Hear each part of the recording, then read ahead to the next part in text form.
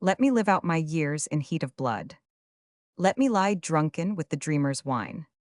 Let me not see this soul house built of mud. Go toppling to the dust a vacant shrine. Chapter 1. The one opened the door with a latchkey and went in, followed by a young fellow who awkwardly removed his cap. He wore rough clothes that smacked of the sea, and he was manifestly out of place in the spacious hall in which he found himself. He did not know what to do with his cap and was stuffing it into his coat pocket when the other took it from him. The act was done quietly and naturally, and the awkward young fellow appreciated it. He understands, was his thought. He'll see me through all right. He walked at the other's heels with a swing to his shoulders, and his legs spread unwittingly, as if the level floors were tilting up and sinking down to the heave and lunge of the sea. The wide room seemed too narrow for his rolling gait, and to himself he was in terror lest his broad shoulders should collide with the doorways or sweep the bric-a-brac from the low mantel. He recoiled from side to side between the various objects, and multiplied the hazards that in reality lodged only in his mind. Between a grand piano and a center table piled high with books was space for a half a dozen to walk abreast, yet he essayed it with trepidation. His heavy arms hung loosely at his sides. He did not know what to do with those arms and hands, and when, to his excited vision, one arm seemed liable to brush against the books on the table, he lurched away like a frightened horse, barely missing the piano stool. He watched the easy walk of the other in front of him, and for the first time realized that his walk was different from that of other men. He experienced a momentary pang of shame that he should walk so uncouthly. The sweat burst through the skin of his forehead in tiny beads, and he paused and mopped his bronzed face with his handkerchief. "Hold on, Arthur, my boy," he said, attempting to mask his anxiety with facetious utterance. "This is too much all at once for yours truly. Give me a chance to get my nerve. You know I didn't want to come, and I guess your family ain't hankerin' to see me neither." "That's all right," was the reassuring answer. "You mustn't be frightened at us. We're just homely people. Hello, there's a letter for me." He stepped back to the table, tore open the envelope, and began to read, giving the stranger an opportunity to recover himself. And the stranger understood and appreciated. His was the gift of sympathy, understanding, and beneath his alarmed exterior that sympathetic process went on. He mopped his forehead dry and glanced about him with a controlled face, though in the eyes there was an expression such as wild animals betray when they fear the trap. He was surrounded by the unknown, apprehensive of what might happen, ignorant of what he should do, aware that he walked and bore himself awkwardly, fearful that every attribute and power of him was similarly afflicted. He was keenly sensitive, hopelessly self-conscious, and the amused glance that the other stole privily at him over the top of the letter burned into him like a dagger thrust. He saw the glance, but he gave no sign, for among the things he had learned was discipline. Also, that dagger thrust went to his pride. He cursed himself for having come, and at the same time resolved that, happen what would, having come, he would carry it through. The lines of his face hardened, and into his eyes came a fighting light. He looked about more unconcernedly, sharply observant, every detail of the pretty interior registering itself on his brain. His eyes were wide apart. Nothing in their field of vision escaped. And as they drank in the beauty before them, the fighting light died out and a warm glow took its place. He was responsive to beauty, and here was cause to respond. An oil painting caught and held him. A heavy surf thundered and burst over an outjutting rock. Lowering storm clouds covered the sky, and outside the line of surf, a pilot schooner, close-hauled, heeled over till every detail of her deck was visible, was surging along against a stormy sunset sky. There was beauty, and it drew him irresistibly. He forgot his awkward walk and came closer to the painting, very close. The beauty faded out of the canvas. His face expressed his bepuzzlement. He stared at what seemed a careless daub of paint, then stepped away. Immediately, all the beauty flashed back into the canvas. A trick picture was his thought as he dismissed it, though in the midst of the multitudinous impressions he was receiving he found time to feel a prod of indignation that so much beauty should be sacrificed to make a trick. He did not know painting. He had been brought up on chromos and lithographs that were always definite and sharp, near or far. He had seen oil paintings, it was true, in the show windows of shops, but the glass of the windows had prevented his eager eyes from approaching too near. He glanced around at his friend reading the letter and saw the books on the table. Into his eyes leaped a wistfulness and a yearning as promptly as the yearning leaps into the eyes of a starving man at sight of food. An impulsive stride, with one lurch to right and left of the shoulders, brought him to the table, where he began affectionately handling the books. He glanced at the titles and the authors' names, read fragments of text, caressing the volumes with his eyes and hands, and once recognized a book he had read. For the rest, they were strange books and strange authors. He chanced upon a volume of Swinburne and began reading steadily, forgetful of where he was, his face glowing. Twice he closed the book on his forefinger to look at the name of the author. Swinburne, he would remember that name. That fellow had eyes, and he had certainly seen color and flashing light. But who was Swinburne? Was he dead 100 years or so like most of the poets? Or was he alive still and writing? He turned to the title page. Yes, he had written other books. Well, he would go to the free library the first thing in the morning and try to get hold of some of Swinburne's stuff. He went back to the text and lost himself. He did not notice that a young woman had entered the room. The first he knew was when he heard Arthur's voice saying, "Ruth, this is Mr. Eden." The book was closed on his forefinger, and before he turned, he was thrilling to the first new impression, which was not of the girl, but of her brother's words. Under that muscled body of his, he was a mass of quivering sensibilities. At the slightest impact of the outside world upon his consciousness, his thoughts, sympathies, and emotions leapt and played like lambent flame. He was extraordinarily receptive and responsive, while his imagination, pitched high, was ever at work establishing relations of likeness and difference. Mr. Eden was what he had thrilled to, he who had been called Eden, or Martin Eden, or just Martin all his life. And Mr. It was certainly going some, was his internal comment. His mind seemed to turn, on the instant, into a vast camera obscura, and he saw arrayed around his consciousness endless pictures from his life. Of stokeholes and forecastles, camps and beaches, jails and boozing kens, fever hospitals and slum streets, wherein the thread of association was the fashion in which he had been addressed in those various situations. And then he turned and saw the girl. The phantasmagoria of his brain vanished at sight of her. She was a pale, ethereal creature, with wide, spiritual blue eyes and a wealth of golden hair. He did not know how she was dressed, except that the dress was as wonderful as she. He likened her to a pale gold flower upon a slender stem. No, she was a spirit, a divinity, a goddess. Such sublimated beauty was not of the earth. Or perhaps the books were right, and there were many such as she in the upper walks of life. She might well be sung by that chap, Swinburne. Perhaps he had had somebody like her in mind when he painted that girl, Iseult, in the book there on the table. All this plethora of sight and feeling and thought occurred on the instant. There was no pause of the realities wherein he moved. He saw her hand coming out to his, and she looked him straight in the eyes as she shook hands, frankly, like a man. The women he had known did not shake hands that way. For that matter, most of them did not shake hands at all. A flood of associations, visions of various ways he had made the acquaintance of women, rushed into his mind and threatened to swamp it. But he shook them aside and looked at her. Never had he seen such a woman. The women he had known, immediately beside her on either hand, ranged the women he had known. For an eternal second he stood in the midst of a portrait gallery, wherein she occupied the central place, while about her were limned many women, all to be weighed and measured by a fleeting glance, herself the unit of weight and measure. He saw the weak and sickly faces of the girls of the factories, and the simpering, boisterous girls from the south of Market. There were women of the cattle camps, and swarthy cigarette-smoking women of old Mexico. These, in turn, were crowded out by Japanese women, doll-like, stepping mincingly on wooden clogs, by Eurasians, delicate-featured, stamped with degeneracy, by full-bodied South Sea Island women, flower-crowned and brown-skinned. All these were blotted out by a grotesque and terrible nightmare brood. Frowsy, shuffling creatures from the pavements of Whitecapel, gin-bloated hags of the stews, and all the vast hells following of harpies, vile-mouthed and filthy, that under the guise of monstrous female form prey upon sailors, the scrapings of the ports, the scum and slime of the human pit. "Won't you sit down, Mr. Eden?" the girl was saying. "I have been looking forward to meeting you ever since Arthur told us. It was brave of you." He waved his hand deprecatingly and muttered that it was nothing at all, what he had done, and that any fellow would have done it. She noticed that the hand he waved was covered with fresh abrasions, in the process of healing, and a glance at the other loose-hanging hand showed it to be in the same condition. Also, with quick, critical eye, she noted a scar on his cheek, another that peeped out from under the hair of the forehead, and a third that ran down and disappeared under the starched collar. She repressed a smile at sight of the red line that marked the chafe of the collar against the bronzed neck. He was evidently unused to stiff collars.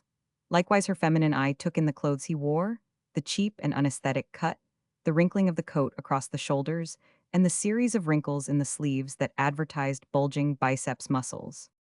While he waved his hand and muttered that he had done nothing at all, he was obeying her behest by trying to get into a chair. He found time to admire the ease with which she sat down, then lurched toward a chair facing her, overwhelmed with consciousness of the awkward figure he was cutting. This was a new experience for him. All his life, up to then, he had been unaware of being either graceful or awkward. Such thoughts of self had never entered his mind. He sat down gingerly on the edge of the chair, greatly worried by his hands. They were in the way wherever he put them. Arthur was leaving the room, and Martin Eden followed his exit with longing eyes. He felt lost, alone there in the room with that pale spirit of a woman. There was no barkeeper upon whom to call for drinks, no small boy to send around the corner for a can of beer, and by means of that social fluid start the amenities of friendship flowing. "You have such a scar on your neck, Mr. Eden," the girl was saying. "How did it happen? I am sure it must have been some adventure." "A Mexican with a knife, miss," he answered, moistening his parched lips and clearing his throat. "It was just a fight. After I got the knife away, he tried to bite off my nose." Baldly as he had stated it, in his eyes was a rich vision of that hot, starry night at Salina Cruz, the white strip of beach, the lights of the sugar steamers in the harbor, the voices of the drunken sailors in the distance, the jostling stevedores, the flaming passion in the Mexican's face, the glint of the beast eyes in the starlight, the sting of the steel in his neck, and the rush of blood, the crowd and the cries, the two bodies, his and the Mexican's, locked together, rolling over and tearing up the sand, and from away off somewhere the mellow tinkling of a guitar. Such was the picture, and he thrilled to the memory of it, wondering if the man could paint it who had painted the pilot schooner on the wall. The white beach, the stars, and the lights of the sugar steamers would look great, he thought, and midway on the sand the dark group of figures that surrounded the fighters. The knife occupied a place in the picture, he decided, and would show well with a sort of gleam in the light of the stars. But of all this no hint had crept into his speech. "He tried to bite off my nose," he concluded. "Oh," the girl said in a faint, far voice, and he noticed the shock in her sensitive face. He felt a shock himself, and a blush of embarrassment shone faintly on his sunburned cheeks, though to him it burned as hotly as when his cheeks had been exposed to the open furnace door in the fire room. Such sordid things as stabbing a phrase were evidently not fit subjects for conversation with a lady. People in the books, in her walk of life, did not talk about such things. Perhaps they did not know about them either. There was a brief pause in the conversation they were trying to get started. Then she asked tentatively about the scar on his cheek. Even as she asked, he realized that she was making an effort to talk his talk, and he resolved to get away from it and talk hers. "It was just an accident," he said, putting his hand to his cheek. "One night in a calm with a heavy sea running, the mainboom lift carried away and next the tackle. The lift was wire, and it was threshing around like a snake. The whole watch was trying to grab it, and I rushed in and got swatted." "Oh," she said, this time with an accent of comprehension, though secretly his speech had been so much Greek to her, and she was wondering what a lift was and what swatted meant. "This man Swinburne," he began, attempting to put his plan into execution and pronouncing the I long. "Who?" "Swinburne," he repeated with the same mispronunciation. "The poet." "Swinburne," she corrected. "Yes, that's the chap," he stammered, his cheeks hot again. "How long since he died?" "Why, I haven't heard that he was dead." She looked at him curiously. "Where did you make his acquaintance?" "I never clapped eyes on him," was the reply. "But I read some of his poetry out of that book there on the table just before you come in. How do you like his poetry?" And thereat she began to talk quickly and easily upon the subject he had suggested. He felt better, and settled back slightly from the edge of the chair, holding tightly to its arms with his hands, as if it might get away from him and buck him to the floor. He had succeeded in making her talk, and while she rattled on, he strove to follow her, marveling at all the knowledge that was stowed away in that pretty head of hers, and drinking in the pale beauty of her face. Follow her he did, though bothered by unfamiliar words that fell glibly from her lips, and by critical phrases and thought processes that were foreign to his mind. But that nevertheless stimulated his mind and set it tingling. Here was intellectual life, he thought, and here was beauty, warm and wonderful as he had never dreamed it could be. He forgot himself and stared at her with hungry eyes. Here was something to live for, to win to fight for, aye, and die for. The books were true. There were such women in the world, she was one of them. She lent wings to his imagination, and great, luminous canvases spread themselves before him, whereon loomed vague, gigantic figures of love and romance, and of heroic deeds for woman's sake. For a pale woman, a flower of gold. And through the swaying, palpitant vision, as through a fairy mirage, he stared at the real woman, sitting there and talking of literature and art. He listened as well, but he stared, unconscious of the fixity of his gaze, or of the fact that all that was essentially masculine in his nature was shining in his eyes. But she, who knew little of the world of men, being a woman, was keenly aware of his burning eyes. She had never had men look at her in such fashion, and it embarrassed her. She stumbled and halted in her utterance. The thread of argument slipped from her. He frightened her, and at the same time it was strangely pleasant to be so looked upon. Her training warned her of peril and of wrong, subtle, mysterious, luring. While her instincts rang clarion-voiced through her being, impelling her to hurdle caste and place and gain to this traveler from another world, to this uncouth young fellow with lacerated hands and a line of raw red caused by the unaccustomed linen at his throat, who, all too evidently, was soiled and tainted by ungracious existence. She was clean, and her cleanness revolted, but she was woman, and she was just beginning to learn the paradox of woman. As I was saying, what was I saying? She broke off abruptly and laughed merrily at her predicament. You was saying that this man Swinburne failed Bain, a great poet, because, and that was as far as you got, miss. He prompted, while to himself he seemed suddenly hungry, and delicious little thrills crawled up and down his spine at the sound of her laughter. Like silver, he thought to himself, like tinkling silver bells, and on the instant, and for an instant, he was transported to a far land, where under pink cherry blossoms, he smoked a cigarette and listened to the bells of the peaked pagoda calling straw-sandaled devotees to worship. Yes, thank you, she said. Swinburne fails, when all is said, because he is, well, indelicate. There are many of his poems that should never be read. Every line of the really great poets is filled with beautiful truth and calls to all that is high and noble in the human.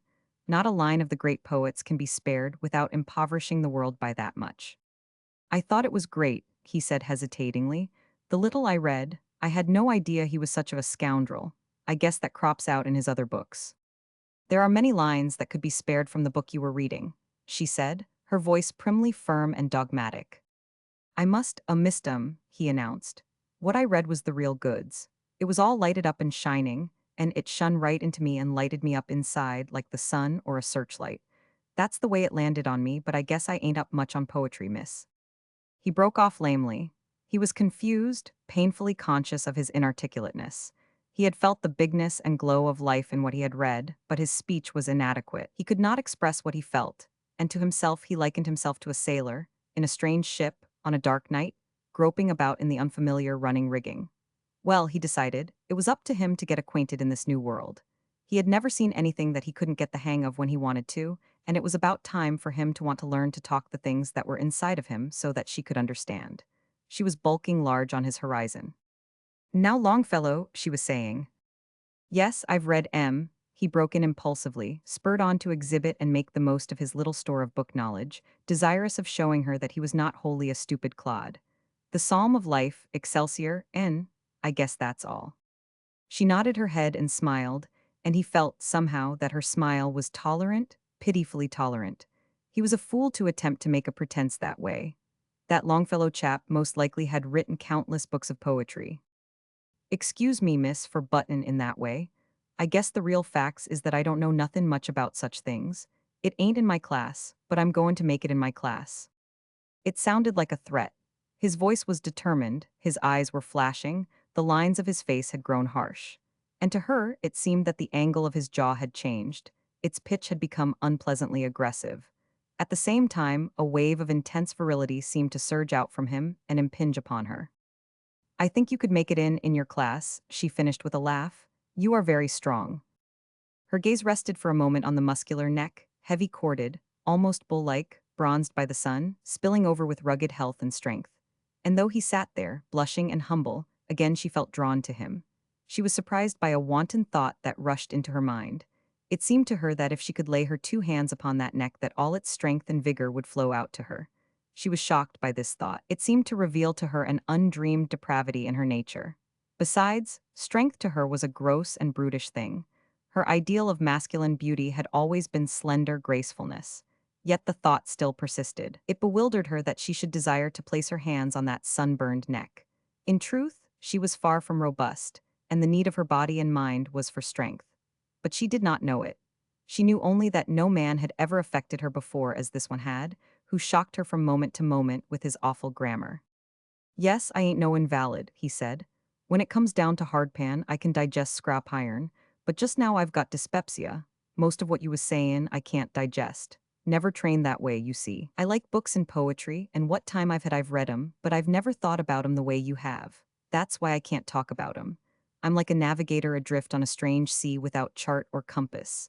Now I want to get my bearings. Meb, you can put me right. How did you learn all this you've been talkin'? By going to school, I fancy, and by studying, she answered. I went to school when I was a kid, he began to object. Yes, but I mean high school and lectures and the university.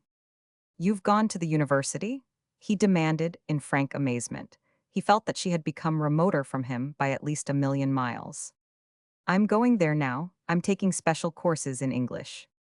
He did not know what English meant, but he made a mental note of that item of ignorance and passed on. How long would I have to study before I could go to the university? He asked. She beamed encouragement upon his desire for knowledge and said, That depends upon how much studying you have already done. You have never attended high school? Of course not. But did you finish grammar school? I had 2 years to run when I left, he answered, but I was always honorably promoted at school. The next moment, angry with himself for the boast, he had gripped the arms of the chair so savagely that every finger end was stinging. At the same moment he became aware that a woman was entering the room. He saw the girl leave her chair and trip swiftly across the floor to the newcomer. They kissed each other, and with arms around each other's waists they advanced toward him. That must be her mother, he thought. She was a tall, blonde woman, slender and stately and beautiful. Her gown was what he might expect in such a house. His eyes delighted in the graceful lines of it. She and her dress together reminded him of women on the stage. Then he remembered seeing similar grand ladies and gowns entering the London theaters while he stood and watched, and the policeman shoved him back into the drizzle beyond the awning. Next, his mind leaped to the Grand Hotel at Yokohama, where, too, from the sidewalk, he had seen grand ladies. Then the city and the harbor of Yokohama, in 1,000 pictures, began flashing before his eyes. But he swiftly dismissed the kaleidoscope of memory, oppressed by the urgent need of the present. He knew that he must stand up to be introduced, and he struggled painfully to his feet, where he stood with trousers bagging at the knees, his arms loose hanging and ludicrous, his face set hard for the impending ordeal. Chapter 2. The process of getting into the dining room was a nightmare to him. Between halts and stumbles, jerks and lurches, locomotion had at times seemed impossible. But at last he had made it and was seated alongside of her. The array of knives and forks frightened him. They bristled with unknown perils, and he gazed at them, fascinated, till their dazzle became a background across which moved a succession of forecastle pictures, wherein he and his mates sat eating salt beef with sheath knives and fingers, or scooping thick pea soup out of pannikins by means of battered iron spoons. The stench of bad beef was in his nostrils, while in his ears, to the accompaniment of creaking timbers and groaning bulkheads, echoed the loud mouth noises of the eaters. He watched them eating and decided that they ate like pigs. Well, he would be careful here. He would make no noise. He would keep his mind upon it all the time. He glanced around the table. Opposite him was Arthur and Arthur's brother, Norman. They were her brothers, he reminded himself, and his heart warmed toward them. How they loved each other, the members of this family. There flashed into his mind the picture of her mother, of the kiss of greeting, and of the pair of them walking toward him with arms entwined. Not in his world were such displays of affection between parents and children made. It was a revelation of the heights of existence that were attained in the world above. It was the finest thing yet that he had seen in this small glimpse of that world. He was moved deeply by appreciation of it, and his heart was melting with sympathetic tenderness. He had starved for love all his life. His nature craved love. It was an organic demand of his being, yet he had gone without and hardened himself in the process. He had not known that he needed love, nor did he know it now. He merely saw it in operation and thrilled to it and thought it fine and high and splendid. He was glad that Mr. Morse was not there. It was difficult enough getting acquainted with her, and her mother, and her brother, Norman. Arthur he already knew somewhat. The father would have been too much for him, he felt sure. It seemed to him that he had never worked so hard in his life. The severest toil was child's play compared with this.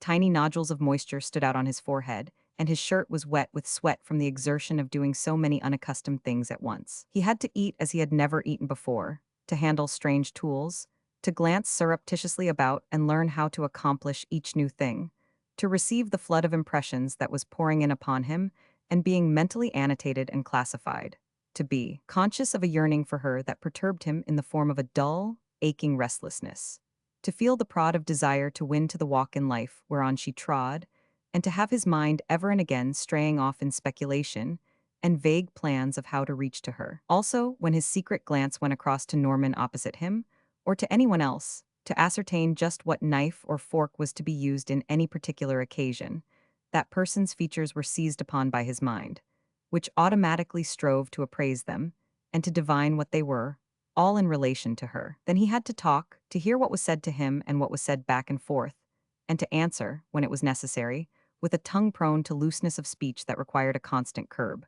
And to add confusion to confusion, there was the servant, an unceasing menace that appeared noiselessly at his shoulder, a dire sphinx that propounded puzzles and conundrums demanding instantaneous solution. He was oppressed throughout the meal by the thought of finger bowls. Irrelevantly, insistently, scores of times, he wondered when they would come on and what they looked like. He had heard of such things, and now, sooner or later, somewhere in the next few minutes, he would see them, sit at table with exalted beings who used them. Aye, and he would use them himself. And most important of all, far down and yet always at the surface of his thought, was the problem of how he should comport himself toward these persons. What should his attitude be? He wrestled continually and anxiously with the problem. There were cowardly suggestions that he should make believe, assume a part, and there were still more cowardly suggestions that warned him he would fail in such course, that his nature was not fitted to live up to it, and that he would make a fool of himself. It was during the first part of the dinner, struggling to decide upon his attitude, that he was very quiet. He did not know that his quietness was giving the lie to Arthur's words of the day before, when that brother of hers had announced that he was going to bring a wild man home to dinner, and for them not to be alarmed, because they would find him an interesting wild man. Martin Eden could not have found it in him, just then, to believe that her brother could be guilty of such treachery, especially when he had been the means of getting this particular brother out of an unpleasant row. So he sat at table, perturbed by his own unfitness, and at the same time charmed by all that went on about him. For the first time he realized that eating was something more than a utilitarian function. He was unaware of what he ate. It was merely food. He was feasting his love of beauty at this table where eating was an aesthetic function. It was an intellectual function, too. His mind was stirred. He heard words spoken that were meaningless to him, and other words that he had seen only in books, and that no man or woman he had known was of large enough mental caliber to pronounce. When he heard such words dropping carelessly from the lips of the members of this marvelous family, her family, he thrilled with delight. The romance and beauty and high vigor of the books were coming true. He was in that rare and blissful state wherein a man sees his dreams stalk out from the crannies of fantasy and become fact.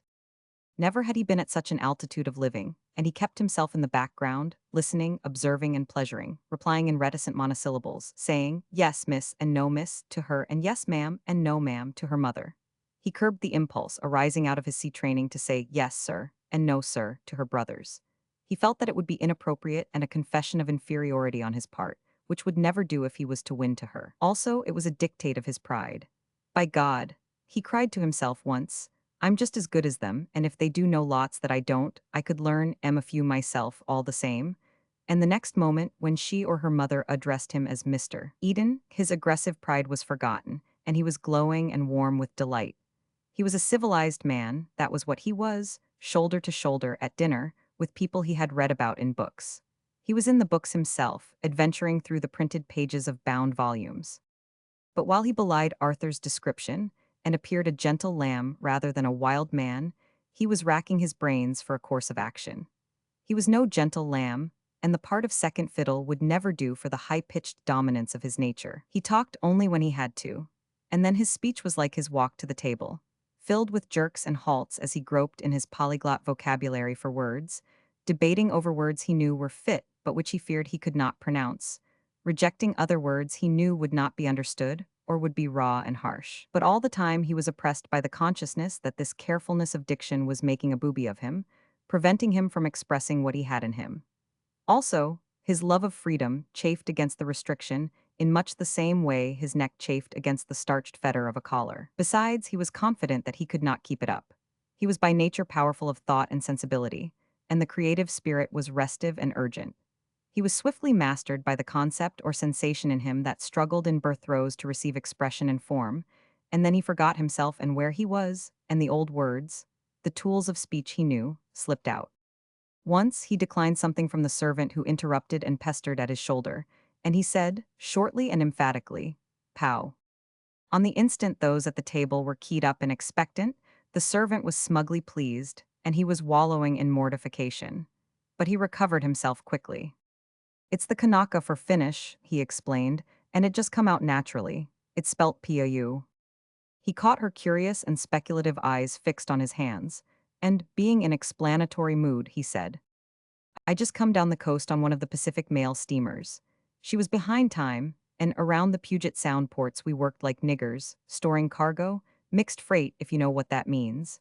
That's how the skin got knocked off. Oh, it wasn't that, she hastened to explain in turn. Your hands seem too small for your body. His cheeks were hot. He took it as an exposure of another of his deficiencies. Yes, he said depreciatingly. They ain't big enough to stand the strain. I can hit like a mule with my arms and shoulders. They are too strong, and when I smash a man on the jaw, the hands get smashed too. He was not happy at what he had said. He was filled with disgust at himself. He had loosed the guard upon his tongue and talked about things that were not nice. It was brave of you to help Arthur the way you did. And you a stranger, she said tactfully, aware of his discomfiture though not of the reason for it. He, in turn, realized what she had done, and in the consequent warm surge of gratefulness that overwhelmed him, forgot his loose-worded tongue. It wasn't nothin' at all, he said. Any guy 'ud do it for another. That bunch of hoodlums was lookin' for trouble, and Arthur wasn't botherin' 'em none. They buted in on M, and then I buted in on them and poked a few. That's where some of the skin off my hands went, along with some of the teeth of the gang. I wouldn't a missed it for anything, when I seen. He paused, open-mouthed, on the verge of the pit of his own depravity, and utter worthlessness to breathe the same air she did. And while Arthur took up the tale, for the 20th time, of his adventure with the drunken hoodlums on the ferry boat, and of how Martin Eden had rushed in and rescued him, that individual, with frowning brows, meditated upon the fool he had made of himself, and wrestled more determinedly with the problem of how he should conduct himself toward these people. He certainly had not succeeded so far. He wasn't of their tribe, and he couldn't talk their lingo, was the way he put it to himself. He couldn't fake being their kind. The masquerade would fail, and besides, masquerade was foreign to his nature. There was no room in him for sham or artifice. Whatever happened, he must be real. He couldn't talk their talk just yet, though in time he would. Upon that he was resolved. But in the meantime, talk he must, and it must be his own talk, toned down, of course, so as to be comprehensible to them and so as not to shock them too much. And furthermore, he wouldn't claim, not even by tacit acceptance, to be familiar with anything that was unfamiliar. In pursuance of this decision, when the two brothers, talking university shop, had used trig several times, Martin Eden demanded, What is trig? Trigonometry, Norman said, a higher form of math. And what is math? Was the next question which somehow brought the laugh on Norman. Mathematics, arithmetic was the answer. Martin Eden nodded. He had caught a glimpse of the apparently illimitable vistas of knowledge. What he saw took on tangibility. His abnormal power of vision made abstractions take on concrete form. In the alchemy of his brain, trigonometry and mathematics, and the whole field of knowledge which they betokened were transmuted into so much landscape. The vistas he saw were vistas of green foliage and forest glades, all softly luminous or shot through with flashing lights. In the distance, detail was veiled and blurred by a purple haze, but behind this purple haze he knew was the glamour of the unknown, the lure of romance. It was like wine to him. Here was adventure, something to do with head and hand, a world to conquer, and straightway from the back of his consciousness rushed the thought, conquering, to win to her, that lily-pale spirit sitting beside him. The glimmering vision was rent asunder and dissipated by Arthur, who, all evening, had been trying to draw his wild man out. Martin Eden remembered his decision. For the first time he became himself, consciously and deliberately at first, but soon lost in the joy of creating and making life as he knew it appear before his listeners' eyes. He had been a member of the crew of the smuggling schooner Halcyon when she was captured by a revenue cutter. He saw with wide eyes, and he could tell what he saw. He brought the pulsing sea before them, and the men and the ships upon the sea. He communicated his power of vision, till they saw with his eyes what he had seen. He selected from the vast mass of detail with an artist's touch, drawing pictures of life that glowed and burned with light and color, injecting movement so that his listeners surged along with him on the flood of rough eloquence, enthusiasm, and power. At times he shocked them with the vividness of the narrative and his terms of speech, but beauty always followed fast upon the heels of violence, and tragedy was relieved by humor, by interpretations of the strange twists and quirks of sailors' minds. And while he talked, the girl looked at him with startled eyes. His fire warmed her. She wondered if she had been cold all her days. She wanted to lean toward this burning, blazing man that was like a volcano spouting forth strength, robustness, and health. She felt that she must lean toward him, and resisted by an effort.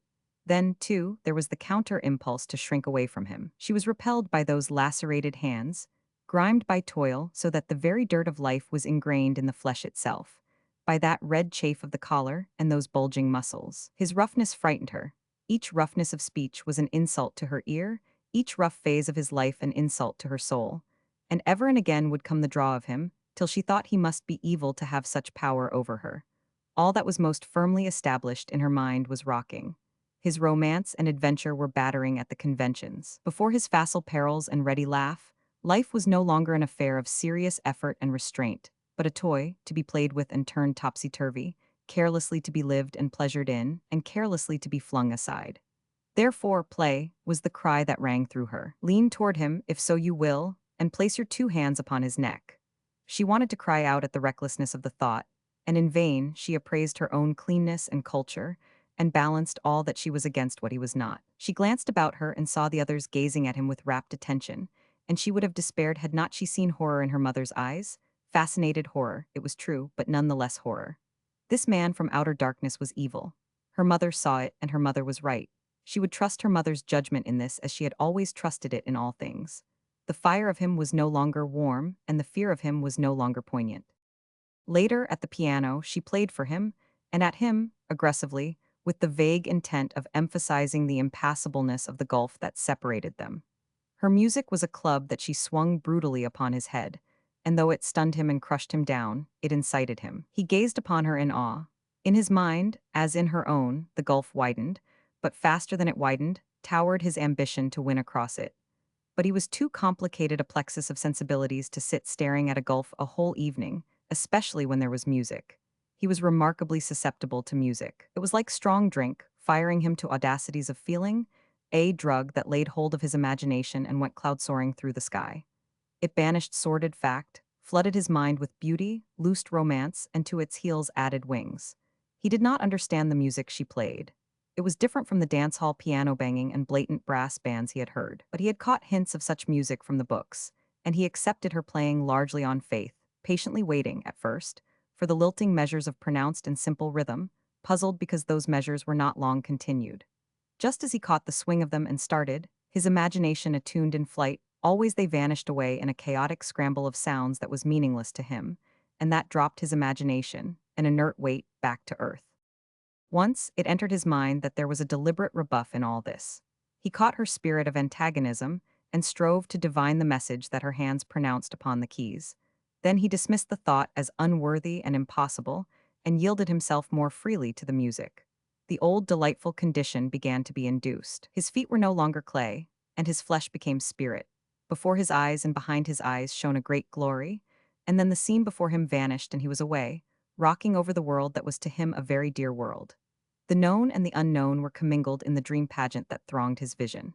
He entered strange ports of sun-washed lands and trod marketplaces among barbaric peoples that no man had ever seen. The scent of the Spice Islands was in his nostrils, as he had known it on warm, breathless nights at sea, or he beat up against the southeast trades through long tropic days, sinking palm-tufted coral islets in the turquoise sea behind and lifting palm-tufted coral islets in the turquoise sea ahead.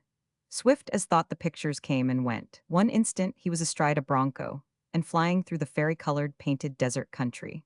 The next instant he was gazing down through shimmering heat into the whited sepulchre of Death Valley, or pulling an oar on a freezing ocean where great ice islands towered and glistened in the sun. He lay on a coral beach where the coconuts grew down to the mellow-sounding surf. The hulk of an ancient wreck burned with blue fires, in the light of which danced the hula dancers to the barbaric love calls of the singers, who chanted to tinkling ukuleles and rumbling tom-toms. It was a sensuous, tropic night. In the background, a volcano crater was silhouetted against the stars. Overhead drifted a pale crescent moon, and the Southern Cross burned low in the sky. He was a harp, all life that he had known, and that was his consciousness was the strings, and the flood of music was a wind that poured against those strings and set them vibrating with memories and dreams. He did not merely feel. Sensation invested itself in form and color and radiance, and what his imagination dared, it objectified in some sublimated and magic way. past, present, and future mingled, and he went on oscillating across the broad, warm world, through high adventure and noble deeds to her, I, and with her, winning her, his arm about her, and carrying her on in flight through the empery of his mind. And she, glancing at him across her shoulder, saw something of all this in his face.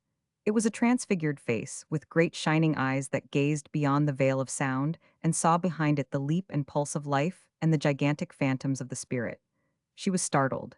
The raw, stumbling lout was gone. The ill-fitting clothes, battered hands, and sunburned face remained, but these seemed the prison bars through which she saw a great soul looking forth, inarticulate and dumb, because of those feeble lips that would not give it speech. Only for a flashing moment did she see this, then she saw the lout returned, and she laughed at the whim of her fancy. But the impression of that fleeting glimpse lingered, and when the time came for him to beat a stumbling retreat and go, she lent him the volume of Swinburne, and another of Browning. She was studying Browning in one of her English courses. He seemed such a boy, as he stood blushing and stammering his thanks, that a wave of pity, maternal in its prompting, welled up in her. She did not remember the lout, nor the imprisoned soul, nor the man who had stared at her in all masculineness and delighted and frightened her. She saw before her only a boy, who was shaking her hand with a hand so callous that it felt like a nutmeg grater and rasped her skin, and who was saying jerkily, "The greatest time of my life, you see, I ain't used to things." He looked about him helplessly. "To people and houses like this, it's all new to me and I like it." "I hope you'll call again," she said, as he was saying good night to her brothers. He pulled on his cap, lurched desperately through the doorway and was gone. "Well, what do you think of him?" Arthur demanded. "He is most interesting, a whiff of ozone," she answered. "How old is he?" 20, almost 21. I asked him this afternoon. I didn't think he was that young. "And I am 3 years older," was the thought in her mind as she kissed her brothers good night. Chapter 3. As Martin Eden went down the steps, his hand dropped into his coat pocket. It came out with a brown rice paper and a pinch of Mexican tobacco, which were deftly rolled together into a cigarette. He drew the first whiff of smoke deep into his lungs and expelled it in a long and lingering exhalation. "By God," he said aloud in a voice of awe and wonder. "By God," he repeated, and yet again he murmured, "By God?" Then his hand went to his collar, which he ripped out of the shirt and stuffed into his pocket. A cold drizzle was falling, but he bared his head to it and unbuttoned his vest, swinging along in splendid unconcern. He was only dimly aware that it was raining. He was in an ecstasy, dreaming dreams and reconstructing the scenes just past. He had met the woman at last, the woman that he had thought little about, not being given to thinking about women, but whom he had expected, in a remote way, he would sometime meet. He had sat next to her at table. He had felt her hand in his, he had looked into her eyes and caught a vision of a beautiful spirit, but no more beautiful than the eyes through which it shone, nor than the flesh that gave it expression and form. He did not think of her flesh as flesh, which was new to him, for of the women he had known that was the only way he thought. Her flesh was somehow different. He did not conceive of her body as a body, subject to the ills and frailties of bodies. Her body was more than the garb of her spirit. It was an emanation of her spirit, a pure and gracious crystallization of her divine essence. This feeling of the divine startled him.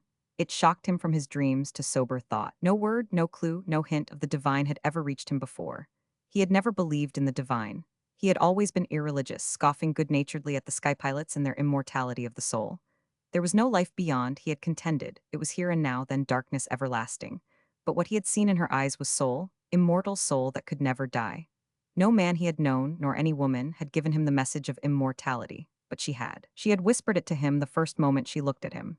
Her face shimmered before his eyes as he walked along, pale and serious, sweet and sensitive, smiling with pity and tenderness as only a spirit could smile, and pure as he had never dreamed purity could be. Her purity smote him like a blow. It startled him.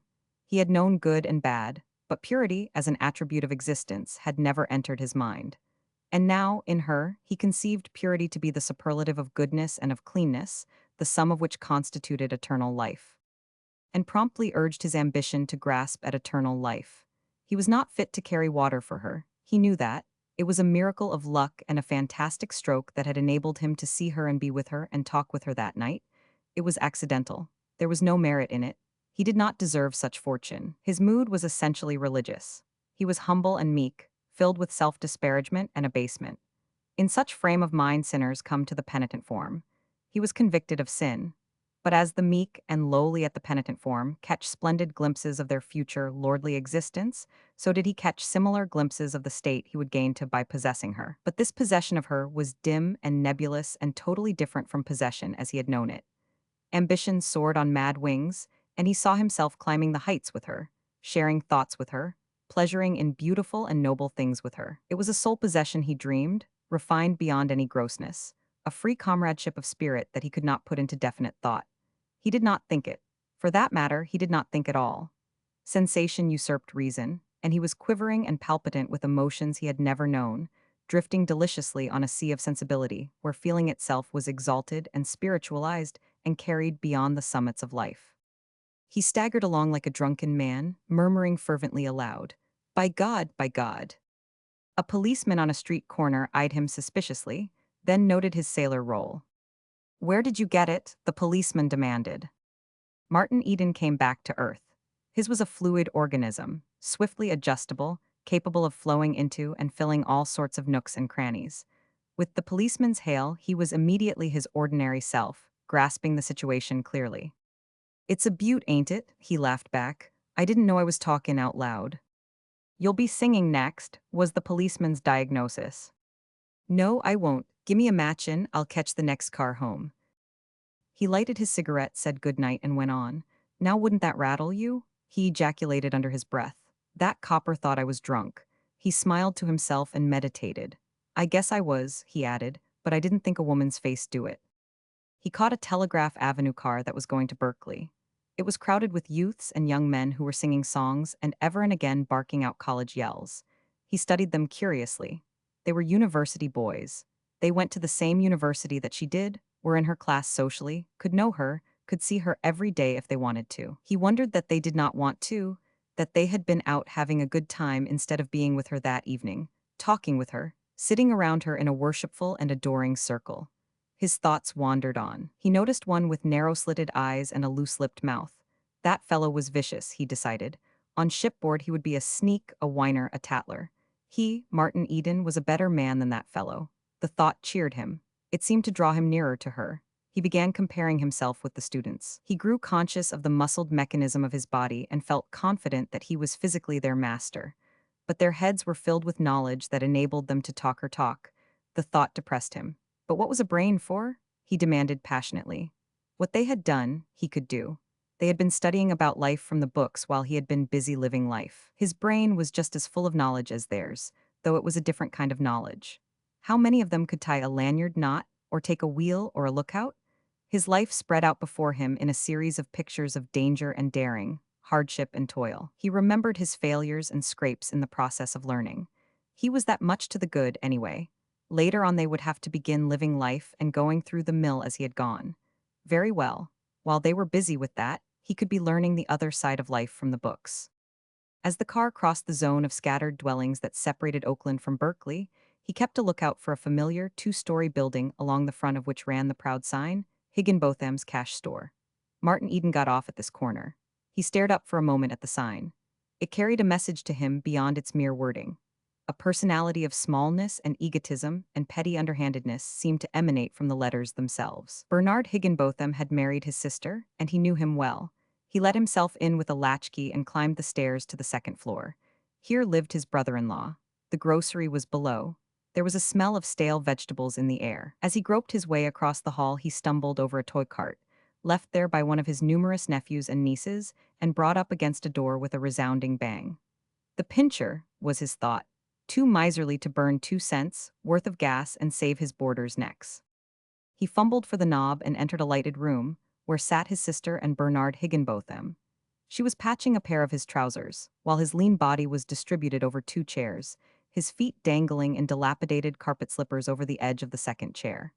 He glanced across the top of the paper he was reading, showing a pair of dark, insincere, sharp-staring eyes. Martin Eden never looked at him without experiencing a sense of repulsion.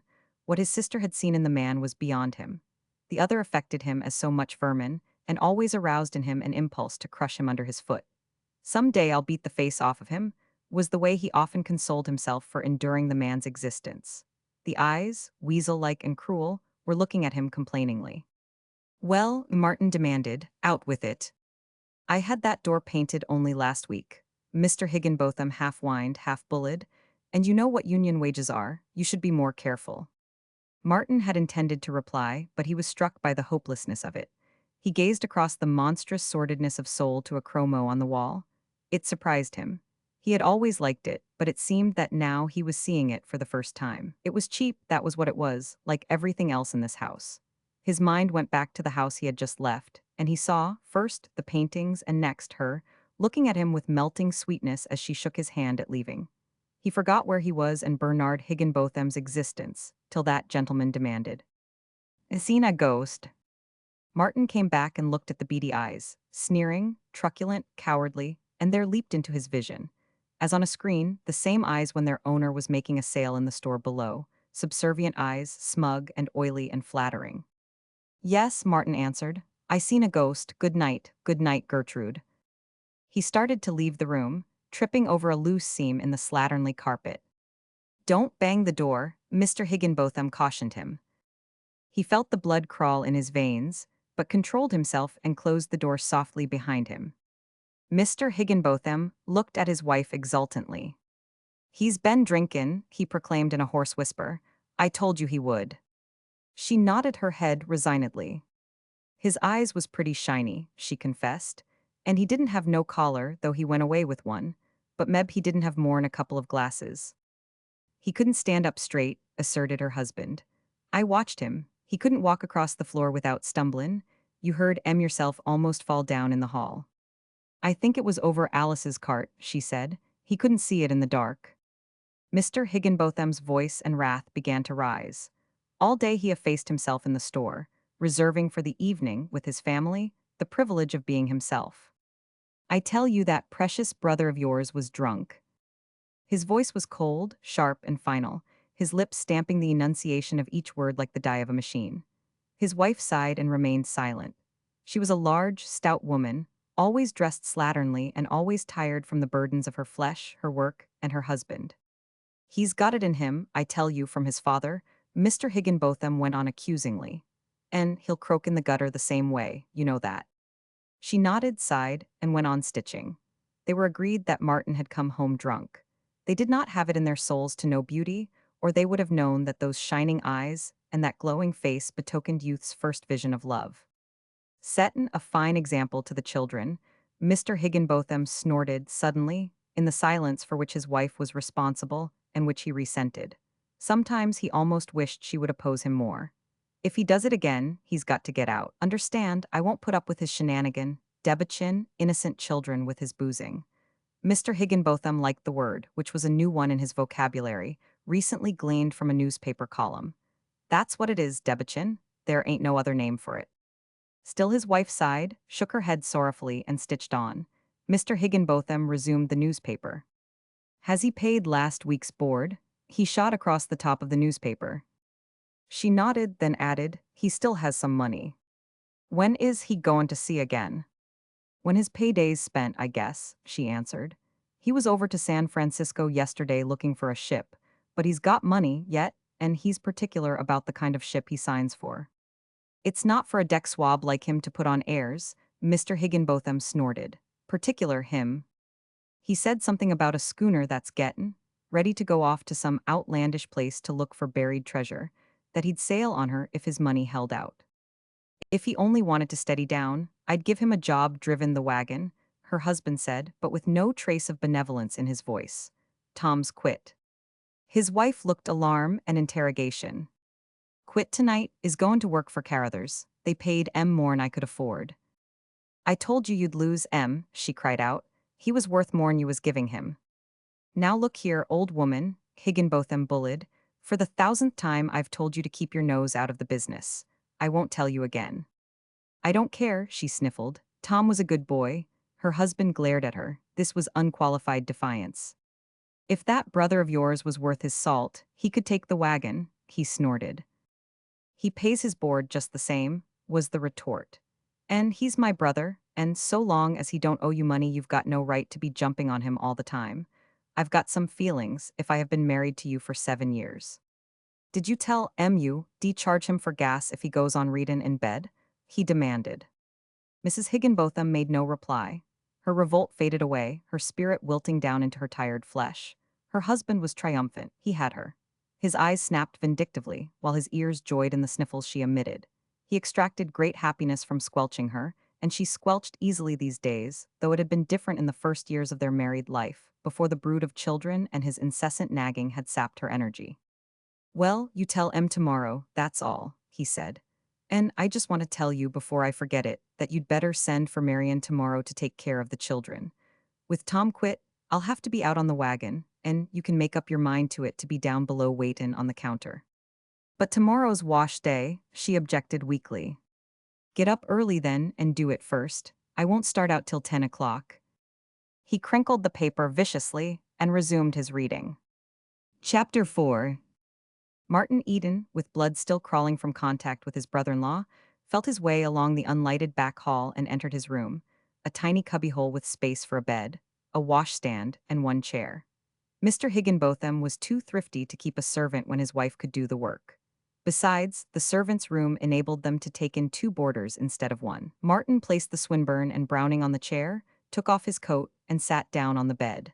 A screeching of asthmatic springs greeted the weight of his body, but he did not notice them. He started to take off his shoes, but fell to staring at the white plaster wall opposite him, broken by long streaks of dirty brown where rain had leaked through the roof.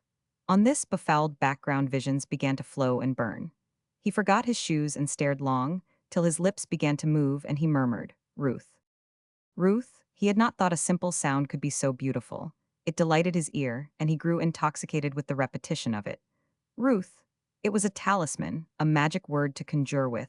Each time he murmured it, her face shimmered before him, suffusing the foul wall with a golden radiance. This radiance did not stop at the wall. It extended on into infinity, and through its golden depths his soul went questing after hers. The best that was in him was out in splendid flood.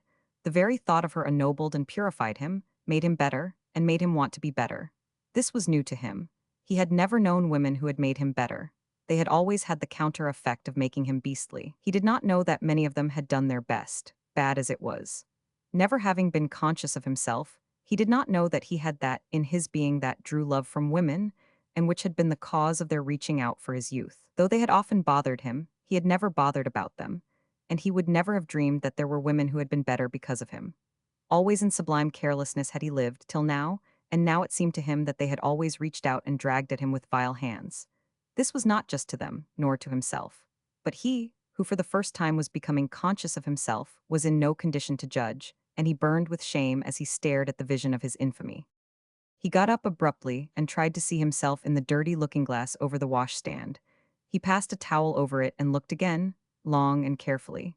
It was the first time he had ever really seen himself. His eyes were made for seeing, but up to that moment they had been filled with the ever-changing panorama of the world, at which he had been too busy gazing, ever to gaze at himself. He saw the head and face of a young fellow of 20, but being unused to such appraisement, he did not know how to value it. Above a square-domed forehead, he saw a mop of brown hair, nut brown, with a wave to it and hints of curls that were a delight to any woman, making hands tingle to stroke it, and fingers tingle to pass caresses through it. But he passed it by as without merit in her eyes and dwelt long and thoughtfully on the high, square forehead, striving to penetrate it and learn the quality of its content. What kind of a brain lay behind there? Was his insistent interrogation. What was it capable of? How far would it take him? Would it take him to her?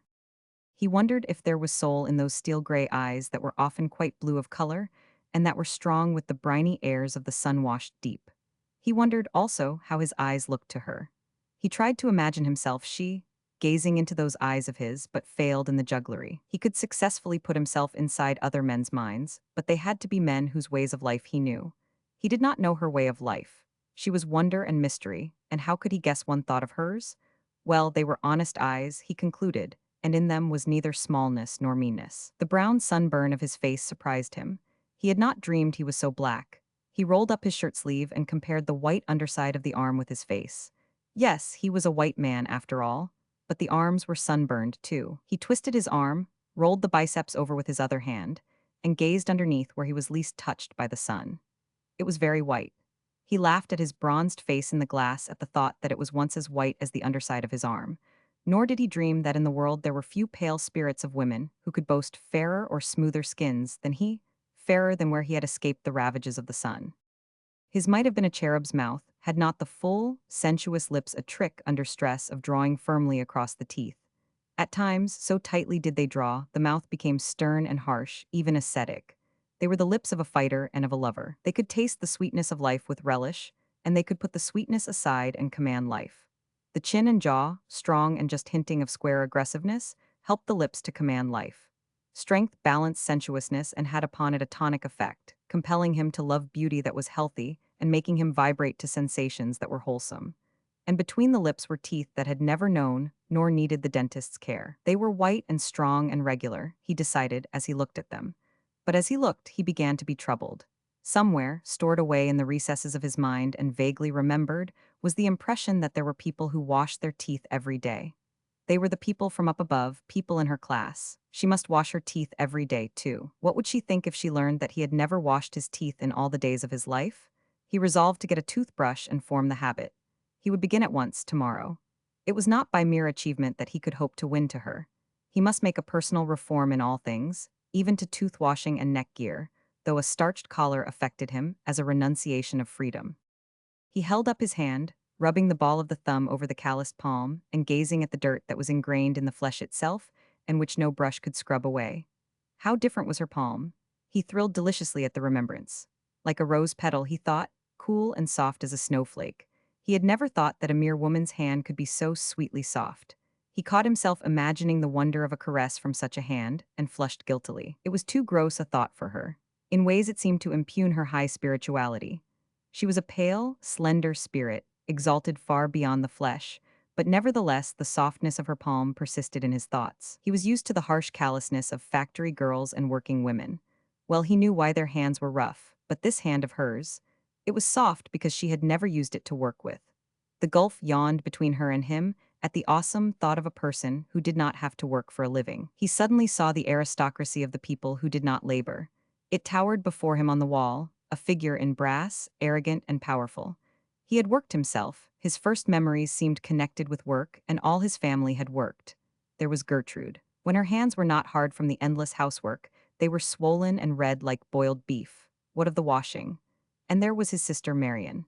She had worked in the cannery the preceding summer, and her slim, pretty hands were all scarred with the tomato knives. Besides, the tips of two of her fingers had been left in the cutting machine at the paper box factory the preceding winter. He remembered the hard palms of his mother as she lay in her coffin, and his father had worked to the last fading gasp. The horned growth on his hands must have been half an inch thick when he died, but her hands were soft, and her mother's hands, and her brother's. This last came to him as a surprise. It was tremendously indicative of the highness of their caste, of the enormous distance that stretched between her and him. He sat back on the bed with a bitter laugh and finished taking off his shoes. He was a fool. He had been made drunken by a woman's face and by a woman's soft, white hands. And then, suddenly, before his eyes, on the foul plaster wall appeared a vision. He stood in front of a gloomy tenement house. It was night time in the East End of London, and before him stood Margie, a little factory girl of 15. He had seen her home after the bean feast. She lived in that gloomy tenement, a place not fit for swine. His hand was going out to hers as he said good night. She had put her lips up to be kissed, but he wasn't going to kiss her. Somehow he was afraid of her. And then her hand closed on his and pressed feverishly. He felt her calluses grind and grate on his, and a great wave of pity welled over him. He saw her yearning, hungry eyes, and her ill-fed female form which had been rushed from childhood into a frightened and ferocious maturity. Then he put his arms about her in large tolerance and stooped and kissed her on the lips. Her glad little cry rang in his ears, and he felt her clinging to him like a cat. Poor little starveling! He continued to stare at the vision of what had happened in the long ago. His flesh was crawling as it had crawled that night when she clung to him, and his heart was warm with pity. It was a gray scene, greasy gray, and the rain drizzled greasily on the pavement stones. And then a radiant glory shone on the wall, and up through the other vision, displacing it, glimmered her pale face under its crown of golden hair, remote and inaccessible as a star. He took the Browning and the Swinburne from the chair and kissed them. Just the same, she told me to call again, he thought. He took another look at himself in the glass and said aloud, with great solemnity, "Martin Eden, the first thing tomorrow you go to the free library and read up on etiquette. Understand?" He turned off the gas, and the springs shrieked under his body. But you've got to quit cussin', Martin, old boy, you've got to quit cussin', he said aloud. Then he dozed off to sleep, and to dream dreams that for madness and audacity rivaled those of poppy eaters. Chapter 5. He awoke next morning from rosy scenes of dream to a steamy atmosphere that smelled of soapsuds and dirty clothes, and that was vibrant with the jar and jangle of tormented life. As he came out of his room, he heard the slosh of water, a sharp exclamation, and a resounding smack as his sister visited her irritation upon one of her numerous progeny. The squall of the child went through him like a knife. He was aware that the whole thing, the very air he breathed, was repulsive and mean. How different, he thought, from the atmosphere of beauty and repose of the house wherein Ruth dwelt. There it was all spiritual. Here it was all material and meanly material. "Come here, Alfred," he called to the crying child, at the same time thrusting his hand into his trousers pocket, where he carried his money loose in the same large way that he lived life in general. He put a quarter in the youngster's hand and held him in his arms a moment, soothing his sobs. "Now run along and get some candy, and don't forget to give some to your brothers and sisters. Be sure and get the kind that lasts longest." His sister lifted a flushed face from the washtub and looked at him. "A nickel'd ha been enough," she said. "It's just like you, no idea of the value of money. The child'll eat himself sick." "That's all right, sis," he answered jovially. "My money'll take care of itself. If you weren't so busy, I'd kiss you good morning." He wanted to be affectionate to this sister, who was good and who, in her way he knew, loved him. But somehow she grew less herself as the years went by, and more baffling. It was the hard work, the many children, and the nagging of her husband, he decided, that had changed her. It came to him, in a flash of fancy, that her nature seemed taking on the attributes of stale vegetables, smelly soapsuds, and of the greasy dimes, nickels, and quarters she took in over the counter of the store. "Go along and get your breakfast," she said roughly, though secretly pleased. Of all her wandering brood of brothers, he had always been her favorite. "I declare I will kiss you," she said, with a sudden stir at her heart. With thumb and forefinger she swept the dripping suds first from one arm and then from the other. He put his arms round her massive waist and kissed her wet, steamy lips. The tears welled into her eyes, not so much from strength of feeling as from the weakness of chronic overwork. She shoved him away from her, but not before he caught a glimpse of her moist eyes. "You'll find breakfast in the oven," she said hurriedly. "Jim ought to be up now. I had to get up early for the washing. Now get along with you and get out of the house early. It won't be nice today. What of Tom Quinton and nobody but Bernard to drive the wagon?" Martin went into the kitchen with a sinking heart, the image of her red face and slatternly form eating its way like acid into his brain. She might love him if she only had some time, he concluded. But she was worked to death.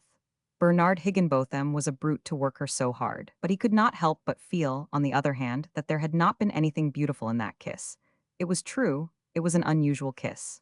For years she had kissed him only when he returned from voyages or departed on voyages. But this kiss had tasted of soapsuds, and the lips, he had noticed, were flabby. There had been no quick, vigorous lip pressure such as should accompany any kiss. Hers was the kiss of a tired woman who had been tired so long that she had forgotten how to kiss. He remembered her as a girl, before her marriage, when she would dance with the best, all night, after a hard day's work at the laundry, and think nothing of leaving the dance to go to another day's hard work. And then he thought of Ruth and the cool sweetness that must reside in her lips as it resided in all about her. Her kiss would be like her handshake, or the way she looked at one, firm and frank. In imagination he dared to think of her lips on his, and so vividly did he imagine that he went dizzy at the thought, and seemed to rift through clouds of rose petals, filling his brain with their perfume. In the kitchen he found Jim, the other boarder, eating mush very languidly, with a sick, faraway look in his eyes. Jim was a plumber's apprentice whose weak chin and hedonistic temperament, coupled with a certain nervous stupidity, promised to take him nowhere in the race for bread and butter. "Why don't you eat?" he demanded, as Martin dipped dolefully into the cold, half-cooked oatmeal mush. "Was you drunk again last night?" Martin shook his head. He was oppressed by the utter squalidness of it all. Ruth Morse seemed farther removed than ever. "I was," Jim went on with a boastful, nervous giggle. "I was loaded right to the neck. Oh, she was a daisy. Billy brought me home." Martin nodded that he heard. It was a habit of nature with him to pay heed to whoever talked to him, and poured a cup of lukewarm coffee. "Goin' to the Lotus Club dance tonight?" Jim demanded. "They're goin' to have beer, and if that Temescal bunch comes, there'll be a rough house. I don't care, though.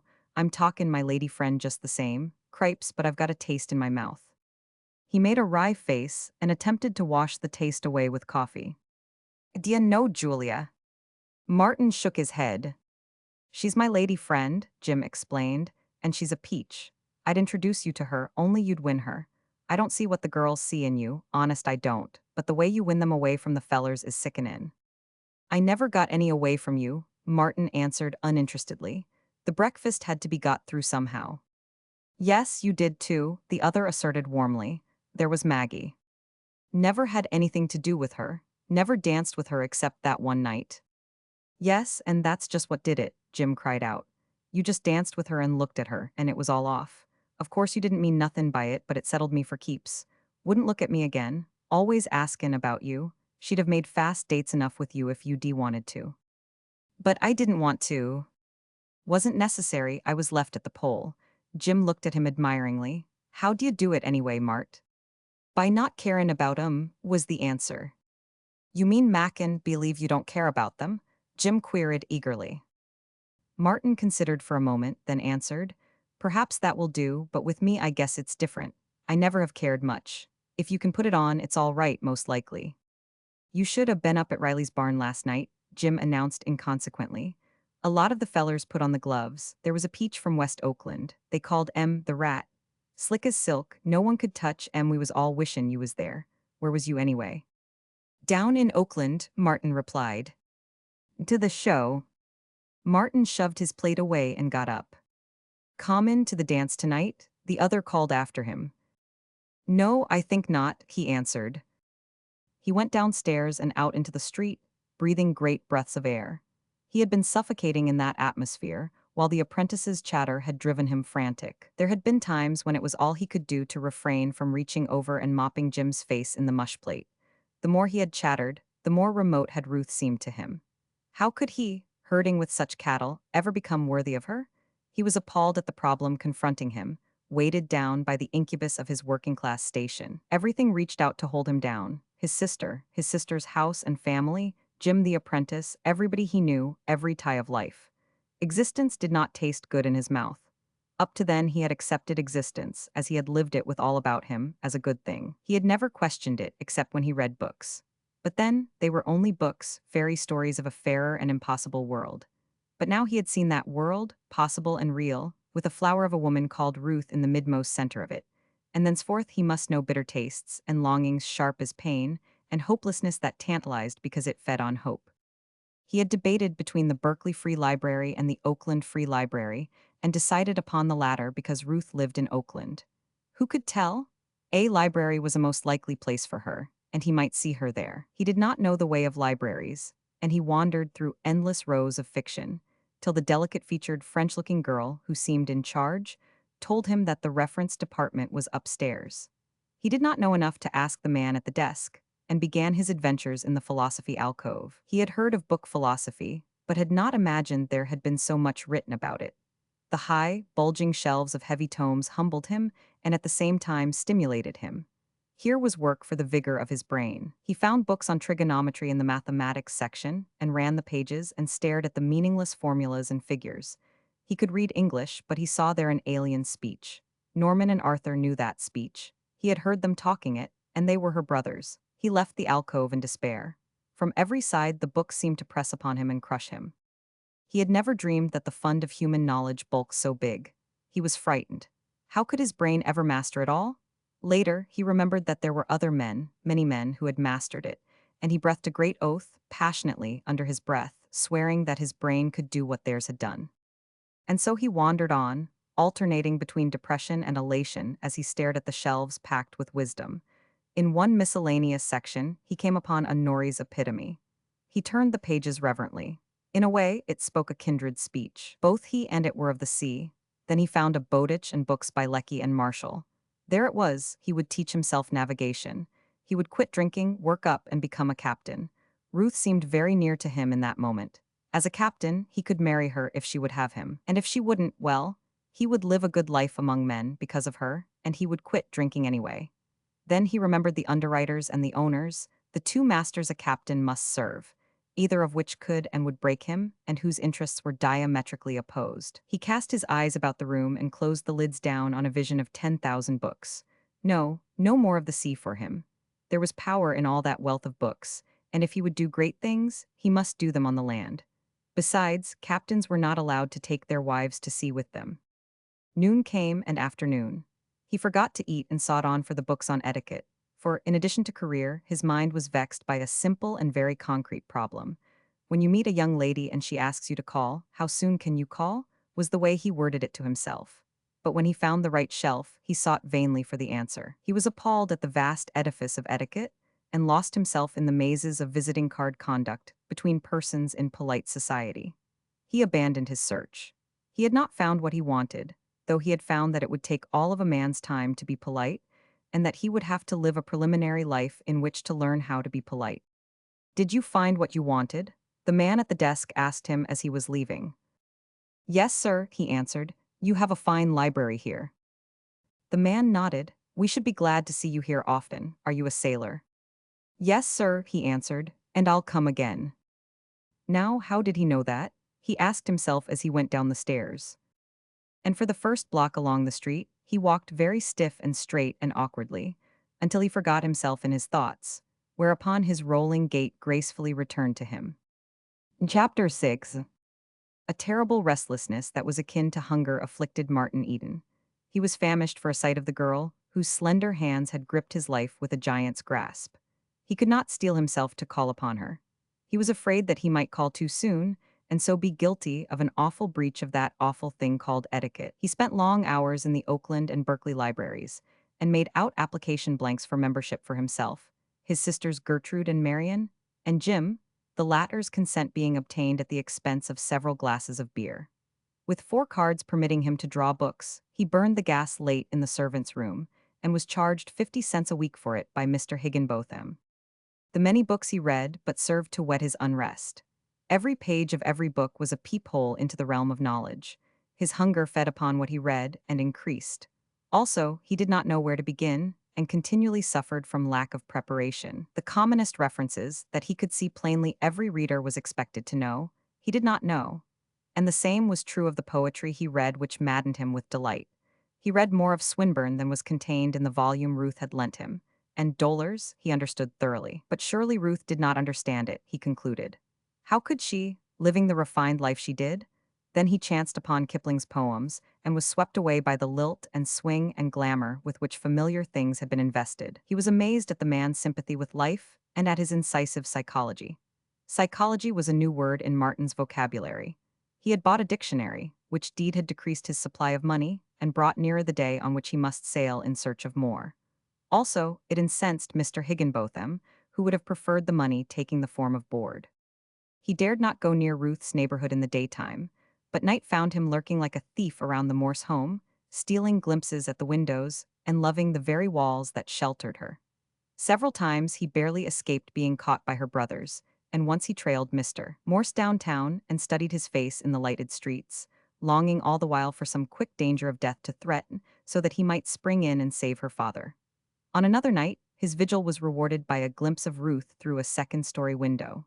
He saw only her head and shoulders, and her arms raised as she fixed her hair before a mirror. It was only for a moment, but it was a long moment to him, during which his blood turned to wine and sang through his veins. Then she pulled down the shade, but it was her room. He had learned that, and thereafter he strayed there often, hiding under a dark tree on the opposite side of the street and smoking countless cigarettes. One afternoon he saw her mother coming out of a bank, and received another proof of the enormous distance that separated Ruth from him. She was of the class that dealt with banks. He had never been inside a bank in his life, and he had an idea that such institutions were frequented only by the very rich and the very powerful. In one way, he had undergone a moral revolution. Her cleanness and purity had reacted upon him, and he felt in his being a crying need to be clean. He must be that if he were ever to be worthy of breathing the same air with her. He washed his teeth and scrubbed his hands with a kitchen scrub brush till he saw a nail brush in a drugstore window and divined its use. While purchasing it, the clerk glanced at his nails, suggested a nail file, and so he became possessed of an additional toilet tool. He ran across a book in the library on the care of the body, and promptly developed a penchant for a cold water bath every morning, much to the amazement of Jim, and to the bewilderment of Mr. Higginbotham, who was not in sympathy with such high-fangled notions, and who seriously debated whether or not he should charge Martin extra for the water. Another stride was in the direction of creased trousers. Now that Martin was aroused in such matters, he swiftly noted the difference between the baggy knees of the trousers worn by the working class and the straight line from knee to foot of those worn by the men above the working class. Also, he learned the reason why, and invaded his sister's kitchen in search of irons and ironing board. He had misadventures at first, hopelessly burning one pair and buying another, which expenditure again brought nearer the day on which he must put to sea. But the reform went deeper than mere outward appearance. He still smoked, but he drank no more. Up to that time, drinking had seemed to him the proper thing for men to do, and he had prided himself on his strong head, which enabled him to drink most men under the table.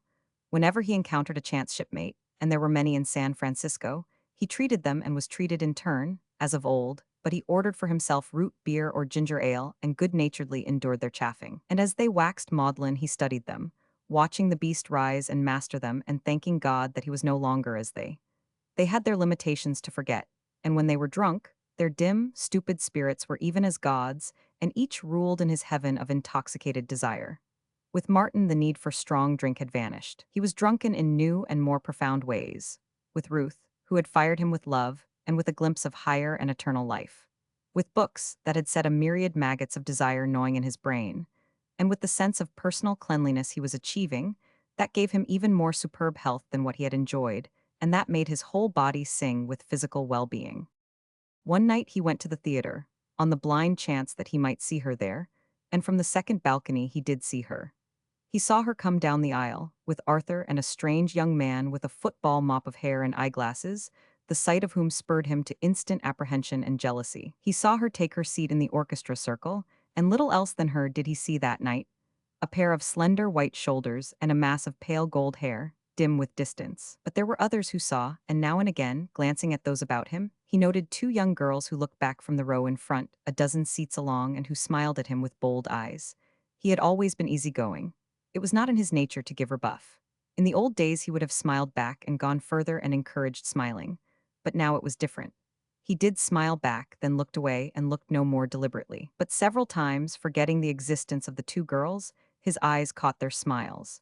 He could not rethumb himself in a day, nor could he violate the intrinsic kindliness of his nature. So, at such moments, he smiled at the girls in warm human friendliness. It was nothing new to him. He knew they were reaching out their woman's hands to him. But it was different now. Far down there in the orchestra circle was the one woman in all the world. So different, so terrifically different from these two girls of his class, that he could feel for them only pity and sorrow. He had it in his heart to wish that they could possess, in some small measure, her goodness and glory, and not for the world could he hurt them because of their outreaching. He was not flattered by it. He even felt a slight shame at his lowliness that permitted it. He knew, did he belong in Ruth's class, that there would be no overtures from these girls, and with each glance of theirs, he felt the fingers of his own class clutching at him to hold him down.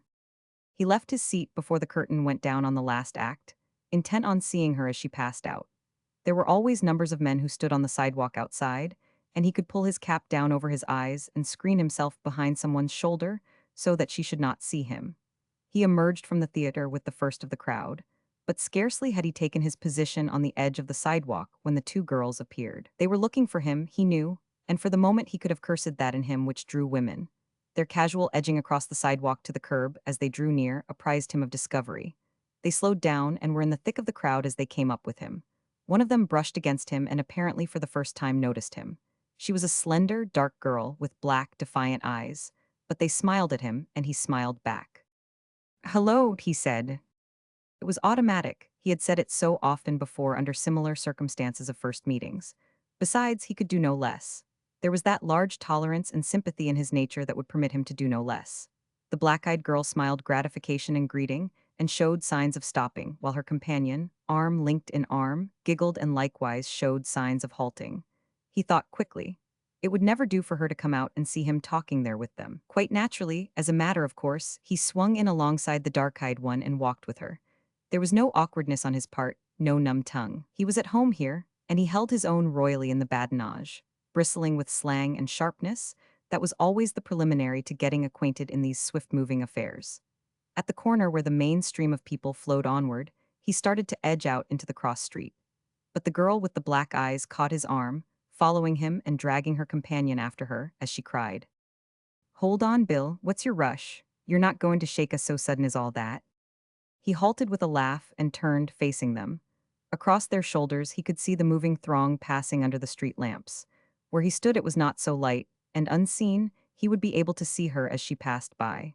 She would certainly pass by, for that way led home. What's her name? He asked of the giggling girl, nodding at the dark-eyed one. You ask her, was the convulsed response. Well, what is it? He demanded, turning squarely on the girl in question. You ain't told me yours yet, she retorted. You never asked it, he smiled. Besides, you guessed the first rattle. It's Bill, all right, all right. Aw, go long with you. She looked him in the eyes, her own sharply passionate and inviting. What is it, honest? Again she looked. All the centuries of woman since sex began were eloquent in her eyes. And he measured her in a careless way, and knew, bold now, that she would begin to retreat, coyly and delicately, as he pursued, ever ready to reverse the game should he turn faint-hearted. And too, he was human and could feel the draw of her, while his ego could not but appreciate the flattery of her kindness. Oh, he knew it all, and knew them well, from A to Z good, as goodness might be measured in their particular class, hard-working for meager wages and scorning the sale of self for easier ways, nervously desirous for some small pinch of happiness in the desert of existence, and facing a future that was a gamble between the ugliness of unending toil and the black pit of more terrible wretchedness, the way whereto being briefer though better paid. Bill, he answered, nodding his head. Sure, Pete, Bill, and no other. No Joshin, she queried. It ain't Bill at all, the other broke in. How do you know? He demanded. You never laid eyes on me before. No need to know you're lyin', was the retort. Straight, Bill, what is it? The first girl asked. Bill'll do, he confessed. She reached out to his arm and shook him playfully. I knew you was lyin', but you look good to me just the same. He captured the hand that invited, and felt on the palm familiar markings and distortions. When you chuck the cannery, he asked. How do ye know? And my ain't she a mind reader, the girls chorused. And while he exchanged the stupidities of stupid minds with them, before his inner sight towered the bookshelves of the library, filled with the wisdom of the ages. He smiled bitterly at the incongruity of it and was assailed by doubts.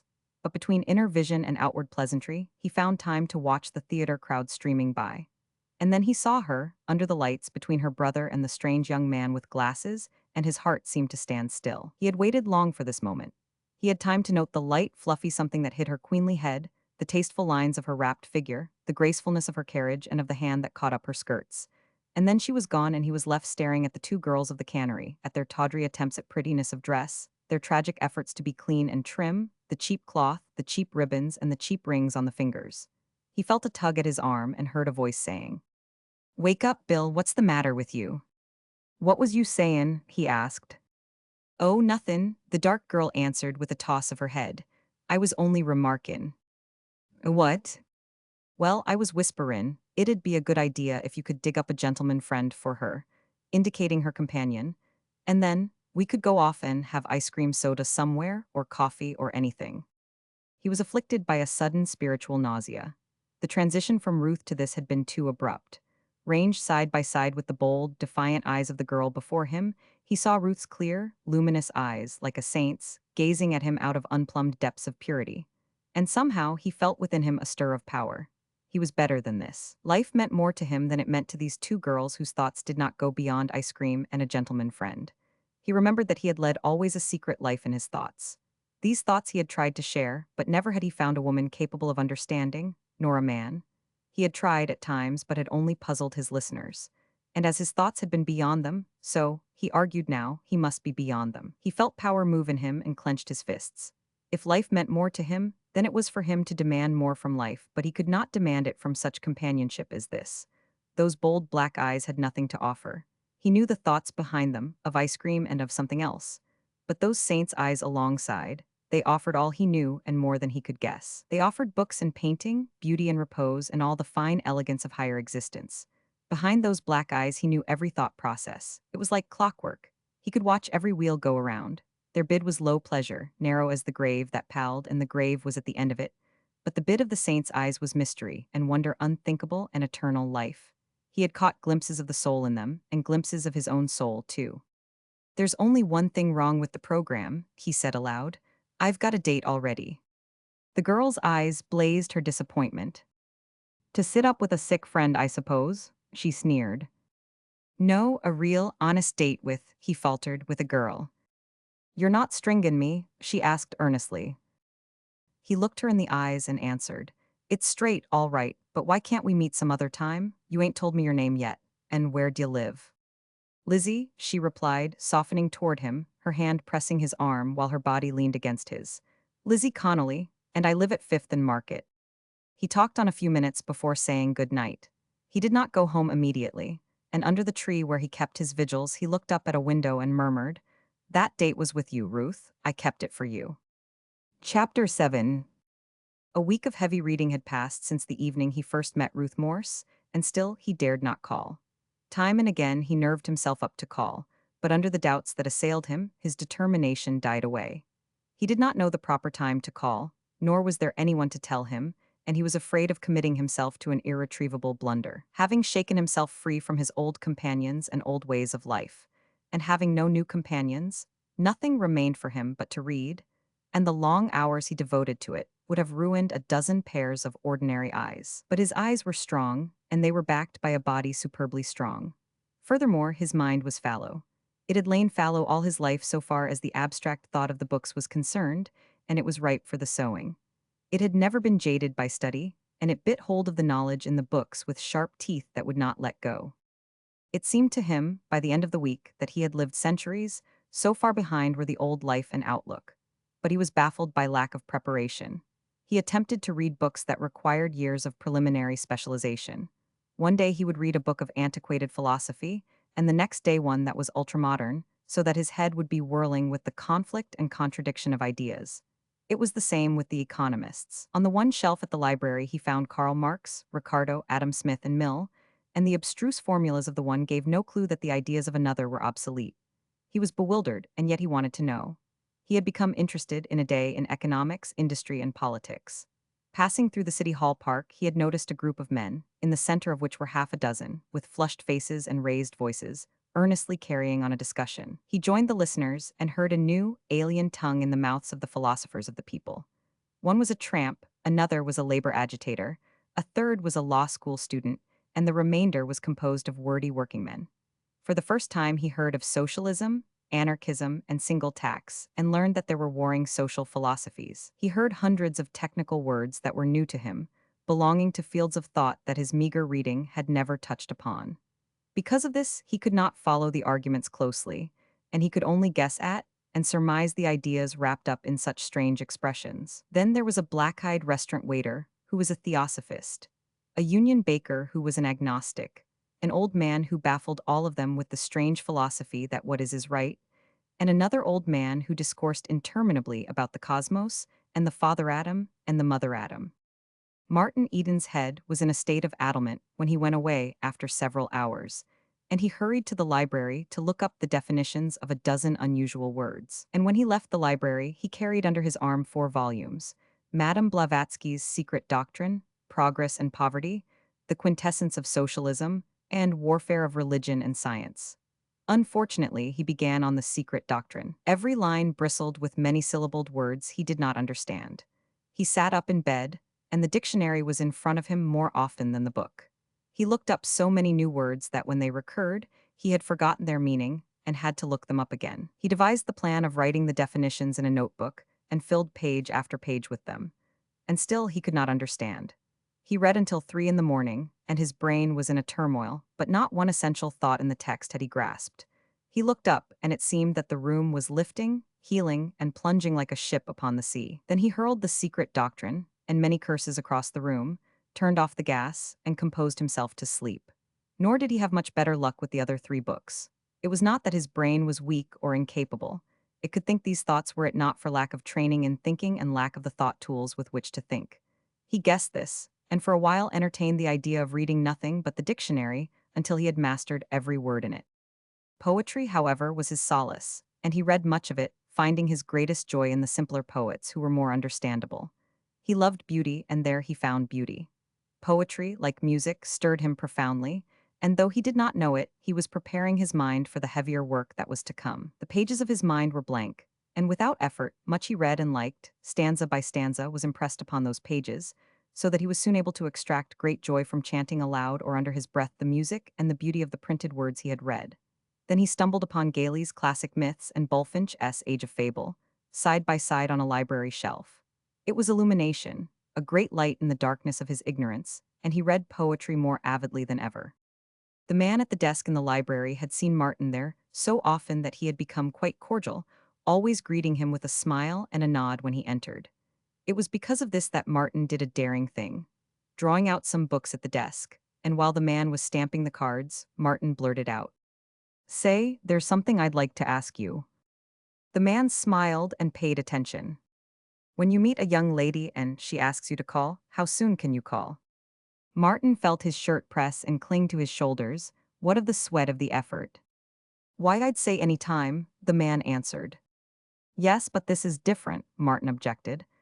Well, you see, it's this way. Maybe she won't be there. She goes to the university." "Then call again."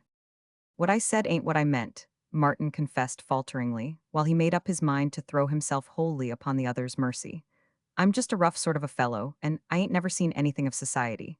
This girl is all that I ain't, and I ain't anything that she is. You don't think I'm playin' the fool, do you?" he demanded abruptly. "No, no, not at all, I assure you," the other protested.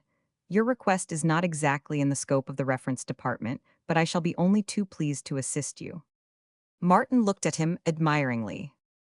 "If I could tear it off that way, I'd be all right," he said. "I beg pardon. I mean if I could talk easy that way, and polite and all the rest." "Oh," said the other with comprehension. "What is the best time to call? The afternoon? Not too close to mealtime, or the evening or Sunday?" "I'll tell you," the librarian said with a brightening face. "You call her up on the telephone and find out." "I'll do it," he said, picking up his books and starting away. He turned back and asked, "When you're speakin' to a young lady, say, for instance, Miss Lizzie Smith, do you say Miss Lizzie or Miss Smith?" "Say Miss Smith," the librarian stated authoritatively. "Say Miss Smith always until you come to know her better." So it was that Martin Eden solved the problem. "Come down any time.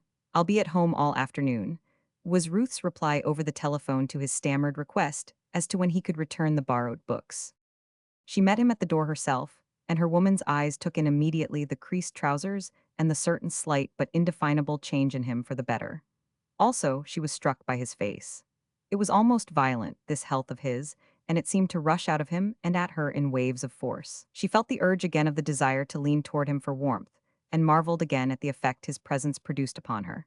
And he, in turn, knew again the swimming sensation of bliss when he felt the contact of her hand in greeting. The difference between them lay in that she was cool and self-possessed while his face flushed to the roots of the hair. He stumbled with his old awkwardness after her, and his shoulders swung and lurched perilously. Once they were seated in the living room, he began to get on easily, more easily by far than he had expected. She made it easy for him, and the gracious spirit with which she did it made him love her more madly than ever. They talked first of the borrowed books, of the Swinburne he was devoted to, and of the Browning he did not understand, and she led the conversation on from subject to subject, while she pondered the problem of how she could be of help to him. She had thought of this often since their first meeting. She wanted to help him. He made a call upon her pity and tenderness that no one had ever made before, and the pity was not so much derogatory of him as maternal in her.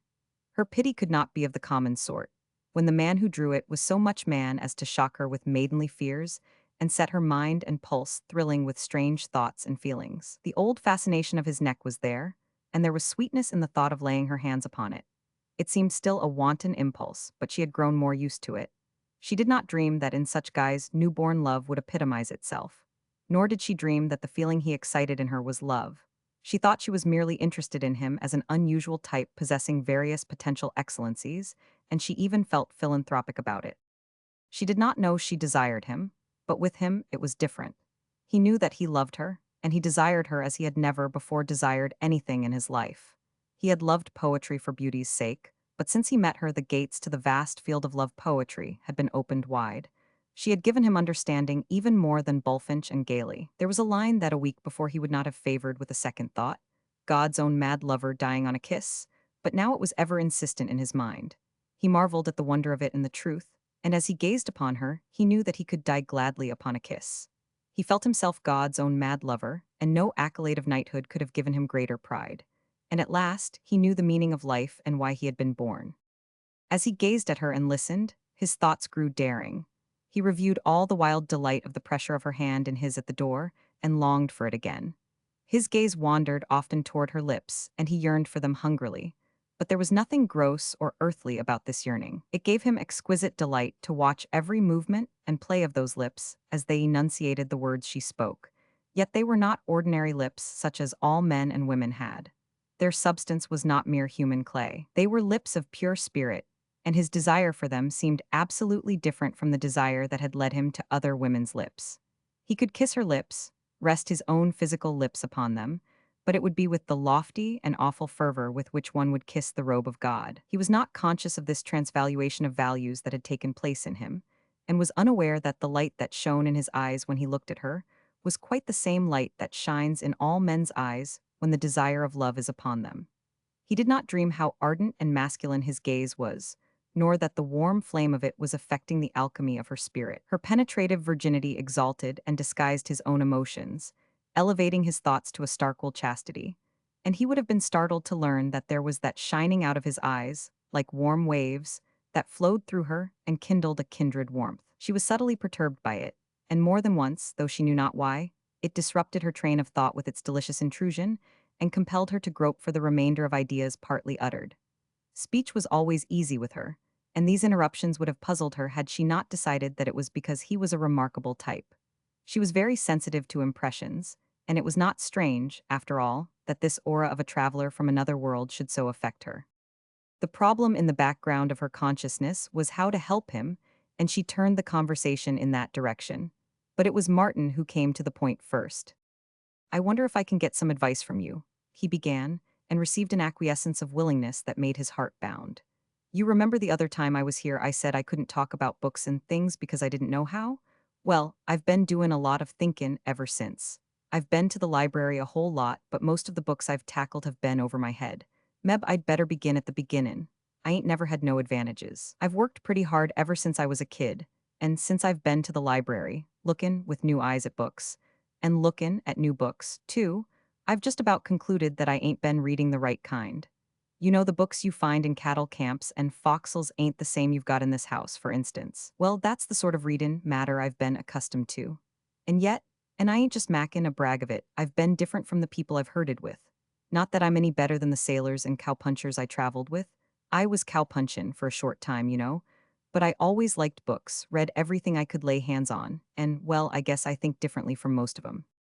Now, to come to what I'm driven at, I was never inside a house like this. When I come a week ago and saw all this, and you, and your mother and brothers and everything, well, I liked it. I'd heard about such things and read about such things in some of the books, and when I looked around at your house, why, the books come true. But the thing I'm after is I liked it. I wanted it. I want it now. I want to breathe air like you get in this house. Air that is filled with books and pictures and beautiful things, where people talk in low voices and are clean, and their thoughts are clean. The air I always breathed was mixed up with grub and house rent and scrappin' and booze, and that's all they talked about, too. Why, when you was crossin' the room to kiss your mother, I thought it was the most beautiful thing I ever seen. I've seen a whole lot of life, and somehow I've seen a whole lot more of it than most of them that was with me. I like to see, and I want to see more, and I want to see it different. But I ain't got to the point yet. Here it is. I want to make my way to the kind of life you have in this house. There's more in life than booze and hard work and knockin' about. Now, how am I going to get it? Where do I take hold and begin? I'm willin' to work my passage, you know, and I can make most men sick when it comes to hard work. Once I get started, I'll work night and day. Maybe you think it's funny, me askin' you about all this. I know you're the last person in the world I ought to ask, but I don't know anybody else I could ask, unless it's Arthur. Meb, I ought to ask him, if I was. His voice died away. His firmly planned intention had come to a halt on the verge of the horrible probability that he should have asked Arthur, and that he had made a fool of himself. Ruth did not speak immediately. She was too absorbed in striving to reconcile the stumbling, uncouth speech and its simplicity of thought with what she saw in his face. She had never looked in eyes that expressed greater power. Here was a man who could do anything, was the message she read there, and it accorded ill with the weakness of his spoken thought. And for that matter, so complex and quick was her own mind that she did not have a just appreciation of simplicity. and yet she had caught an impression of power in the very groping of this mind. It had seemed to her like a giant writhing and straining at the bonds that held him down. Her face was all sympathy when she did speak. What you need, you realize yourself, and it is education. You should go back and finish grammar school, and then go through to high school and university. But that takes money, he interrupted. Oh, she cried. I had not thought of that, but then you have relatives, somebody who could assist you. He shook his head. My father and mother are dead. I've two sisters, one married, and the other'll get married soon, I suppose. Then I've a string of brothers. I'm the youngest, but they never helped nobody. They've just knocked around over the world looking out for number one. The oldest died in India. Two are in South Africa now, and another's on a whaling voyage, and one's travelin' with a circus. He does trapeze work. And I guess I'm just like them. I've taken care of myself since I was 11, that's when my mother died.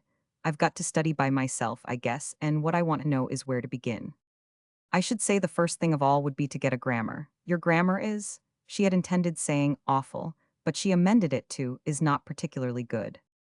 He flushed and sweated. I know I must talk a lot of slang and words you don't understand, but then they're the only words I know how to speak. I've got other words in my mind, picked 'em up from books, but I can't pronounce 'em, so I don't use 'em. It isn't what you say so much as how you say it. You don't mind my being frank, do you? I don't want to hurt you. No, no, he cried, while he secretly blessed her for her kindness. Fire away. I've got to know, and I'd sooner know from you than anybody else. Well then, you say, you was, it should be, you were. You say I seen for I saw. You use the double negative. What's the double negative? He demanded, then added humbly, you see, I don't even understand your explanations. I'm afraid I didn't explain that, she smiled. A double negative is, let me see, well, you say, never helped nobody. Never is a negative. Nobody is another negative. It is a rule that two negatives make a positive. Never helped nobody means that, not helping nobody, they must have helped somebody. That's pretty clear, he said. I never thought of it before, but it don't mean they must have helped somebody, does it? Seems to me that never helped nobody just naturally fails to say whether or not they helped somebody. I never thought of it before, and I'll never say it again. She was pleased and surprised with the quickness and surety of his mind. As soon as he had got the clue, he not only understood, but corrected her error. You'll find it all in the grammar, she went on. There's something else I noticed in your speech. You say do when you shouldn't. Don't is a contraction and stands for two words. Do you know them? He thought a moment, then answered, do not. She nodded her head and said, and you use do when you mean does not. He was puzzled over this and did not get it so quickly. Give me an illustration, he asked. Well, she puckered her brows and pursed up her mouth as she thought, while he looked on and decided that her expression was most adorable. It don't do to be hasty. Change don't to do not, and it reads, it do not do to be hasty, which is perfectly absurd. He turned it over in his mind and considered. Doesn't it jar on your ear? She suggested. Can't say that it does, he replied judicially. Why didn't you say, can't say that it do? She queried. That sounds wrong, he said slowly. As for the other, I can't make up my mind. I guess my ear ain't had the trainin' yours has. There is no such word as ain't, she said, prettily emphatic. Martin flushed again. And you say ben for bin, she continued. Come for came, and the way you chop your endings is something dreadful. How do you mean? He leaned forward, feeling that he ought to get down on his knees before so marvelous a mind. How do I chop? You don't complete the endings. And spells and. You pronounce it n, ing spells ing. Sometimes you pronounce it ing and sometimes you leave off the g, and then you slur by dropping initial letters and diphthongs. Them spells them. You pronounce it, oh well, it is not necessary to go over all of them. What you need is the grammar. I'll get one and show you how to begin. As she arose, there shot through his mind something that he had read in the etiquette books, and he stood up awkwardly, worrying as to whether he was doing the right thing, and fearing that she might take it as a sign that he was about to go. By the way, Mr. Eden, she called back as she was leaving the room, what is booze? You used it several times, you know. Oh, booze, he laughed, it's slang. It means whiskey and beer, anything that will make you drunk. And another thing, she laughed back, don't use you when you are impersonal. You is very personal, and your use of it just now was not precisely what you meant. I don't just see that. Why, you said just now to me, whiskey and beer, Anything that will make you drunk. Make me drunk, don't you see? Well, it would, wouldn't it? Yes, of course, she smiled. But it would be nicer not to bring me into it. Substitute one for you and see how much better it sounds. When she returned with the grammar, she drew a chair near his. He wondered if he should have helped her with the chair, and sat down beside him. She turned the pages of the grammar, and their heads were inclined toward each other. He could hardly follow her outlining of the work he must do, so amazed was he by her delightful propinquity. But when she began to lay down the importance of conjugation, he forgot all about her. He had never heard of conjugation, and was fascinated by the glimpse he was catching into the tyribs of language. He leaned closer to the page, and her hair touched his cheek. He had fainted but once in his life, and he thought he was going to faint again. He could scarcely breathe, and his heart was pounding the blood up into his throat and suffocating him. Never had she seemed so accessible as now. For the moment, the great gulf that separated them was bridged. But there was no diminution in the loftiness of his feeling for her. She had not descended to him. It was he who had been caught up into the clouds and carried to her. His reverence for her, in that moment, was of the same order as religious awe and fervor. It seemed to him that he had intruded upon the Holy of Holies, and slowly and carefully he moved his head aside from the contact which thrilled him like an electric shock and of which she had not been aware. Chapter 8. Several weeks went by, during which Martin Eden studied his grammar, reviewed the books on etiquette, and read voraciously the books that caught his fancy. Of his own class he saw nothing. The girls of the Lotus Club wondered what had become of him and worried Jim with questions, and some of the fellows who put on the glove at Riley's were glad that Martin came no more. He made another discovery of treasure trove in the library. As the grammar had shown him the tyribs of language, so that book showed him the tyribs of poetry, and he began to learn meter and construction and form, beneath the beauty he loved finding the why and wherefore of that beauty. Another modern book he found treated poetry as a representative art, treated it exhaustively, with copious illustrations from the best in literature. Never had he read fiction with so keen zest as he studied these books, and his fresh mind, untaxed for 20 years and impelled by maturity of desire, gripped hold of what he read with a virility unusual to the student mind. When he looked back now from his vantage ground, the old world he had known, the world of land and sea and ships, of sailormen and harpy women, seemed a very small world, and yet it blended in with this new world and expanded. His mind made for unity, and he was surprised when at first he began to see points of contact between the two worlds. And he was ennobled, as well, by the loftiness of thought and beauty he found in the books. This led him to believe more firmly than ever that up above him, in society like Ruth and her family, all men and women thought these thoughts and lived them. Down below where he lived was the ignoble, and he wanted to purge himself of the ignoble that had soiled all his days, and to rise to that sublimated realm where dwelt the upper classes. All his childhood and youth had been troubled by a vague unrest. He had never known what he wanted, but he had wanted something that he had hunted vainly for until he met Ruth. And now his unrest had become sharp and painful, and he knew at last, clearly and definitely, that it was beauty and intellect and love that he must have. During those several weeks he saw Ruth half a dozen times, and each time was an added inspiration. She helped him with his English, corrected his pronunciation, and started him on arithmetic. But their intercourse was not all devoted to elementary study. He had seen too much of life, and his mind was too matured, to be wholly content with fractions, cube root, parsing, and analysis. And there were times when their conversation turned on other themes. The last poetry he had read, the latest poet she had studied, and when she read aloud to him her favorite passages, he ascended to the topmost heaven of delight. Never, in all the women he had heard speak, had he heard a voice like hers. The least sound of it was a stimulus to his love, and he thrilled and throbbed with every word she uttered. It was the quality of it, the repose, and the musical modulation, the soft, rich, indefinable product of culture and a gentle soul. As he listened to her, there rang in the ears of his memory the harsh cries of barbarian women and of hags, and, in lesser degrees of harshness, the strident voices of working women and of the girls of his own class. Then the chemistry of vision would begin to work, and they would troop in review across his mind, each, by contrast, multiplying Ruth's glories. Then, too, his bliss was heightened by the knowledge that her mind was comprehending what she read and was quivering with appreciation of the beauty of the written thought. She read to him much from the princess, and often he saw her eyes swimming with tears, so finely was her aesthetic nature strung. At such moments her own emotions elevated him till he was as a god, and, as he gazed at her and listened, He seemed gazing on the face of life and reading its deepest secrets. And then, becoming aware of the heights of exquisite sensibility he attained, he decided that this was love and that love was the greatest thing in the world. And in review would pass along the corridors of memory all previous thrills and burnings he had known, the drunkenness of wine, the caresses of women, the rough play and give and take of physical contests, and they seemed trivial and mean compared with this sublime ardor he now enjoyed. The situation was obscured to Ruth. She had never had any experiences of the heart. Her only experiences in such matters were of the books, where the facts of ordinary day were translated by fancy into a fairy realm of unreality, and she little knew that this rough sailor was creeping into her heart and storing their pent forces that would some day burst forth and surge through her in waves of fire.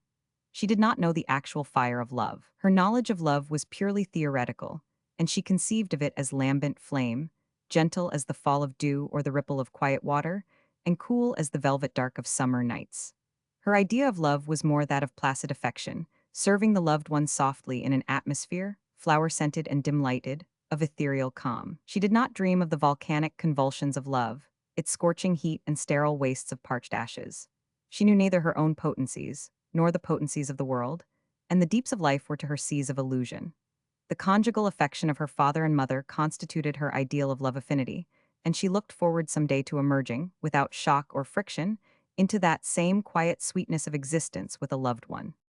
So it was that she looked upon Martin Eden as a novelty, a strange individual, and she identified with novelty and strangeness the effects he produced upon her.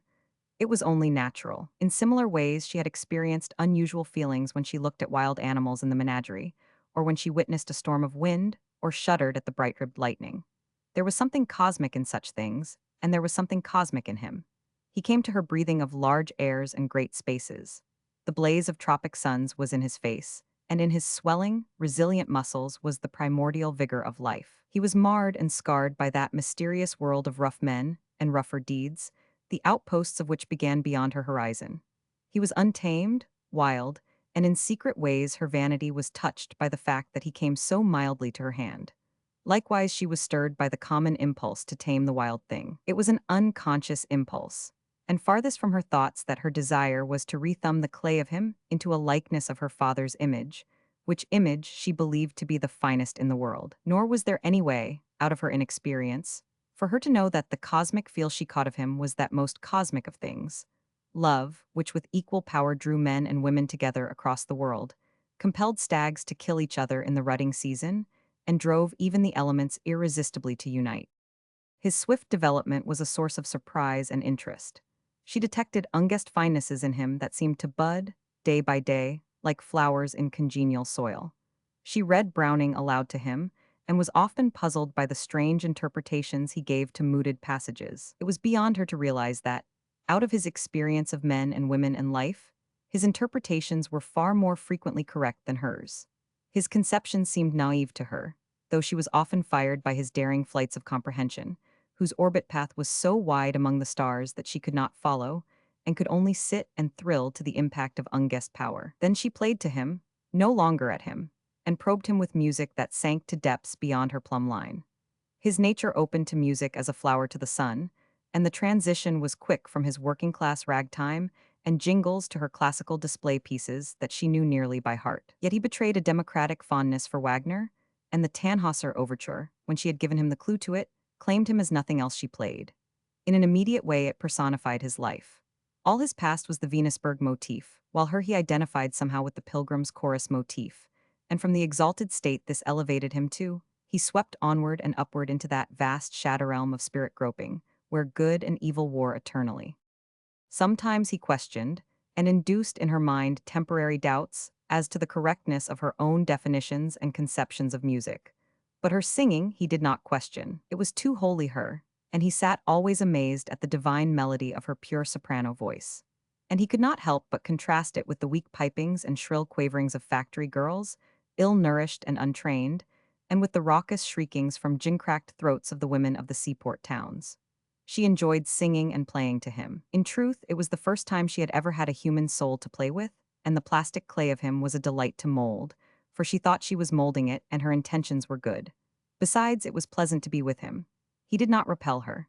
That first repulsion had been really a fear of her undiscovered self, and the fear had gone to sleep. Though she did not know it, she had a feeling in him of proprietary right. Also, he had a tonic effect upon her. She was studying hard at the university, and it seemed to strengthen her to emerge from the dusty books and have the fresh sea breeze of his personality blow upon her. Strength, strength was what she needed, and he gave it to her in generous measure. To come into the same room with him, or to meet him at the door, was to take heart of life. And when he had gone, she would return to her books with a keener zest and fresh store of energy. She knew her Browning, but it had never sunk into her that it was an awkward thing to play with souls. As her interest in Martin increased, the remodeling of his life became a passion with her. "There is Mr. Butler," she said one afternoon, when grammar and arithmetic and poetry had been put aside. He had comparatively no advantages at first.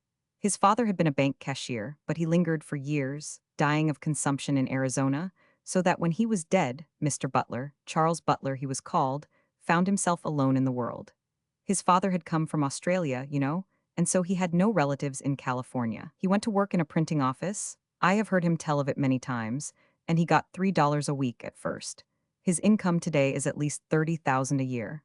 How did he do it? He was honest and faithful and industrious and economical. He denied himself the enjoyments that most boys indulge in. He made it a point to save so much every week, no matter what he had to do without in order to save it. Of course, he was soon earning more than $3 a week, and as his wages increased, he saved more and more. He worked in the daytime, and at night he went to night school. He had his eyes fixed always on the future. Later on, he went to night high school.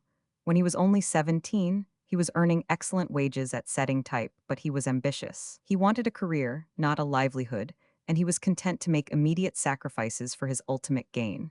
He decided upon the law, and he entered father's office as an office boy, think of that, and got only $4 a week. But he had learned how to be economical, and out of that $4 he went on saving money. She paused for breath and to note how Martin was receiving it.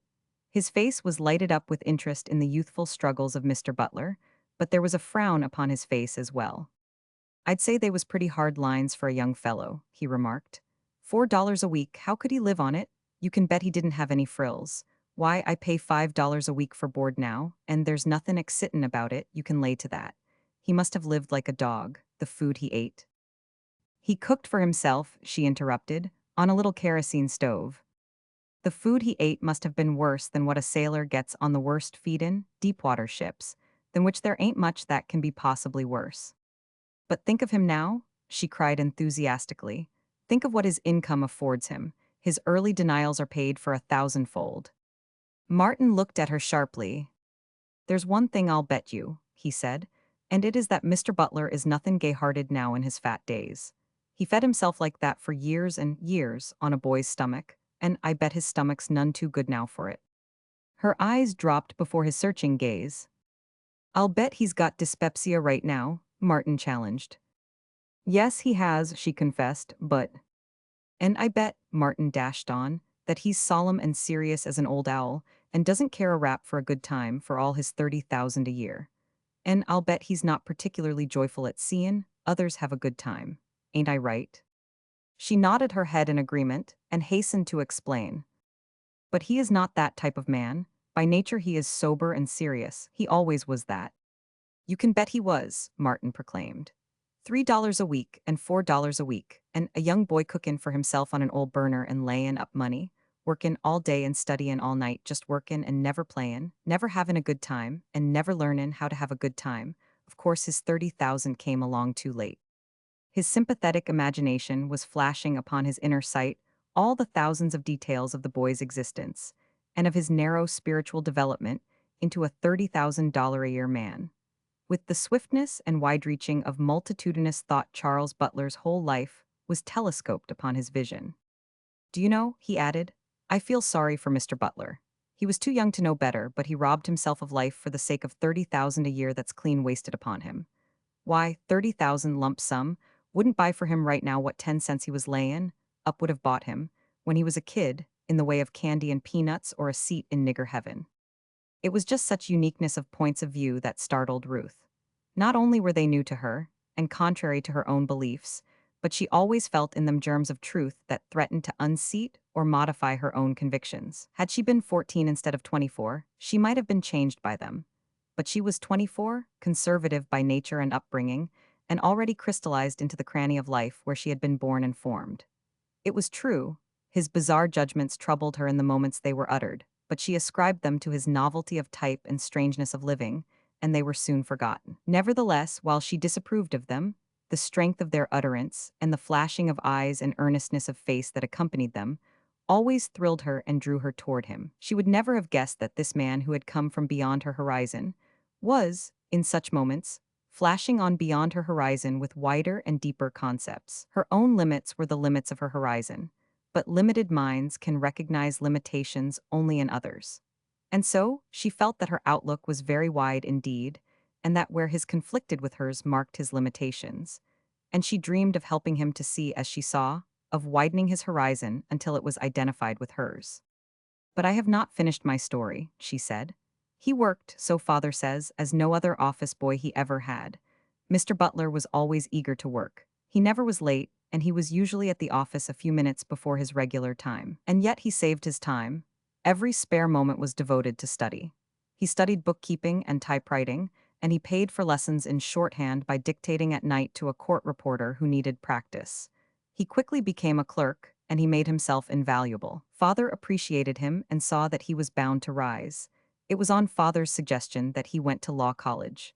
He became a lawyer, and hardly was he back in the office when father took him in as junior partner.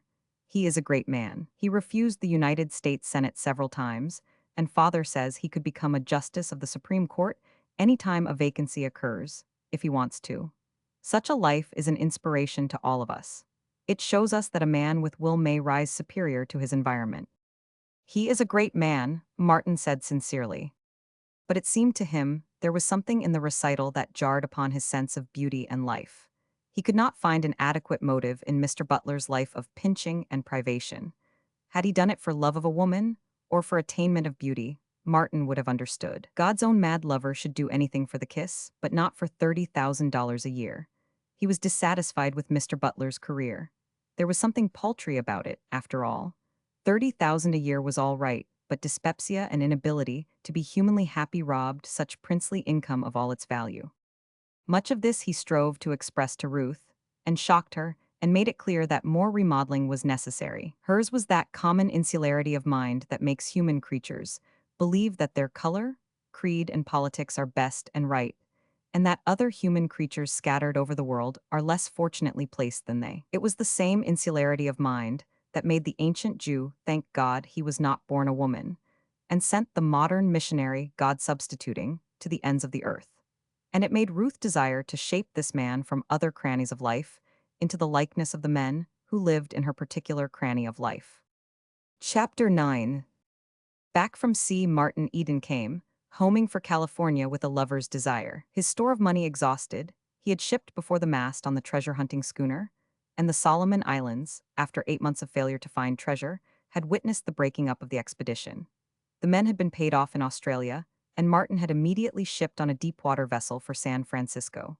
Not alone had those 8 months earned him enough money to stay on land for many weeks, but they had enabled him to do a great deal of studying and reading.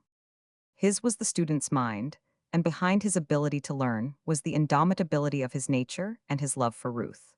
The grammar he had taken along, he went through again and again until his unjaded brain had mastered it. He noticed the bad grammar used by his shipmates, and made a point of mentally correcting and reconstructing their crudities of speech. To his great joy, he discovered that his ear was becoming sensitive and that he was developing grammatical nerves. A double negative jarred him like a discord, and often, from lack of practice, it was from his own lips that the jar came. His tongue refused to learn new tricks in a day. After he had been through the grammar repeatedly, he took up the dictionary and added 20 words a day to his vocabulary. He found that this was no light task, and at wheel or lookout he steadily went over and over his lengthening list of pronunciations and definitions, while he invariably memorized himself to sleep. Never did anything, if I were, and those things were phrases with many variations that he repeated under his breath in order to accustom his tongue to the language spoken by Ruth. And ing, with the D and G pronounced emphatically, he went over thousands of times.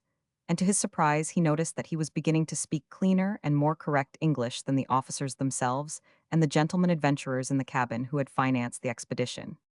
The captain was a fishy-eyed Norwegian who somehow had fallen into possession of a complete Shakespeare, which he never read, and Martin had washed his clothes for him and in return been permitted access to the precious volumes. For a time, so steeped was he in the plays and in the many favorite passages that impressed themselves almost without effort on his brain, that all the world seemed to shape itself into forms of Elizabethan tragedy or comedy, and his very thoughts were in blank verse. It trained his ear and gave him a fine appreciation for noble English. Withal, it introduced into his mind much that was archaic and obsolete. The 8 months had been well spent, and, in addition to what he had learned of right speaking and high thinking, he had learned much of himself. Along with his humbleness because he knew so little, there arose a conviction of power. He felt a sharp gradation between himself and his shipmates, and was wise enough to realize that the difference lay in potentiality rather than achievement. What he could do, they could do, but within him he felt a confused ferment working that told him there was more in him than he had done. He was tortured by the exquisite beauty of the world, and wished that Ruth were there to share it with him. He decided that he would describe to her many of the bits of South Sea beauty. The creative spirit in him flamed up at the thought and urged that he recreate this beauty for a wider audience than Ruth. And then, in splendor and glory, came the great idea. He would write. He would be one of the eyes through which the world saw, one of the ears through which it heard, one of the hearts through which it felt. He would write everything, poetry and prose, fiction and description, and plays like Shakespeare. There was career and the way to win to Ruth. The men of literature were the world's giants, and he conceived them to be far finer than the Mr. Butlers who earned 30,000 a year and could be Supreme Court justices if they wanted to. Once the idea had germinated, it mastered him, and the return voyage to San Francisco was like a dream. He was drunken with unguessed power and felt that he could do anything. In the midst of the great and lonely sea, he gained perspective. Clearly, and for the first time, he saw Ruth and her world. It was all visualized in his mind as a concrete thing which he could take up in his two hands and turn around and about and examine. There was much that was dim and nebulous in that world, but he saw it as a whole and not in detail, and he saw also the way to master it. To write, the thought was fire in him. He would begin as soon as he got back. The first thing he would do would be to describe the voyage of the treasure hunters. He would sell it to some San Francisco newspaper. He would not tell Ruth anything about it, and she would be surprised and pleased when she saw his name in print. While he wrote, he could go on studying. There were 24 hours in each day. He was invincible. He knew how to work, and the citadels would go down before him. He would not have to go to sea again, as a sailor, and for the instant he caught a vision of a steam yacht. There were other writers who possessed steam yachts. Of course, he cautioned himself, it would be slow succeeding at first, and for a time he would be content to earn enough money by his writing to enable him to go on studying. And then, after some time, a very indeterminate time, when he had learned and prepared himself, he would write the great things and his name would be on all men's lips. But greater than that, infinitely greater and greatest of all, he would have proved himself worthy of Ruth. Fame was all very well, but it was for Ruth that his splendid dream arose. He was not a fame monger, but merely one of God's mad lovers. Arrived in Oakland, with his snug payday in his pocket, he took up his old room at Bernard Higginbotham's and set to work. He did not even let Ruth know he was back. He would go and see her when he finished the article on the treasure hunters. It was not so difficult to abstain from seeing her, because of the violent heat of creative fever that burned in him. Besides, the very article he was writing would bring her nearer to him. He did not know how long an article he should write, but he counted the words in a double-page article in the Sunday supplement of the San Francisco Examiner and guided himself by that. 3 days, at white heat, completed his narrative. But when he had copied it carefully, in a large scrawl that was easy to read, he learned from a rhetoric he picked up in the library that there were such things as paragraphs and quotation marks.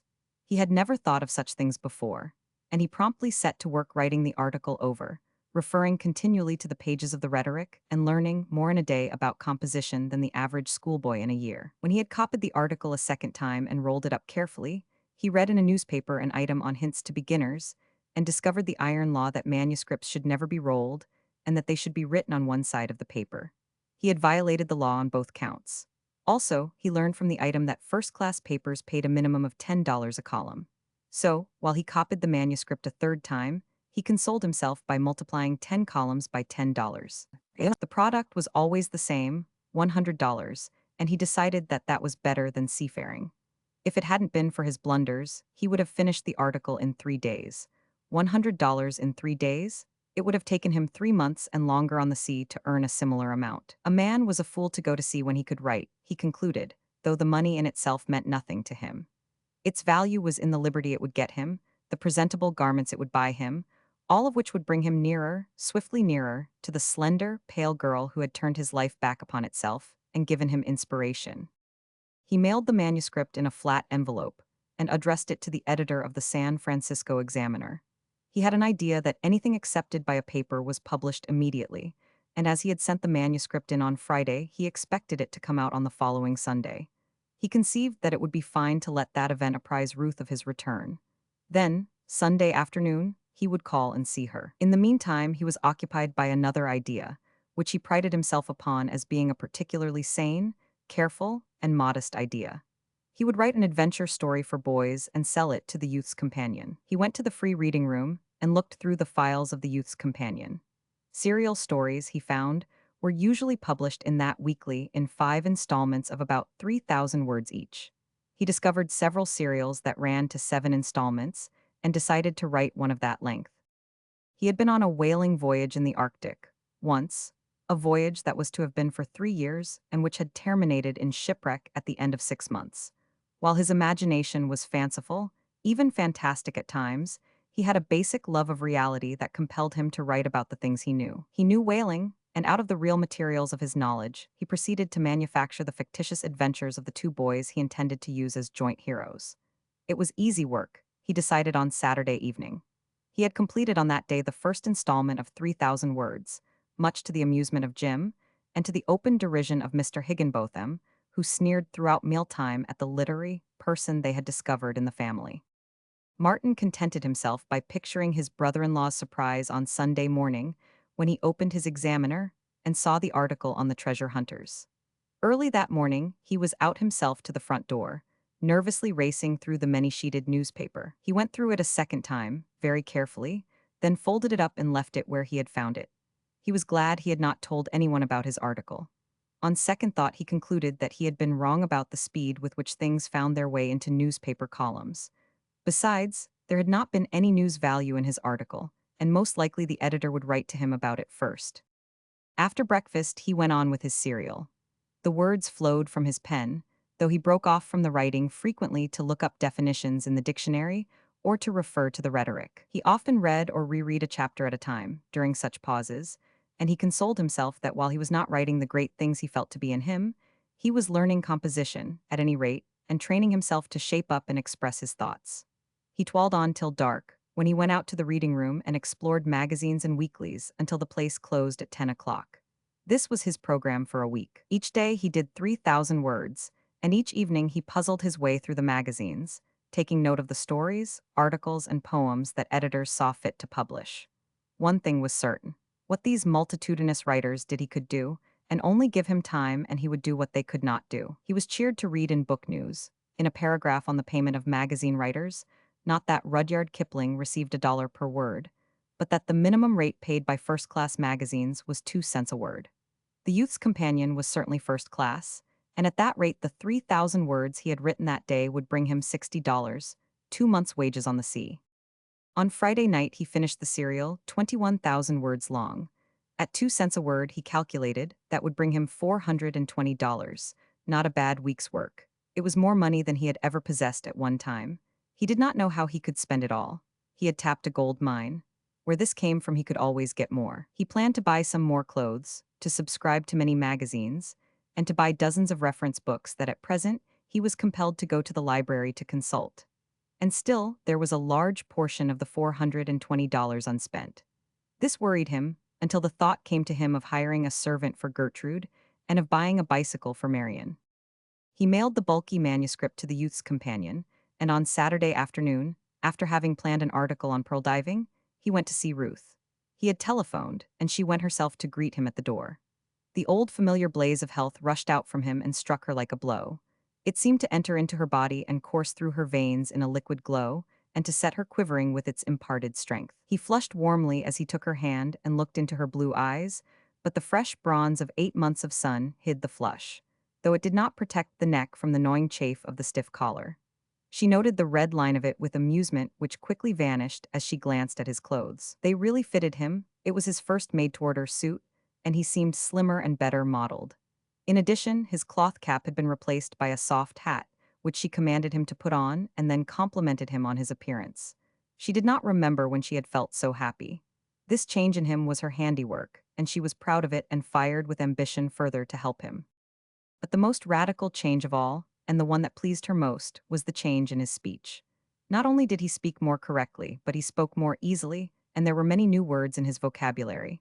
When he grew excited or enthusiastic, however, he dropped back into the old slurring and the dropping of final consonants.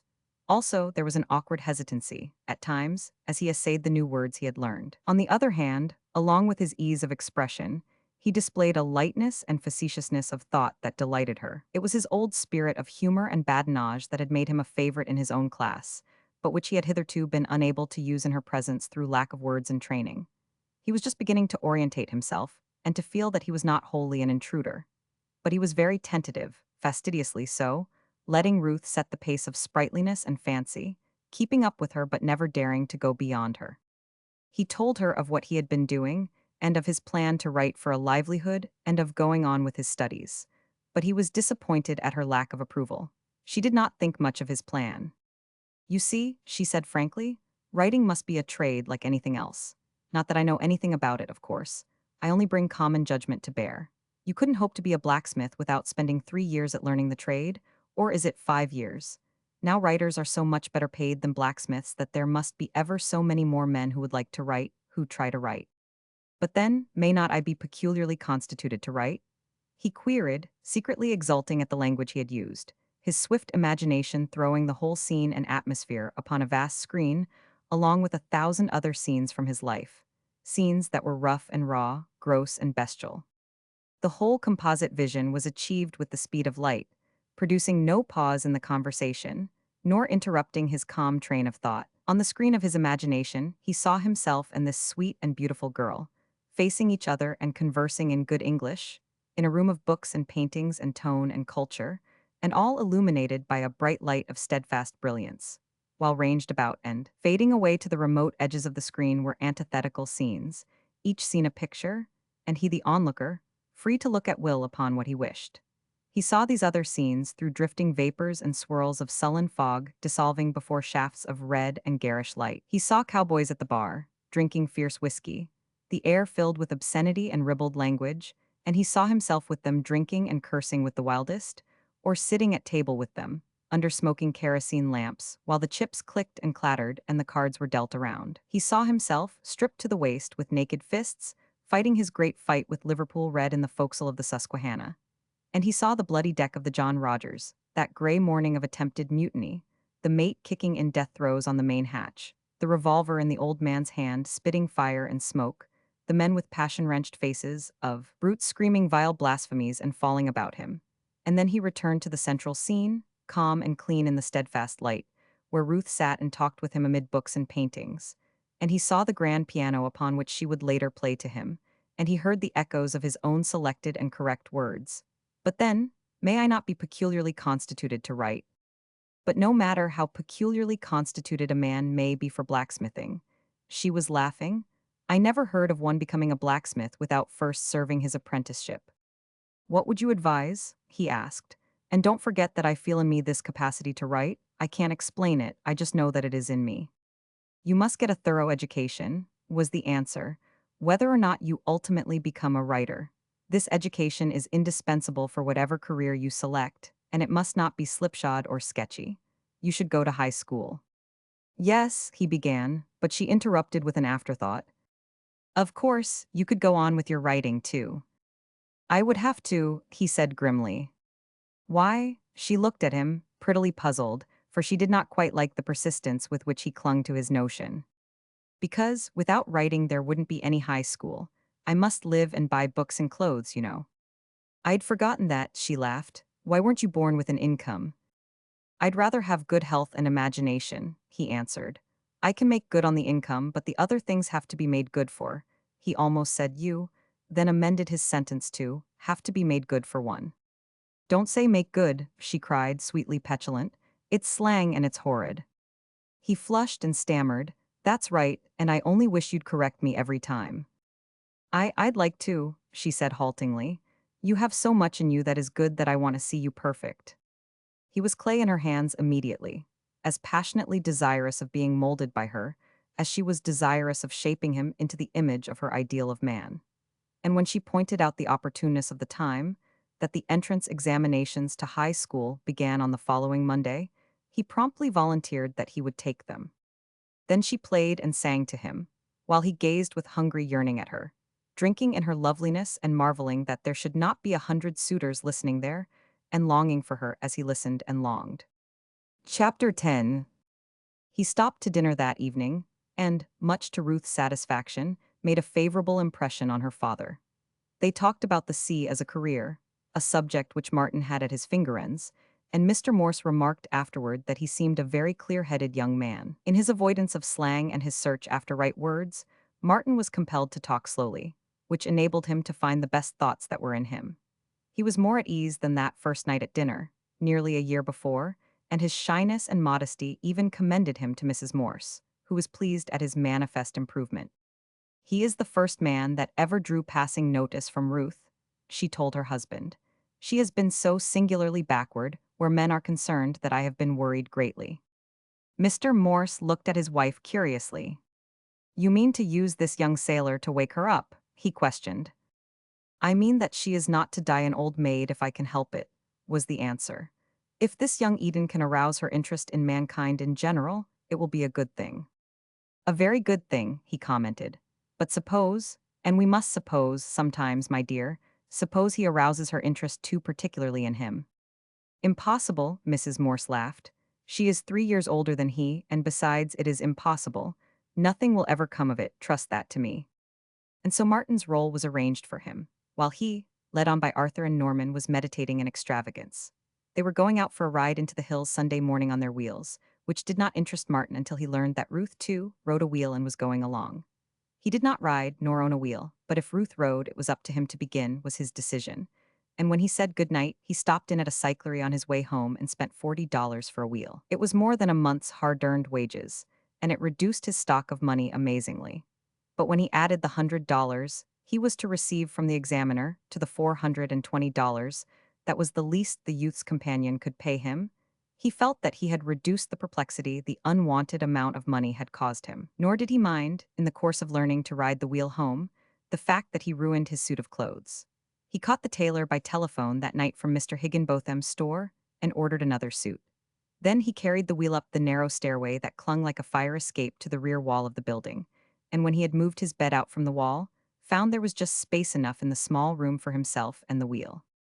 Sunday he had intended to devote to studying for the high school examination, but the pearl diving article lured him away, and he spent the day in the white-hot fever of recreating the beauty and romance that burned in him.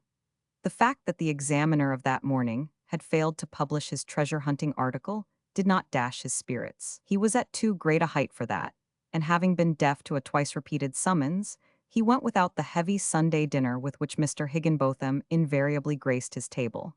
To Mr. Higginbotham such a dinner was advertisement of his worldly achievement and prosperity, and he honored it by delivering platitudinous sermonettes upon American institutions and the opportunity said institutions gave to any hard-working man to rise. The rise, in his case, which he pointed out unfailingly, being from a grocer's clerk to the ownership of Higginbotham's cash store. Martin Eden looked with a sigh at his unfinished pearl diving on Monday morning and took the car down to Oakland to the high school.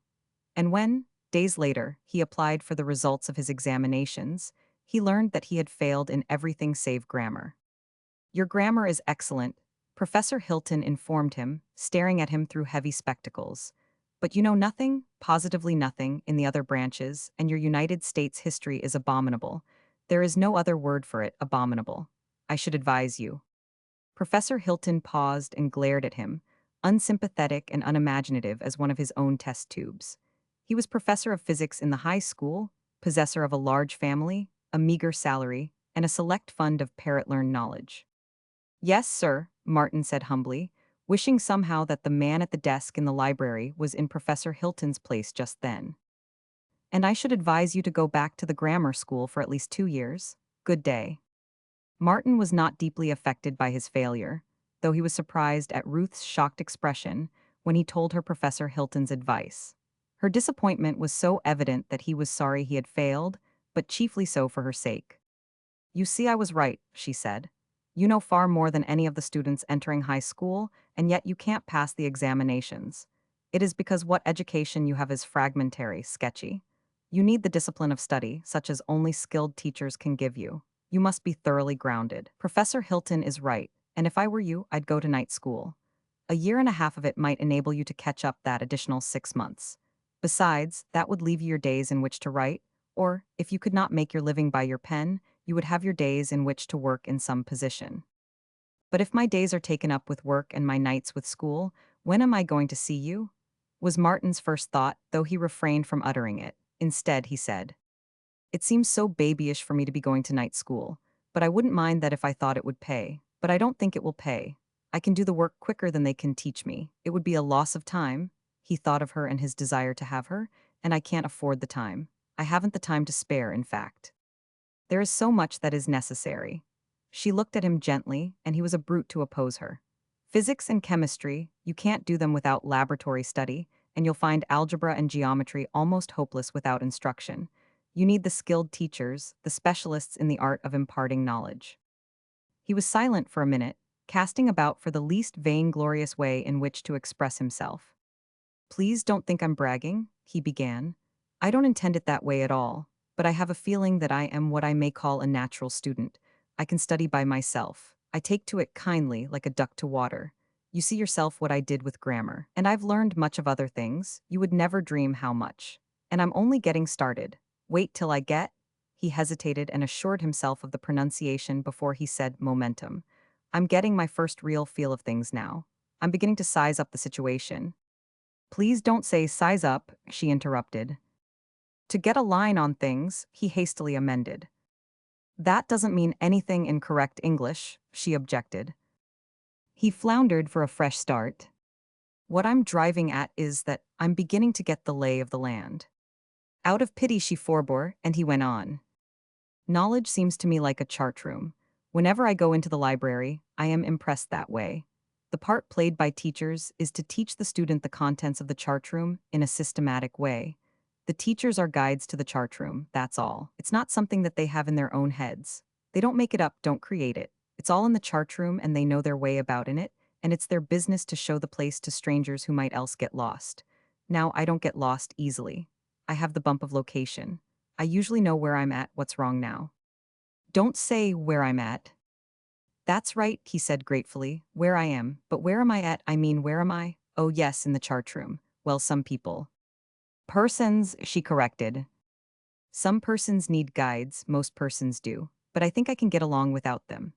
I've spent a lot of time in the chart room now, and I'm on the edge of knowing my way about what charts I want to refer to, what coasts I want to explore. And from the way I line it up, I'll explore a whole lot more quickly by myself.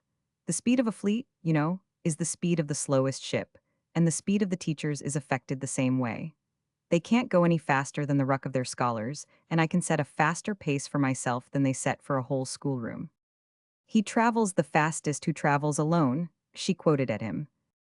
"But I'd travel faster with you just the same," was what he wanted to blurt out, as he caught a vision of a world without end of sunlit spaces and starry voids through which he drifted with her, his arm around her, her pale gold hair blowing about his face. In the same instant, he was aware of the pitiful inadequacy of speech. God, if he could so frame words that she could see what he then saw, and he felt the stir in him, like a throe of yearning pain, of the desire to paint these visions that flashed unsummoned on the mirror of his mind. Ah, that was it. He caught at the hem of the secret. It was the very thing that the great writers and master poets did. That was why they were giants. They knew how to express what they thought and felt and saw. Dogs asleep in the sun often whined and barked, but they were unable to tell what they saw that made them whine and bark. He had often wondered what it was. And that was all he was, a dog asleep in the sun. He saw noble and beautiful visions, but he could only whine and bark at Ruth. But he would cease sleeping in the sun. He would stand up with open eyes, and he would struggle and toil and learn until, with eyes unblinded and tongue untied, he could share with her his visioned wealth. Other men had discovered the trick of expression, of making words obedient servitors, and of making combinations of words mean more than the sum of their separate meanings. He was stirred profoundly by the passing glimpse at the secret, and he was again caught up in the vision of sunlit spaces and starry voids, until it came to him that it was very quiet, and he saw Ruth regarding him with an amused expression and a smile in her eyes. "I have had a great visioning," he said, and at the sound of his words in his own ears his heart gave a leap. Where had those words come from? They had adequately expressed the pause his vision had put in the conversation. It was a miracle. Never had he so loftily framed a lofty thought, but never had he attempted to frame lofty thoughts in words. That was it, that explained it. He had never tried, but Swinburne had, and Tennyson, and Kipling, and all the other poets. His mind flashed on to his pearl diving. He had never dared the big things, the spirit of the beauty that was a fire in him. That article would be a different thing when he was done with it. He was appalled by the vastness of the beauty that rightfully belonged in it, and again his mind flashed and dared, and he demanded of himself why he could not chant that beauty in noble verse as the great poets did. And there was all the mysterious delight and spiritual wonder of his love for Ruth. Why could he not chant that, too, as the poets did? They had sung of love, so would he, by God. And in his frightened ears he heard his exclamation echoing. Carried away, he had breathed it aloud. The blood surged into his face, wave upon wave, mastering the bronze of it till the blush of shame flaunted itself from collar rim to the roots of his hair. I beg your pardon," he stammered. "I was thinking." "It sounded as if you were praying," she said bravely, but she felt herself inside to be withering and shrinking. It was the first time she had heard an oath from the lips of a man she knew, and she was shocked, not merely as a matter of principle and training, but shocked in spirit by this rough blast of life in the garden of her sheltered maidenhood. But she forgave, and with surprise at the ease of her forgiveness.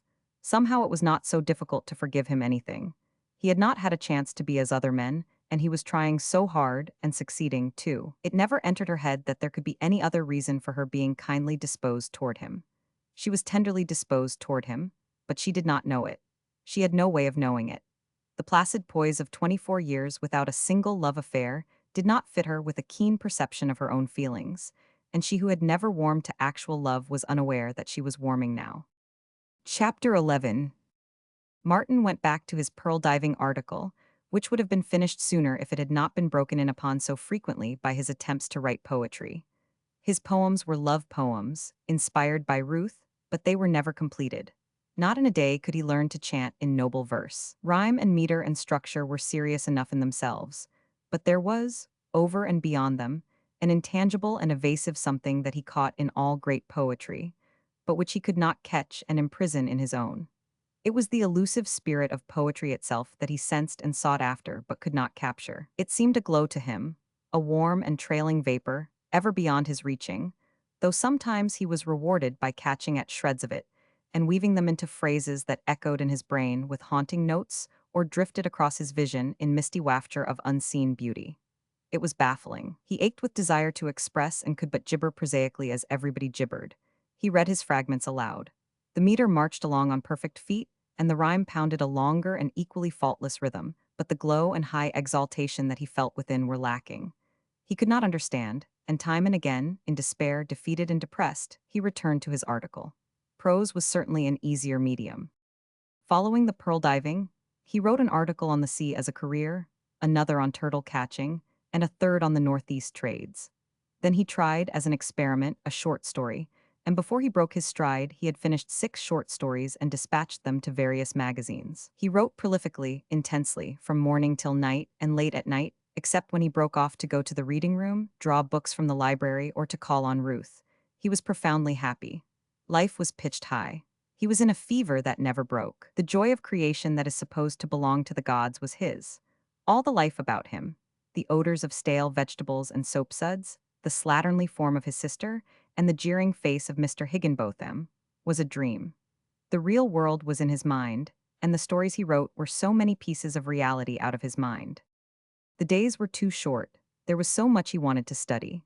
He cut his sleep down to 5 hours and found that he could get along upon it. He tried 4 hours and a half, and regretfully came back to 5.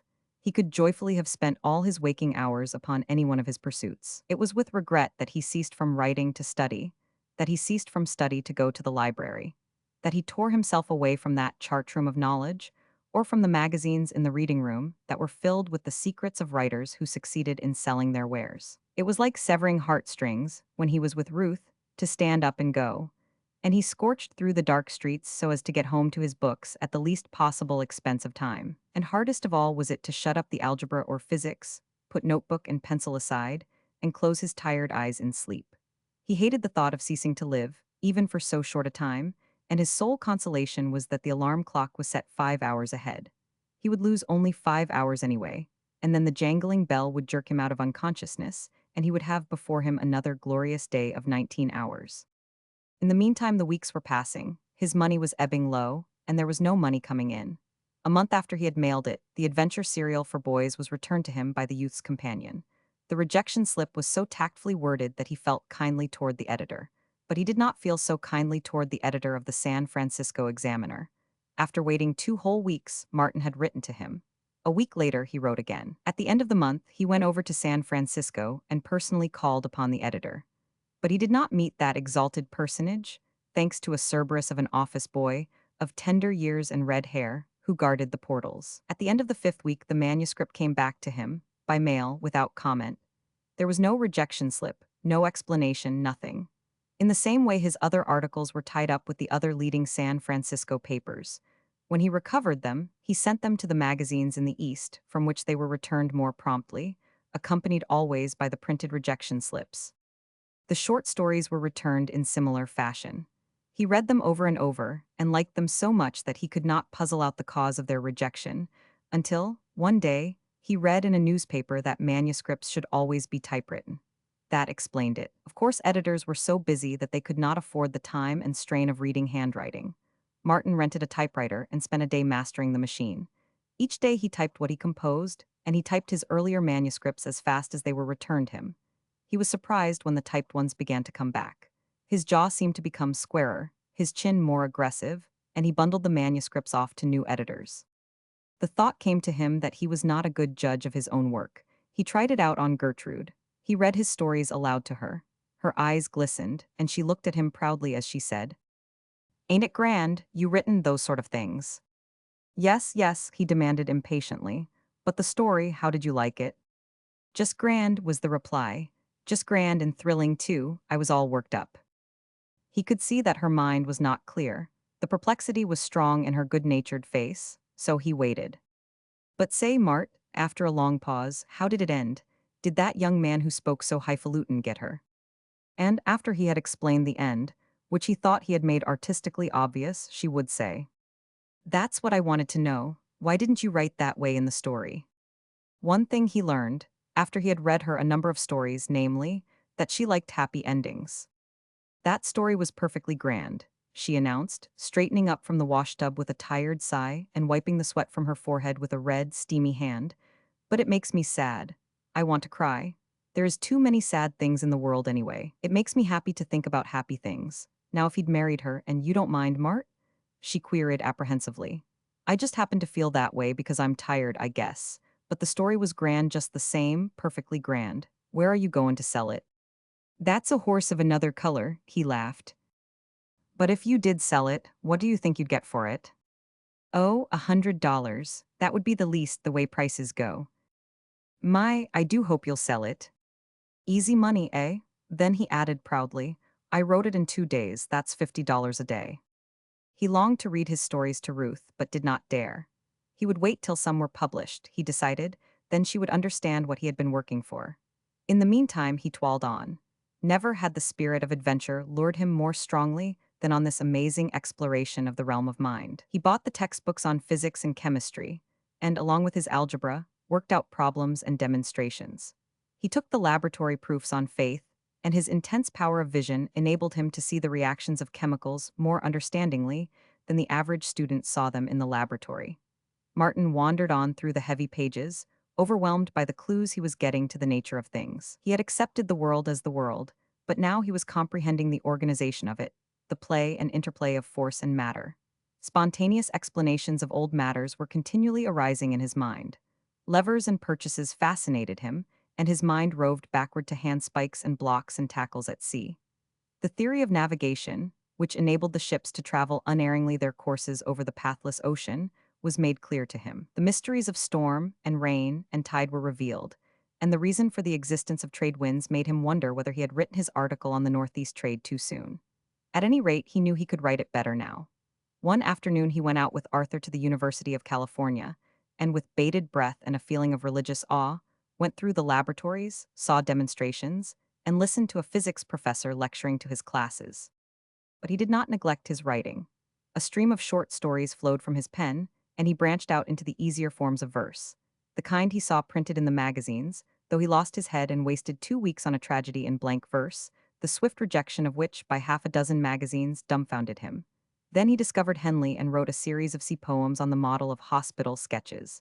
They were simple poems of light and color, and romance and adventure. Sea lyrics, he called them, and he judged them to be the best work he had yet done. There were 30, and he completed them in a month, doing one a day after having done his regular day's work on fiction, which day's work was the equivalent to a week's work of the average successful writer.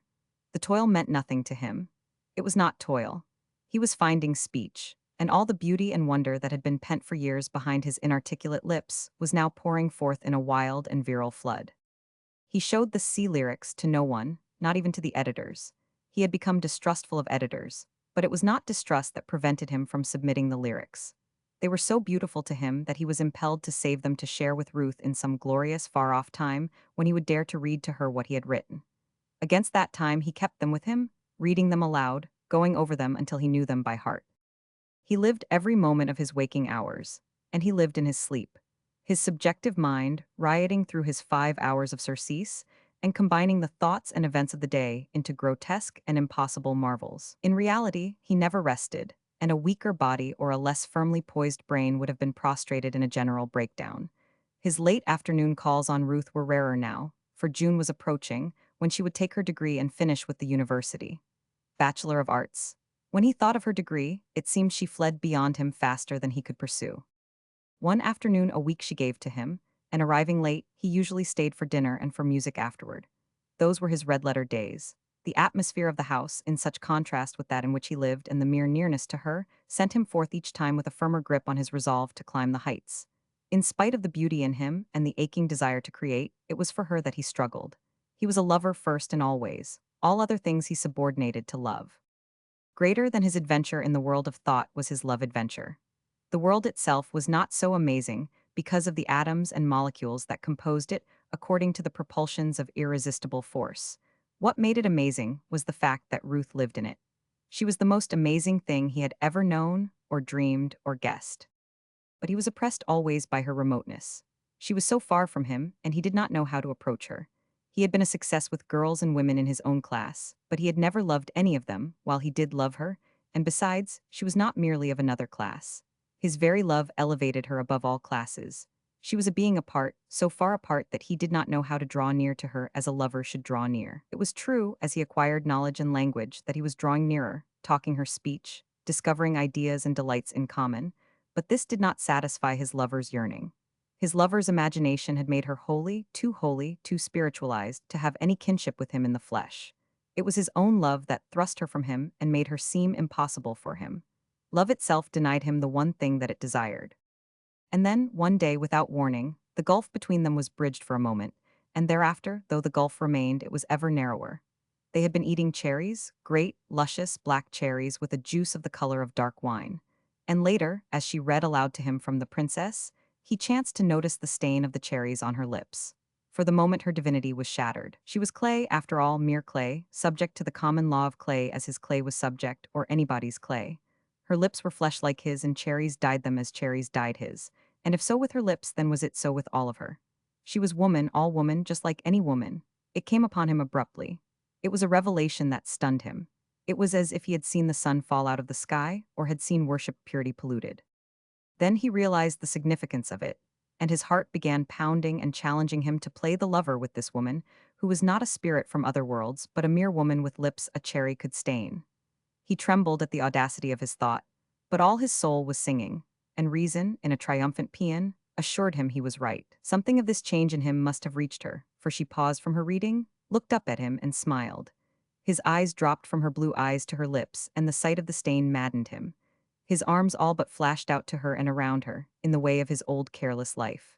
She seemed to lean toward him, to wait, and all his will fought to hold him back. You were not following a word, she pouted. Then she laughed at him, delighting in his confusion, and as he looked into her frank eyes and knew that she had divined nothing of what he felt, he became abashed. He had indeed in thought dared too far. Of all the women he had known, there was no woman who would not have guessed save her. And she had not guessed. There was the difference. She was different. He was appalled by his own grossness, awed by her clear innocence, and he gazed again at her across the gulf. The bridge had broken down. But still the incident had brought him nearer. The memory of it persisted, and in the moments when he was most cast down, he dwelt upon it eagerly. The gulf was never again so wide. He had accomplished a distance vastly greater than a bachelorship of arts or a dozen bachelorships. She was pure, it was true, as he had never dreamed of purity, but cherries stained her lips. She was subject to the laws of the universe just as inexorably as he was. She had to eat to live, and when she got her feet wet, she caught cold. But that was not the point. If she could feel hunger and thirst and heat and cold, then could she feel love and love for a man? Well, he was a man, and why could he not be the man? It's up to me to make good, he would murmur fervently. I will be the man, I will make myself the man, I will make good. Chapter 12. Early one evening, struggling with a sonnet that twisted all awry the beauty, and thought that trailed in glow and vapor through his brain, Martin was called to the telephone. It's a lady's voice, a fine lady, Mr. Higginbotham, who had called him, jeered. Martin went to the telephone in the corner of the room and felt a wave of warmth rush through him as he heard Ruth's voice. In his battle with the sonnet, he had forgotten her existence, and at the sound of her voice, his love for her smote him like a sudden blow. And such a voice, delicate and sweet like a strain of music heard far off and faint, or better, like a bell of silver, a perfect tone, crystal pure. No mere woman had a voice like that. There was something celestial about it, and it came from other worlds. He could scarcely hear what it said, so ravished was he, though he controlled his face, for he knew that Mr. Higginbotham's ferret eyes were fixed upon him. It was not much that Ruth wanted to say, merely that Norman had been going to take her to a lecture that night, but that he had a headache, and she was so disappointed, and she had the tickets, and that if he had no other engagement, would he be good enough to take her? Would he? He fought to suppress the eagerness in his voice. It was amazing. He had always seen her in her own house, and he had never dared to ask her to go anywhere with him.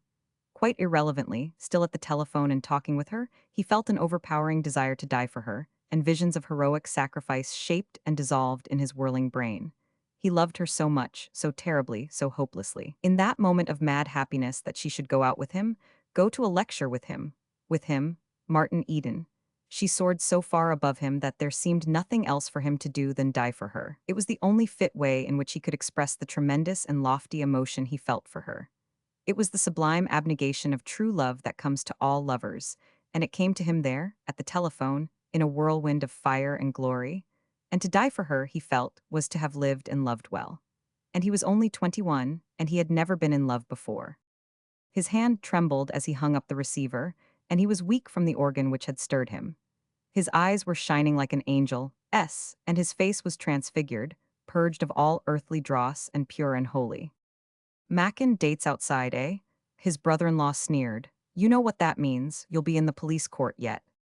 But Martin could not come down from the height. Not even the bestiality of the illusion could bring him back to earth. Anger and hurt were beneath him. He had seen a great vision and was as a god, and he could feel only profound and awful pity for this maggot of a man. He did not look at him, and though his eyes passed over him, he did not see him. And as in a dream, he passed out of the room to dress. It was not until he had reached his own room and was tying his necktie that he became aware of a sound that lingered unpleasantly in his ears. On investigating this sound, he identified it as the final snort of Bernard Higginbotham, which somehow had not penetrated to his brain before. As Ruth's front door closed behind them and he came down the steps with her, he found himself greatly perturbed. It was not unalloyed bliss taking her to the lecture. He did not know what he ought to do. He had seen, on the streets with persons of her class, that the women took the men's arms. But then, again, he had seen them when they didn't, and he wondered if it was only in the evening that arms were taken, or only between husbands and wives and relatives. Just before he reached the sidewalk, he remembered Minnie. Minnie had always been a stickler. She had called him down the second time she walked out with him, because he had gone along on the inside, and she had laid the law down to him that a gentleman always walked on the outside, when he was with a lady. And Minnie had made a practice of kicking his heels, whenever they crossed from one side of the street to the other, to remind him to get over on the outside. He wondered where she had got that item of etiquette, and whether it had filtered down from above and was all right. It wouldn't do any harm to try it, he decided, by the time they had reached the sidewalk, and he swung behind Ruth and took up his station on the outside. Then the other problem presented itself. Should he offer her his arm? He had never offered anybody his arm in his life. The girls he had known never took the fellow's arms. For the first several times they walked freely, side by side, and after that it was arms around the waists and heads against the fellow's shoulders where the streets were unlighted. But this was different. She wasn't that kind of a girl. He must do something. He crooked the arm next to her, crooked it very slightly and with secret tentativeness, not invitingly, but just casually as though he was accustomed to walk that way. And then the wonderful thing happened. He felt her hand upon his arm. Delicious thrills ran through him at the contact, and for a few sweet moments it seemed that he had left the solid earth and was flying with her through the air. But he was soon back again, perturbed by a new complication. They were crossing the street. This would put him on the inside. He should be on the outside. Should he therefore drop her arm and change over? And if he did so, would he have to repeat the maneuver the next time? And the next? There was something wrong about it, and he resolved not to caper about and play the fool. Yet he was not satisfied with his conclusion, and when he found himself on the inside, he talked quickly and earnestly, making a show of being carried away by what he was saying, so that, in case he was wrong in not changing sides, his enthusiasm would seem the cause for his carelessness. As they crossed Broadway, he came face to face with a new problem. In the blaze of the electric lights, he saw Lizzie Connolly and her giggly friend. Only for an instant he hesitated, then his hand went up and his hat came off. He could not be disloyal to his kind, and it was to more than Lizzie Connolly that his hat was lifted. She nodded and looked at him boldly, not with soft and gentle eyes like Ruth's, but with eyes that were handsome and hard, and that swept on past him to Ruth and itemized her face and dress and station. And he was aware that Ruth looked, too, with quick eyes that were timid and mild as a dove's, but which saw, in a look that was a flutter on and past, the working-class girl in her cheap finery, and under the strange hat that all working-class girls were wearing just then. "What a pretty girl," Ruth said a moment later. Martin could have blessed her, though he said, "I don't know, I guess it's all a matter of personal taste, but she doesn't strike me as being particularly pretty. Why, there isn't one woman in 10,000 with features as regular as hers. They are splendid. Her face is as clear-cut as a cameo, and her eyes are beautiful."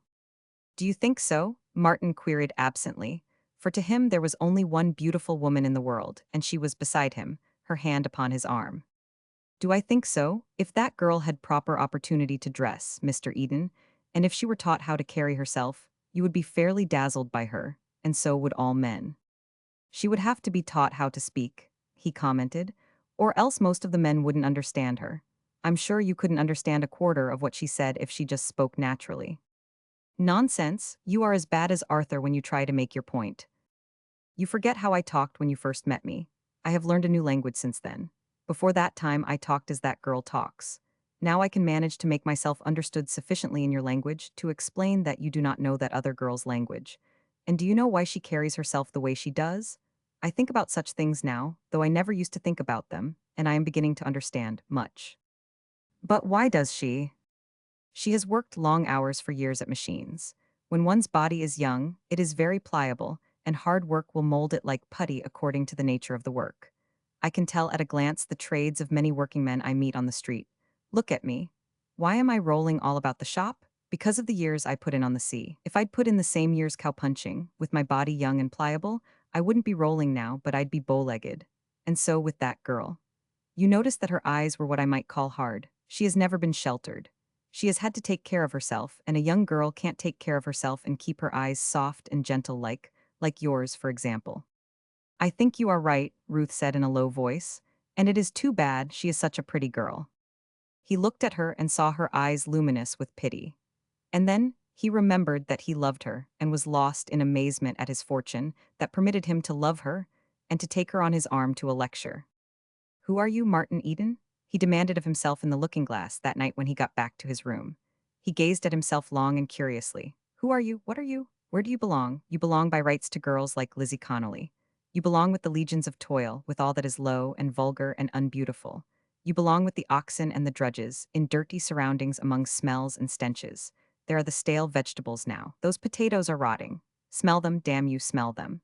And yet you dare to open the books, to listen to beautiful music, to learn to love beautiful paintings, to speak good English, to think thoughts that none of your own kind thinks, to tear yourself away from the oxen and the Lizzie Connells and to love a pale spirit of a woman who is a million miles beyond you and who lives in the stars.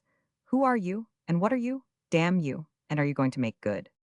He shook his fist at himself in the glass and sat down on the edge of the bed to dream for a space with wide eyes. Then he got out notebook and algebra and lost himself in quadratic equations, while the hours slipped by, and the stars dimmed, and the gray of dawn flooded against his window. Chapter 13. It was the knot of wordy socialists and working-class philosophers that held forth in the City Hall Park on warm afternoons that was responsible for the great discovery. Once or twice in the month, while riding through the park on his way to the library, Martin dismounted from his wheel and listened to the arguments, and each time he tore himself away reluctantly. The tone of discussion was much lower than at Mr. Morse's table. The men were not grave and dignified. They lost their tempers easily and called one another names, while oaths and obscene allusions were frequent on their lips. Once or twice he had seen them come to blows, and yet, he knew not why, there seemed something vital about the stuff of these men's thoughts. Their logomachy was far more stimulating to his intellect than the reserved and quiet dogmatism of Mr. Morse. These men, who slaughtered English, gesticulated like lunatics, and fought one another's ideas with primitive anger, seemed somehow to be more alive than Mr. Morse and his crony, Mr. Butler.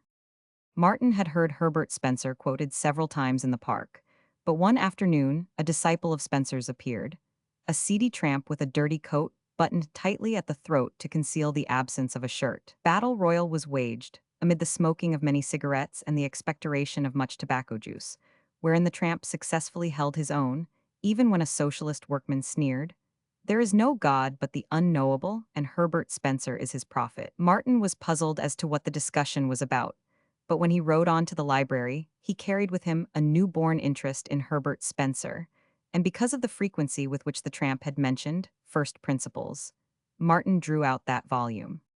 So the great discovery began.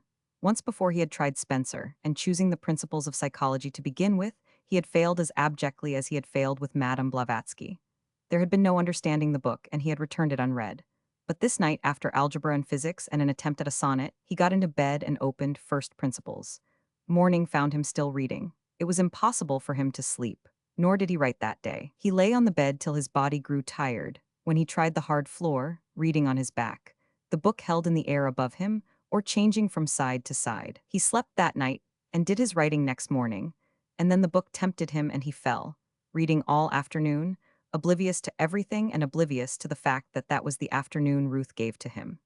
His first consciousness of the immediate world about him was when Bernard Higginbotham jerked open the door and demanded to know if he thought they were running a restaurant.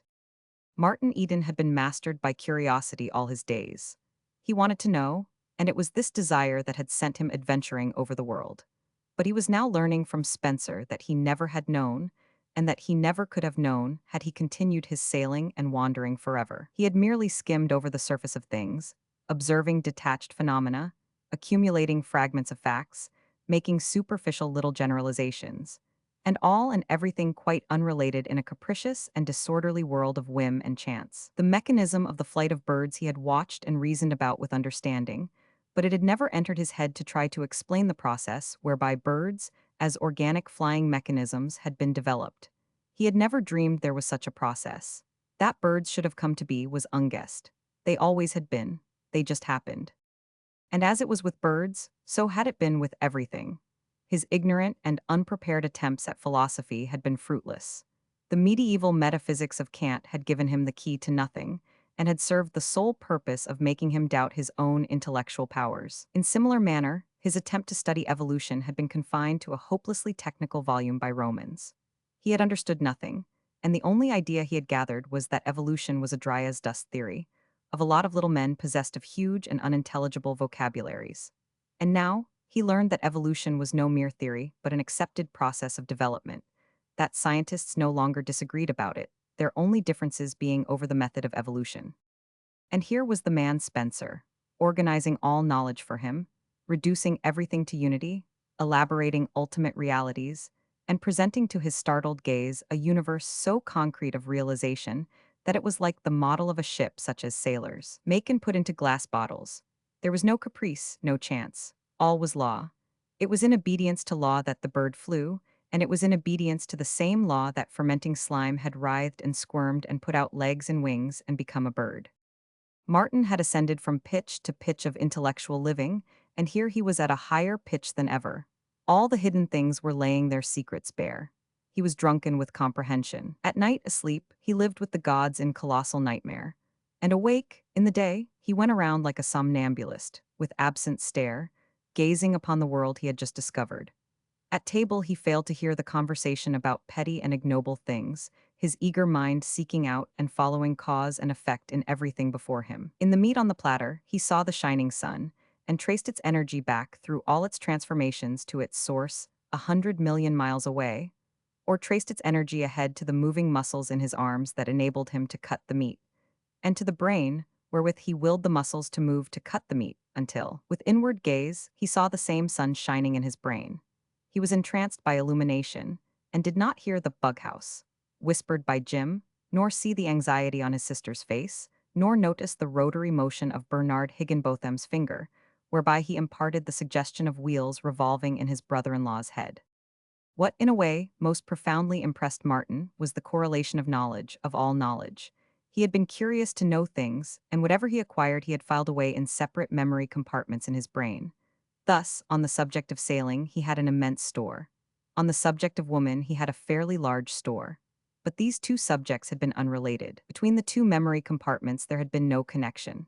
That, in the fabric of knowledge, there should be any connection whatever between a woman with hysterics and a schooner carrying a weather helm or heaving to in a gale, would have struck him as ridiculous and impossible. But Herbert Spencer had shown him not only that it was not ridiculous, but that it was impossible for there to be no connection. All things were related to all other things, from the farthermost star in the wastes of space to the myriads of atoms in the grain of sand under one's foot.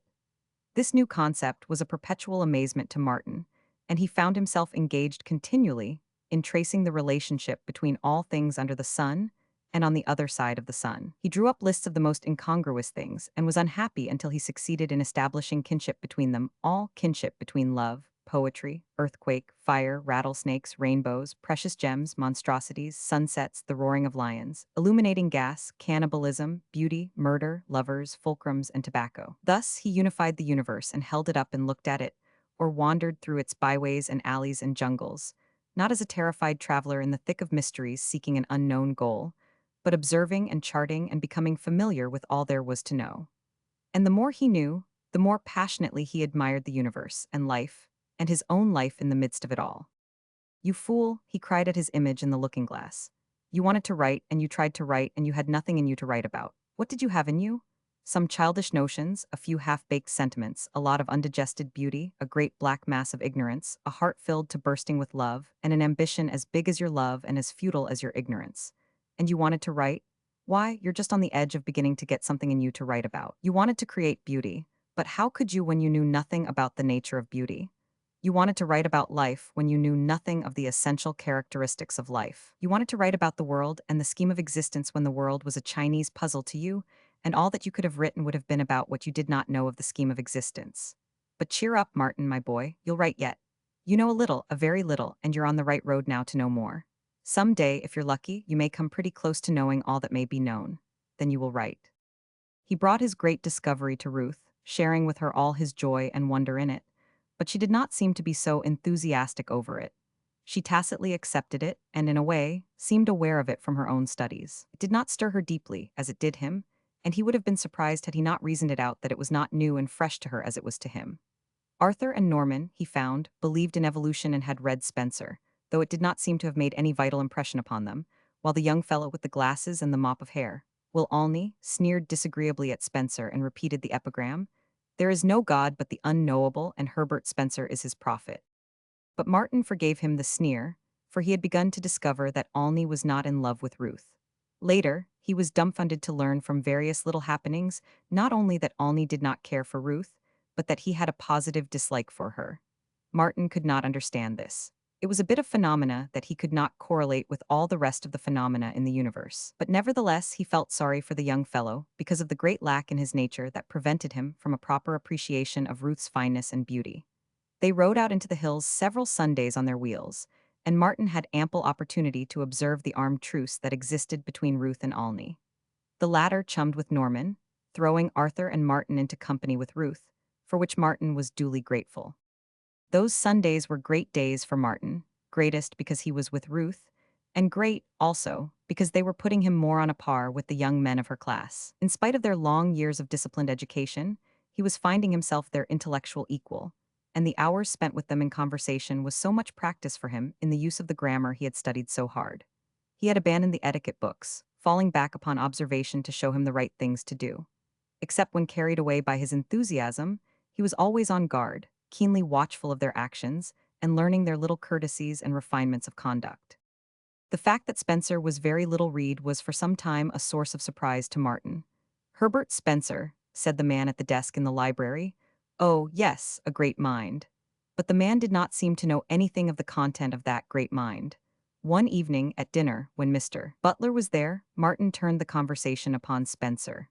Mr. Morse bitterly arraigned the English philosopher's agnosticism, but confessed that he had not read First Principles, while Mr. Butler stated that he had no patience with Spencer, had never read a line of him, and had managed to get along quite well without him. Doubts arose in Martin's mind, and had he been less strongly individual, he would have accepted the general opinion and given Herbert Spencer up. As it was, he found Spencer's explanation of things convincing, and, as he phrased it to himself, to give up Spencer would be equivalent to a navigator throwing the compass and chronometer overboard. So Martin went on into a thorough study of evolution, mastering more and more the subject himself, and being convinced by the corroborative testimony of 1,000 independent writers. The more he studied, the more vistas he caught of fields of knowledge yet unexplored, and the regret that days were only 24 hours long became a chronic complaint with him. One day, because the days were so short, he decided to give up algebra and geometry. Trigonometry he had not even attempted. Then he cut chemistry from his study list, retaining only physics. "I am not a specialist," he said in defense to Ruth. "Nor am I going to try to be a specialist. There are too many special fields for any one man in a whole lifetime to master a tithe of them. I must pursue general knowledge. When I need the work of specialists, I shall refer to their books." "But that is not like having the knowledge yourself," she protested. "But it is unnecessary to have it. We profit from the work of the specialists. That's what they are for. When I came in, I noticed the chimney sweeps at work. They're specialists, and when they get done, you will enjoy clean chimneys without knowing anything about the construction of chimneys." "That's far-fetched, I am afraid."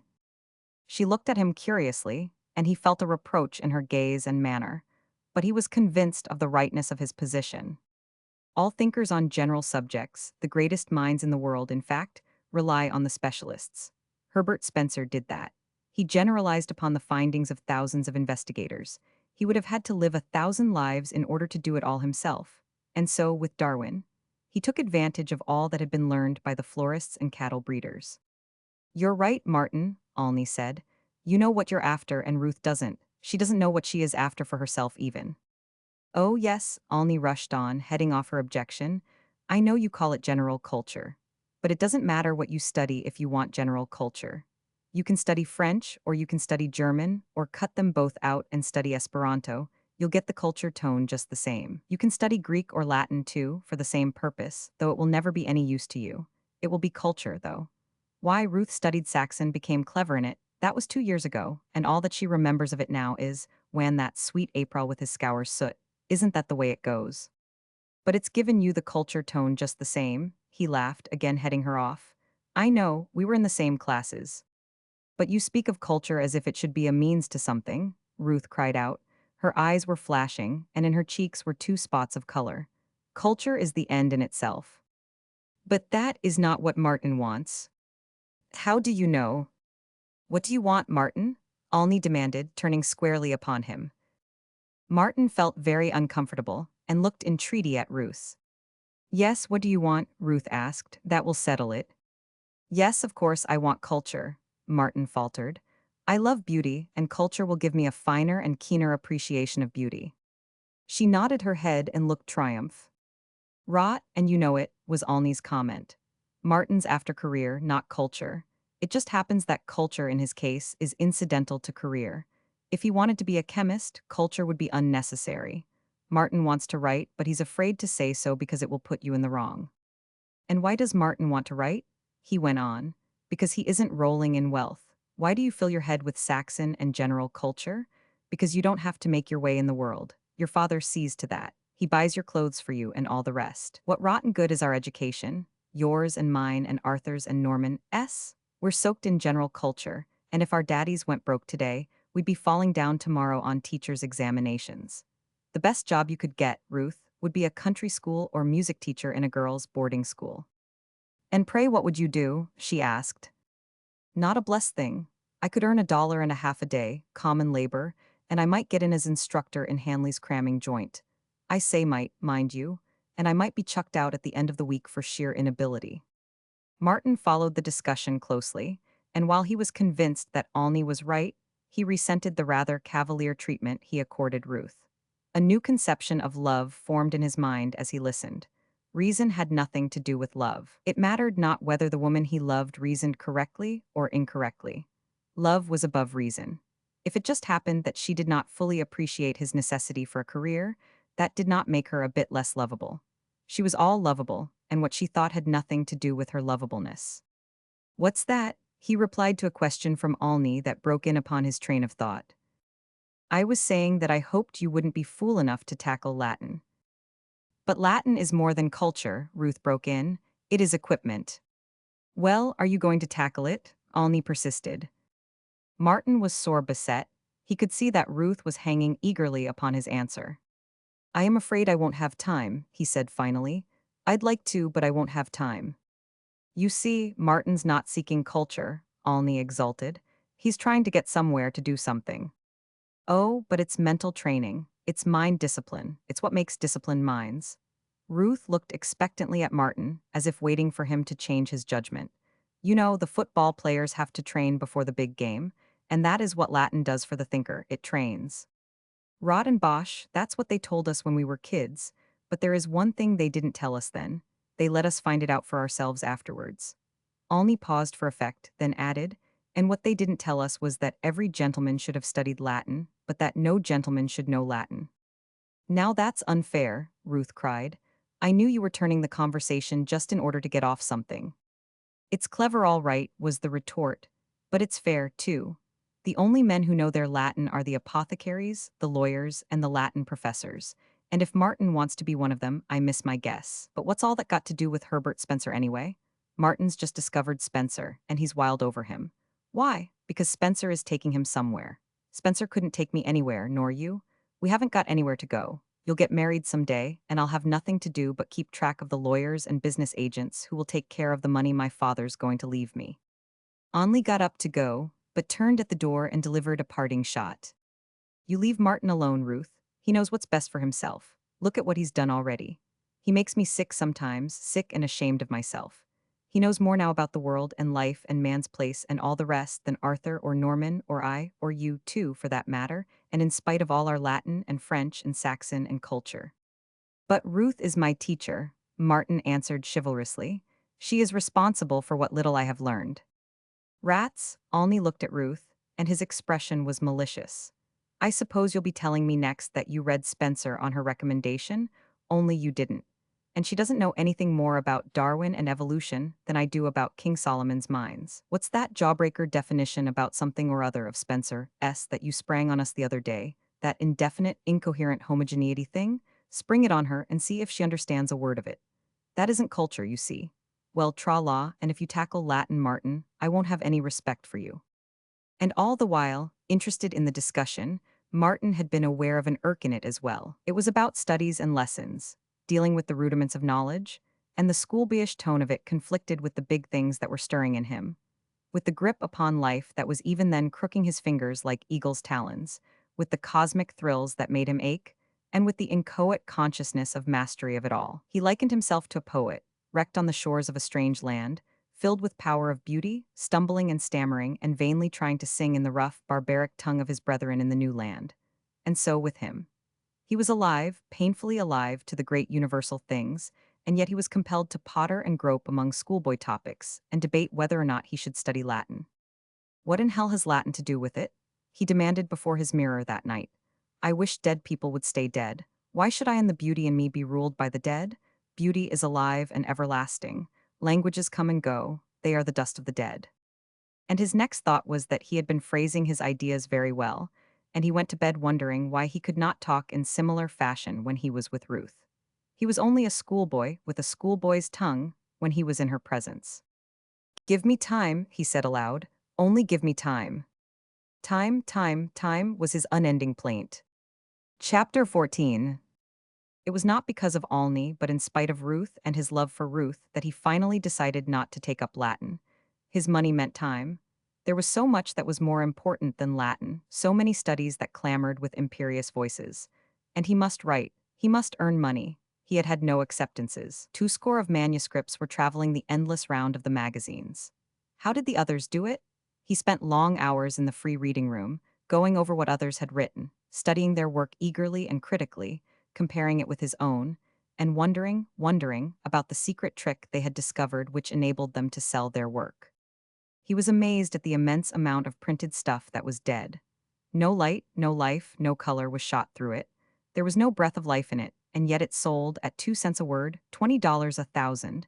The newspaper clipping had said so. He was puzzled by countless short stories, written lightly and cleverly, he confessed, but without vitality or reality.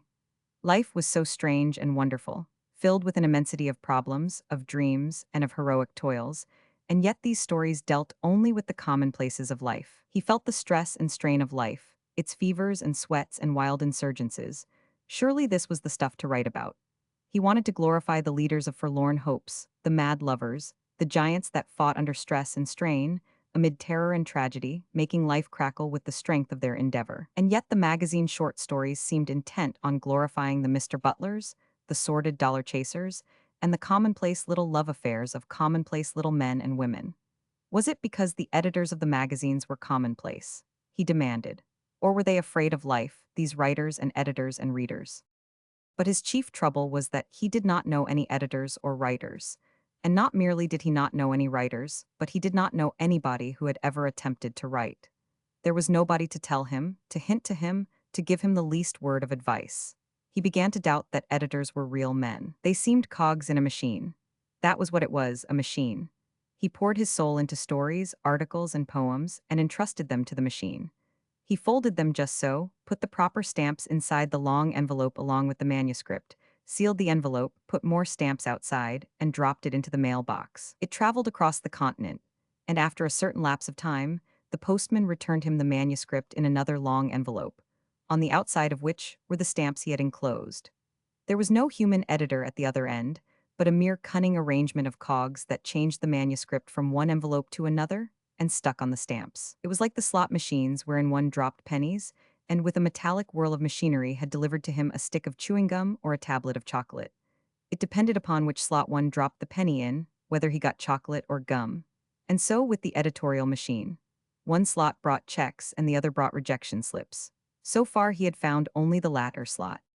It was the rejection slips that completed the horrible machine-likeness of the process. These slips were printed in stereotyped forms, and he had received hundreds of them, as many as a dozen or more on each of his earlier manuscripts. If he had received one line, one personal line, along with one rejection of all his rejections, he would have been cheered. But not one editor had given that proof of existence. And he could conclude only that there were no warm human men at the other end, only mere cogs, well-oiled and running beautifully in the machine. He was a good fighter, whole-souled and stubborn, and he would have been content to continue feeding the machine for years.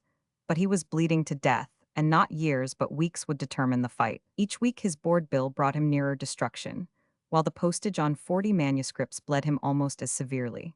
He no longer bought books, and he economized in petty ways and sought to delay the inevitable end, though he did not know how to economize, and brought the end nearer by a week when he gave his sister Marion $5 for a dress. He struggled in the dark, without advice, without encouragement, and in the teeth of discouragement. Even Gertrude was beginning to look askance. At first she had tolerated with sisterly fondness what she conceived to be his foolishness, but now, out of sisterly solicitude, she grew anxious. To her it seemed that his foolishness was becoming a madness. Martin knew this and suffered more keenly from it than from the open and nagging contempt of Bernard Higginbotham. Martin had faith in himself, but he was alone in this faith. Not even Ruth had faith. She had wanted him to devote himself to study, and though she had not openly disapproved of his writing, she had never approved. He had never offered to show her his work. A fastidious delicacy had prevented him. Besides, she had been studying heavily at the university, and he felt averse to robbing her of her time. But when she had taken her degree, she asked him herself to let her see something of what he had been doing.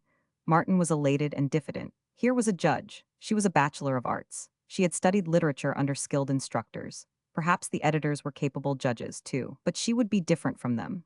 She would not hand him a stereotyped rejection slip, nor would she inform him that lack of preference for his work did not necessarily imply lack of merit in his work. She would talk, a warm human being, in her quick, bright way, and most important of all, she would catch glimpses of the real Martin Eden. In his work, she would discern what his heart and soul were like, and she would come to understand something, a little something, of the stuff of his dreams and the strength of his power. Martin gathered together a number of carbon copies of his short stories, hesitated a moment, then added his sea lyrics. They mounted their wheels on a late June afternoon and rode for the hills. It was the second time he had been out with her alone, and as they rode along through the balmy warmth, just chilled by sea breeze to refreshing coolness, he was profoundly impressed by the fact that it was a very beautiful and well-ordered world, and that it was good to be alive and to love. They left their wheels by the roadside and climbed to the brown top of an open knoll where the sunburnt grass breathed a harvest breath of dry sweetness and content. "Its work is done," Martin said, as they seated themselves, she upon his coat, and he sprawling close to the warm earth. He sniffed the sweetness of the tawny grass, which entered his brain and set his thoughts whirling on from the particular to the universal. "It has achieved its reason for existence," he went on, patting the dry grass affectionately. "It quickened with ambition under the dreary downpour of last winter, fought the violent early spring, flowered, and lured the insects and the bees, scattered its seeds, squared itself with its duty and the world, and—" "Why do you always look at things with such dreadfully practical eyes?" she interrupted. "Because I've been studying evolution, I guess. It's only recently that I got my eyesight, if the truth were told. But it seems to me you lose sight of beauty by being so practical, that you destroy beauty like the boys who catch butterflies and rub the down off their beautiful wings." He shook his head. "Beauty has significance, but I never knew its significance before. I just accepted beauty as something meaningless, as something that was just beautiful without rhyme or reason. I did not know anything about beauty. But now I know, or rather, am just beginning to know. This grass is more beautiful to me now that I know why it is grass, and all the hidden chemistry of sun and rain and earth that makes it become grass. Why, there is romance in the life history of any grass, yes, and adventure, too. The very thought of it stirs me. When I think of the play of force and matter, and all the tremendous struggle of it, I feel as if I could write an epic on the grass." "How well you talk," she said absently, and he noted that she was looking at him in a searching way. He was all confusion and embarrassment on the instant, the blood flushing red on his neck and brow. "I hope I am learning to talk," he stammered. "There seems to be so much in me I want to say, but it is all so big, I can't find ways to say what is really in me. Sometimes it seems to me that all the world, all life, everything, had taken up residence inside of me and was clamoring for me to be the spokesman. I feel, oh, I can't describe it. I feel the bigness of it, but when I speak, I babble like a little child. It is a great task to transmute feeling and sensation into speech, written or spoken, that will, in turn, in him who reads or listens, transmute itself back into the self-same feeling and sensation. It is a lordly task. See, I bury my face in the grass, and the breath I draw in through my nostrils sets me quivering with 1,000 thoughts and fancies. It is a breath of the universe I have breathed. I know song and laughter, and success and pain, and struggle and death. And I see visions that arise in my brain somehow out of the scent of the grass, and I would like to tell them to you, to the world. But how can I? My tongue is tied. I have tried, by the spoken word just now, to describe to you the effect on me of the scent of the grass. But I have not succeeded. I have no more than hinted in awkward speech. My words seem gibberish to me, and yet I am stifled with desire to tell. Oh," he threw up his hands with a despairing gesture. "It is impossible. It is not understandable. It is incommunicable." "But you do talk well," she insisted. "Just think how you have improved in the short time I have known you. Mr. Butler is a noted public speaker. He is always asked by the state committee to go out on stump during campaign. Yet you talked just as well as he the other night at dinner. Only he was more controlled. You get too excited, but you will get over that with practice. Why, you would make a good public speaker. You can go far, if you want to. You are masterly. You can lead men, I am sure, and there is no reason why you should not succeed at anything you set your hand to, just as you have succeeded with grammar. You would make a good lawyer. You should shine in politics. There is nothing to prevent you from making as great a success as Mr. Butler has made, and minus the dyspepsia, she added with a smile. They talked on, she, in her gently persistent way, returning always to the need of thorough grounding in education and to the advantages of Latin as part of the foundation for any career. She drew her ideal of the successful man, and it was largely in her father's image, with a few unmistakable lines and touches of color from the image of Mr. Butler. He listened eagerly, with receptive ears, lying on his back and looking up, enjoying in each movement of her lips as she talked. But his brain was not receptive. There was nothing alluring in the pictures she drew, and he was aware of a dull pain of disappointment and of a sharper ache of love for her. In all she said there was no mention of his writing, and the manuscripts he had brought to read lay neglected on the ground. At last, in a pause, he glanced at the sun, measured its height above the horizon, and suggested his manuscripts by picking them up. I had forgotten, she said quickly, and I am so anxious to hear. He read to her a story, one that he flattered himself was among his very best. He called it The Wine of Life, and the wine of it that had stolen into his brain when he wrote it, stole into his brain now as he read it. There was a certain magic in the original conception, and he had adorned it with more magic of phrase and touch. All the old fire and passion with which he had written it were reborn in him, and he was swayed and swept away so that he was blind and deaf to the faults of it. But it was not so with Ruth. Her trained ear detected the weaknesses and exaggerations, the overemphasis of the tyro, and she was instantly aware each time the sentence rhythm tripped and faltered. She scarcely noted the rhythm otherwise, except when it became too pompous, at which moments she was disagreeably impressed with its amateurishness.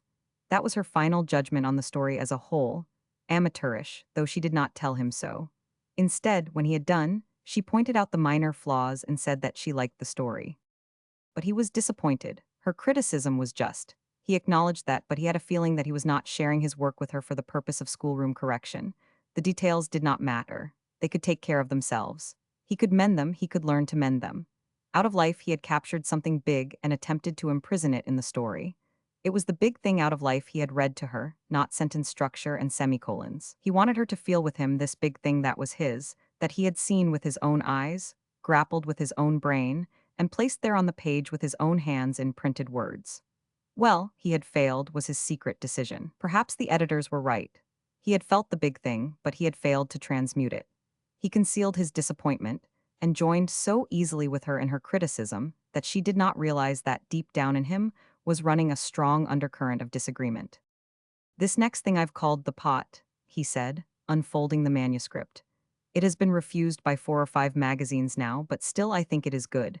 In fact, I don't know what to think of it except that I've caught something there. Maybe it won't affect you as it does me. It's a short thing, only 2,000 words. How dreadful, she cried when he had finished. It is horrible, unutterably horrible. He noted her pale face, her eyes wide and tense, and her clenched hands with secret satisfaction. He had succeeded. He had communicated the stuff of fancy and feeling from out of his brain. It had struck home. No matter whether she liked it or not, it had gripped her and mastered her, made her sit there and listen and forget details. It is life, he said, and life is not always beautiful. And yet, perhaps because I am strangely made, I find something beautiful there. It seems to me that the beauty is tenfold enhanced because it is there. But why couldn't the poor woman? She broke in disconnectedly. Then she left the revolt of her thought unexpressed to cry out, "Oh, it is degrading, it is not nice, it is nasty." For the moment it seemed to him that his heart stood still. Nasty? He had never dreamed it. He had not meant it. The whole sketch stood before him in letters of fire, and in such blaze of illumination he sought vainly for nastiness. Then his heart began to beat again. He was not guilty. "Why didn't you select a nice subject?" she was saying. "We know there are nasty things in the world, but that is no reason." She talked on in her indignant strain, but he was not following her. He was smiling to himself as he looked up into her virginal face. So innocent, so penetratingly innocent, that its purity seemed always to enter into him, driving out of him all dross and bathing him in some ethereal effulgence that was as cool and soft and velvety as starshine. "We know there are nasty things in the world." He cuddled to him the notion of her knowing, and chuckled over it as a love joke. The next moment, in a flashing vision of multitudinous detail, he sighted the whole sea of life's nastiness that he had known and voyaged over and through, and he forgave her for not understanding the story. It was through no fault of hers that she could not understand. He thanked God that she had been born and sheltered to such innocence. But he knew life, its foulness as well as its fairness, its greatness in spite of the slime that infested it, and by God, he was going to have his say on it to the world. Saints in heaven, how could they be anything but fair and pure? No praise to them. But saints in slime, ah, that was the everlasting wonder. That was what made life worthwhile. To see moral grandeur rising out of cesspools of iniquity, to rise himself and first glimpse beauty, faint and far, through mud-dripping eyes, to see out of weakness and frailty and viciousness and all abysmal brutishness, arising strength and truth and high spiritual endowment. He caught a stray sequence of sentences she was uttering.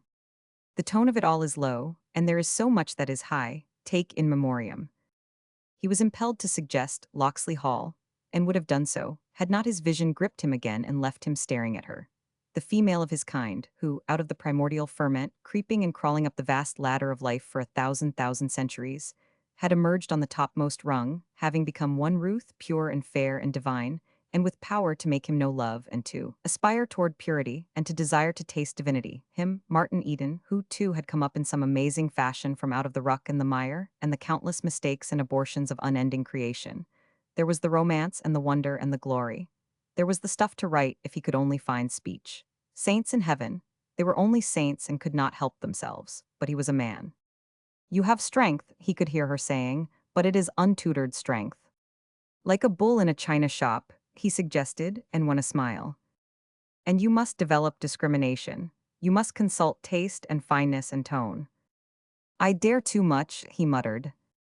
She smiled approbation and settled herself to listen to another story. I don't know what you'll make of this, he said apologetically. It's a funny thing. I'm afraid I got beyond my depth in it, but my intentions were good. Don't bother about the little features of it. Just see if you catch the feel of the big thing in it. It is big, and it is true, though the chance is large that I have failed to make it intelligible. He read, and as he read he watched her. At last he had reached her, he thought. She sat without movement, her eyes steadfast upon him, scarcely breathing, caught up and out of herself, he thought, by the witchery of the thing he had created. He had entitled the story Adventure. And it was the apotheosis of adventure. Not of the adventure of the storybooks, but of real adventure, the savage taskmaster, awful of punishment and awful of reward, faithless and whimsical, demanding terrible patience and heartbreaking days and nights of toil, offering the blazing sunlight glory or dark death at the end of thirst and famine, or of the long drag and monstrous delirium of rotting fever. Through blood and sweat and stinging insects, leading up by long chains of petty and ignoble contacts, to royal culminations and lordly achievements. It was this, all of it and more, that he had put into his story, and it was this, he believed, that warmed her as she sat and listened. Her eyes were wide, color was in her pale cheeks, and before he finished it seemed to him that she was almost panting. Truly, she was warmed, but she was warmed not by the story but by him. She did not think much of the story. It was Martin's intensity of power, the old excess of strength that seemed to pour from his body and on and over her. The paradox of it was that it was the story itself that was freighted with his power, that was the channel, for the time being, through which his strength poured out to her. She was aware only of the strength, and not of the medium, and when she seemed most carried away by what he had written, in reality she had been carried away by something quite foreign to it, by a thought, terrible and perilous, that had formed itself unsummoned in her brain. She had caught herself wondering what marriage was like, and the becoming conscious of the waywardness and ardor of the thought had terrified her. It was unmaidenly. It was not like her. She had never been tormented by womanhood, and she had lived in a dreamland of Tennysonian poesy, dense even to the full significance of that delicate master's delicate allusions to the grossnesses that intrude upon the relations of queens and knights. She had been asleep always, and now life was thundering imperatively at all her doors. Mentally, she was in a panic to shoot the bolts and drop the bars into place, while wanton instincts urged her to throw wide her portals and bid the deliciously strange visitor to enter in. Martin waited with satisfaction for her verdict. He had no doubt of what it would be, and he was astounded when he heard her say, "It is beautiful." "It is beautiful," she repeated with emphasis after a pause. Of course it was beautiful, but there was something more than mere beauty in it, something more stingingly splendid which had made beauty its handmaiden. He sprawled silently on the ground, watching the grisly form of a great doubt rising before him. He had failed. He was inarticulate. He had seen one of the greatest things in the world, and he had not expressed it. What did you think of the, he hesitated, abashed at his first attempt to use a strange word. Of the motif, he asked. It was confused, she answered. That is my only criticism in the large way. I followed the story, but there seemed so much else. It is too wordy. You clog the action by introducing so much extraneous material. That was the major motif, he hurriedly explained. The big underrunning motif, the cosmic and universal thing. I tried to make it keep time with the story itself, which was only superficial after all. I was on the right scent, but I guess I did it badly. I did not succeed in suggesting what I was driving at, but I'll learn in time. She did not follow him. She was a bachelor of arts, but he had gone beyond her limitations. This she did not comprehend, attributing her incomprehension to his incoherence. You were too voluble, she said, but it was beautiful in places. He heard her voice as from far off, for he was debating whether he would read her the sea lyrics. He lay in dull despair, while she watched him searchingly, pondering again upon unsummoned and wayward thoughts of marriage. You want to be famous? She asked abruptly. Yes, a little bit, he confessed. That is part of the adventure. It is not the being famous, but the process of becoming so, that counts. And after all, to be famous would be, for me, only a means to something else. I want to be famous very much for that matter, and for that reason. For your sake, he wanted to add, and might have added had she proved enthusiastic over what he had read to her. But she was too busy in her mind, carving out a career for him that would at least be possible, to ask what the ultimate something was which he had hinted at. There was no career for him in literature. Of that she was convinced. He had proved it today with his amateurish and sophomoric productions. He could talk well, but he was incapable of expressing himself in a literary way. She compared Tennyson and Browning and her favorite prose masters with him, and to his hopeless discredit. Yet she did not tell him her whole mind. Her strange interest in him led her to temporize. His desire to write was, after all, a little weakness which he would grow out of in time. Then he would devote himself to the more serious affairs of life. And he would succeed, too. She knew that. He was so strong that he could not fail, if only he would drop writing. I wish you would show me all you write, Mr. Eden, she said. He flushed with pleasure. She was interested, that much was sure, and at least she had not given him a rejection slip. She had called certain portions of his work beautiful, and that was the first encouragement he had ever received from anyone. I will, he said passionately. And I promise you, Miss Morse, that I will make good. I have come far, I know that, and I have far to go, and I will cover it if I have to do it on my hands and knees. He held up a bunch of manuscript. Here are the sea lyrics. When you get home, I'll turn them over to you to read at your leisure, and you must be sure to tell me just what you think of them. What I need, above all things, is criticism. And do please be frank with me. I will be perfectly frank, she promised, with an uneasy conviction that she had not been frank with him, and with a doubt if she could be quite frank with him the next time. Chapter 15. The first battle fought and finished, Martin said to the looking-glass 10 days later. But there will be a second battle, and a third battle, and battles to the end of time, unless... He had not finished the sentence, but looked about the mean little room and let his eyes dwell sadly upon a heap of returned manuscripts, still in their long envelopes, which lay in a corner on the floor. He had no stamps with which to continue them on their travels, and for a week they had been piling up. More of them would come in on the morrow, and on the next day, and the next, till they were all in. And he would be unable to start them out again. He was a month's rent behind on the typewriter, which he could not pay, having barely enough for the week's board which was due, and for the employment office fees. He sat down and regarded the table thoughtfully. There were ink stains upon it, and he suddenly discovered that he was fond of it. Dear old table, he said, I've spent some happy hours with you, and you've been a pretty good friend when all is said and done. You never turned me down, never passed me out a reward of unmerit rejection slip, never complained about working overtime. He dropped his arms upon the table and buried his face in them. His throat was aching, and he wanted to cry. It reminded him of his first fight, when he was 6 years old, when he punched away with the tears running down his cheeks while the other boy, 2 years his elder, had beaten and pounded him into exhaustion. He saw the ring of boys, howling like barbarians as he went down at last, writhing in the throes of nausea, the blood streaming from his nose and the tears from his bruised eyes. Poor little shaver, he murmured. And you're just as badly licked now, you're beaten to a pulp, you're down and out. But the vision of that first fight still lingered under his eyelids, and as he watched he saw it dissolve and reshape into the series of fights which had followed. 6 months later, Cheeseface, that was the boy, had whipped him again. But he had black cheese faces that time. that was going some. He saw them all, fight after fight, himself always whipped and Cheeseface exulting over him. But he had never run away. He felt strengthened by the memory of that. He had always stayed and taken his medicine. Cheeseface had been a little fiend at fighting and had never once shown mercy to him. But he had stayed. He had stayed with it. Next, he saw a narrow alley between ramshackle frame buildings. The end of the alley was blocked by a one-story brick building, out of which issued the rhythmic thunder of the presses, running off the first edition of the Enquirer. He was 11 and Cheeseface was 13, and they both carried the Enquirer. That was why they were there, waiting for their papers. And of course, Cheeseface had picked on him again, and there was another fight that was indeterminate, because at 3:45 the door of the press room was thrown open and the gang of boys crowded in to fold their papers. "I'll lick you tomorrow," he heard Cheeseface promise, and he heard his own voice, piping and trembling with unshed tears, agreeing to be there on the morrow. And he had come there the next day, hurrying from school to be there first, and beating Cheeseface by 2 minutes. The other boys said he was all right and gave him advice, pointing out his faults as a scrapper and promising him victory if he carried out their instructions. The same boys gave Cheeseface advice, too. How they had enjoyed the fight. He paused in his recollections long enough to envy them the spectacle he and Cheeseface had put up. Then the fight was on, and it went on, without rounds, for 30 minutes, until the press room door was opened. He watched the youthful apparition of himself, day after day, hurrying from school to the Enquirer alley.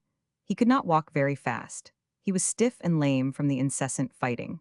His forearms were black and blue from wrist to elbow, what of the countless blows he had warded off, and here and there the tortured flesh was beginning to fester. His head and arms and shoulders ached, the small of his back ached, he ached all over, and his brain was heavy and dazed. He did not play at school, nor did he study. Even to sit still all day at his desk, as he did, was a torment. It seemed centuries since he had begun the round of daily fights, and time stretched away into a nightmare and infinite future of daily fights. Why couldn't Cheeseface be licked? He often thought that would put him, Martin, out of his misery. It never entered his head to cease fighting, to allow Cheeseface to whip him. And so he dragged himself to the Enquirer alley, sick in body and soul, but learning the long patience, to confront his eternal enemy, Cheeseface, who was just as sick as he, and just a bit willing to quit if it were not for the gang of newsboys that looked on and made pride painful and necessary. One afternoon, after 20 minutes of desperate efforts to annihilate each other according to set rules that did not permit kicking, striking below the belt, nor hitting when one was down, Cheeseface, panting for breath and reeling, offered to call it quits. And Martin, head on arms, thrilled at the picture he caught of himself, at that moment in the afternoon of long ago, when he reeled and panted and choked with the blood that ran into his mouth and down his throat from his cut lips. When he tottered toward Cheeseface, spitting out a mouthful of blood so that he could speak, crying out that he would never quit, though Cheeseface could give in if he wanted to. And Cheeseface did not give in, and the fight went on. The next day and the next, days without end, witnessed the afternoon fight. When he put up his arms each day to begin, they pained exquisitely, and the first few blows, struck and received, racked his soul. After that things grew numb and he fought on blindly, seeing as in a dream, dancing and wavering, the large features and burning, animal-like eyes of Cheeseface. He concentrated upon that face. All else about him was a whirling void. There was nothing else in the world but that face, and he would never know rest, blessed rest, until he had beaten that face into a pulp with his bleeding knuckles, or until the bleeding knuckles that somehow belonged to that face had beaten him into a pulp. And then, one way or the other, he would have rest. But to quit, for him, Martin, to quit, that was impossible. Came the day when he dragged himself into the Enquirer alley, and there was no Cheeseface. Nor did Cheeseface come. The boys congratulated him and told him that he had licked Cheeseface, but Martin was not satisfied. He had not licked Cheeseface, nor had Cheeseface licked him. The problem had not been solved. It was not until afterward that they learned that Cheeseface's father had died suddenly that very day. Martin skipped on through the years to the night in the nigger heaven at the auditorium. He was 17 and just back from sea. A row started. Somebody was bullying somebody, and Martin interfered, to be confronted by Cheeseface's blazing eyes.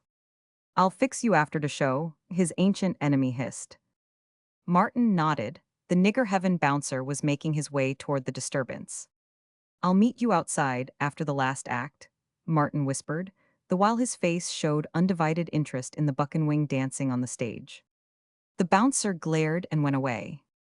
"Got a gang?" he asked Cheeseface at the end of the act. "And sure." "Then I got to get one," Martin announced.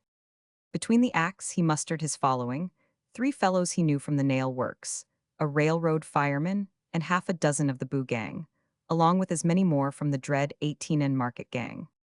When the theater let out, the 2 gangs strung along inconspicuously on opposite sides of the street. When they came to a quiet corner, they united and held a council of war. 8th Street Bridge is the place, said a red-headed fellow belonging to Cheeseface's gang. You can fight in the middle, under the electric light, and whichever way the bulls come in, we can sneak the other way. That's agreeable to me, Martin said, after consulting with the leaders of his own gang. The 8th Street Bridge, crossing an arm of San Antonio estuary, was the length of 3 city blocks. In the middle of the bridge, and at each end, were electric lights. No policeman could pass those end lights unseen. It was the safe place for the battle that revived itself under Martin's eyelids. He saw the 2 gangs, aggressive and sullen, rigidly keeping apart from each other and backing their respective champions, and he saw himself and Cheeseface stripping. A short distance away lookouts were set, their task being to watch the lighted ends of the bridge. A member of the Boo gang held Martin's coat and shirt and cap, ready to race with them into safety in case the police interfered. Martin watched himself go into the center, facing Cheeseface, and he heard himself say, as he held up his hand warningly, "They ain't no handshacking in this. Understand? They ain't nothin' but scrap, no throwin' up the sponge. This is a grudge fight and it's to a finish. Understand? Somebody's goin' to get licked." Cheeseface wanted to demur, Martin could see that, but Cheeseface's old perilous pride was touched before the 2 gangs. "Aw, come on," he replied. "What s the good of chewin' de rag about it? I'm wit che to de finish."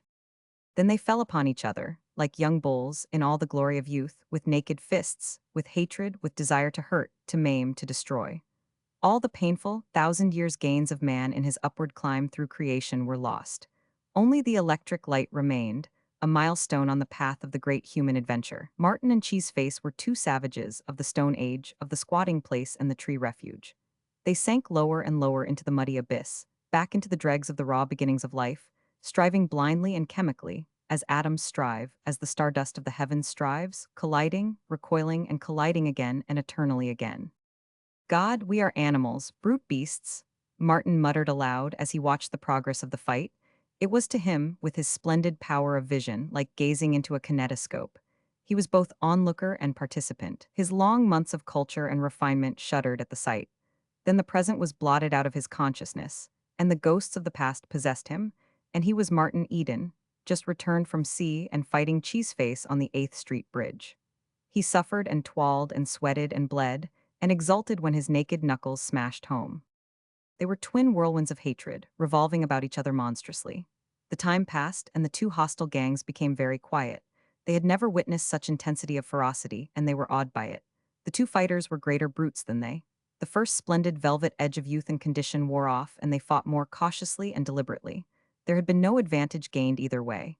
"It's anybody's fight," Martin heard someone saying. Then he followed up a feint, right and left was fiercely countered, and felt his cheek laid open to the bone. No bare knuckle had done that. He heard mutters of amazement at the ghastly damage wrought and was drenched with his own blood. But he gave no sign. He became immensely wary, for he was wise with knowledge of the low cunning and foul vileness of his kind. He watched and waited until he feigned a wild rush, which he stopped midway, for he had seen the glint of metal. "Hold up your hand," he screamed. "Them's brass knuckles, and you hit me with 'em."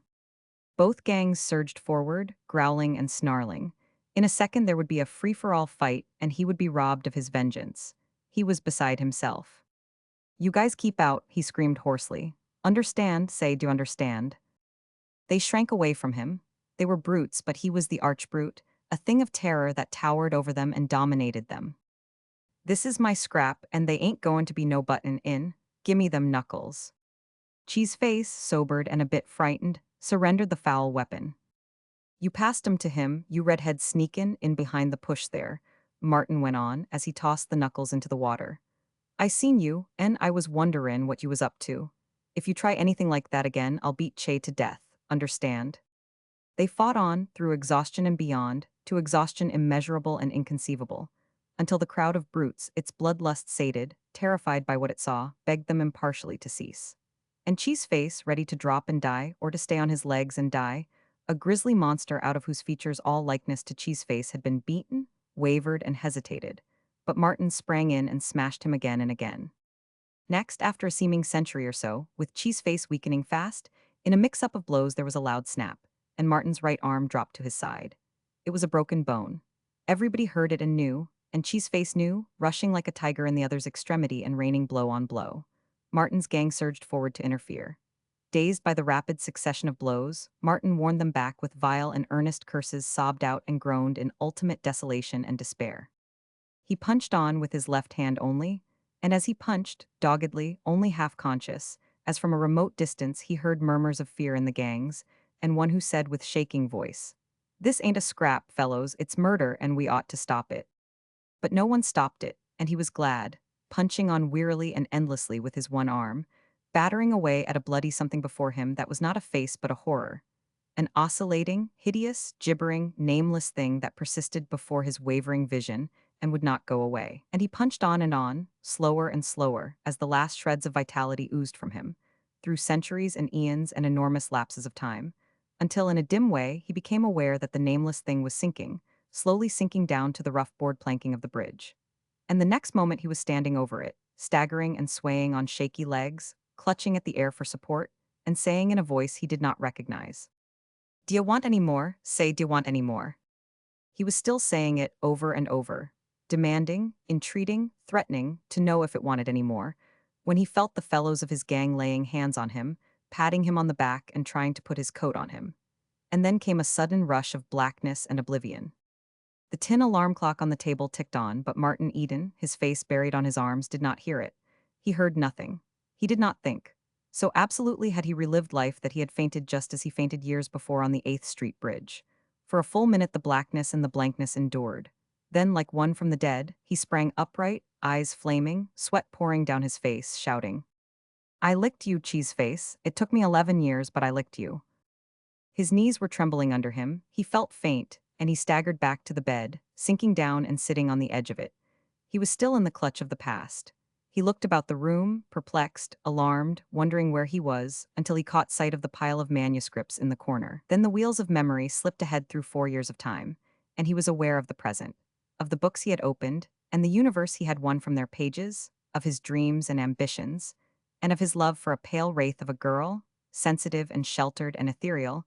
Who would die of horror did she witness but one moment of what he had just lived through? One moment of all the muck of life through which he had waded. He arose to his feet and confronted himself in the looking-glass. "And so you arise from the mud, Martin Eden," he said solemnly. "And you cleanse your eyes in a great brightness and thrust your shoulders among the stars, doing what all life has done, letting the ape and tiger die, and wresting highest heritage from all powers that be." He looked more closely at himself and laughed. "A bit of hysteria and melodrama, eh?" he queried. "Well, never mind. You lick Cheeseface and you'll lick the editors if it takes twice 11 years to do it in. You can't stop here. You've got to go on. It's to a finish, you know." Chapter 16. The alarm clock went off, jerking Martin out of sleep with a suddenness that would have given headache to one with less splendid constitution. Though he slept soundly, he awoke instantly, like a cat, and he awoke eagerly, glad that the 5 hours of unconsciousness were gone. He hated the oblivion of sleep. There was too much to do, too much of life to live. He grudged every moment of life sleep robbed him of, and before the clock had ceased its clattering, he was head and ears in the wash basin and thrilling to the cold bite of the water. But he did not follow his regular program. There was no unfinished story waiting his hand, no new story demanding articulation. He had studied late, and it was nearly time for breakfast. He tried to read a chapter in Fisk, but his brain was restless and he closed the book. Today witnessed the beginning of the new battle, wherein for some time there would be no writing. He was aware of a sadness akin to that with which one leaves home and family. He looked at the manuscripts in the corner. That was it. He was going away from them, his pitiful, dishonored children that were welcome nowhere. He went over and began to rummage among them, reading snatches here and there, his favorite portions. The Pot he honored with reading aloud, as he did Adventure. Joy, his latest born, completed the day before and tossed into the corner for lack of stamps, won his keenest approbation. "I can't understand," he murmured. "Or maybe it's the editors who can't understand. There's nothing wrong with that. They publish worse every month. Everything they publish is worse. Nearly everything, anyway." After breakfast, he put the typewriter in its case and carried it down into Oakland. "I owe a month on it," he told the clerk in the store. But you tell the manager I'm going to work and that I'll be in a month or so and straighten up. He crossed on the ferry to San Francisco and made his way to an employment office. Any kind of work, no trade, he told the agent, and was interrupted by a newcomer, dressed rather foppishly, as some working men dress who have instincts for finer things. The agent shook his head despondently. "Nothin' doin', eh?" said the other. "Well, I got to get somebody today."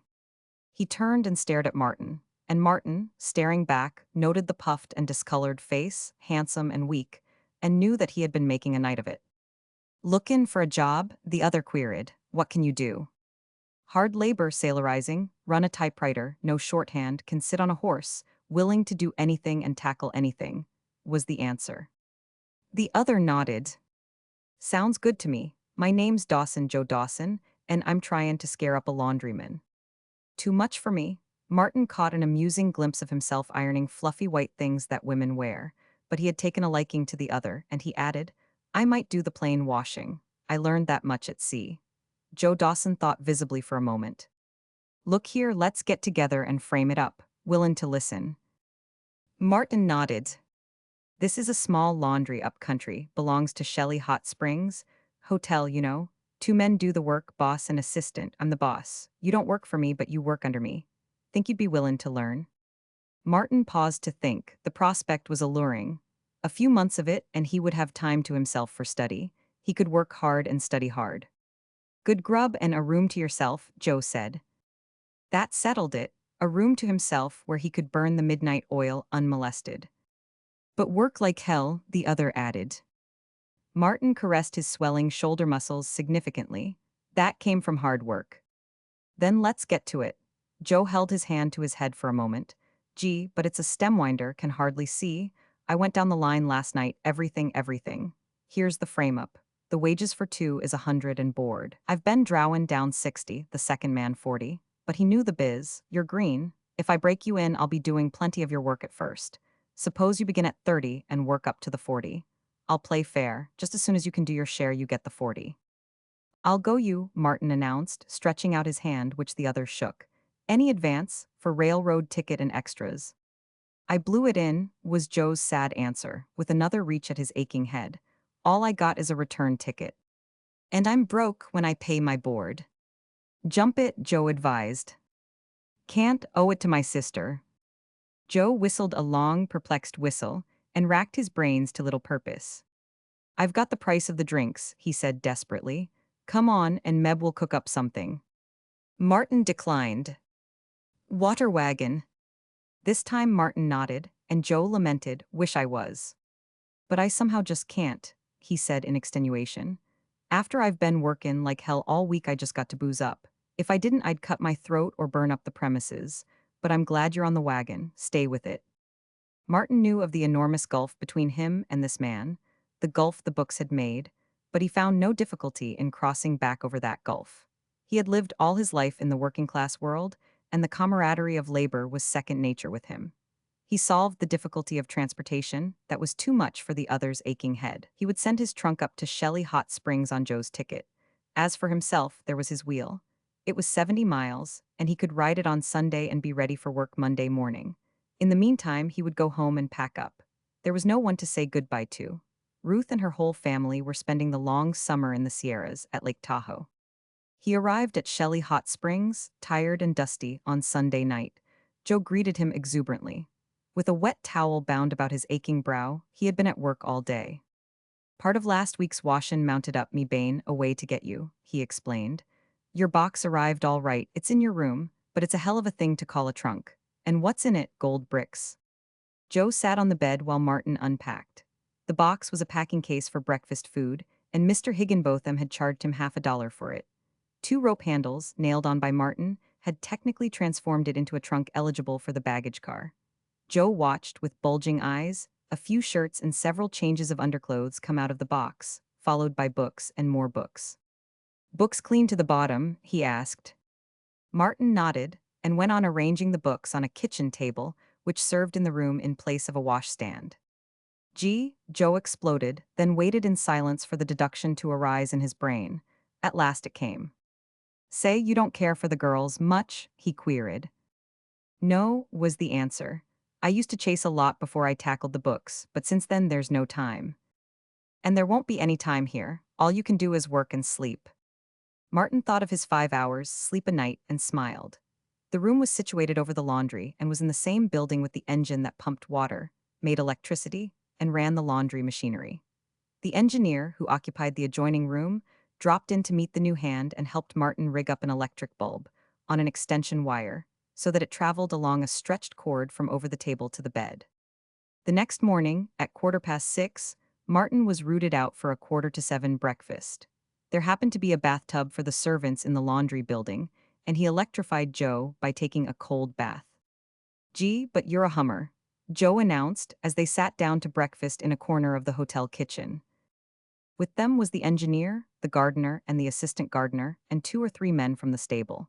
They ate hurriedly and gloomily with but little conversation, and as Martin ate and listened, he realized how far he had traveled from their status. Their small mental caliber was depressing to him, and he was anxious to get away from them. So he bolted his breakfast, a sickly, sloppy affair, as rapidly as they, and heaved a sigh of relief when he passed out through the kitchen door. It was a perfectly appointed, small steam laundry, wherein the most modern machinery did everything that was possible for machinery to do. Martin, after a few instructions, sorted the great heaps of soiled clothes, while Joe started the masher and made up fresh supplies of soft soap, compounded of biting chemicals that compelled him to swathe his mouth and nostrils and eyes in bath towels till he resembled a mummy. Finished the sorting, Martin lent a hand in wringing the clothes. This was done by dumping them into a spinning receptacle that went at a rate of a few thousand revolutions a minute, tearing the water from the clothes by centrifugal force. Then Martin began to alternate between the dryer and the wringer, between times, shaking out socks and stockings. By the afternoon, one feeding and one stacking up, they were running socks and stockings through the mangle while the irons were heating. Then it was hot irons and underclothes till 6 o'clock, at which time Joe shook his head dubiously. "Way behind," he said. "Got to work after supper." And after supper they worked until 10 o'clock, under the blazing electric lights, until the last piece of underclothing was ironed and folded away in the distributing room. It was a hot California night, and though the windows were thrown wide, the room, with its red-hot ironing stove, was a furnace. Martin and Joe, down to undershirts, bare-armed, sweated and panted for air. "Like trimming cargo in the tropics," Martin said when they went upstairs. "You'll do," Joe answered. "You take hold like a good fellow. If you keep up the pace, you'll be on $30 only 1 month. The second month you'll be getting your 40. But don't tell me you never ironed before. I know better." "Never ironed a rag in my life, honestly, until today," Martin protested. He was surprised at his weariness when he got into his room, forgetful of the fact that he had been on his feet and working without let up for 14 hours. He set the alarm clock at 6 and measured back 5 hours to 1 o'clock. He could read until then.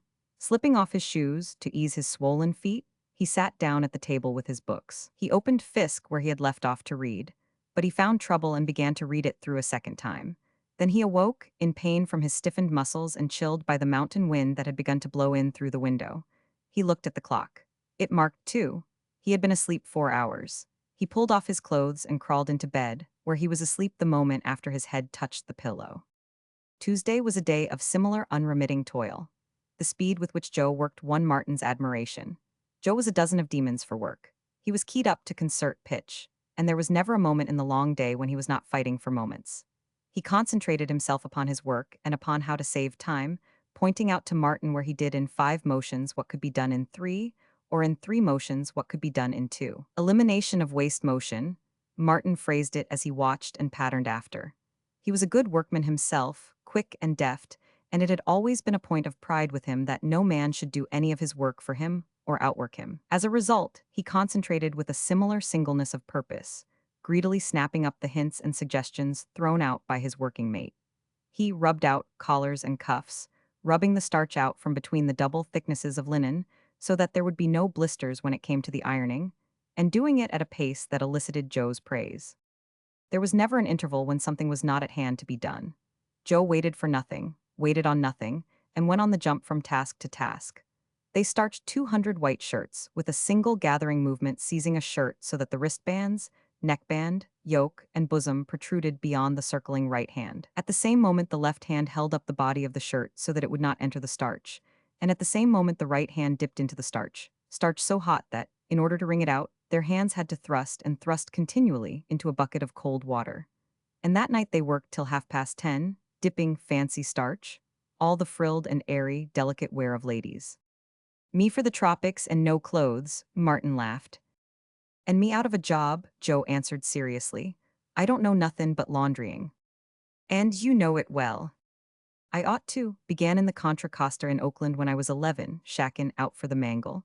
That was 18 years ago, and I've never done a tap of anything else. But this job is the fiercest I ever had. Ought to be one more man on it at least. We work tomorrow night. Always run the mangle Wednesday nights, collars and cuffs. Martin set his alarm, drew up to the table, and opened Fisk. He did not finish the first paragraph. The lines blurred and ran together, and his head nodded. He walked up and down, batting his head savagely with his fists, but he could not conquer the numbness of sleep. He propped the book before him and propped his eyelids with his fingers, and fell asleep with his eyes wide open. Then he surrendered, and, scarcely conscious of what he did, got off his clothes and into bed. He slept 7 hours of heavy, animal-like sleep and awoke by the alarm, feeling that he had not had enough. Doin' much readin'? Joe asked. Martin shook his head. Never mind. We got to run the mangle tonight, but Thursday we'll knock off at 6. That'll give you a chance. Martin washed woolens that day, by hand, in a large barrel with strong soft soap, by means of a hub from a wagon wheel, mounted on a plunger pole that was attached to a spring pole overhead. My invention, Joe said proudly. Beats a washboard in your knuckles, and, besides, it saves at least 15 minutes in the week, and 15 minutes ain't to be sneezed at in the shebang.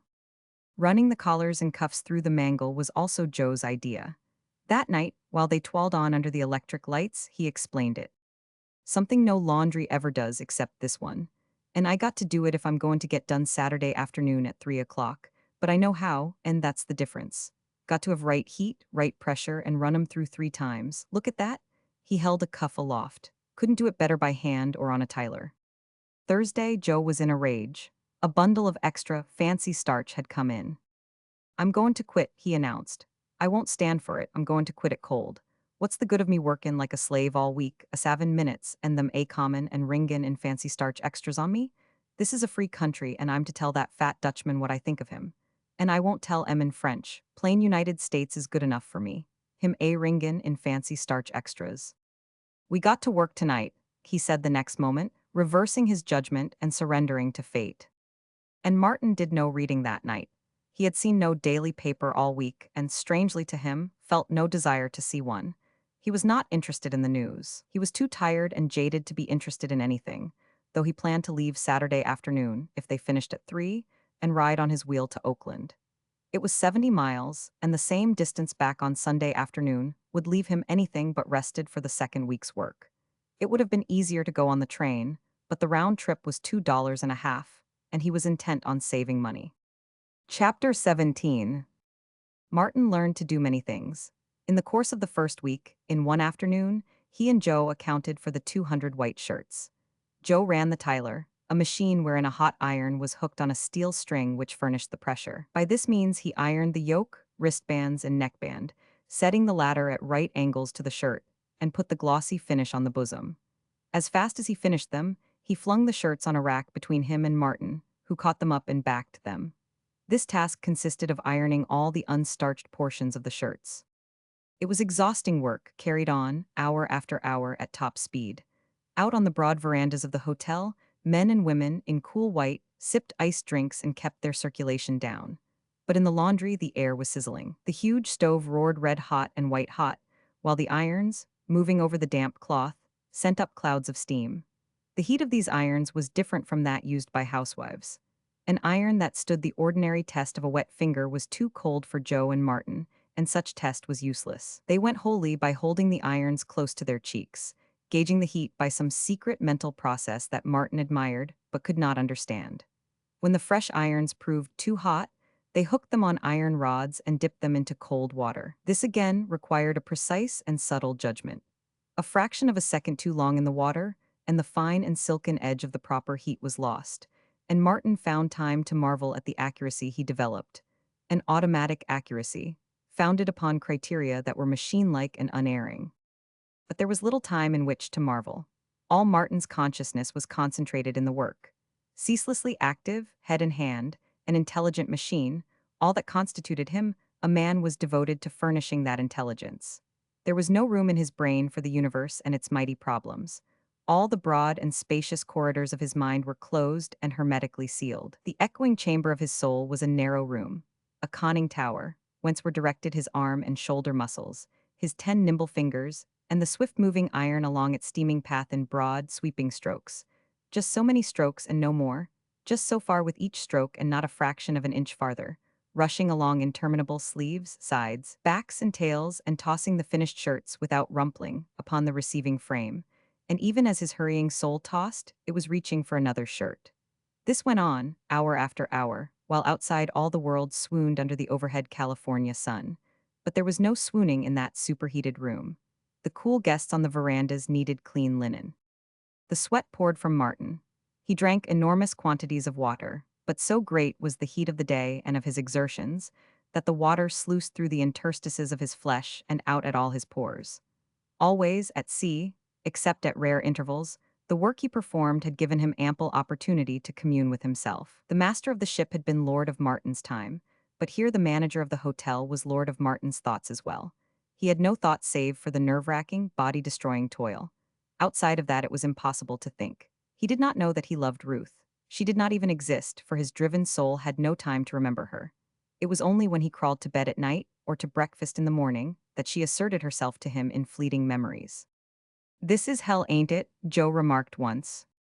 Martin nodded but felt a rasp of irritation. The statement had been obvious and unnecessary. They did not talk while they worked. Conversation threw them out of their stride, as it did this time, compelling Martin to miss a stroke of his iron and to make 2 extra motions before he caught his stride again. On Friday morning the washer ran. Twice a week they had to put through hotel linen, the sheets, pillow slips, spreads, tablecloths, and napkins. This finished, they buckled down to fancy starch. It was slow work, fastidious and delicate, and Martin did not learn it so readily. Besides, he could not take chances. Mistakes were disastrous. "See that?" Joe said, holding up a filmy corset cover that he could have crumpled from view in one hand. "Scorch that and it's $20 out of your wages." So Martin did not scorch that, and eased down on his muscular tension, though nervous tension rose higher than ever, and he listened sympathetically to the other's blasphemies as he twirled and suffered over the beautiful things that women wear when they do not have to do their own laundrying. Fancy starch was Martin's nightmare, and it was Joe's too. It was fancy starch that robbed them of their hard-won minutes. They twirled at it all day. At 7 in the evening they broke off to run the hotel linen through the mangle. At 10 o'clock, while the hotel guests slept, the 2 laundrymen sweated on at fancy starch till midnight, till 1, till 2. At 2:30 they knocked off. Saturday morning it was fancy starch, and odds and ends, and at 3 in the afternoon the week's work was done. "You ain't going to ride them 70 miles into Oakland on top of this?" Joe demanded, as they sat on the stairs and took a triumphant smoke. "Got to," was the answer. "What are you going for, girl?" "No, to save 2.5 on the railroad ticket. I want to renew some books at the library." "Why don't you send 'em down and up by express? That'll cost only a quarter each way." Martin considered it. "And take a rest tomorrow," the other urged. "You need it, I know I do, I'm plumb tuckered out." He looked it, indomitable, never resting, fighting for seconds and minutes all week, circumventing delays and crushing down obstacles, a fount of resistless energy, a high-driven human motor, a demon for work. Now that he had accomplished the week's task, he was in a state of collapse. He was worn and haggard, and his handsome face drooped in lean exhaustion. He pulled his cigarette spiritlessly, and his voice was peculiarly dead and monotonous. All the snap and fire had gone out of him. His triumph seemed a sorry one. "And next week we got to do it all over again," he said sadly. "And what's the good of it all, hey? Sometimes I wish I was a hobo. They don't work and they get their livin'. Gee, I wish I had a glass of beer, but I can't get up the gumption to go down to the village and get it. You'll stay over and send your books down by express, or else you're a damn fool." "But what can I do here all day Sunday?" Martin asked. "Rest? You don't know how tired you are. Why, I'm that tired Sunday I can't even read the papers. I was sick once, typhoid. In the hospital 2 months and a half. Didn't do a tap of work all that time. It was beautiful." "It was beautiful," he repeated dreamily, a minute later. Martin took a bath, after which he found that the head laundryman had disappeared. Most likely he had gone for a glass of beer, Martin decided, but the half-mile walk down to the village to find out seemed a long journey to him. He lay on his bed with his shoes off, trying to make up his mind. He did not reach out for a book. He was too tired to feel sleepy, and he lay, scarcely thinking, in a semi-stupor of weariness until it was time for supper. Joe did not appear for that function, and when Martin heard the gardener remark that most likely he was ripping the slats off the bar, Martin understood. He went to bed immediately afterward, and in the morning decided that he was greatly rested. Joe being still absent, Martin procured a Sunday paper and lay down in a shady nook under the trees. The morning passed, he knew not how. He did not sleep, nobody disturbed him, and he did not finish the paper. He came back to it in the afternoon, after dinner, and fell asleep over it. So passed Sunday, and Monday morning he was hard at work, sorting clothes, while Joe, a towel bound tightly around his head, with groans and blasphemies, was running the washer and mixing soft soap. "I simply can't help it," he explained. "I got to drink when Saturday night comes around." Another week passed, a great battle that continued under the electric lights each night, and that culminated on Saturday afternoon at 3 o'clock, when Joe tasted his moment of wilted triumph and then drifted down to the village to forget. Martin's Sunday was the same as before. He slept in the shade of the trees, twirled aimlessly through the newspaper, and spent long hours lying on his back, doing nothing, thinking nothing. He was too dazed to think, though he was aware that he did not like himself. He was self-repelled, as though he had undergone some degradation or was intrinsically foul. All that was godlike in him was blotted out. The spur of ambition was blunted. He had no vitality with which to feel the prod of it. He was dead. His soul seemed dead. He was a beast, a work beast. He saw no beauty in the sunshine sifting down through the green leaves, nor did the azure vault of the sky whisper as of old and hint of cosmic vastness and secrets trembling to disclosure. Life was intolerably dull and stupid, and its taste was bad in his mouth. A black screen was drawn across his mirror of inner vision, and fancy lay in a darkened sick room where entered no ray of light. He envied Joe, down in the village, rampant, tearing the slats off the bar, his brain gnawing with maggots, exulting in maudlin ways over maudlin things, fantastically and gloriously drunk and forgetful of Monday morning and the week of deadening toil to come. A third week went by, and Martin loathed himself and loathed life. He was oppressed by a sense of failure. There was reason for the editors refusing his stuff. He could see that clearly now and laugh at himself and the dreams he had dreamed. Ruth returned his sea lyrics by mail. He read her letter apathetically. She did her best to say how much she liked them and that they were beautiful. But she could not lie, and she could not disguise the truth from herself. She knew they were failures, and he read her disapproval in every perfunctory and unenthusiastic line of her letter. And she was right. He was firmly convinced of it as he read the poems over. Beauty and wonder had departed from him, and as he read the poems, he caught himself puzzling as to what he had had in mind when he wrote them. His audacities of phrase struck him as grotesque, his felicities of expression were monstrosities, and everything was absurd, unreal, and impossible. He would have burned the sea lyrics on the spot, had his will been strong enough to set them aflame. There was the engine room, but the exertion of carrying them to the furnace was not worthwhile. All his exertion was used in washing other persons' clothes. He did not have any left for private affairs. He resolved that when Sunday came, he would pull himself together and answer Ruth's letter. But Saturday afternoon, after work was finished and he had taken a bath, the desire to forget overpowered him. "I guess I'll go down and see how Joe's getting on," was the way he put it to himself, and in the same moment he knew that he lied. But he did not have the energy to consider the lie. If he had had the energy, he would have refused to consider the lie, because he wanted to forget. He started for the village slowly and casually, increasing his pace in spite of himself as he neared the saloon. "I thought you was on the water wagon," was Joe's greeting. Martin did not deign to offer excuses, but called for whiskey, filling his own glass brimming before he passed the bottle. "Don't take all night about it," he said roughly. The other was dawdling with the bottle, and Martin refused to wait for him, tossing the glass off in a gulp and refilling it. "Now I can wait for you," he said grimly, "but hurry up." Joe hurried, and they drank together. "The work did it, eh?" Joe queried. Martin refused to discuss the matter. "It's fair hell, I know," the other went on, "but I kind of hate to see you come off the wagon, Mart. Well, here's how." Martin drank on silently, biting out his orders and invitations and awing the barkeeper, an effeminate country youngster with watery blue eyes and hair parted in the middle. "It's something scandalous the way they work us poor devils," Joe was remarking. If I didn't bowl up, I'd break loose and burn down the shebang. My bowlin' up is all that saves 'em, I can tell you that. But Martin made no answer. A few more drinks, and in his brain he felt the maggots of intoxication beginning to crawl. Ah, it was living, the first breath of life he had breathed in 3 weeks. His dreams came back to him. Fancy came out of the darkened room and lured him on, a thing of flaming brightness. His mirror of vision was silver clear, a flashing, dazzling palimpsest of imagery. Wonder and beauty walked with him, hand in hand, and all power was his. He tried to tell it to Joe, but Joe had visions of his own infallible schemes whereby he would escape the slavery of laundry work and become himself the owner of a great steam laundry. I tell ya, Mart, they won't be no kids workin' in my laundry, not on your life. And they won't be no workin' a livin' soul after 6 p.m. you hear me talk? There'll be machinery enough and hands enough to do it all in decent workin' hours. And Mart, help me, I'll make ya superintendent of the shebang, the whole of it, all of it. Now here's the scheme. I get on the water wagon and save my money for 2 years, save and then.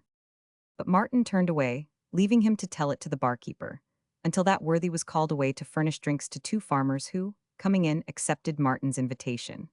Martin dispensed royal largesse, inviting everybody up, farm hands, a stableman, and the gardener's assistant from the hotel, the barkeeper, and the furtive hobo who slid in like a shadow, and like a shadow hovered at the end of the bar.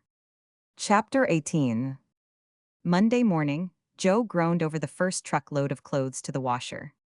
I say, he began. Don't talk to me, Martin snarled. I'm sorry, Joe, he said at noon when they knocked off for dinner. Tears came into the other's eyes. That's all right, old man, he said. We're in hell and we can't help ourselves. And, I kind of like you a whole lot, that's what made it hurt. I caught to you from the first. Martin shook his hand. Let's quit, Joe suggested. Let's chuck it and go hobbin'. I ain't never tried it, but it must be dead easy. And nothin' to do, just think of it, nothin' to do. I was sick once, typhoid in the hospital, and it was beautiful. I wish I'd get sick again. The week dragged on. The hotel was full, and extra fancy starch poured in upon them. They performed prodigies of valor. They fought late each night under the electric lights, bolted their meals, and even got in a half-hour's work before breakfast. Martin no longer took his cold baths. Every moment was drive, drive, drive, and Joe was the masterful shepherd of moments, herding them carefully, never losing one, counting them over like a miser counting gold, working on in a frenzy, toil-mad, a feverish machine, aided ably by that other machine that thought of itself as once having been one Martin Eden, a man. But it was only at rare moments that Martin was able to think. The house of thought was closed, its windows boarded up, and he was its shadowy caretaker. He was a shadow, Joe was right. They were both shadows, and this was the unending limbo of toil. Or was it a dream? Sometimes, in the steaming, sizzling heat, as he swung the heavy irons back and forth over the white garments, it came to him that it was a dream. In a short while, or maybe after 1,000 years or so, he would awake, in his little room with the ink-stained table, and take up his writing where he had left off the day before. Or maybe that was a dream, too, and the awakening would be the changing of the watches, when he would drop down out of his bunk in the lurching forecastle and go up on deck, under the tropic stars, and take the wheel and feel the cool trade wind blowing through his flesh. Came Saturday and its hollow victory at 3 o'clock.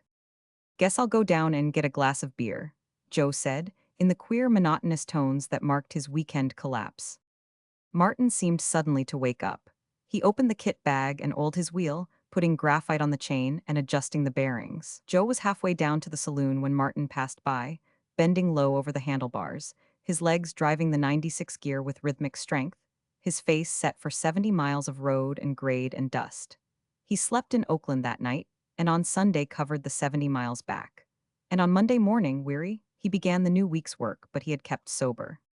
A 5th week passed, and a 6th, during which he lived and toiled as a machine, with just a spark of something more in him, just a glimmering bit of soul that compelled him, at each weekend, to scorch off the 140 miles. But this was not rest. It was super machine-like, and it helped to crush out the glimmering bit of soul that was all that was left him from former life. At the end of the 7th week, without intending it, too weak to resist, he drifted down to the village with Joe and drowned life and found life until Monday morning. Again, at the weekends, he ground out the 140 miles, obliterating the numbness of too great exertion by the numbness of still greater exertion.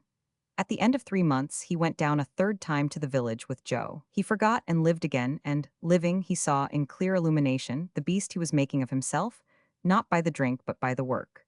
The drink was an effect, not a cause. It followed inevitably upon the work as the night follows upon the day. Not by becoming a toil beast could he win to the heights was the message the whiskey whispered to him, and he nodded approbation. The whiskey was wise. It told secrets on itself.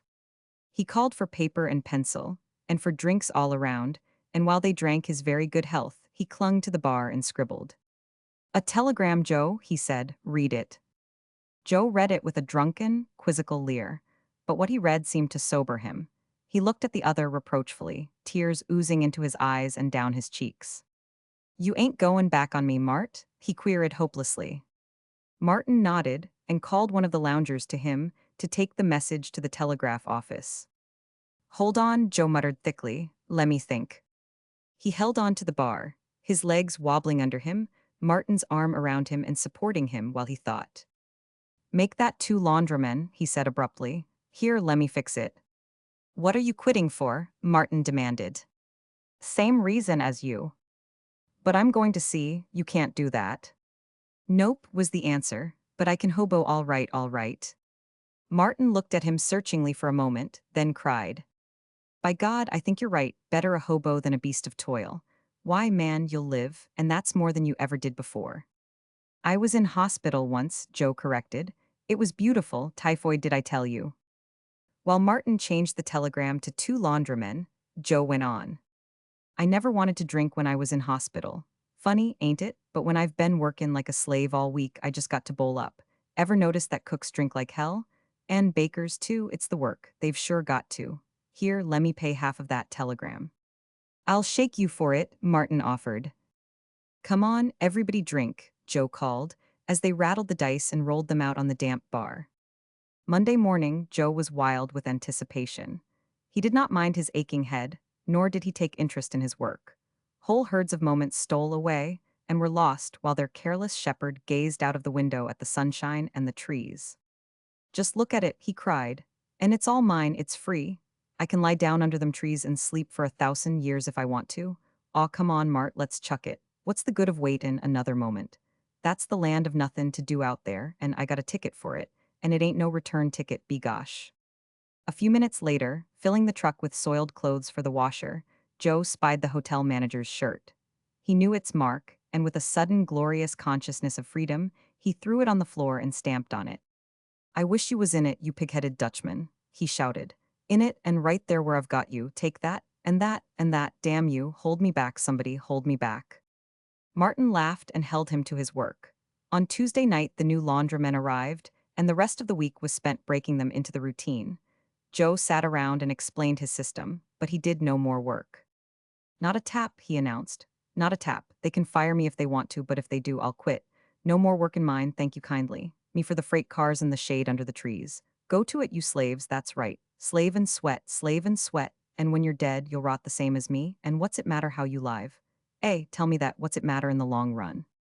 On Saturday, they drew their pay and came to the parting of the ways. "They ain't no use in me askin' you to change your mind and hit the road with me?" Joe asked hopelessly. Martin shook his head. He was standing by his wheel, ready to start. They shook hands, and Joe held onto his for a moment as he said, "I'm goin' to see you again, Mart, before you and me die. That's straight dope. I feel it in my bones. Goodbye, Mart, and be good. I like you like hell, you know." He stood, a forlorn figure, in the middle of the road, watching until Martin turned a bend and was gone from sight. "He's a good Indian, that boy," he muttered. "A good Indian." Then he plodded down the road himself, to the water tank, where half a dozen empties lay on a side track waiting for the up freight. Chapter 19. Ruth and her family were home again, and Martin, returned to Oakland, saw much of her. Having gained her degree, she was doing no more studying, and he, having worked all vitality out of his mind and body, was doing no writing. This gave them time for each other that they had never had before, and their intimacy ripened fast. At first, Martin had done nothing but rest. He had slept a great deal, and spent long hours musing and thinking and doing nothing. He was like one recovering from some terrible bout of hardship. The first signs of reawakening came when he discovered more than languid interest in the daily paper. Then he began to read again, light novels and poetry, and after several days more he was head over heels in his long-neglected Fisk. His splendid body and health made new vitality, and he possessed all the resiliency and rebound of youth. Ruth showed her disappointment plainly when he announced that he was going to sea for another voyage as soon as he was well rested. "Why do you want to do that?" she asked. "Money," was the answer. "I'll have to lay in a supply for my next attack on the editors. Money is the sinews of war, in my case, money and patience." "But if all you wanted was money, why didn't you stay in the laundry?" "Because the laundry was making a beast of me. Too much work of that sort drives to drink." She stared at him with horror in her eyes. "Do you mean," she quavered. It would have been easy for him to get out of it, but his natural impulse was for frankness, and he remembered his old resolve to be frank, no matter what happened. "Yes," he answered, "just that several times." She shivered and drew away from him. "No man that I have ever known did that, ever did that." "Then they never worked in the laundry at Shelley Hot Springs," he laughed bitterly. "Toil is a good thing. It is necessary for human health, so all the preachers say, and heaven knows I've never been afraid of it. But there is such a thing as too much of a good thing, and the laundry up there is one of them.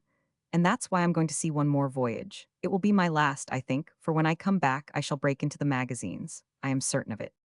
She was silent, unsympathetic, and he watched her moodily, realizing how impossible it was for her to understand what he had been through. "Some day I shall write it up, the degradation of toil, or the psychology of drink in the working class, or something like that for a title." Never since the first meeting had they seemed so far apart as that day. His confession, told in frankness, with the spirit of revolt behind, had repelled her. But she was more shocked by the repulsion itself than by the cause of it.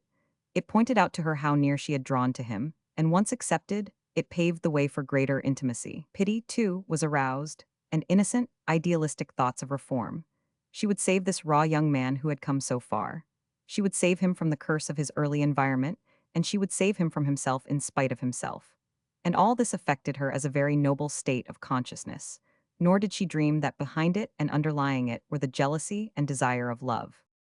They rode on their wheels much in the delightful fall weather, and out in the hills they read poetry aloud, now one and now the other, noble, uplifting poetry that turned one's thoughts to higher things. Renunciation, sacrifice, patience, industry, and high endeavor were the principles she thus indirectly preached, such abstractions being objectified in her mind by her father and Mr. Butler, and by Andrew Carnegie, who, from a poor immigrant boy, had arisen to be the book giver of the world.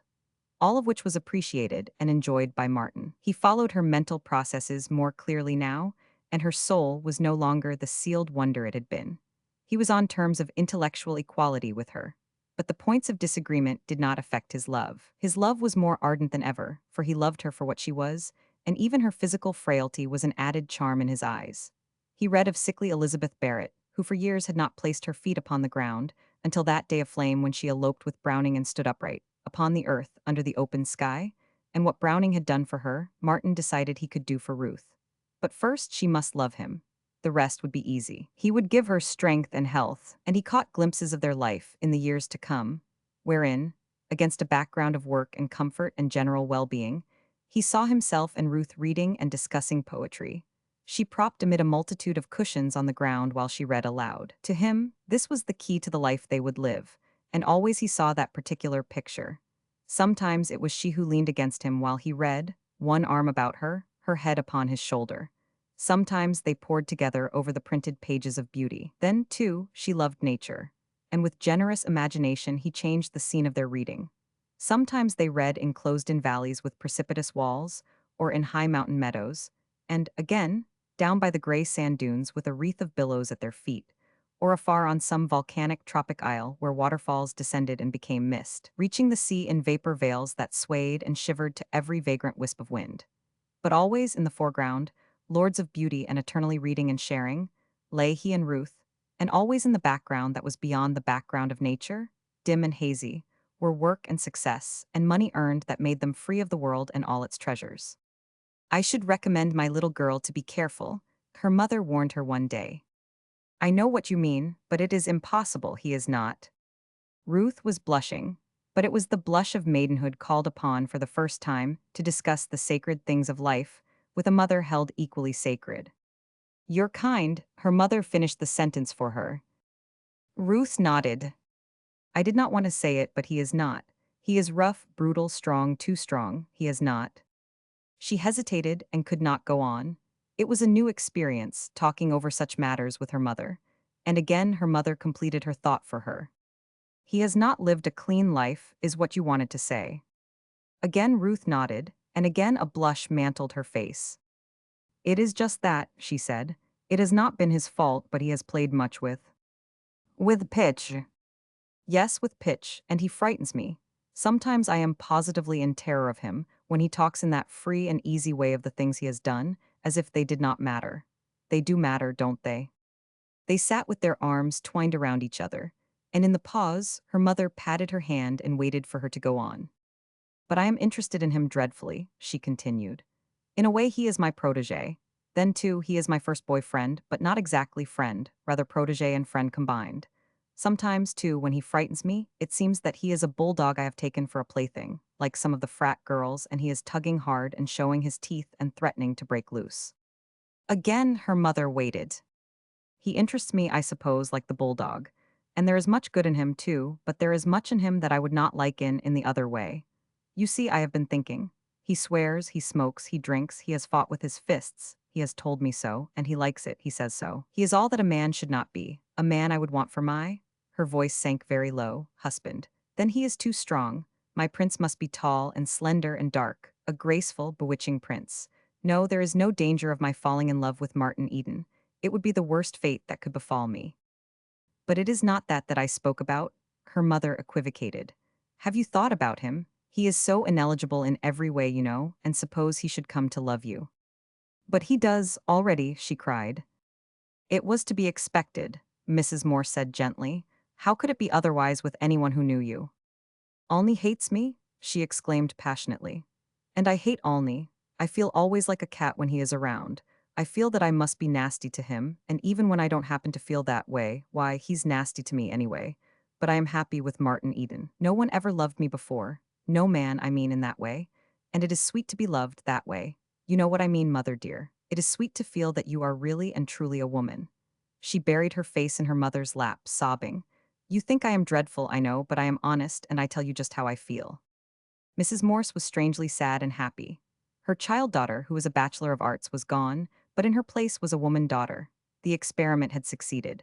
The strange void in Ruth's nature had been filled, and filled without danger or penalty. This rough sailor fellow had been the instrument, and though Ruth did not love him, he had made her conscious of her womanhood. His hand trembles. Ruth was confessing, her face, for shame's sake, still buried. It is most amusing and ridiculous, but I feel sorry for him too. And when his hands are too trembly and his eyes too shiny, why, I lecture him about his life and the wrong way he is going about it to mend it. But he worships me, I know. His eyes and his hands do not lie. And it makes me feel grown up, the thought of it, the very thought of it. And I feel that I am possessed of something that is by rights my own. That makes me like the other girls, and young women. And then, too, I knew that I was not like them before, and I knew that it worried you. You thought you did not let me know that dear worry of yours, but I did, and I wanted to make good, as Martin Eden says. It was a holy hour for mother and daughter, and their eyes were wet as they talked on in the twilight, Ruth all white innocence and frankness, her mother sympathetic, receptive, yet calmly explaining and guiding. He is 4 years younger than you, she said. He has no place in the world. He has neither position nor salary. He is impractical. Loving you, he should, in the name of common sense, be doing something that would give him the right to marry, instead of paltering around with those stories of his and with childish dreams. Martin Eden, I am afraid, will never grow up. He does not take to responsibility and a man's work in the world like your father did, or like all our friends, Mr. Butler for one. Martin Eden, I am afraid, will never be a money earner. And this world is so ordered that money is necessary to happiness. Oh no, not these swollen fortunes, but enough of money to permit of common comfort and decency. He has never spoken. He has not breathed a word. He has not attempted to, but if he did, I would not let him because, you see, I do not love him. I am glad of that. I should not care to see my daughter, my one daughter, who is so clean and pure, love a man like him. There are noble men in the world who are clean and true and manly. Wait for them. You will find one some day, and you will love him and be loved by him, and you will be happy with him as your father and I have been happy with each other. And there is one thing you must always carry in mind. Yes, mother. Mrs. Morse's voice was low and sweet as she said, and that is the children. I have thought about them. Ruth confessed, remembering the wanton thoughts that had vexed her in the past, her face again red with maiden shame that she should be telling such things. And it is that, the children that makes Mr. Eden impossible, Mrs. Morse went on incisively. Their heritage must be clean, and he is, I am afraid, not clean. Your father has told me of sailors' lives, and you understand. Ruth pressed her mother's hand in assent, feeling that she really did understand, though her conception was of something vague, remote, and terrible that was beyond the scope of imagination. You know I do nothing without telling you, she began. Only, sometimes you must ask me like this time. I wanted to tell you, but I did not know how. It is false modesty, I know it is that, but you can make it easy for me. Sometimes, like this time, you must ask me, you must give me a chance. Why, mother, you are a woman too? She cried exultantly as they stood up, catching her mother's hands and standing erect, facing her in the twilight, conscious of a strangely sweet equality between them. I should never have thought of you in that way if we had not had this talk. I had to learn that I was a woman to know that you were one too. We are women together, her mother said, drawing her to her and kissing her. We are women together, she repeated, as they went out of the room, their arms around each other's waists, their hearts swelling with a new sense of companionship. Our little girl has become a woman, Mrs. Morse said proudly to her husband an hour later. That means, he said, after a long look at his wife, that means she is in love. No, but that she is loved, was the smiling rejoinder. The experiment has succeeded, she is awakened at last. Then we'll have to get rid of him. Mr. Morse spoke briskly, in matter-of-fact, businesslike tones. But his wife shook her head. It will not be necessary. Ruth says he's going to see in a few days. When he comes back, she will not be here. We will send her to Aunt Clara's. And besides, a year in the East with the change in climate, people, ideas, and everything is just the thing she needs. Chapter 20. The desire to write was stirring in Martin once more. Stories and poems were springing into spontaneous creation in his brain, and he made notes of them against the future time when he would give them expression. But he did not write. This was his little vacation. He had resolved to devote it to rest and love, and in both matters he prospered. He was soon spilling over with vitality, and each day he saw Ruth at the moment of meeting, she experienced the old shock of his strength and health. Be careful, her mother warned her once again. I am afraid you are seeing too much of Martin Eden. But Ruth laughed from security. She was sure of herself, and in a few days he would be off to sea. Then, by the time he returned, she would be away on her visit east. There was a magic, however, in the strength and health of Martin. He, too, had been told of her contemplated eastern trip, and he felt the need for haste. Yet he did not know how to make love to a girl like Ruth. Then, too, he was handicapped by the possession of a great fund of experience with girls and women who had been absolutely different from her. They had known about love and life and flirtation, while she knew nothing about such things. Her prodigious innocence appalled him, freezing on his lips all ardors of speech, and convincing him, in spite of himself, of his own unworthiness. Also, he was handicapped in another way. He had himself never been in love before. He had liked women in that turgid past of his, and been fascinated by some of them, but he had not known what it was to love them. He had whistled in a masterful, careless way, and they had come to him. They had been diversions, incidents, part of the game men play, but a small part at most. And now, and for the first time, he was a suppliant, tender and timid and doubting. He did not know the way of love, nor its speech, while he was frightened at his loved one's clear innocence.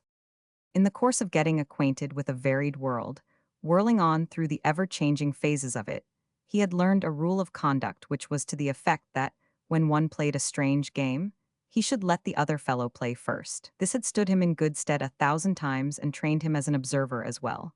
He knew how to watch the thing that was strange, and to wait for a weakness, for a place of entrance to divulge itself. It was like sparring for an opening in fist fighting. And when such an opening came, he knew by long experience to play for it and to play hard. So he waited with Ruth and watched, desiring to speak his love but not daring. He was afraid of shocking her, and he was not sure of himself. Had he but known it, he was following the right course with her.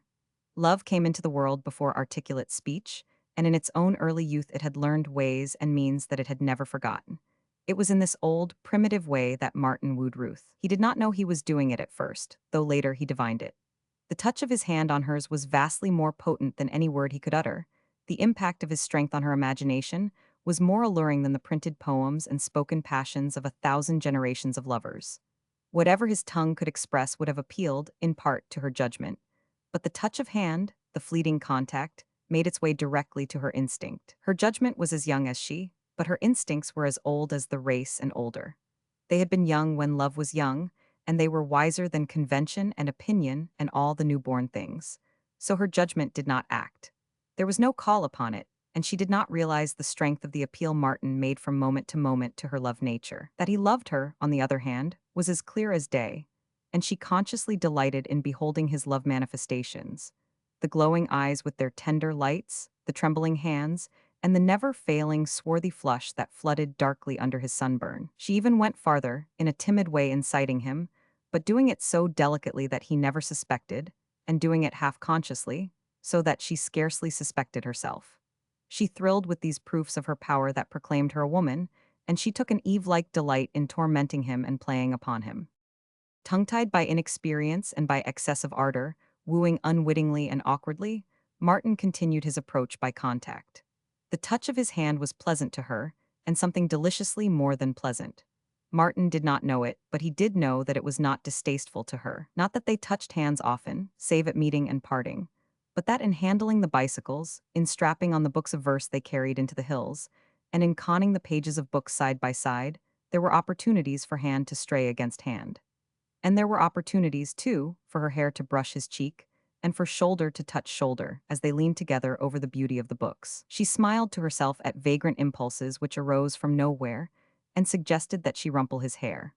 While he desired greatly, when they tired of reading, to rest his head in her lap and dream with closed eyes about the future that was to be theirs. On Sunday picnics at Shelmount Park and Schuetzen Park, in the past, he had rested his head on many laps, and usually he had slept soundly and selfishly, while the girls shaded his face from the sun and looked down and loved him, and wondered at his lordly carelessness of their love. To rest his head in a girl's lap had been the easiest thing in the world until now, and now he found Ruth's lap inaccessible and impossible. Yet it was right here in his reticence that the strength of his wooing lay. It was because of this reticence that he never alarmed her. Herself fastidious and timid, she never awakened to the perilous trend of their intercourse. Subtly and unaware she grew toward him and closer to him, while he, sensing the growing closeness, longed to dare but was afraid. Once he dared, one afternoon, when he found her in the darkened living room with a blinding headache. "Nothing can do it any good," she had answered his inquiries, "and besides, I don't take headache powders. Dr. Hall won't permit me." "I can cure it, I think, and without drugs," was Martin's answer. "I am not sure, of course, but I'd like to try. It's simply massage. I learned the trick first from the Japanese. They are a race of masseurs, you know? Then I learned it all over again with variations from the Hawaiians. They call it lomi lomi. It can accomplish most of the things drugs accomplish and a few things that drugs can't." Scarcely had his hands touched her head when she sighed deeply. "That is so good," she said. She spoke once again, half an hour later, when she asked, "Aren't you tired?" The question was perfunctory, and she knew what the answer would be. Then she lost herself in drowsy contemplation of the soothing balm of his strength. Life poured from the ends of his fingers, driving the pain before it, or so it seemed to her, until with the easement of pain, she fell asleep and he stole away. She called him up by telephone that evening to thank him. "I slept until dinner," she said. "You cured me completely, Mr. Eden, and I don't know how to thank you." He was warm and bungling of speech and very happy as he replied to her, and there was dancing in his mind, throughout the telephone conversation, the memory of Browning and of sickly Elizabeth Barrett. What had been done could be done again, and he, Martin Eden, could do it and would do it for Ruth Morse. He went back to his room and to the volume of Spencer's Sociology lying open on the bed. But he could not read. Love tormented him and overrode his will, so that, despite all determination, he found himself at the little ink-stained table. The sonnet he composed that night was the first of a love cycle of 50 sonnets which was completed within 2 months. He had the love sonnets from the Portuguese in mind as he wrote, and he wrote under the best conditions for great work, at a climacteric of living, in the throes of his own sweet love madness. The many hours he was not with Ruth he devoted to the love cycle, to reading at home, or to the public reading rooms, where he got more closely in touch with the magazines of the day and the nature of their policy and content. The hours he spent with Ruth were maddening alike in promise and in inconclusiveness. It was a week after he cured her headache that a moonlight sail on Lake Merritt was proposed by Norman and seconded by Arthur and Alney. Martin was the only one capable of handling a boat, and he was pressed into service. Ruth sat near him in the stern, while the 3 young fellows lounged amidships, deep in a wordy wrangle over frat affairs.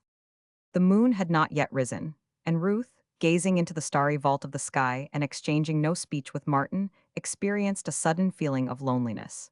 She glanced at him. A puff of wind was heeling the boat over till the deck was awash, and he, one hand on tiller and the other on mainsheet, was luffing slightly, at the same time peering ahead to make out the near-lying north shore. He was unaware of her gaze, and she watched him intently, speculating fancifully about the strange warp of soul that led him, a young man with signal powers, to fritter away his time on the writing of stories and poems foredoomed to mediocrity and failure. Her eyes wandered along the strong throat, dimly seen in the starlight, and over the firm-poised head, and the old desire to lay her hands upon his neck came back to her. The strength she abhorred attracted her. Her feeling of loneliness became more pronounced, and she felt tired. Her position on the healing boat irked her, and she remembered the headache he had cured and the soothing rest that resided in him. He was sitting beside her, quite beside her, and the boat seemed to tilt her toward him. Then arose in her the impulse to lean against him, to rest herself against his strength, a vague, half-formed impulse which, even as she considered it, mastered her and made her lean toward him. Or was it the healing of the boat? She did not know. She never knew. She knew only that she was leaning against him, and that the easement and soothing rest were very good. Perhaps it had been the boat's fault, but she made no effort to retrieve it. She leaned lightly against his shoulder, but she leaned, and she continued to lean when he shifted his position to make it more comfortable for her. It was a madness, but she refused to consider the madness. She was no longer herself but a woman with a woman's clinging need, and though she leaned ever so lightly, the need seemed satisfied. She was no longer tired. Martin did not speak. Had he, the spell would have been broken, but his reticence of love prolonged it. He was dazed and dizzy. He could not understand what was happening. It was too wonderful to be anything but a delirium. He conquered a mad desire to let go sheet and tiller and to clasp her in his arms. His intuition told him it was the wrong thing to do, and he was glad that sheet and tiller kept his hands occupied and fended off temptation. But he left the boat less delicately, spilling the wind shamelessly from the sail so as to prolong the tack to the north shore. The shore would compel him to go about, and the contact would be broken. He sailed with skill, stopping way on the boat without exciting the notice of the wranglers, and mentally forgiving his hardest voyages in that they had made this marvelous night possible, giving him mastery over sea and boat and wind so that he could sail with her beside him, her dear weight against him on his shoulder. When the first light of the rising moon touched the sail, illuminating the boat with pearly radiance, Ruth moved away from him. And even as she moved, she felt him move away. The impulse to avoid detection was mutual. The episode was tacitly and secretly intimate. She sat apart from him with burning cheeks while the full force of it came home to her. She had been guilty of something she would not have her brothers see, nor Alney see. Why had she done it? She had never done anything like it in her life, and yet she had been moonlight sailing with young men before. She had never desired to do anything like it. She was overcome with shame and with the mystery of her own burgeoning womanhood. She stole a glance at Martin, who was busy putting the boat about on the other tack, and she could have hated him for having made her do an immodest and shameful thing. And he, of all men, perhaps her mother was right, and she was seeing too much of him. It would never happen again, she resolved, and she would see less of him in the future. She entertained a wild idea of explaining to him the first time they were alone together, of lying to him, of mentioning casually the attack of faintness that had overpowered her just before the moon came up. Then she remembered how they had drawn mutually away before the revealing moon, and she knew he would know it for a lie. In the days that swiftly followed, she was no longer herself but a strange, puzzling creature, willful over judgment and scornful of self-analysis, refusing to peer into the future or to think about herself and whither she was drifting. She was in a fever of tingling mystery, alternately frightened and charmed, and in constant bewilderment. She had one idea firmly fixed, however, which ensured her security. She would not let Martin speak his love. As long as she did this, all would be well. In a few days he would be off to sea, and even if he did speak, all would be well. It could not be otherwise, for she did not love him. Of course, it would be a painful half-hour for him and an embarrassing half-hour for her, because it would be her first proposal.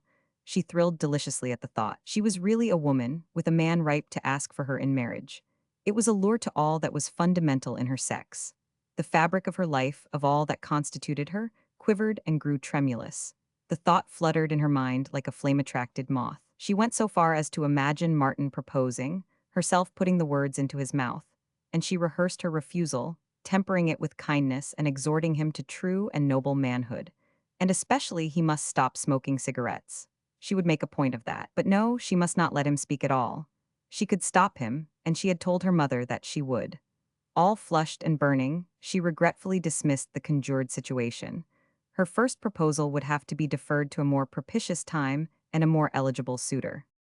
Chapter 21. Came a beautiful fall day, warm and languid, palpitant with the hush of the changing season, a California Indian summer day, with hazy sun and wandering wisps of breeze that did not stir the slumber of the air. Filmy purple mists that were not vapors but fabrics woven of color, hid in the recesses of the hills. San Francisco lay like a blur of smoke upon her heights. The intervening bay was a dull sheen of molten metal, whereon sailing craft lay motionless or drifted with the lazy tide.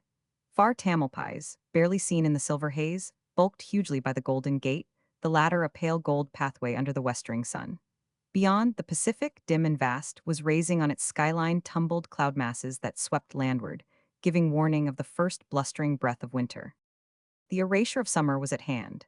Yet summer lingered, fading and fainting among her hills, deepening the purple of her valleys, spinning a shroud of haze from waning powers and sated raptures, dying with the calm content of having lived and lived well. And among the hills, on their favorite knoll, Martin and Ruth sat side by side, their heads bent over the same pages, he reading aloud from the love sonnets of the woman who had loved Browning as it is given to few men to be loved. But the reading languished. The spell of passing beauty all about them was too strong. The golden year was dying as it had lived, a beautiful and unrepentant voluptuary, and reminiscent rapture and content freighted heavily the air. It entered into them, dreamy and languorous, weakening the fibers of resolution, suffusing the face of morality, or of judgment, with haze and purple mist.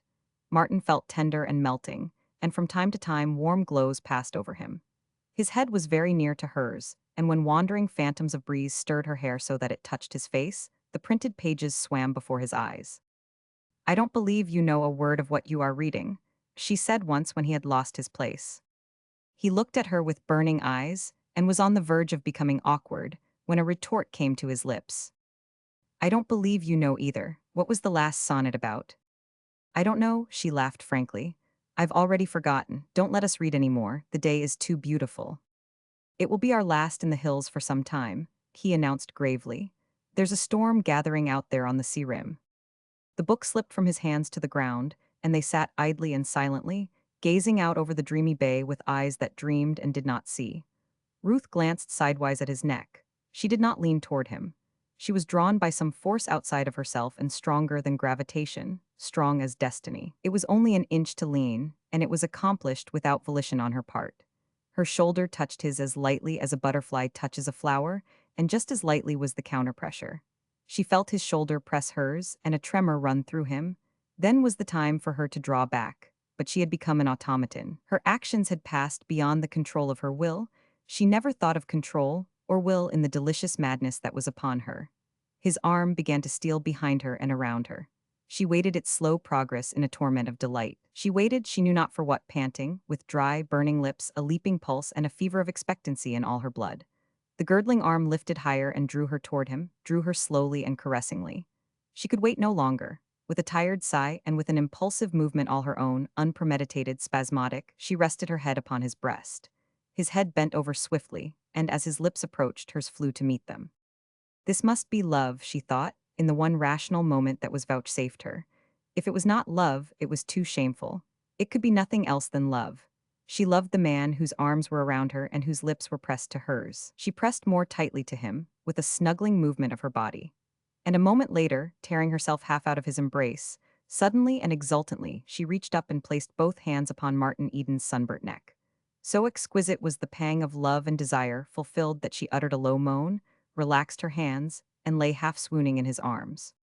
Not a word had been spoken, and not a word was spoken for a long time.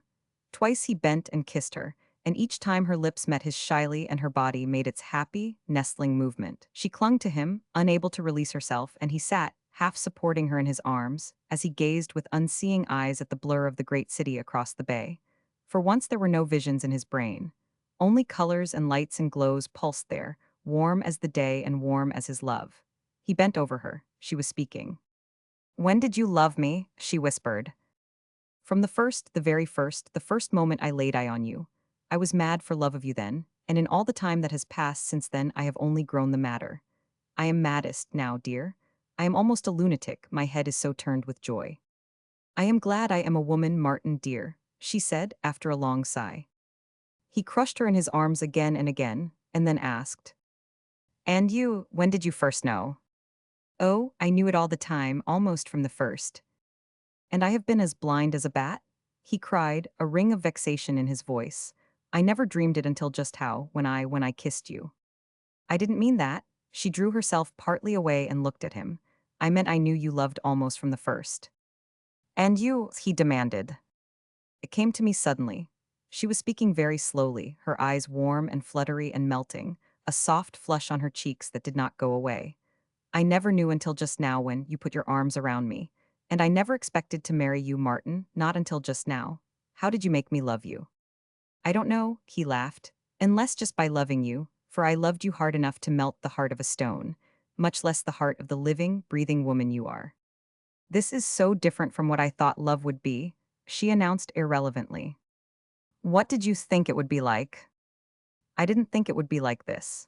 She was looking into his eyes at the moment, but her own dropped as she continued, "You see, I didn't know what this was like." He offered to draw her toward him again, but it was no more than a tentative muscular movement of the girdling arm, for he feared that he might be greedy. Then he felt her body yielding, and once again she was close in his arms and lips were pressed on lips. "What will my people say?" she queried with sudden apprehension in one of the pauses. "I don't know. We can find out very easily any time we are so minded.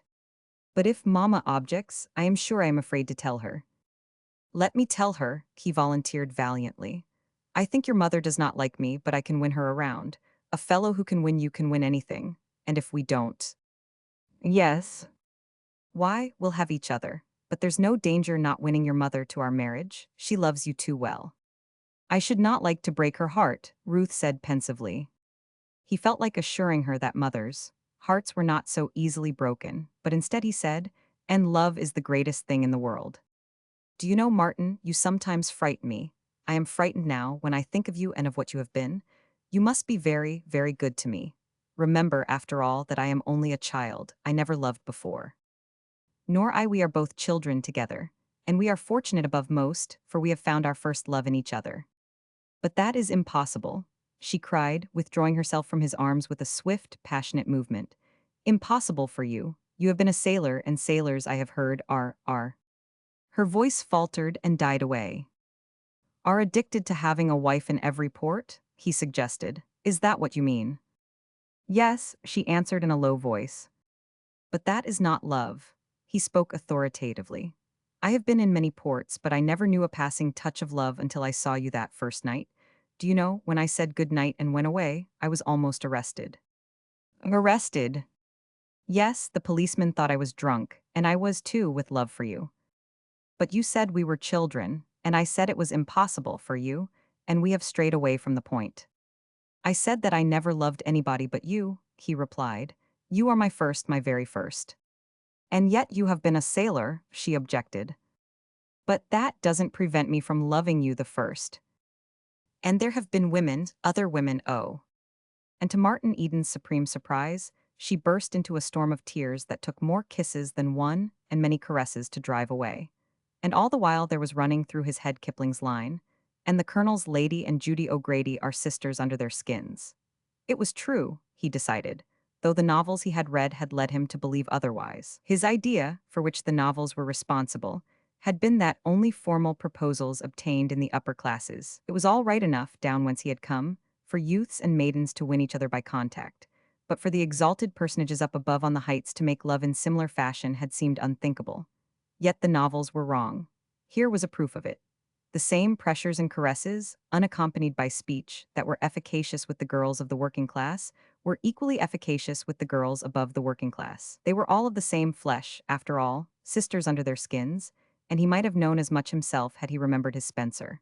As he held Ruth in his arms and soothed her, he took great consolation in the thought that the Colonel's Lady and Judy O'Grady were pretty much alike under their skins. It brought Ruth closer to him, made her possible. Her dear flesh was as anybody's flesh as his flesh. There was no bar to their marriage. Class difference was the only difference, and class was extrinsic. It could be shaken off. A slave, he had read, had risen to the Roman purple. That being so, then he could rise to Ruth. Under her purity and saintliness and culture and ethereal beauty of soul, she was, in things fundamentally human, just like Lizzie Connolly and all Lizzie Connell is. All that was possible of them was possible of her. She could love and hate, maybe have hysterics, and she could certainly be jealous as she was jealous now, uttering her last sobs in his arms. Besides, I am older than you, she remarked suddenly, opening her eyes and looking up at him, 3 years older. Hush, you are only a child, and I am 40 years older than you in experience, was his answer. In truth, they were children together, so far as love was concerned, and they were as naive and immature in the expression of their love as a pair of children.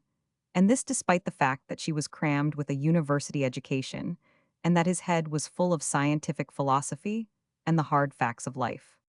They sat on through the passing glory of the day, talking as lovers are prone to talk, marveling at the wonder of love and at destiny that had flung them so strangely together, and dogmatically believing that they loved to a degree never attained by lovers before.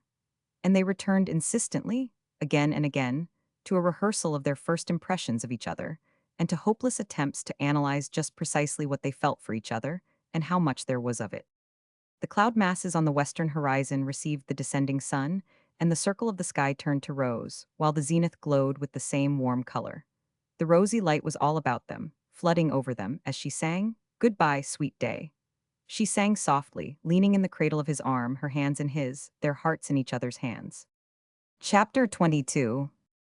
Mrs. Morse did not require a mother's intuition to read the advertisement in Ruth's face when she returned home.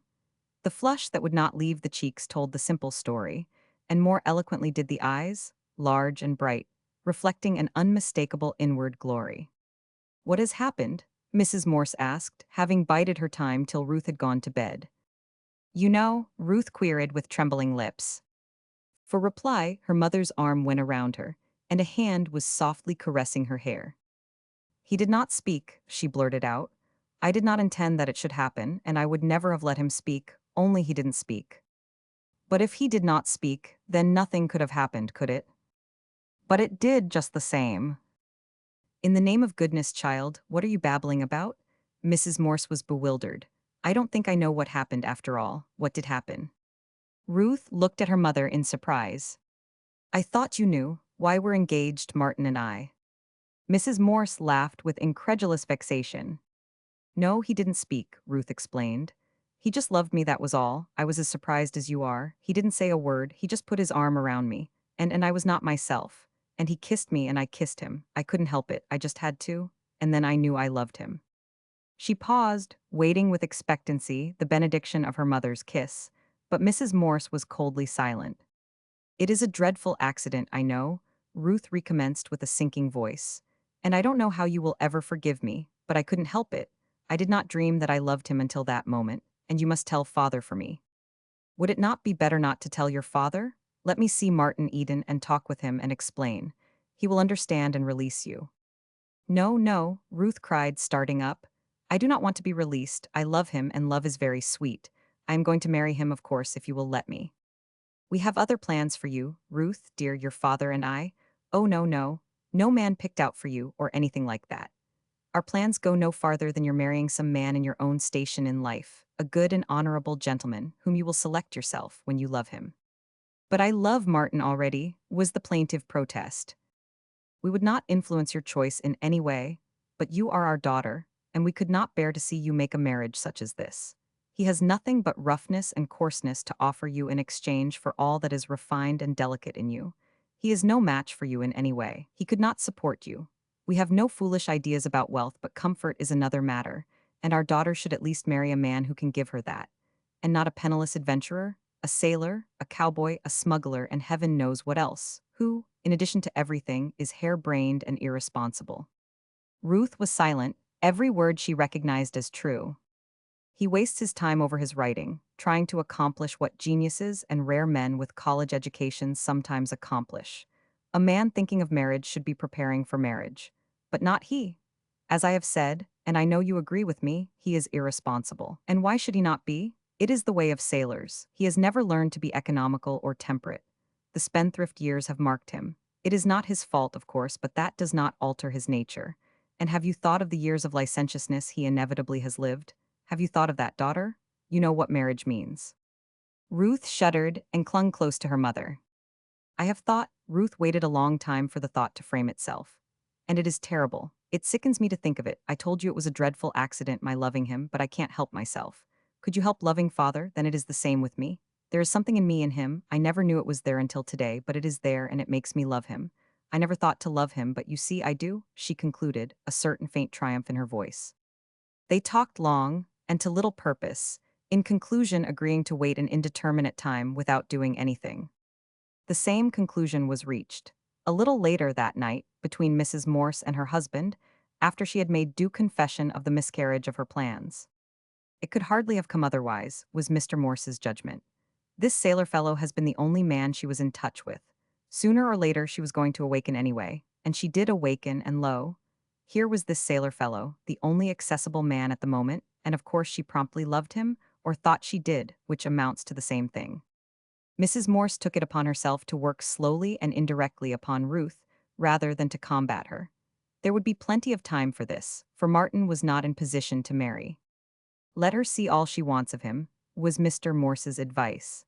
The more she knows him, the less she'll love him, I wager, and give her plenty of contrast. Make a point of having young people at the house. Young women and young men, all sorts of young men, clever men, men who have done something or who are doing things, men of her own class, gentlemen. She can gauge him by them. They will show him up for what he is. And after all, he is a mere boy of 21. Ruth is no more than a child. It is calf love with the pair of them, and they will grow out of it. So the matter rested. Within the family, it was accepted that Ruth and Martin were engaged, but no announcement was made. The family did not think it would ever be necessary. Also, it was tacitly understood that it was to be a long engagement.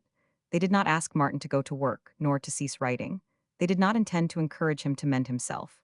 And he aided and abetted them in their unfriendly designs, for going to work was farthest from his thoughts. I wonder if you'll like what I have done?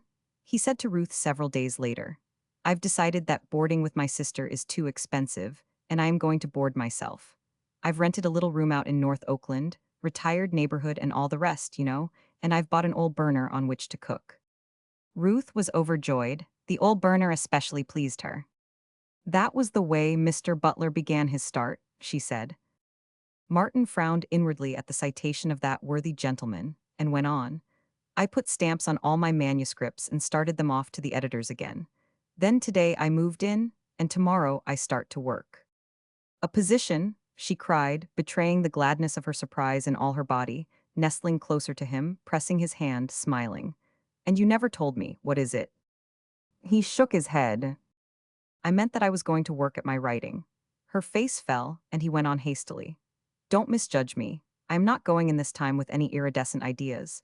It is to be a cold, prosaic, matter-of-fact business proposition. It is better than going to sea again, and I shall earn more money than any position in Oakland can bring an unskilled man. You see, this vacation I have taken has given me perspective. I haven't been working the life out of my body, and I haven't been writing, at least not for publication. All I've done has been to love you and to think. I've read some too, but it has been part of my thinking, and I have read principally magazines. I have generalized about myself, and the world, my place in it, and my chance to win to a place that will be fit for you. Also, I've been reading Spencer's Philosophy of Style, and found out a lot of what was the matter with me, or my writing, rather, and for that matter with most of the writing that is published every month in the magazines. But the upshot of it all, of my thinking and reading and loving, is that I am going to move to Grub Street. I shall leave masterpieces alone and do hack work, jokes, paragraphs, feature articles, humorous verse, and society verse, all the rot for which there seems so much demand. Then there are the newspaper syndicates, and the newspaper short story syndicates, and the syndicates for the Sunday supplements. I can go ahead and hammer out the stuff they want and earn the equivalent of a good salary by it. There are freelances, you know, who earn as much as 400 or 500 a month. I don't care to become as they, but I'll earn a good living and have plenty of time to myself, which I wouldn't have in any position. Then, I'll have my spare time for study and for real work. In between the grind, I'll try my hand at masterpieces, and I'll study and prepare myself for the writing of masterpieces. Why, I am amazed at the distance I have come already. When I first tried to write, I had nothing to write about except a few paltry experiences which I neither understood nor appreciated. But I had no thoughts. I really didn't. I didn't even have the words with which to think. My experiences were so many meaningless pictures. But as I began to add to my knowledge and to my vocabulary, I saw something more in my experiences than mere pictures. I retained the pictures and I found their interpretation. That was when I began to do good work, when I wrote adventure, joy, the pot, the wine of life, the jostling street, the love cycle, and the sea lyrics. I shall write more like them and better, but I shall do it in my spare time. My feet are on the solid earth now. Hackwork and income first, masterpieces afterward. Just to show you, I wrote half a dozen jokes last night for the comic weeklies, and just as I was going to bed, the thought struck me to try my hand at a triolet, a humorous one, and inside an hour I had written four. They ought to be worth $1 apiece. $4 right there for a few afterthoughts on the way to bed. Of course it's all valueless, just so much dull and sordid plotting. But it is no more dull and sordid than keeping books at $60 a month, adding up endless columns of meaningless figures until one dies. And furthermore, the hackwork keeps me in touch with things literary and gives me time to try bigger things. But what good are these bigger things, these masterpieces? Ruth demanded. You can't sell them. Oh, yes, I can, he began, but she interrupted. All those you named, and which you say yourself are good, you have not sold any of them. We can't get married on masterpieces that won't sell. Then we'll get married on triolets that will sell, he asserted stoutly, putting his arm around her and drawing a very unresponsive sweetheart toward him. Listen to this, he went on in attempted gaiety. It's not art, but it's $1. He came in. When I was out. To borrow some tin. Was why he came in. And he went without. So I was in. And he was out. The merry lilt with which he had invested the jingle was at variance with the dejection that came into his face as he finished. He had drawn no smile from Ruth. She was looking at him in an earnest and troubled way. It may be $1, she said, but it is a jester's dollar, the fee of a clown. Don't you see, Martin, the whole thing is lowering. I want the man I love and honor to be something finer and higher than a perpetrator of jokes and doggerel. You want him to be like, say, Mr. Butler? He suggested. I know you don't like Mr. Butler, she began. Mr. Butler's all right, he interrupted. It's only his indigestion I find fault with. But to save me, I can't see any difference between writing jokes or comic verse and running a typewriter, taking dictation, or keeping sets of books. It is all a means to an end. Your theory is for me to begin with keeping books in order to become a successful lawyer or man of business. Mine is to begin with hackwork and develop into an able author. There is a difference, she insisted. What is it? Why, your good work, what you yourself call good, you can't sell. You have tried, you know that, but the editors won't buy it. Give me time, dear, he pleaded. The hackwork is only makeshift, and I don't take it seriously. Give me 2 years. I shall succeed in that time, and the editors will be glad to buy my good work. I know what I am saying. I have faith in myself. I know what I have in me. I know what literature is, now. I know the average rot that is poured out by a lot of little men, and I know that at the end of 2 years I shall be on the highroad to success. As for business, I shall never succeed at it. I am not in sympathy with it. It strikes me as dull and stupid and mercenary and tricky. Anyway, I am not adapted for it. I'd never get beyond a clerkship. And how could you and I be happy on the paltry earnings of a clerk? I want the best of everything in the world for you. And the only time when I won't want it will be when there is something better. And I'm going to get it, going to get all of it. The income of a successful author makes Mr. Butler look cheap. A bestseller will earn anywhere between $50,000 and $100,000, sometimes more and sometimes less, but, as a rule, pretty close to those figures. She remained silent. Her disappointment was apparent. Well, he asked. I had hoped and planned otherwise. I had thought, and I still think, that the best thing for you would be to study shorthand. You already know typewriting, and go into father's office. You have a good mind, and I am confident you would succeed as a lawyer. Chapter 23. That Ruth had little faith in his power as a writer did not alter her nor diminish her in Martin's eyes. In the breathing spell of the vacation he had taken, he had spent many hours in self-analysis, and thereby learned much of himself. He had discovered that he loved beauty more than fame, and that what desire he had for fame was largely for Ruth's sake. It was for this reason that his desire for fame was strong. He wanted to be great in the world's eyes, to make good, as he expressed it, in order that the woman he loved should be proud of him and deem him worthy. As for himself, he loved beauty passionately, and the joy of serving her was to him sufficient wage. And more than beauty, he loved Ruth. He considered love the finest thing in the world. It was love that had worked the revolution in him, changing him from an uncouth sailor to a student and an artist. Therefore, to him, the finest and greatest of the three, greater than learning and artistry, was love. Already he had discovered that his brain went beyond Ruth's, just as it went beyond the brains of her brothers or the brain of her father. In spite of every advantage of university training, and in the face of her bachelorship of arts, his power of intellect overshadowed hers, and his year or so of self-study and equipment gave him a mastery of the affairs of the world and art and life that she could never hope to possess. All this he realized, but it did not affect his love for her, nor her love for him. Love was too fine and noble, and he was too loyal a lover for him to besmirch love with criticism. What did love have to do with Ruth's divergent views on art, right conduct, the French Revolution, or equal suffrage? They were mental processes, but love was beyond reason. It was superrational. He could not belittle love. He worshipped it. Love lay on the mountaintops beyond the valley land of reason. It was a sublimated condition of existence, the topmost peak of living, and it came rarely. Thanks to the school of scientific philosophers he favored, he knew the biological significance of love. But by a refined process of the same scientific reasoning, he reached the conclusion that the human organism achieved its highest purpose in love. That love must not be questioned, but must be accepted as the highest guerdon of life. Thus, he considered the lover blessed over all creatures, and it was a delight to him to think of God's own mad lover, rising above the things of earth, above wealth and judgment, public opinion and applause, rising above life itself and dying on a kiss. Much of this Martin had already reasoned out, and some of it he reasoned out later. In the meantime, he worked, taking no recreation except when he went to see Ruth, and living like a Spartan. He paid $2.50 a month, rent for the small room he got from his Portuguese landlady, Maria Silva, a virago and a widow, hard-working and harsher-tempered, rearing her large brood of children somehow, and drowning her sorrow and fatigue at irregular intervals in a gallon of the thin, sour wine that she bought from the corner grocery and saloon for 15 cents. From detesting her and her foul tongue at first, Martin grew to admire her as he observed the brave fight she made. There were but 4 rooms in the little house, 3, when Martin's was subtracted. One of these, the parlor, gay with an ingrained carpet and dolorous with a funeral card and a death picture of one of her numerous departed babes, was kept strictly for company. The blinds were always down, and her barefooted tribe was never permitted to enter the sacred precinct save on state occasions. She cooked, and all ate in the kitchen, where she likewise washed, starched, and ironed clothes on all days of the week except Sunday, for her income came largely from taking and washing from her more prosperous neighbors.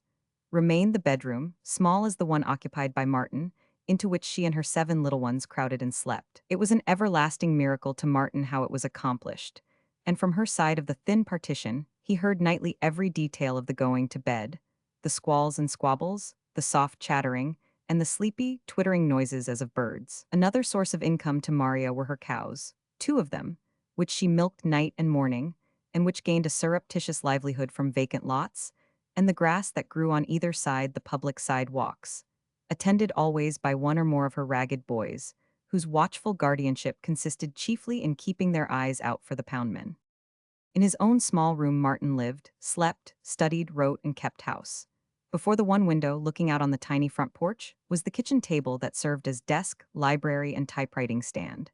The bed, against the rear wall, occupied 2/3 of the total space of the room. The table was flanked on one side by a gaudy bureau, manufactured for profit and not for service, the thin veneer of which was shed day by day. This bureau stood in the corner, and in the opposite corner, on the table's other flank, was the kitchen, the old stove on a dry goods box, inside of which were dishes and cooking utensils, a shelf on the wall for provisions, and a bucket of water on the floor. Martin had to carry his water from the kitchen sink, there being no tap in his room. On days when there was much steam to his cooking, the harvest of veneer from the bureau was unusually generous. Over the bed, hoisted by a tackle to the ceiling, was his bicycle. At first he had tried to keep it in the basement, but the tribe of Silva, loosening the bearings and puncturing the tires, had driven him out. Next he attempted the tiny front porch, until a howling southeaster drenched the wheel a night long. Then he had retreated with it to his room and slung it aloft. A small closet contained his clothes and the books he had accumulated, and for which there was no room on the table or under the table. Hand in hand with reading, he had developed the habit of making notes, and so copiously did he make them that there would have been no existence for him in the confined quarters had he not rigged several clotheslines across the room on which the notes were hung. Even so, he was crowded until navigating the room was a difficult task. He could not open the door without first closing the closet door, and vice versa. It was impossible for him anywhere to traverse the room in a straight line. To go from the door to the head of the bed was a zigzag course that he was never quite able to accomplish in the dark without collisions. Having settled the difficulty of the conflicting doors, he had to steer sharply to the right to avoid the kitchen. Next, he sheered to the left to escape the foot of the bed. But this sheer, if too generous, brought him against the corner of the table. With a sudden twitch and lurch, he terminated the sheer and bore off to the right along a sort of canal, one bank of which was the bed, the other the table. When the one chair in the room was at its usual place before the table, the canal was unnavigable. When the chair was not in use, it reposed on top of the bed, though sometimes he sat on the chair when cooking, reading a book while the water boiled, and even becoming skillful enough to manage a paragraph or two while steak was frying. Also, so small was the little corner that constituted the kitchen, he was able, sitting down, to reach anything he needed. In fact, it was expedient to cook sitting down. Standing up, he was too often in his own way.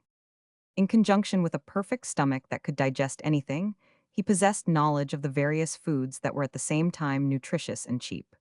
Pea soup was a common article in his diet, as well as potatoes and beans, the latter large and brown and cooked in Mexican style. Rice, cooked as American housewives never cook it and can never learn to cook it, appeared on Martin's table at least once a day. Dried fruits were less expensive than fresh, and he had usually a pot of them, cooked and ready at hand, for they took the place of butter on his bread.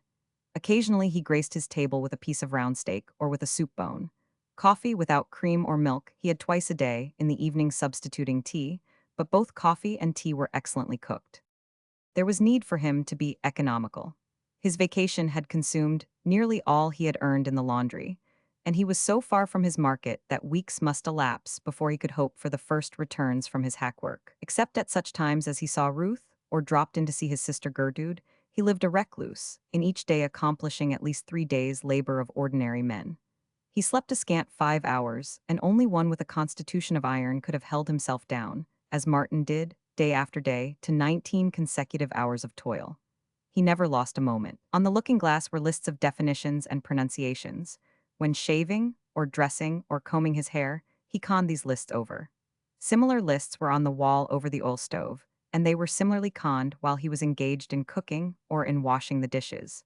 New lists continually displaced the old ones. Every strange or partly familiar word encountered in his reading was immediately jotted down, and later, when a sufficient number had been accumulated, were typed and pinned to the wall or looking-glass. He even carried them in his pockets and reviewed them at odd moments on the street or while waiting in butcher shop or grocery to be served. He went farther in the matter.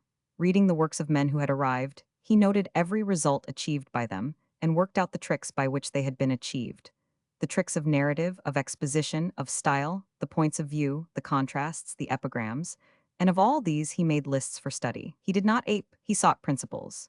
He drew up lists of effective and fetching mannerisms, till out of many such, culled from many writers, he was able to induce the general principle of mannerism, and thus equipped to cast about for new and original ones of his own, and to weigh and measure and appraise them properly. In similar manner, he collected lists of strong phrases, the phrases of living language, phrases that bit like acid and scorched like flame, or that glowed and were mellow and luscious in the midst of the arid desert of common speech. He sought always for the principle that lay behind and beneath. He wanted to know how the thing was done. After that, he could do it for himself. He was not content with the fair face of beauty. He dissected beauty in his crowded little bedroom laboratory, where cooking smells alternated with the outer bedlam of the Silva tribe, and, having dissected and learned the anatomy of beauty, he was nearer being able to create beauty itself. He was so made that he could work only with understanding. He could not work blindly, in the dark, ignorant of what he was producing and trusting to chance, and the star of his genius that the effect produced should be right and fine. He had no patience with chance effects. He wanted to know why and how. His was deliberate creative genius, and before he began a story or poem, the thing itself was already alive in his brain, with the end in sight and the means of realizing that end in his conscious possession. Otherwise, the effort was doomed to failure. On the other hand, he appreciated the chance effects in words and phrases that came lightly and easily into his brain, and that later stood all tests of beauty and power, and developed tremendous and incommunicable connotations. Before such he bowed down and marveled, knowing that they were beyond the deliberate creation of any man. And no matter how much he dissected beauty in search of the principles that underlie beauty and make beauty possible, he was aware, always, of the innermost mystery of beauty, to which he did not penetrate, and to which no man had ever penetrated. He knew full well from his Spencer that man can never attain ultimate knowledge of anything, and that the mystery of beauty was no less than that of life. Nay, more, that the fibers of beauty and life were intertwisted, and that he himself was but a bit of the same non-understandable fabric, twisted of sunshine and stardust and wonder. In fact, it was when filled with these thoughts that he wrote his essay entitled Stardust, in which he had his fling, not at the principles of criticism, but at the principal critics. It was brilliant, deep, philosophical, and deliciously touched with laughter. Also, it was promptly rejected by the magazines as often as it was submitted. But having cleared his mind of it, he went serenely on his way. It was a habit he developed, of incubating and maturing his thought upon a subject, and of then rushing into the typewriter with it. That it did not see print was a matter of small moment with him. The writing of it was the culminating act of a long mental process, the drawing together of scattered threads of thought, and the final generalizing upon all the data with which his mind was burdened. To write such an article was the conscious effort by which he freed his mind and made it ready for fresh material and problems. It was in a way akin to that common habit of men and women troubled by real or fancied grievances, who periodically and volubly break their long-suffering silence and have their say till the last word is said. Chapter 24. The weeks passed. Martin ran out of money, and publishers' checks were far away as ever. All his important manuscripts had come back and been started out again, and his hack work fared no better. His little kitchen was no longer graced with a variety of foods. Caught in the pinch with a part sack of rice and a few pounds of dried apricots, rice and apricots was his menu 3 times a day for 5 days hand-running. Then he startled to realize on his credit.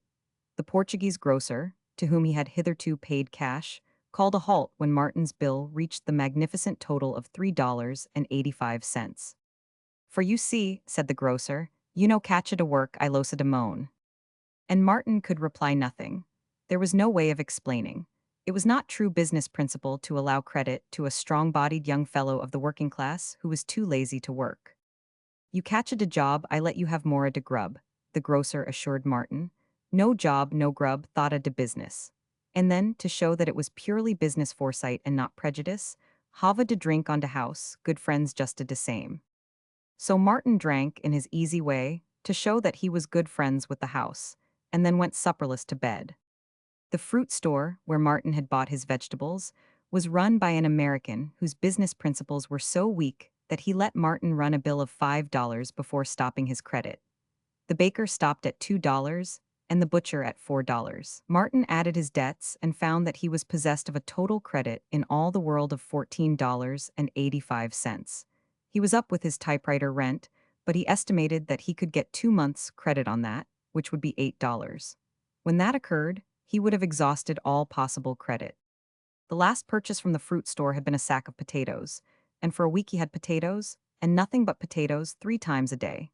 An occasional dinner at Ruth's helped to keep strength in his body, though he found it tantalizing enough to refuse further helping when his appetite was raging at sight of so much food spread before it. Now and again, though afflicted with secret shame, he dropped in at his sister's at mealtime and ate as much as he dared, more than he dared at the Morse table. Day by day he worked on, and day by day the postman delivered to him rejected manuscripts. He had no money for stamps, so the manuscripts accumulated in a heap under the table. Came a day when for 40 hours he had not tasted food. He could not hope for a meal at Ruth's, for she was away to San Rafael on a 2 weeks' visit, and for very shame's sake he could not go to his sister's. To cap misfortune, the postman, in his afternoon round, brought him 5 returned manuscripts. Then it was that Martin wore his overcoat down into Oakland, and came back without it, but with $5 tinkling in his pocket. He paid $1 each on account to the 4 tradesmen, and in his kitchen fried steak and onions, made coffee, and stewed a large pot of prunes. And having dined, he sat down at his table desk and completed before midnight an essay, which he entitled The Dignity of Usury.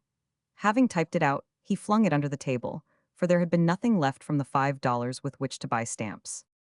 Later on he pawned his watch, and still later his wheel, reducing the amount available for food by putting stamps on all his manuscripts and sending them out. He was disappointed with his hack work.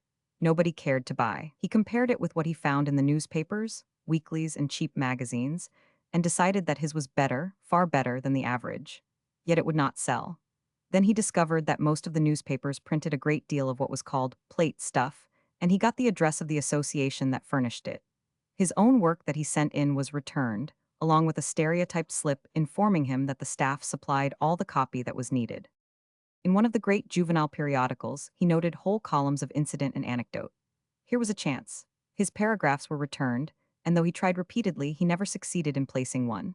Later on, when it no longer mattered, he learned that the associate editors and sub-editors augmented their salaries by supplying those paragraphs themselves. The comic weeklies returned his jokes and humorous verse, and the light society verse he wrote for the large magazines found no abiding place. Then there was the newspaper storiette. He knew that he could write better ones than were published. Managing to obtain the addresses of 2 newspaper syndicates, he deluged them with storiettes. When he had written 20 and failed to place one of them, he ceased. And yet, from day to day, he read storiettes in the dailies and weeklies, scores and scores of storiettes, not one of which would compare with his. In his despondency, he concluded that he had no judgment whatever, that he was hypnotized by what he wrote, and that he was a self-deluded pretender. The inhuman editorial machine ran smoothly as ever. He folded the stamps in with his manuscript, dropped it into the letterbox, and from 3 weeks to a month afterward the postman came up the steps and handed him the manuscript. Surely there were no live, warm editors at the other end. It was all wheels and cogs and old cups, a clever mechanism operated by automatons. He reached stages of despair wherein he doubted if editors existed at all. He had never received a sign of the existence of one, and from absence of judgment in rejecting all he wrote, it seemed plausible that editors were myths, manufactured and maintained by office boys, typesetters, and pressmen. The hours he spent with Ruth were the only happy ones he had, and they were not all happy.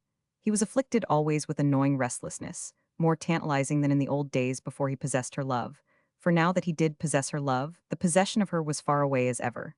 He had asked for 2 years, time was flying, and he was achieving nothing.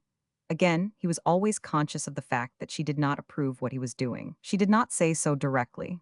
Yet indirectly, she let him understand it as clearly and definitely as she could have spoken it. It was not resentment with her, but disapproval, though less sweet-natured women might have resented where she was no more than disappointed. Her disappointment lay in that this man she had taken to mold refused to be molded. To a certain extent she had found his clay plastic, then it had developed stubbornness, declining to be shaped in the image of her father or of Mr. Butler. What was great and strong in him, she missed, or, worse yet, misunderstood.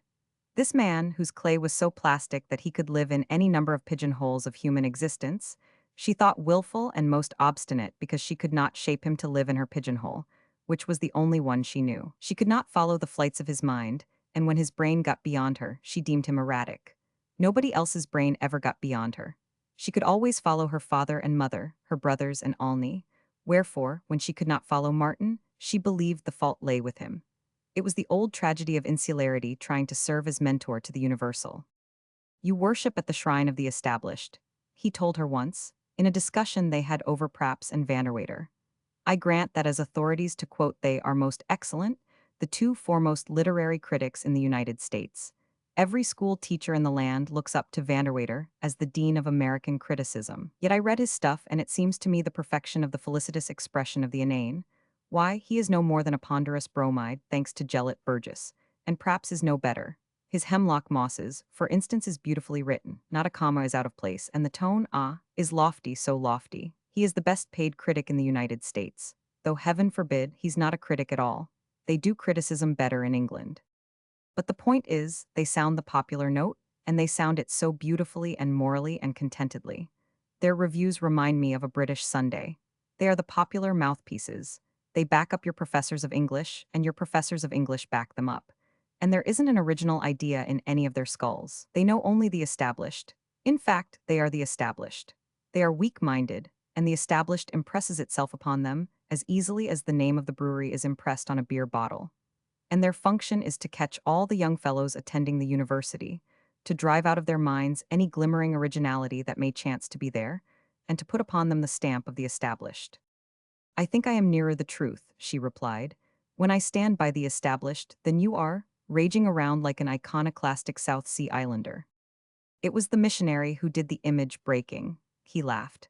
And unfortunately, all the missionaries are off among the heathen, so there are none left at home to break those old images, Mr. Vanderwater and Mr. Praps. And the college professors as well, she added. He shook his head emphatically.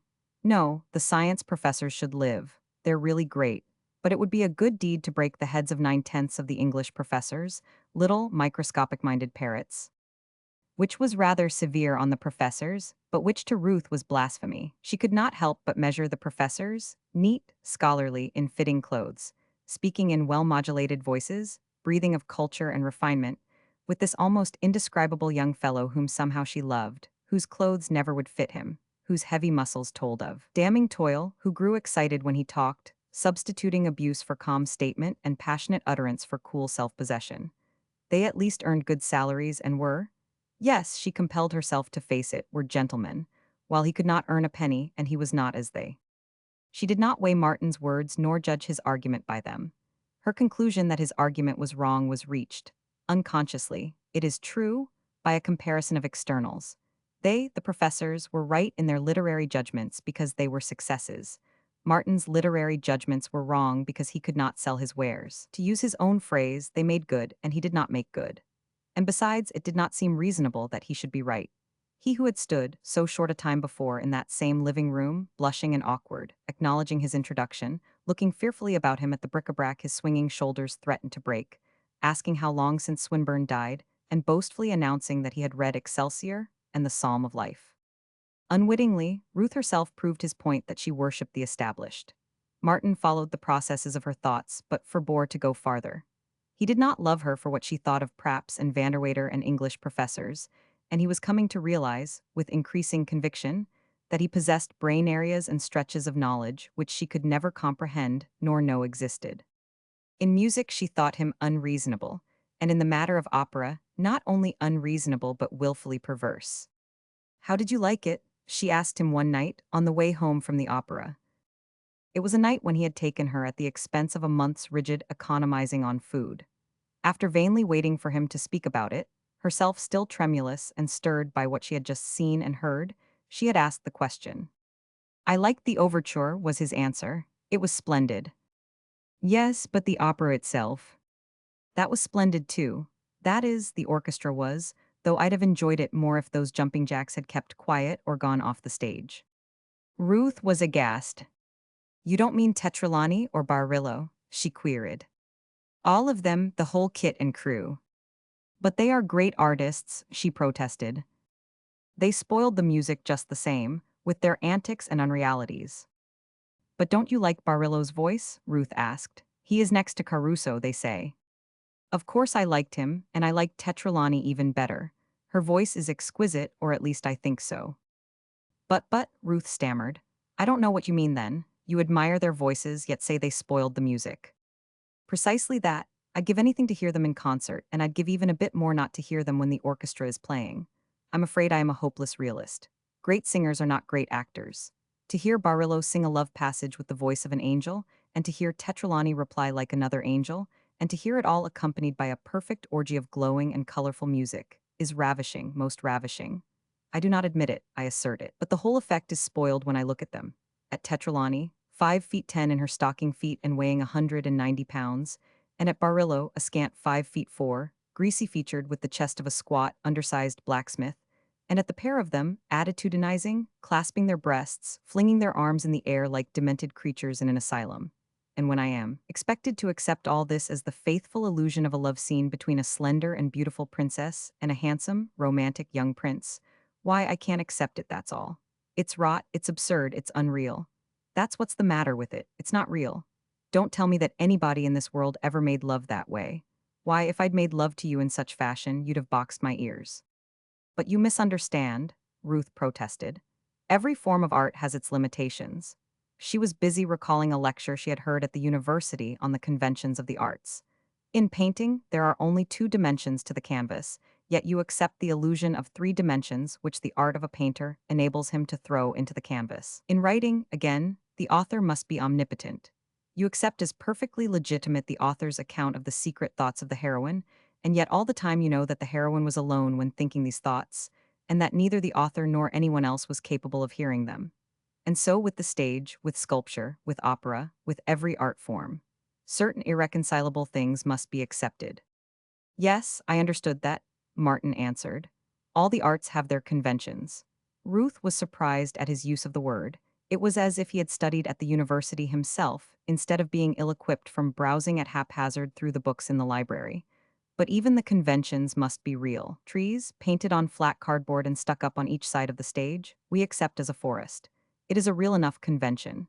But on the other hand, we would not accept a sea scene as a forest. We can't do it. It violates our senses.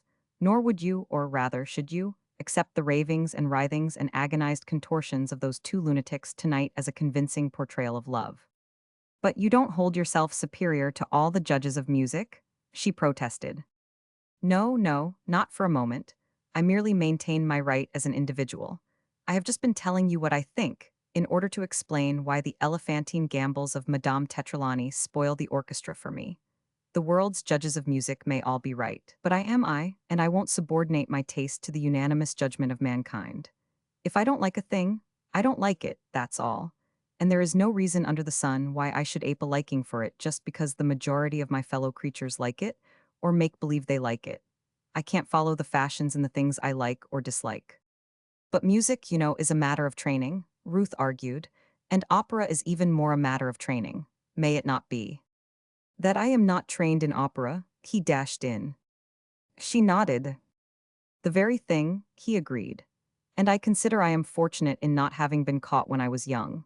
If I had, I could have wept sentimental tears tonight, and the clownish antics of that precious pair would have but enhanced the beauty of their voices and the beauty of the accompanying orchestra. You are right, it's mostly a matter of training. And I am too old now, I must have the real or nothing. An illusion that won't convince is a palpable lie, and that's what grand opera is to me when little Barillo throws a fit, clutches mighty Tetralani in his arms, also in a fit, and tells her how passionately he adores her. Again, Ruth measured his thoughts by comparison of externals and in accordance with her belief in the established. Who was he that he should be right and all the cultured world wrong? His words and thoughts made no impression upon her.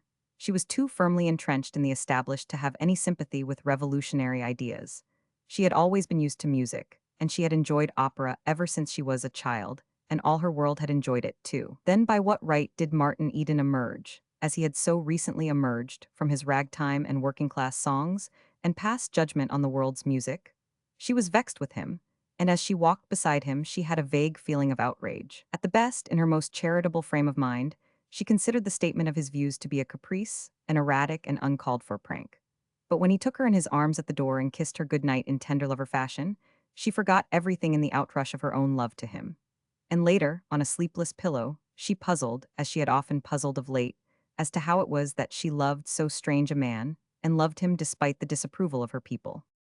And next day Martin Eden cast hackwork aside, and at white heat hammered out an essay to which he gave the title, The Philosophy of Illusion.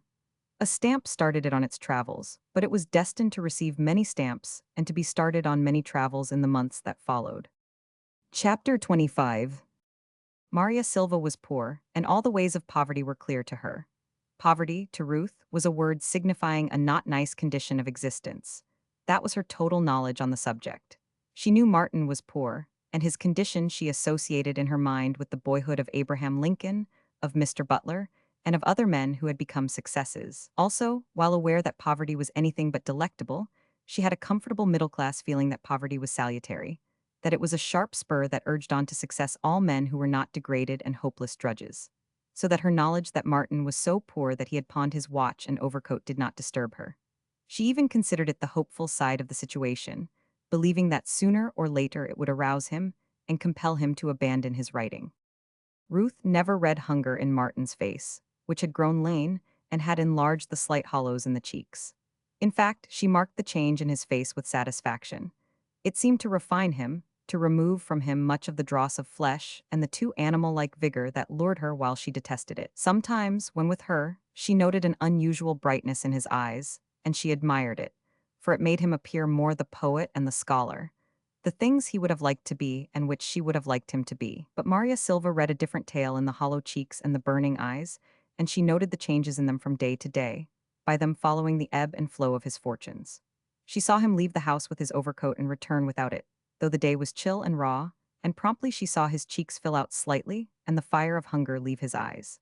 In the same way she had seen his wheel and watch go, and after each event she had seen his vigor bloom again. Likewise she watched his toils, and knew the measure of the midnight oil he burned. Work, she knew that he outdid her, though his work was of a different order.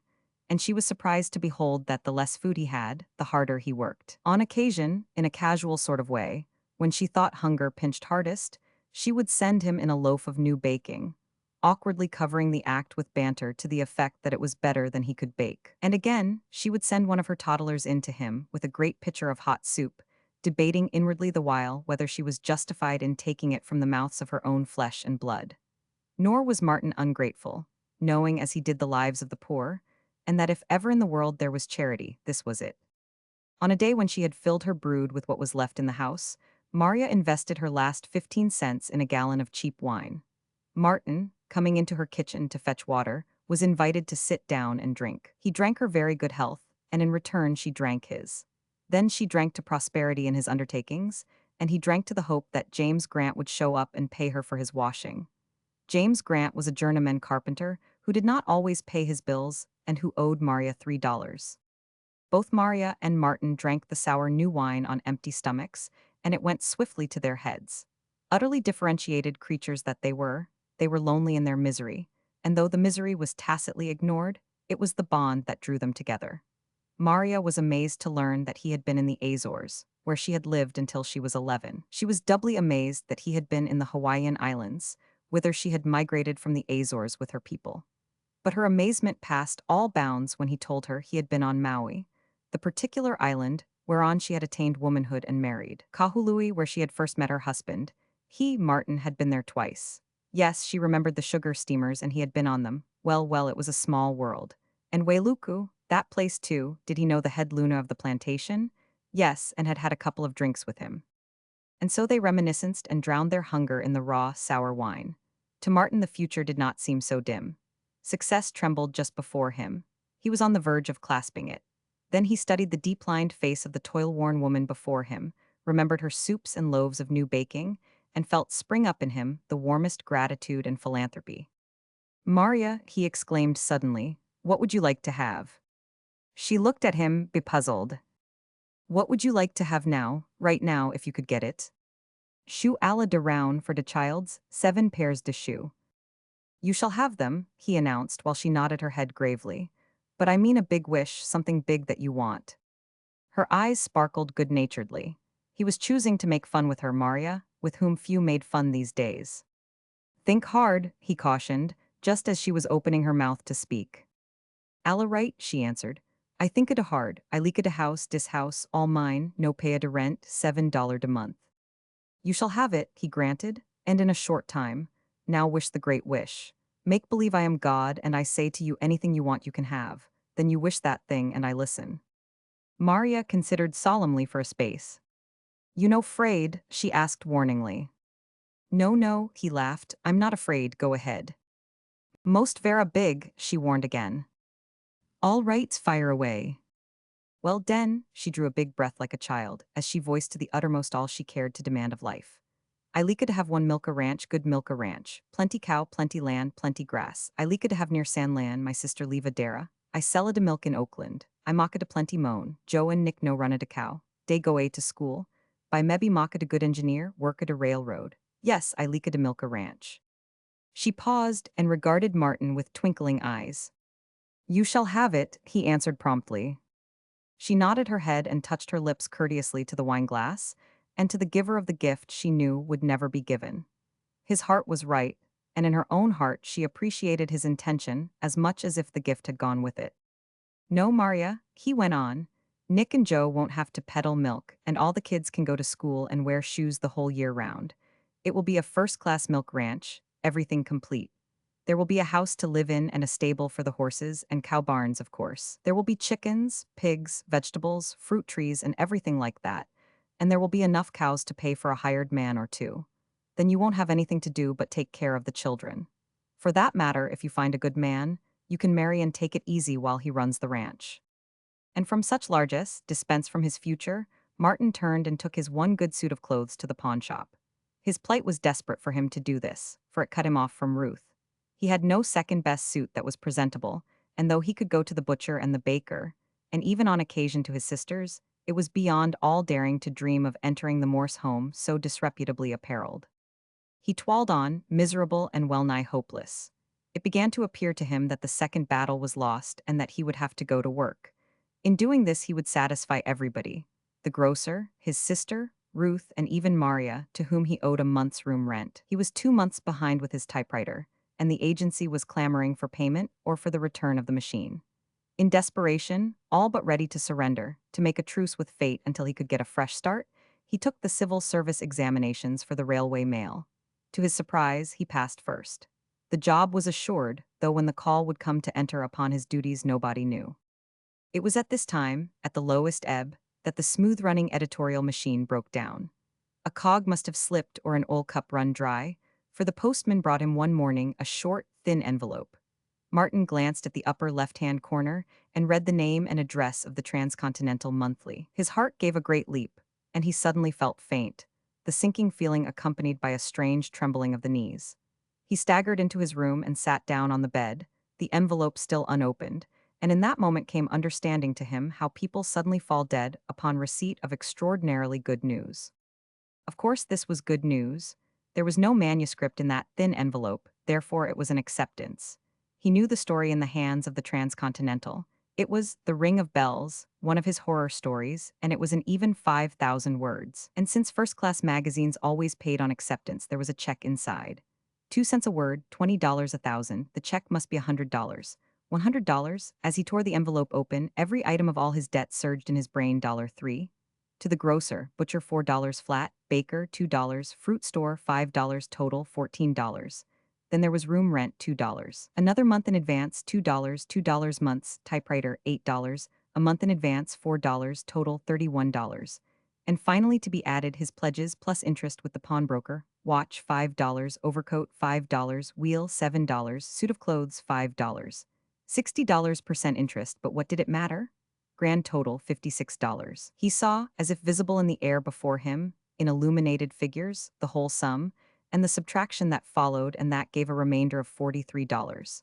When he had squared every debt, redeemed every pledge, he would still have jingling in his pockets a princely $43.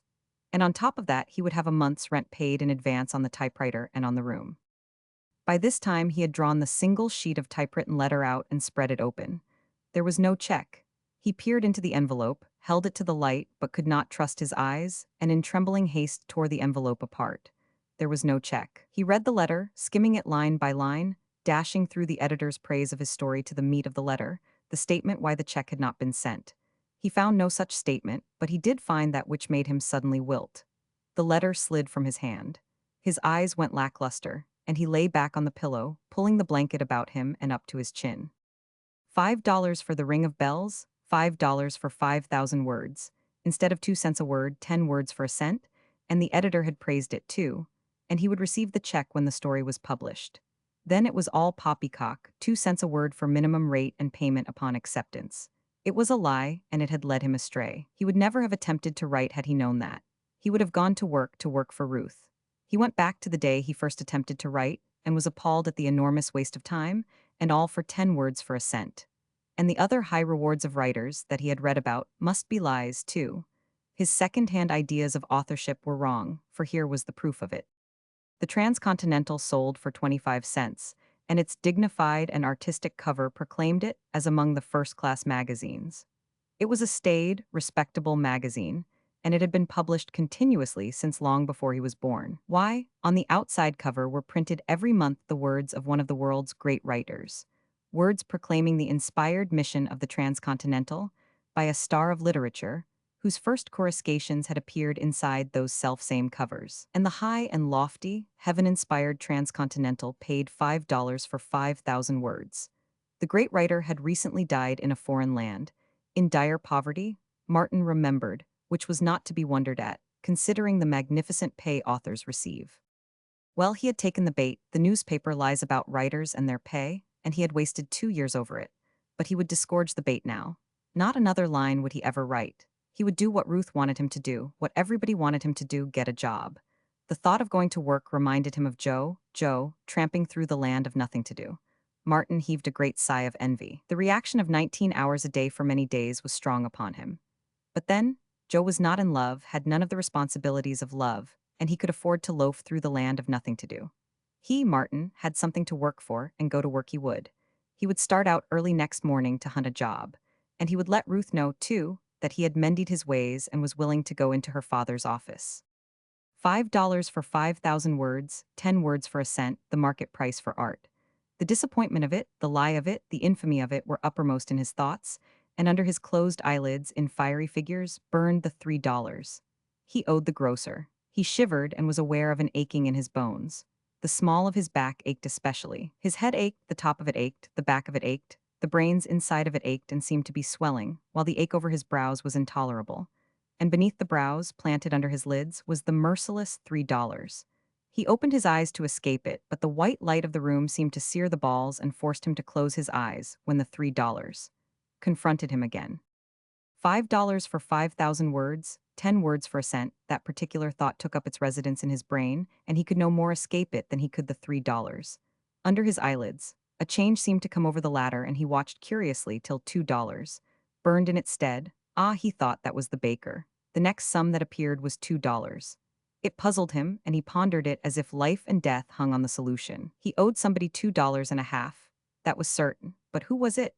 To find it was the task set him by an imperious and malignant universe, and he wandered through the endless corridors of his mind, opening all manner of lumber rooms and chambers stored with odds and ends of memories and knowledge, as he vainly sought the answer. After several centuries it came to him, easily, without effort, that it was Maria.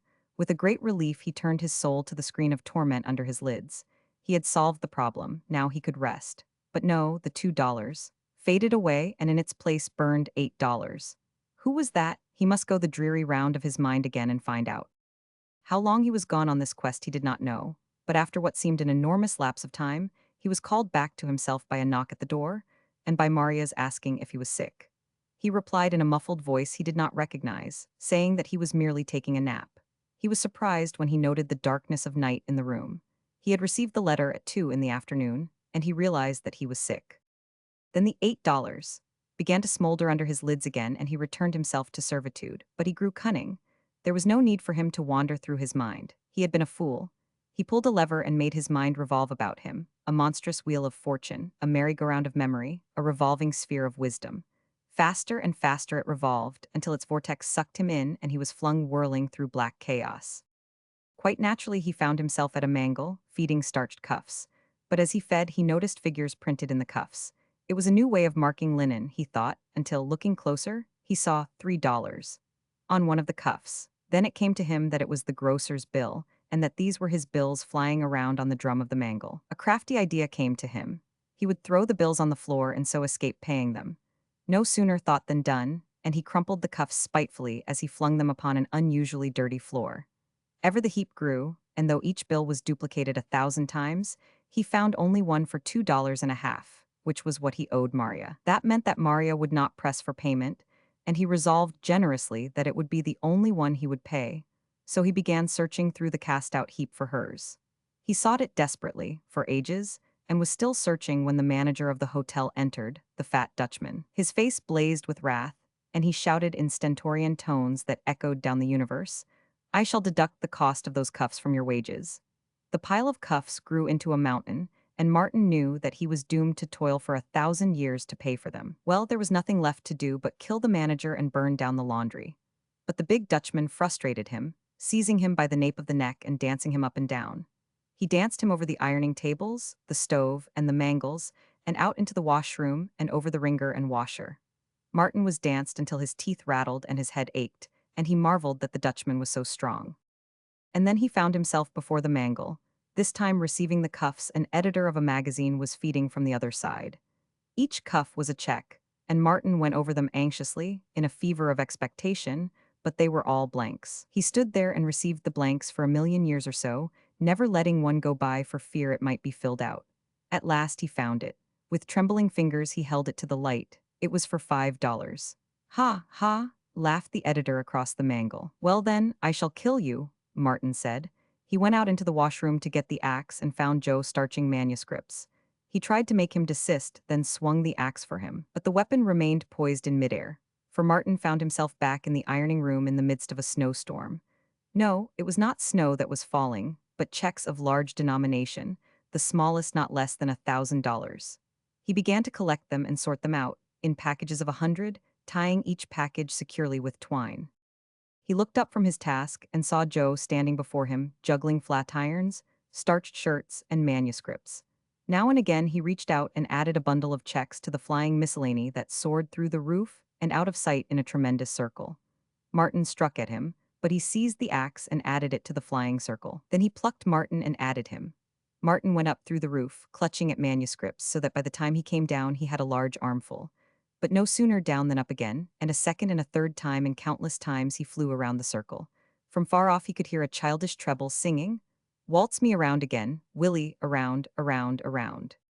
He recovered the axe in the midst of the milky way of checks, starched shirts and manuscripts, and prepared when he came down to kill Joe. But he did not come down. Instead, at 2 in the morning, Maria, having heard his groans through the thin partition, came into his room to put hot flat irons against his body and damp cloths upon his aching eyes. Chapter 26. Martin Eden did not go out to hunt for a job in the morning. It was late afternoon before he came out of his delirium and gazed with aching eyes about the room. Mary, one of the tribe of Silva, 8 years old, keeping watch, raised a screech at sight of his returning consciousness. Maria hurried into the room from the kitchen. She put her work-calloused hand upon his hot forehead and felt his pulse. "You lika to eat?" she asked. He shook his head. Eating was farthest from his desire, and he wondered that he should ever have been hungry in his life. "I'm sick, Maria," he said weakly. "What is it, do you know?" "Grips," she answered. 2 or 3 days you alla da right. Better you know eat now. By maybe plenty can eat, tomorrow can eat maybe." Martin was not used to sickness, and when Maria and her little girl left him, he essayed to get up and dress. By a supreme exertion of will, with rearing brain and eyes that ached so that he could not keep them open, he managed to get out of bed, only to be left stranded by his senses upon the table. Half an hour later he managed to regain the bed, where he was content to lie with closed eyes and analyze his various pains and weaknesses. Maria came in several times to change the cold cloths on his forehead. Otherwise she left him in peace, too wise to vex him with chatter. This moved him to gratitude, and he murmured to himself, "Maria, you getta de milk a ranch, all righta, all right." Then he remembered his long-buried past of yesterday. It seemed a lifetime since he had received that letter from the Transcontinental, a lifetime since it was all over and done with and a new page turned. He had shot his bolt and shot it hard, and now he was down on his back. If he hadn't starved himself, he wouldn't have been caught by La Grippe. He had been run down, and he had not had the strength to throw off the germ of disease which had invaded his system. This was what resulted. What does it profit a man to write a whole library and lose his own life? He demanded aloud. This is no place for me, no more literature in mine, me for the counting house and ledger, the monthly salary, and the little home with Ruth. 2 days later, having eaten an egg and 2 slices of toast and drunk a cup of tea, he asked for his mail, but found his eyes still hurt too much to permit him to read. "You read for me, Maria," he said. "Never mind the big, long letters, throw them under the table, read me the small letters." "No can," was the answer. "Teresa, she go to school, she can." So Teresa Silva, aged 9, opened his letters and read them to him. He listened absently to a long dun from the typewriter people, his mind busy with ways and means of finding a job. Suddenly he was shocked back to himself. "We offer you $40 for all serial rights in your story," Teresa slowly spelled out, "provided you allow us to make the alterations suggested." "What magazine is that?" Martin shouted. "Here, give it to me." He could see to read now, and he was unaware of the pain of the action. It was the White Mouse that was offering him $40, and the story was The Whirlpool, another of his early horror stories. He read the letter through again and again. The editor told him plainly that he had not handled the idea properly, but that it was the idea they were buying because it was original. If they could cut the story down 1/3, they would take it and send him $40 on receipt of his answer. He called for pen and ink, and told the editor he could cut the story down 3/3 if he wanted to, and to send the $40 right along. The letter dispatched to the letterbox by Teresa, Martin lay back and thought. It wasn't a lie, after all. The White Mouse paid on acceptance. There were 3,000 words in the whirlpool. Cut down a third, there would be 2,000. At $40, that would be 2 cents a word. Pay on acceptance and 2 cents a word. The newspapers had told the truth. And he had thought the White Mouse a third-rater? It was evident that he did not know the magazines. He had deemed the Transcontinental a first-rater, and it paid a cent for 10 words. He had classed the White Mouse as of no account, and it paid 20 times as much as the Transcontinental, and also had paid on acceptance. Well, there was one thing certain. When he got well, he would not go out looking for a job. There were more stories in his head as good as the whirlpool, and at $40 apiece he could earn far more than in any job or position. Just when he thought the battle lost, it was won. He had proved for his career. The way was clear. Beginning with the White Mouse, he would add magazine after magazine to his growing list of patrons.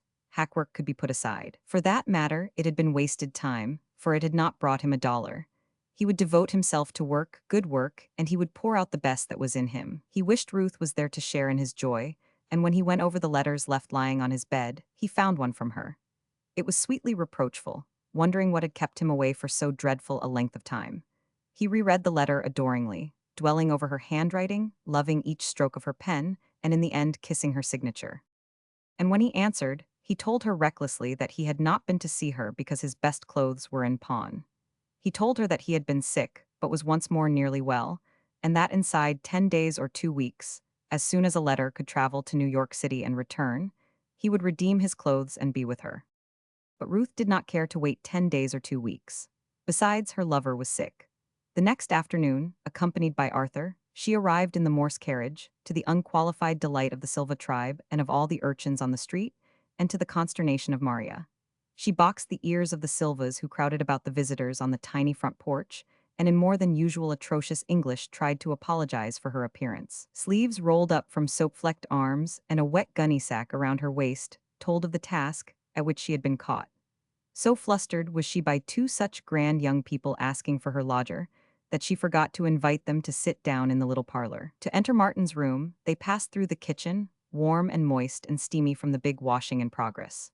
Maria, in her excitement, jammed the bedroom and bedroom closet doors together, and for 5 minutes through the partly open door, clouds of steam, smelling of soap suds and dirt, poured into the sick chamber. Ruth succeeded in veering right and right again, and in running the narrow passage between table and bed to Martin's side. But Arthur veered too wide and fetched up with clatter and bang of pots and pans in the corner where Martin did his cooking. Arthur did not linger long. Ruth occupied the only chair, and having done his duty, he went outside and stood by the gate, the center of 7 marveling Silvas, who watched him as they would have watched a curiosity in a sideshow. All about the carriage were gathered the children from a dozen blocks, waiting and eager for some tragic and terrible denouement. Carriages were seen on their street only for weddings and funerals. Here was neither marriage nor death, therefore, it was something transcending experience and well worth waiting for. Martin had been wild to see Ruth.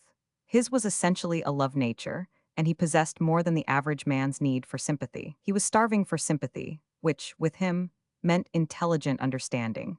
And he had yet to learn that Ruth's sympathy was largely sentimental and tactful, and that it proceeded from gentleness of nature rather than from understanding of the objects of her sympathy. So it was while Martin held her hand and gladly talked that her love for him prompted her to press his hand in return, and that her eyes were moist and luminous at sight of his helplessness, and of the marks suffering had stamped upon his face.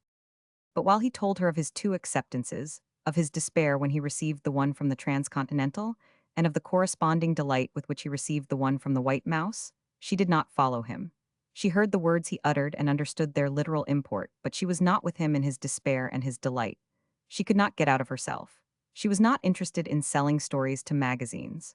What was important to her was matrimony. She was not aware of it, however, any more than she was aware that her desire that Martin take a position was the instinctive and preparative impulse of motherhood. She would have blushed had she been told as much in plain, set terms, and next she might have grown indignant and asserted that her sole interest lay in the man she loved and her desire for him to make the best of himself. So, while Martin poured out his heart to her, elated with the first success his chosen work in the world had received, she paid heed to his bare words only, gazing now and again about the room, shocked by what she saw. For the first time Ruth gazed upon the sordid face of poverty. Starving lovers had always seemed romantic to her, but she had had no idea how starving lovers lived. She had never dreamed it could be like this. Ever her gaze shifted from the room to him and back again. The steamy smell of dirty clothes, which had entered with her from the kitchen, was sickening. Martin must be soaked with it, Ruth concluded, if that awful woman washed frequently. Such was the contagiousness of degradation. When she looked at Martin, she seemed to see the smirch left upon him by his surroundings. She had never seen him unshaven, and the 3 days' growth of beard on his face was repulsive to her. Not alone did it give him the same dark and murky aspect of the Silva house, inside and out, but it seemed to emphasize that animal-like strength of his which she detested.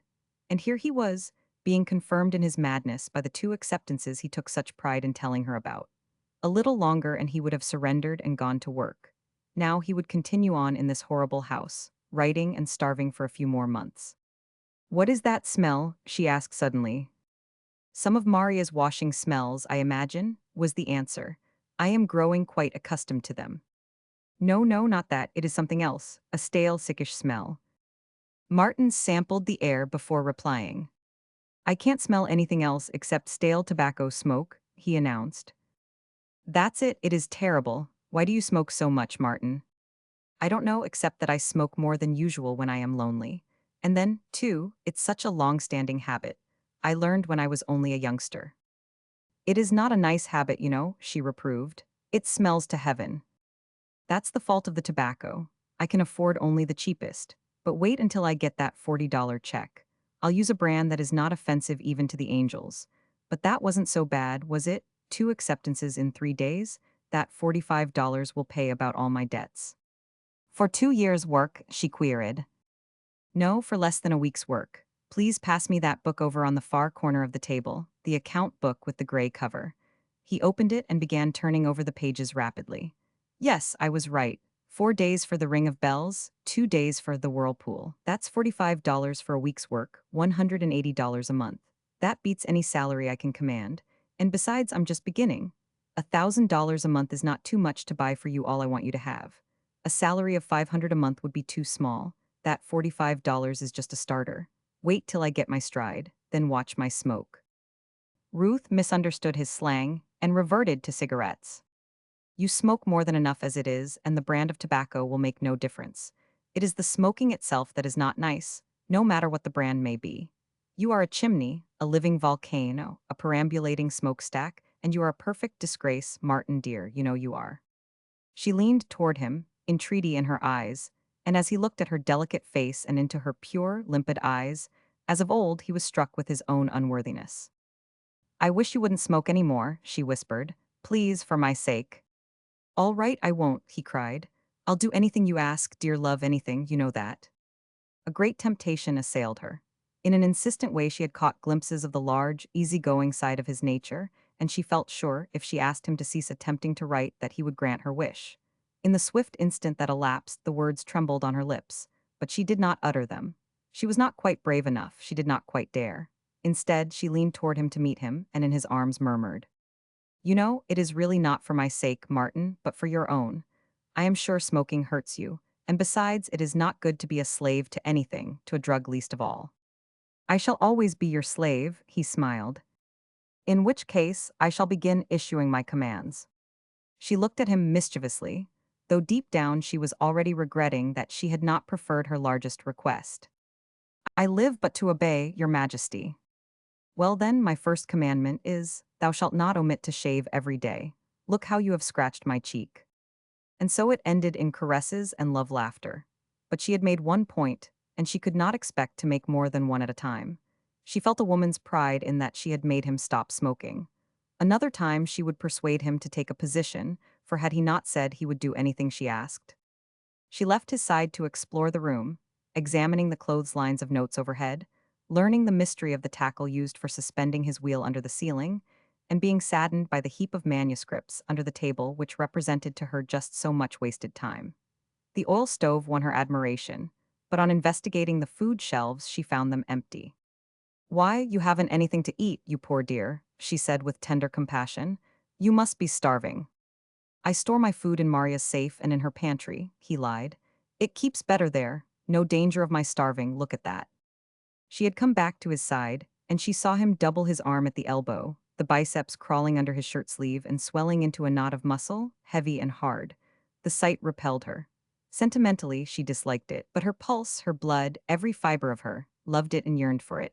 And in the old, inexplicable way, she leaned toward him, not away from him. And in the moment that followed, when he crushed her in his arms, the brain of her, concerned with the superficial aspects of life, was in revolt, while the heart of her, the woman of her, concerned with life itself, exulted triumphantly. It was in moments like this that she felt to the uttermost the greatness of her love for Martin, for it was almost a swoon of delight to her to feel his strong arms about her, holding her tightly, hurting her with the grip of their fervor. At such moments she found justification for her treason to her standards, for her violation of her own high ideals, and most of all for her tacit disobedience to her mother and father. They did not want her to marry this man. It shocked them that she should love him. It shocked her too sometimes when she was apart from him, a cool and reasoning creature. With him she loved him, in truth at times a vexed and worried love, but love it was, a love that was stronger than she. This law grip is nothing, he was saying. It hurts a bit and gives one a nasty headache, but it doesn't compare with breakbone fever. Have you had that too? She queried absently, intent on the heaven-sent justification she was finding in his arms. And so, with absent queries, she led him on, till suddenly his words startled her. He had had the fever in a secret colony of 30 lepers on one of the Hawaiian islands. But why did you go there? She demanded.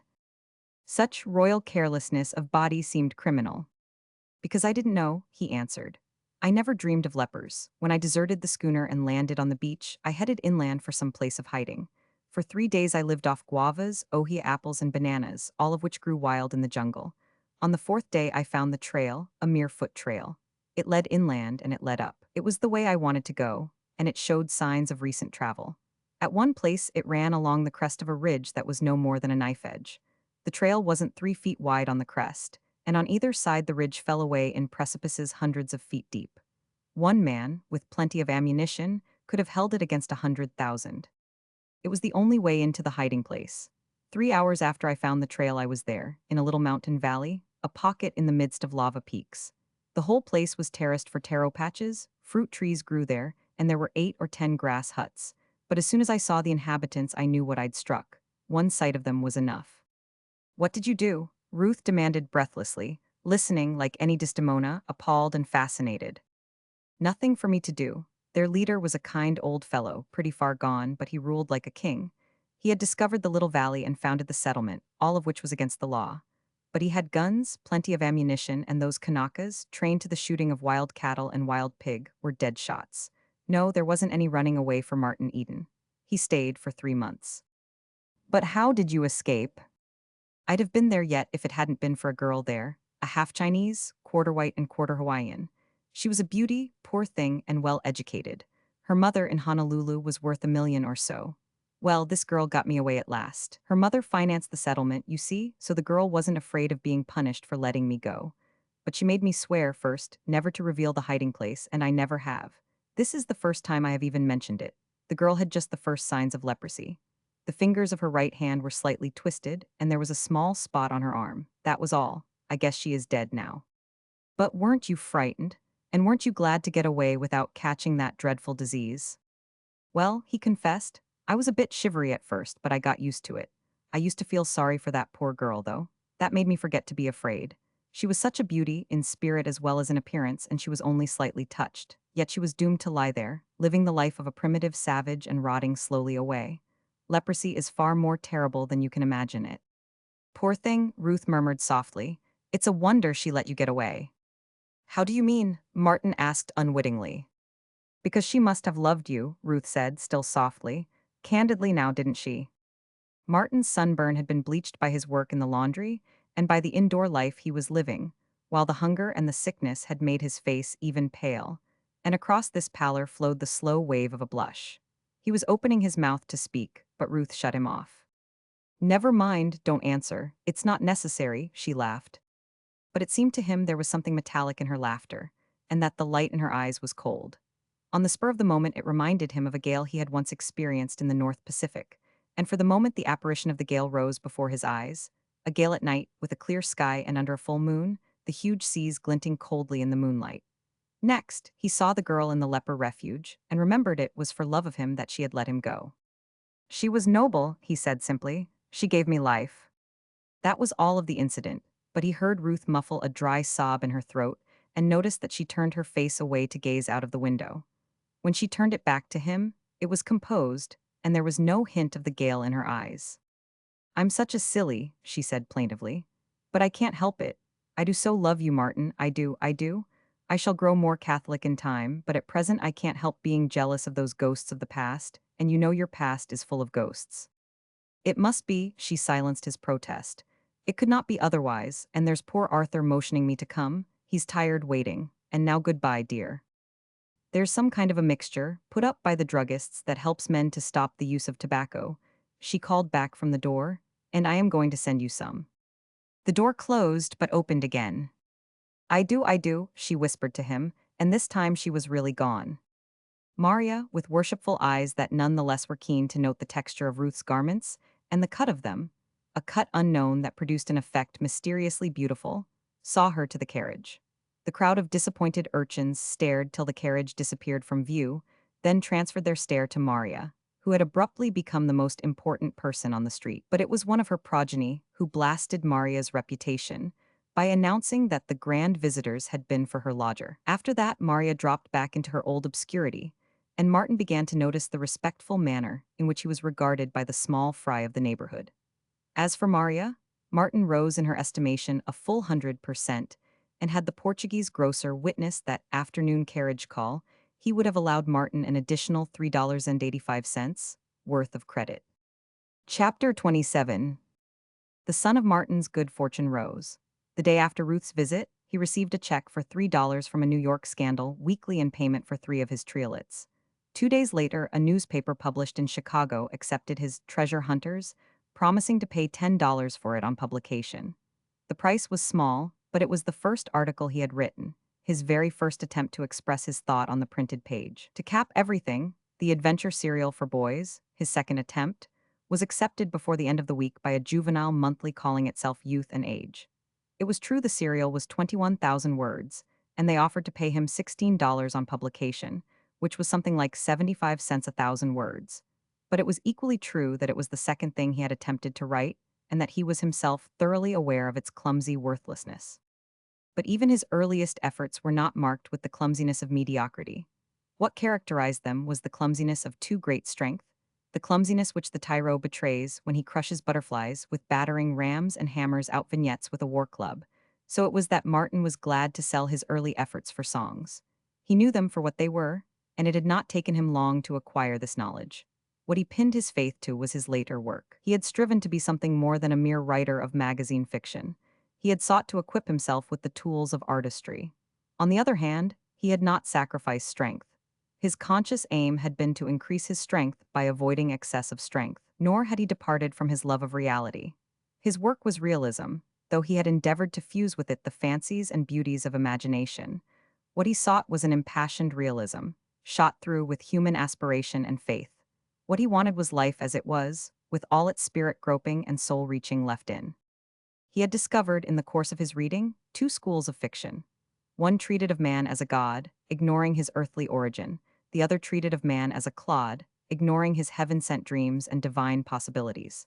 Both the god and the clod schools erred, in Martin's estimation, and erred through too great singleness of sight and purpose. There was a compromise that approximated the truth, though it flattered not the school of God, while it challenged the brute savageness of the school of clod. It was his story, Adventure, which had dragged with Ruth, that Martin believed had achieved his ideal of the true in fiction, and it was in an essay, God and Clod, that he had expressed his views on the whole general subject. But Adventure, and all that he deemed his best work, still went begging among the editors. His early work counted for nothing in his eyes except for the money it brought, and his horror stories, 2 of which he had sold, he did not consider high work nor his best work. To him they were frankly imaginative and fantastic, though invested with all the glamour of the real, wherein lay their power. This investiture of the grotesque and impossible with reality he looked upon as a trick, a skillful trick at best. Great literature could not reside in such a field.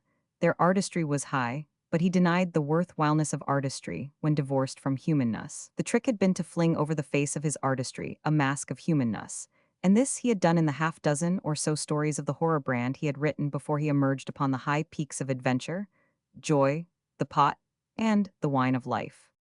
The $3 he received for the triolets he used to eke out a precarious existence against the arrival of the White Mouse check.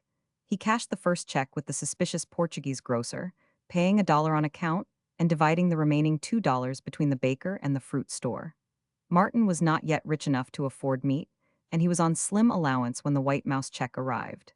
He was divided on the cashing of it. He had never been in a bank in his life, much less been in one on business, and he had a naive and childlike desire to walk into one of the big banks down in Oakland and fling down his endorsed check for $40. On the other hand, practical common sense ruled that he should cash it with his grocer, and thereby make an impression that would later result in an increase of credit. Reluctantly, Martin yielded to the claims of the grocer, paying his bill with him in full and receiving in change a pocketful of jingling coin. Also, he paid the other tradesmen in full, redeemed his suit and his bicycle, paid 1 month's rent on the typewriter, and paid Maria the overdue month for his room and a month in advance. This left him in his pocket, for emergencies, a balance of nearly $3. In itself, this small sum seemed a fortune. Immediately on recovering his clothes, he had gone to see Ruth, and on the way he could not refrain from jingling the little handful of silver in his pocket. He had been so long without money that, like a rescued starving man who cannot let the unconsumed food out of his sight, Martin could not keep his hand off the silver. He was not mean, nor avaricious, but the money meant more than so many dollars and cents. It stood for success, and the eagles stamped upon the coins were to him so many winged victories. It came to him insensibly that it was a very good world. It certainly appeared more beautiful to him. For weeks it had been a very dull and somber world. But now, with nearly all debts paid, $3 jingling in his pocket, and in his mind the consciousness of success, the sun shone bright and warm, and even a rain squall that soaked unprepared pedestrians seemed a merry happening to him. When he starved, his thoughts had dwelt often upon the thousands he knew were starving the world over.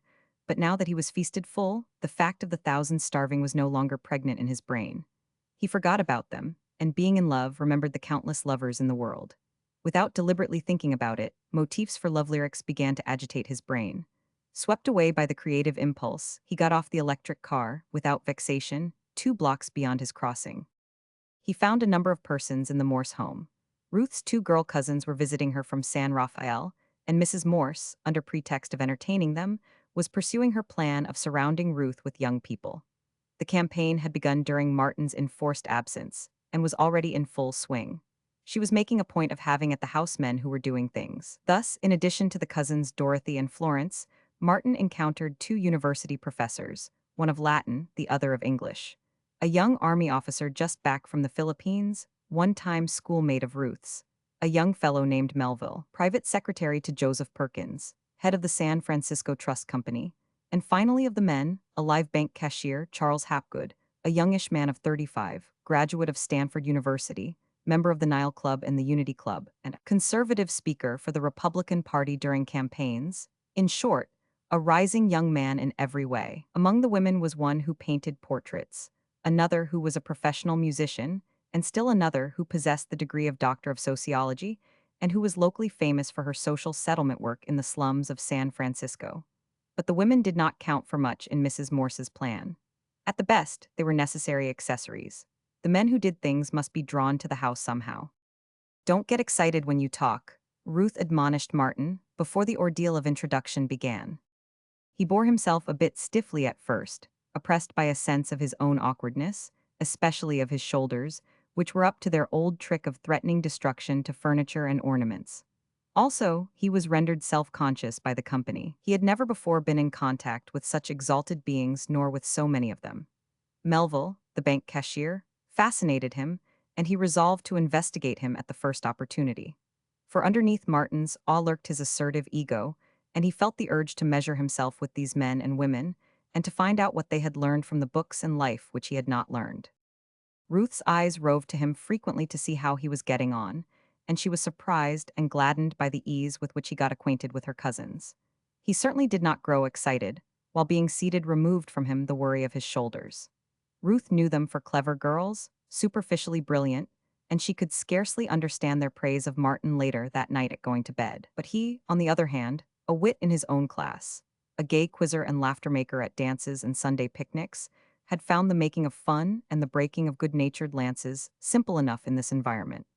And on this evening success stood at his back, patting him on the shoulder and telling him that he was making good, so that he could afford to laugh and make laughter and remain unabashed. Later, Ruth's anxiety found justification. Martin and Professor Caldwell had got together in a conspicuous corner, and though Martin no longer wove the air with his hands, to Ruth's critical eye he permitted his own eyes to flash and glitter too frequently, talked too rapidly and warmly, grew too intense, and allowed his aroused blood to redden his cheeks too much.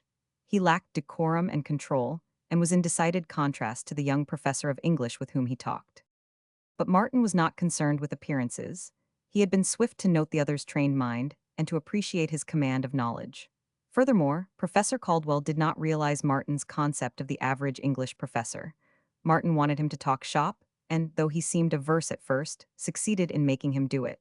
For Martin did not see why a man should not talk shop. It's absurd and unfair, he had told Ruth weeks before, this objection to talking shop. For what reason under the sun do men and women come together if not for the exchange of the best that is in them?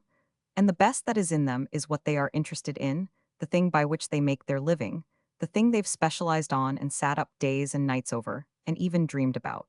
Imagine Mr. Butler living up to social etiquette and enunciating his views on Paul Verlaine or the German drama or the novels of D'Annunzio. We'd be bored to death. I, for one, if I must listen to Mr. Butler, prefer to hear him talk about his law. It's the best that is in him, and life is so short that I want the best of every man and woman I meet. But, Ruth had objected, there are the topics of general interest to all. There you mistake, he had rushed on. All persons in society, all cliques in society, or rather, nearly all persons and cliques ape their betters. Now, who are the best betters? The idlers, the wealthy idlers. They do not know, as a rule, the things known by the persons who are doing something in the world. To listen to conversation about such things would mean to be bored, wherefore the idlers decree that such things are shop and must not be talked about. Likewise they decree the things that are not shop and which may be talked about. And those things are the latest operas, latest novels, cards, billiards, cocktails, automobiles, horse shows, trout fishing, tuna fishing, big game shooting, yacht sailing, and so forth. And mark you, these are the things the idlers know. In all truth, they constitute the shop talk of the idlers.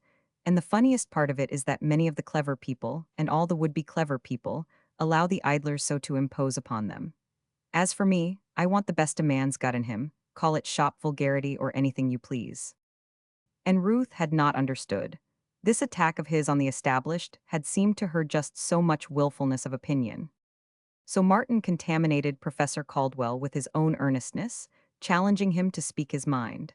As Ruth paused beside them, she heard Martin saying, "You surely don't pronounce such heresies in the University of California."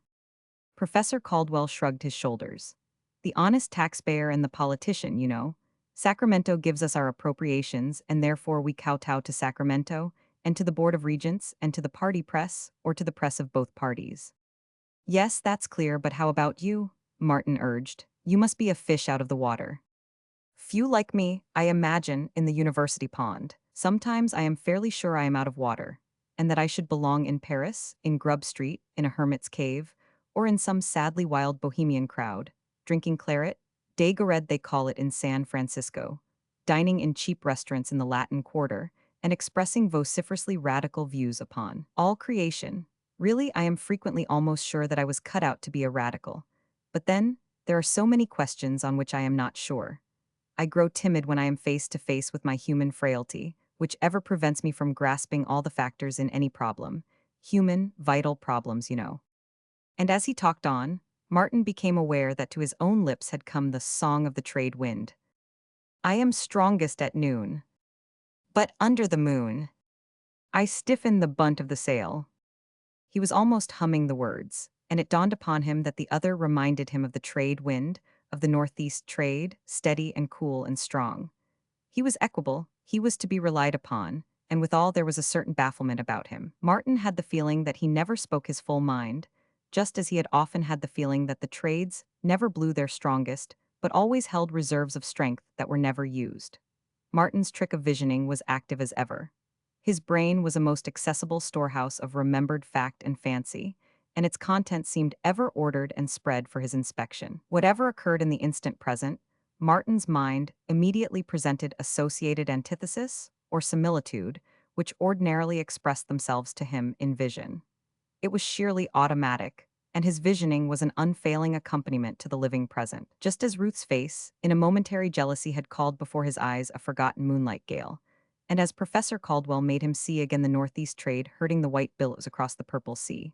So from moment to moment, not disconcerting but rather identifying and classifying, new memory visions rose before him, or spread under his eyelids, or were thrown upon the screen of his consciousness. These visions came out of the actions and sensations of the past, out of things and events and books of yesterday and last week, a countless host of apparitions that, waking or sleeping, forever thronged his mind. So it was, as he listened to Professor Caldwell's easy flow of speech, the conversation of a clever, cultured man, that Martin kept seeing himself down all his past. He saw himself when he had been quite the hoodlum, wearing a stiff-rim Stetson hat and a square-cut, double-breasted coat, with a certain swagger to the shoulders, and possessing the ideal of being as tough as the police permitted. He did not disguise it to himself, nor attempt to palliate it. At one time in his life, he had been just a common hoodlum, the leader of a gang that worried the police and terrorized honest, working-class householders. But his ideals had changed. He glanced about him at the well-bred, well-dressed men and women, and breathed into his lungs the atmosphere of culture and refinement. And at the same moment the ghost of his early youth, in stiff rim and square cut, with swagger and toughness, stalked across the room. This figure of the corner hoodlum he saw merge into himself, sitting and talking with an actual university professor. For, after all, he had never found his permanent abiding place. He had fitted in wherever he found himself, been a favorite always and everywhere by virtue of holding his own at work and at play, and by his willingness and ability to fight for his rights and command respect. But he had never taken root. He had fitted in sufficiently to satisfy his fellows but not to satisfy himself. He had been perturbed always by a feeling of unrest, had heard always the call of something from beyond, and had wandered on through life seeking it, until he found books and art and love. And here he was, in the midst of all this, the only one of all the comrades he had adventured with who could have made themselves eligible for the inside of the Morse home. But such thoughts and visions did not prevent him from following Professor Caldwell closely. And as he followed, comprehendingly and critically, he noted the unbroken field of the other's knowledge. As for himself, from moment to moment the conversation showed him gaps and open stretches, whole subjects with which he was unfamiliar. Nevertheless, thanks to his Spencer, he saw that he possessed the outlines of the field of knowledge. It was a matter only of time when he would fill in the outline. Then watch out, he thought, where shoal everybody? He felt like sitting at the feet of the professor, worshipful and absorbent, but as he listened, he began to discern a weakness in the other's judgments, a weakness so stray and elusive that he might not have caught it had it not been ever present. And when he did catch it, he leapt to equality at once. Ruth came up to them a second time, just as Martin began to speak.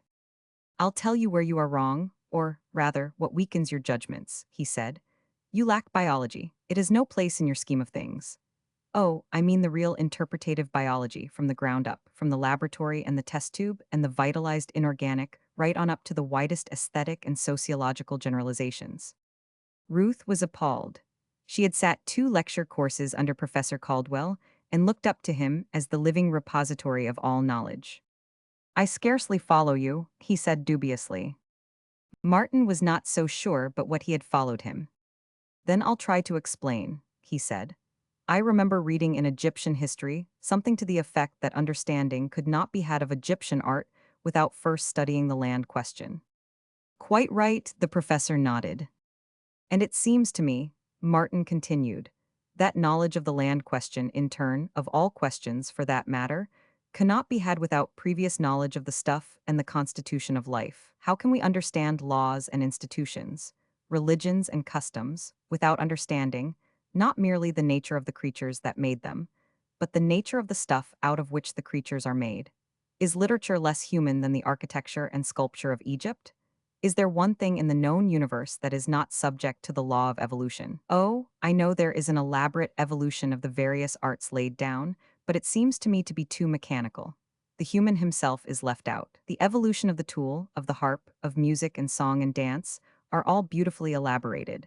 But how about the evolution of the human himself, the development of the basic and intrinsic parts that were in him before he made his first tool or gibbered his first chant? It is that which you do not consider, and which I call biology. It is biology in its largest aspects. I know I express myself incoherently, but I've tried to hammer out the idea. It came to me as you were talking, so I was not primed and ready to deliver it. You spoke yourself of the human frailty that prevented one from taking all the factors into consideration. And you, in turn, or so it seems to me, Leave out the biological factor, the very stuff out of which has been spun the fabric of all the arts, the warp and the woof of all human actions and achievements. To Ruth's amazement, Martin was not immediately crushed, and that the professor replied in the way he did struck her as forbearance for Martin's youth. Professor Caldwell sat for a full minute, silent and fingering his watch chain.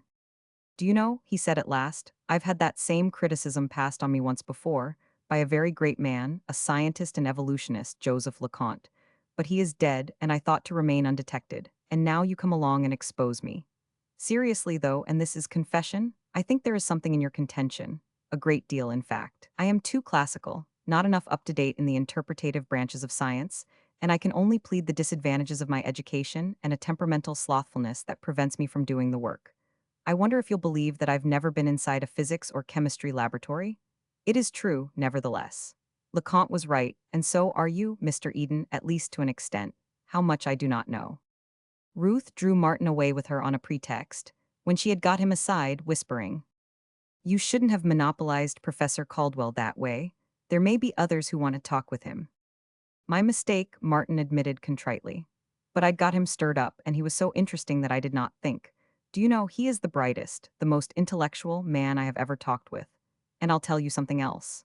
I once thought that everybody who went to universities, or who sat in the high places in society, was just as brilliant and intelligent as he. He's an exception, she answered. I should say so. Whom do you want me to talk to now? Oh, say, bring me up against that cashier fellow. Martin talked for 15 minutes with him, nor could Ruth have wished better behavior on her lover's part. Not once did his eyes flash nor his cheeks flush, while the calmness and poise with which he talked surprised her. But in Martin's estimation, the whole tribe of bank cashiers fell a few 100%.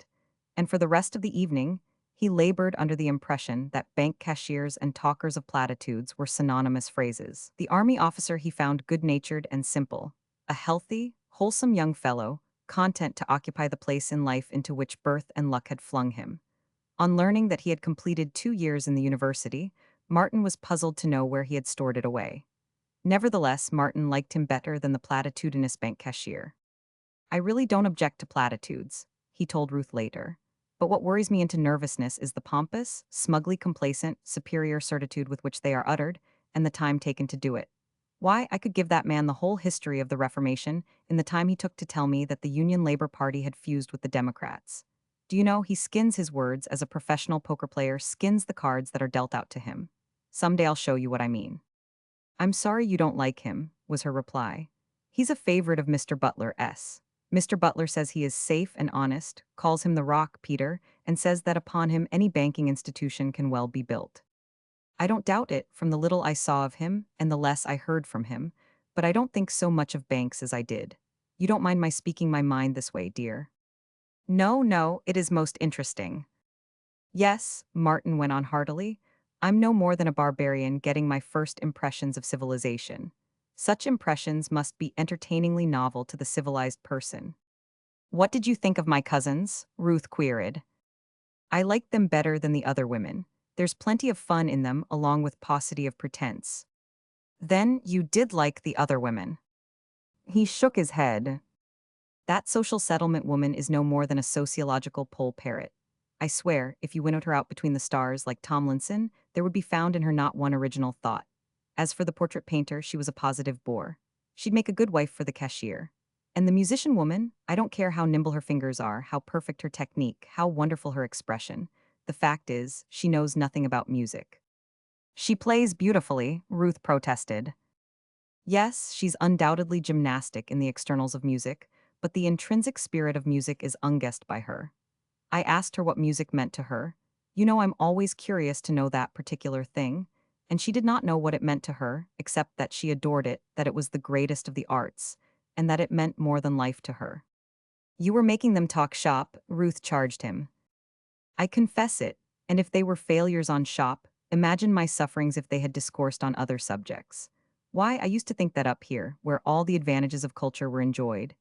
He paused for a moment and watched the youthful shade of himself, in stiff rim and square cut, enter the door and swagger across the room. As I was saying, up here I thought all men and women were brilliant and radiant.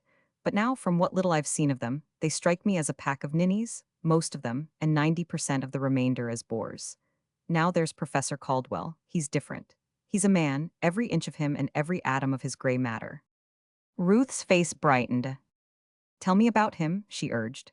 Not what is large and brilliant, I know those qualities, but whatever you feel is adverse, I am most curious to know. Perhaps I'll get myself in a pickle. Martin debated humorously for a moment. Suppose you tell me first, or maybe you find in him nothing less than the best. I attended 2 lecture courses under him, and I have known him for 2 years. That is why I am anxious for your first impression. Bad impression, you mean? Well, here goes. He is all the fine things you think about him, I guess. At least, he is the finest specimen of intellectual man I have met, but he is a man with a secret shame. Oh, no, no, he hastened to cry. Nothing paltry nor vulgar. What I mean is that he strikes me as a man who has gone to the bottom of things, and is so afraid of what he saw that he makes believe to himself that he never saw it. Perhaps that's not the clearest way to express it. Here, another way. A man who has found the path to the hidden temple, but has not followed it. Who has, perhaps, caught glimpses of the temple and striven afterward to convince himself that it was only a mirage of foliage. Yet another way. A man who could have done things but who placed no value on the doing, and who, all the time in his innermost heart, is regretting that he has not done them. Who has secretly laughed at the rewards for doing, and yet, still more secretly, has yearned for the rewards and for the joy of doing. I don't read him that way, she said, and for that matter, I don't see just what you mean. It is only a vague feeling on my part, Martin temporized. I have no reason for it. It is only a feeling, and most likely it is wrong. You certainly should know him better than I. From the evening at Ruth's, Martin brought away with him strange confusions and conflicting feelings. He was disappointed in his goal, in the persons he had climbed to be with. On the other hand, he was encouraged with his success. The climb had been easier than he expected. He was superior to the climb, and he did not, with false modesty, hide it from himself. He was superior to the beings among whom he had climbed, with the exception, of course, of Professor Caldwell. About life and the books he knew more than they, and he wondered into what nooks and crannies they had cast aside their educations. He did not know that he was himself possessed of unusual brain vigor. Nor did he know that the persons who were given to probing the depths and to thinking ultimate thoughts were not to be found in the drawing rooms of the world's Morses. Nor did he dream that such persons were as lonely eagles sailing solitary in the azure sky, far above the earth and its swarming freight of gregarious life.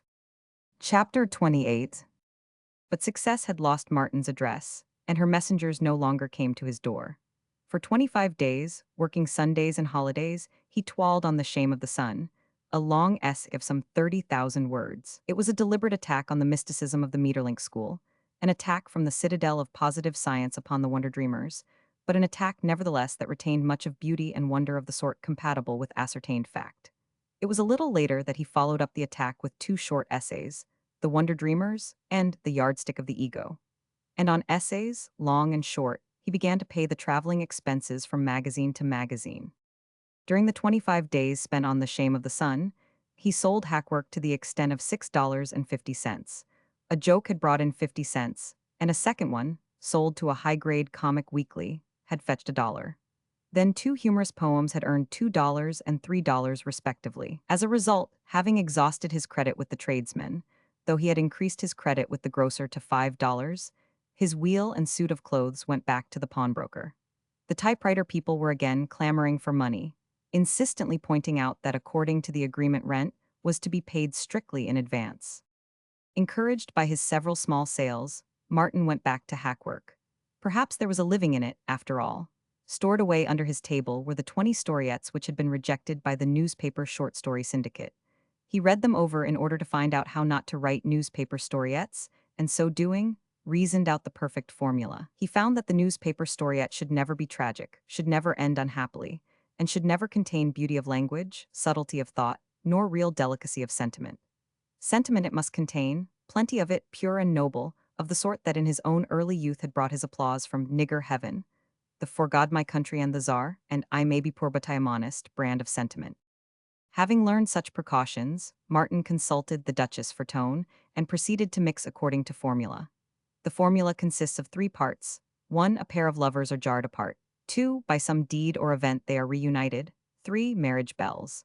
The third part was an unvarying quantity, but the first and second parts could be varied an infinite number of times. Thus, the pair of lovers could be jarred apart by misunderstood motives, by accident of fate, by jealous rivals, by irate parents, by crafty guardians, by scheming relatives, and so forth and so forth.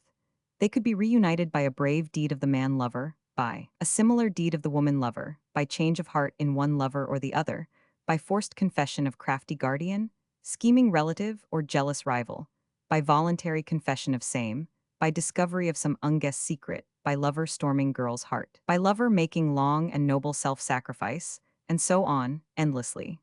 It was very fetching to make the girl propose in the course of being reunited, and Martin discovered, bit by bit, other decidedly piquant and fetching ruses. But marriage bells at the end was the one thing he could take no liberties with. Though the heavens rolled up as a scroll and the stars fell, the wedding bells must go on ringing just the same. In quantity, the formula prescribed 1,200 words minimum dose, 1,500 words maximum dose. Before he got very far along in the art of the storiette, Martin worked out half a dozen stock forms, which he always consulted when constructing storiettes. These forms were like the cunning tables used by mathematicians, which may be entered from top, bottom, right, and left, which entrances consist of scores of lines and dozens of columns, and from which may be drawn, without reasoning or thinking, thousands of different conclusions, all unchallengably precise and true. Thus, in the course of half an hour with his forms, Martin could frame up a dozen or so storiettes, which he put aside and filled in at his convenience. He found that he could fill one in, after a day of serious work, in the hour before going to bed. As he later confessed to Ruth, he could almost do it in his sleep. The real work was in constructing the frames, and that was merely mechanical. He had no doubt whatever of the efficacy of his formula, and for once he knew the editorial mind when he said positively to himself that the first two he sent off would bring checks. And checks they brought, for $4 each, at the end of 12 days. In the meantime, he was making fresh and alarming discoveries concerning the magazines. Though the Transcontinental had published The Ring of Bells, no check was forthcoming. Martin needed it, and he wrote for it. An evasive answer and a request for more of his work was all he received. He had gone hungry 2 days waiting for the reply, and it was then that he put his wheel back in pawn. He wrote regularly, twice a week, to the Transcontinental for his $5, though it was only semi-occasionally that he elicited a reply. He did not know that the Transcontinental had been staggering along precariously for years, that it was a fourth-rater or 10th-rater, without standing, with a crazy circulation that partly rested on petty bullying and partly on patriotic appealing, and with advertisements that were scarcely more than charitable donations. Nor did he know that the Transcontinental was the sole livelihood of the editor and the business manager, and that they could wring their livelihood out of it only by moving to escape paying rent, and by never paying any bill they could evade. Nor could he have guessed that the particular $5 that belonged to him had been appropriated by the business manager for the painting of his house in Alameda, which painting he performed himself, on weekday afternoons, because he could not afford to pay union wages, and because the first scab he had employed had had a ladder jerked out from under him and been sent to the hospital with a broken collarbone. The $10 for which Martin had sold Treasure Hunters to the Chicago newspaper did not come to hand. The article had been published, as he had ascertained at the file in the central reading room, but no word could he get from the editor. His letters were ignored. To satisfy himself that they had been received, he registered several of them. It was nothing less than robbery, he concluded, a cold-blooded steal. While he starved, he was pilfered of his merchandise, of his goods, the sale of which was the sole way of getting bread to eat. Youth and Age was a weekly, and it had published 2/3 of his 21,000-word serial when it went out of business. With it went all hopes of getting his $16. To cap the situation, the pot, which he looked upon as one of the best things he had written, was lost to him. In despair, casting about frantically among the magazines, he had sent it to the Billow, a society weekly in San Francisco. His chief reason for submitting it to that publication was that, having only to travel across the bay from Oakland, a quick decision could be reached.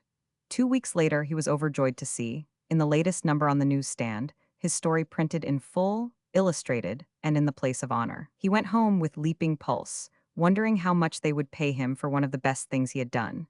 Also, the celerity with which it had been accepted and published was a pleasant thought to him. That the editor had not informed him of the acceptance made the surprise more complete. After waiting a week, 2 weeks, and half a week longer, desperation conquered diffidence, and he wrote to the editor of the Billow, suggesting that possibly through some negligence of the business manager, his little account had been overlooked.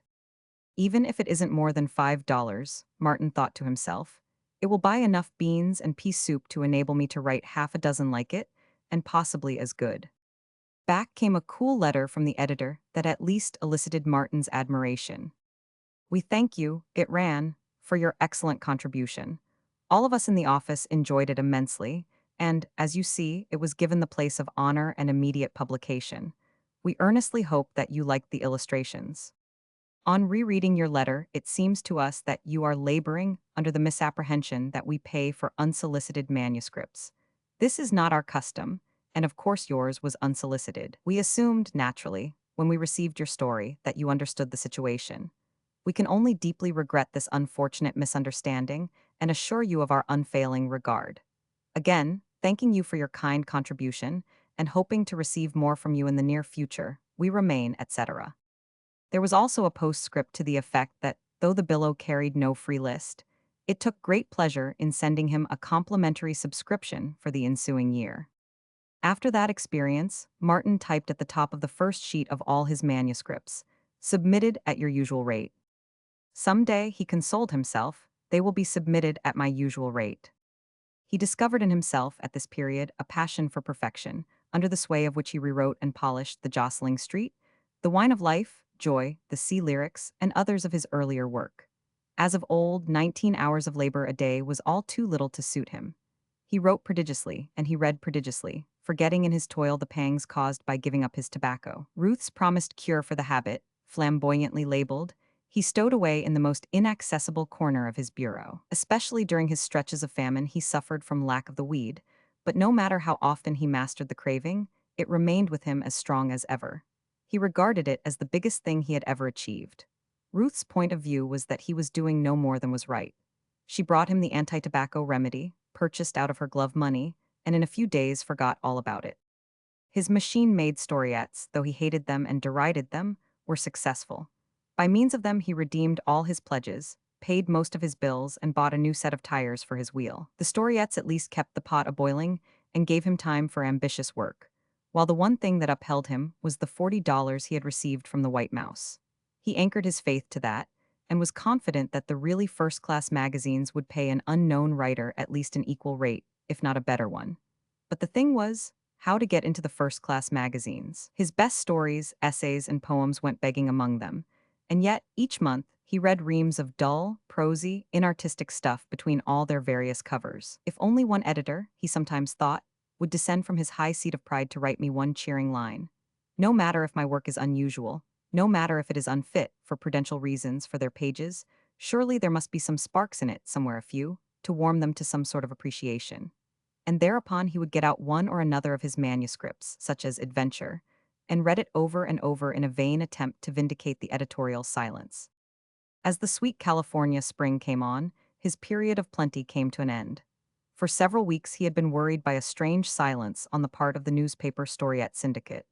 Then, one day, came back to him through the mail 10 of his immaculate machine-made storiettes. They were accompanied by a brief letter to the effect that the syndicate was overstocked, and that some months would elapse before it would be in the market again for manuscripts. Martin had even been extravagant on the strength of those 10 storiettes. Toward the last, the syndicate had been paying him $5 each for them and accepting everyone he sent. So he had looked upon the 10 as good as sold, and he had lived accordingly, on a basis of $50 in the bank. So it was that he entered abruptly upon a lean period, wherein he continued selling his earlier efforts to publications that would not pay and submitting his later work to magazines that would not buy. Also, he resumed his trips to the pawnbroker down in Oakland. A few jokes and snatches of humorous verse, sold to the New York weeklies, made existence barely possible for him.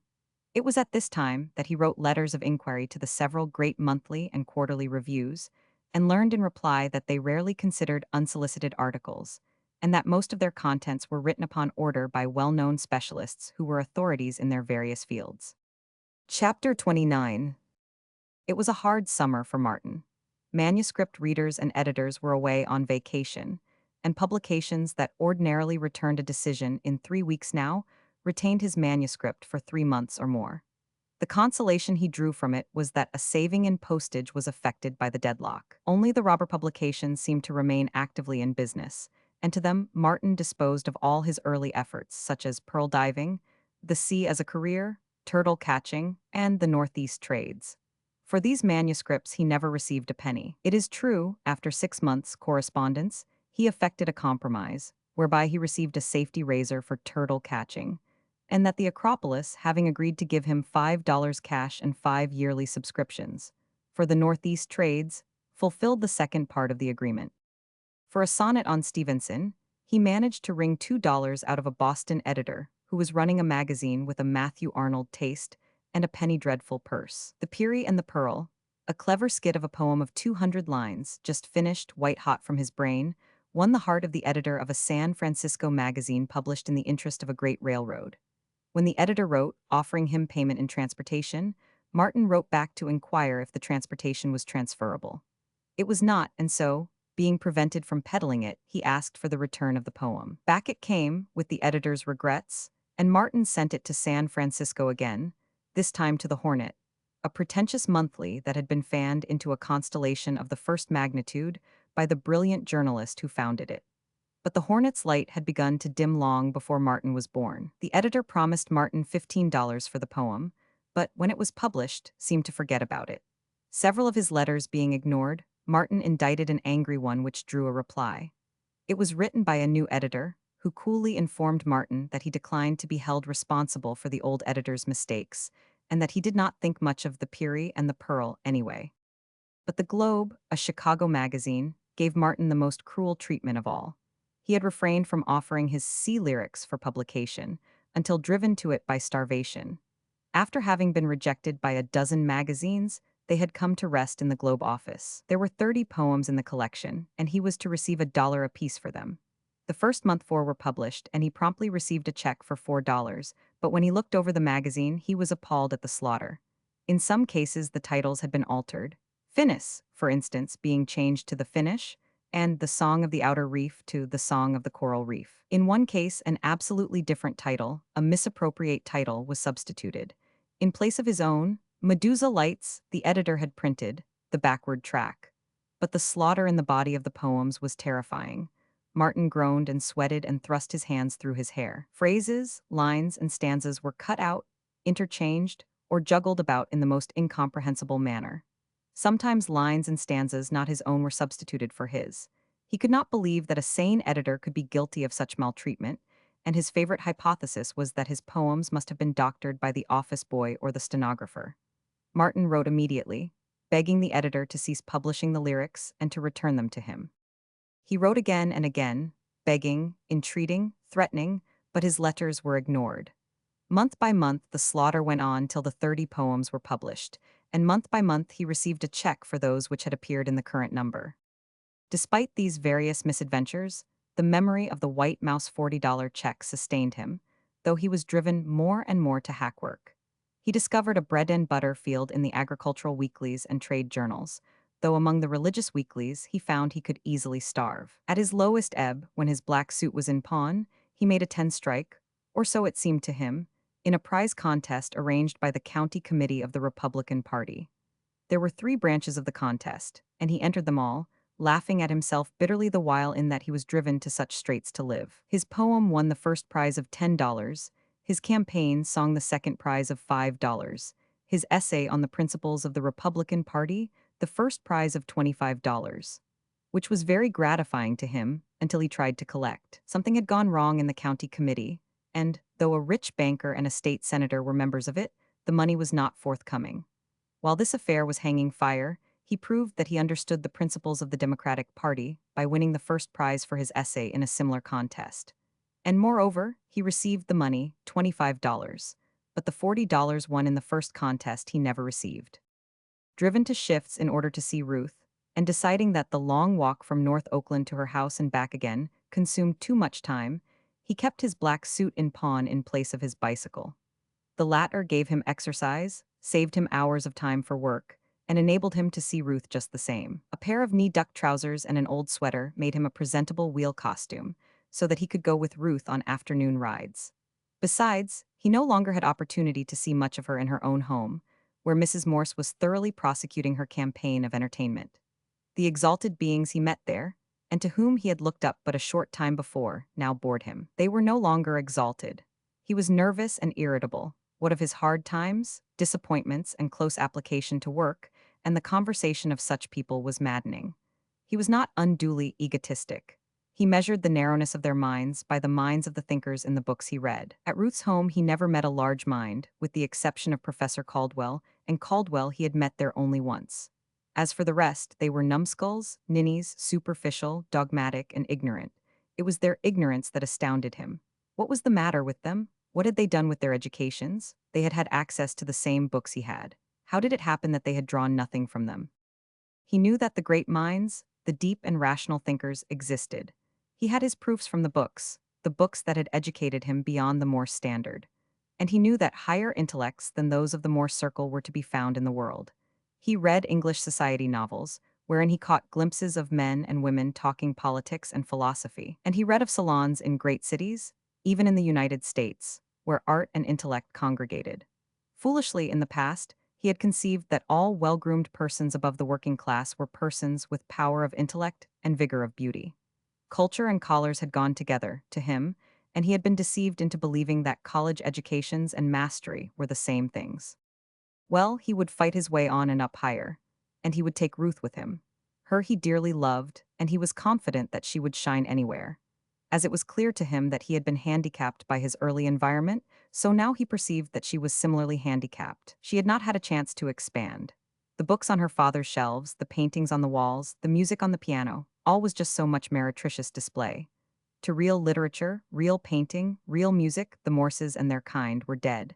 And bigger than such things was life, of which they were densely, hopelessly ignorant. In spite of their Unitarian proclivities and their masks of conservative broad-mindedness, they were 2 generations behind interpretative science.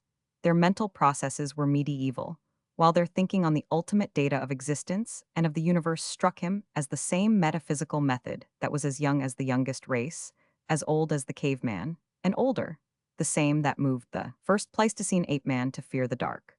That moved the first hasty Hebrew savage to incarnate Eve from Adam's rib. That moved Descartes to build an idealistic system of the universe out of the projections of his own puny ego. And that moved the famous British ecclesiastic to denounce evolution in satire so scathing as to win immediate applause and leave his name a notorious scrawl on the page of history. So Martin thought, and he thought further, till it dawned upon him that the difference between these lawyers, officers, businessmen, and bank cashiers he had met, and the members of the working class he had known, was on a par with the difference in the food they ate, clothes they wore, neighborhoods in which they lived. Certainly, in all of them was lacking the something more which he found in himself and in the books. The Morses had shown him the best their social position could produce, and he was not impressed by it. A pauper himself, a slave to the moneylender, he knew himself the superior of those he met at the Morses. And when his one decent suit of clothes was out of pawn, he moved among them a lord of life, quivering with a sense of outrage akin to what a prince would suffer if condemned to live with goatherds. "You hate and fear the socialists," he remarked to Mr. Morse one evening at dinner, "but why? You know neither them nor their doctrines." The conversation had been swung in that direction by Mrs. Morse, who had been invidiously singing the praises of Mr. Hapgood. The cashier was Martin's black beast, and his temper was a trifle short where the talker of platitudes was concerned. "Yes," he had said, "Charlie Hapgood is what they call a rising young man. Somebody told me as much, and it is true. He'll make the governor's chair before he dies, and who knows, maybe the United States Senate." "What makes you think so?" Mrs. Morse had inquired.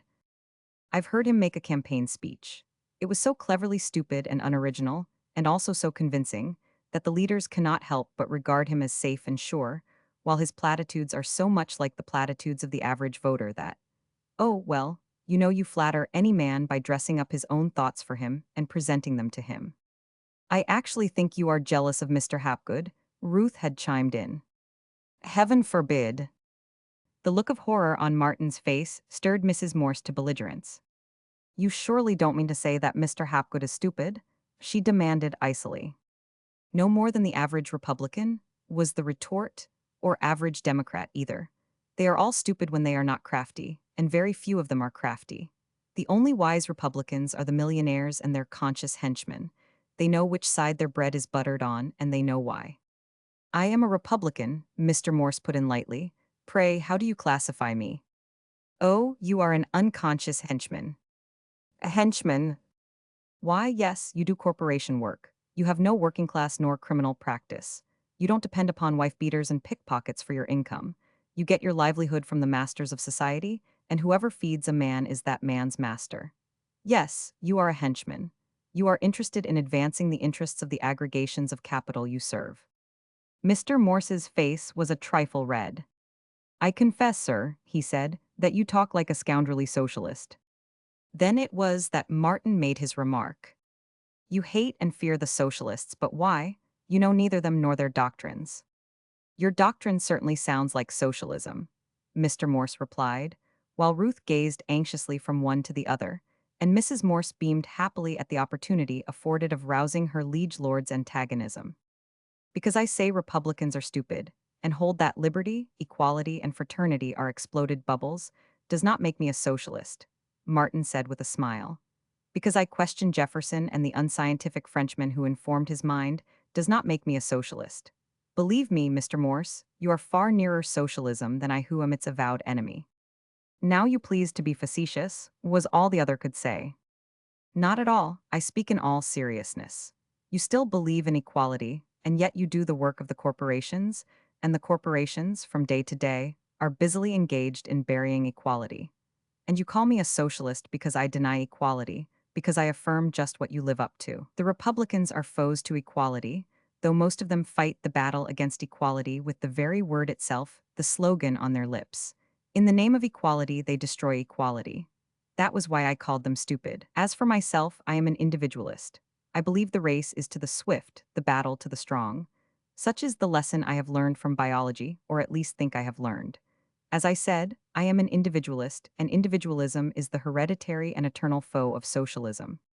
But you frequent socialist meetings, Mr. Morse challenged.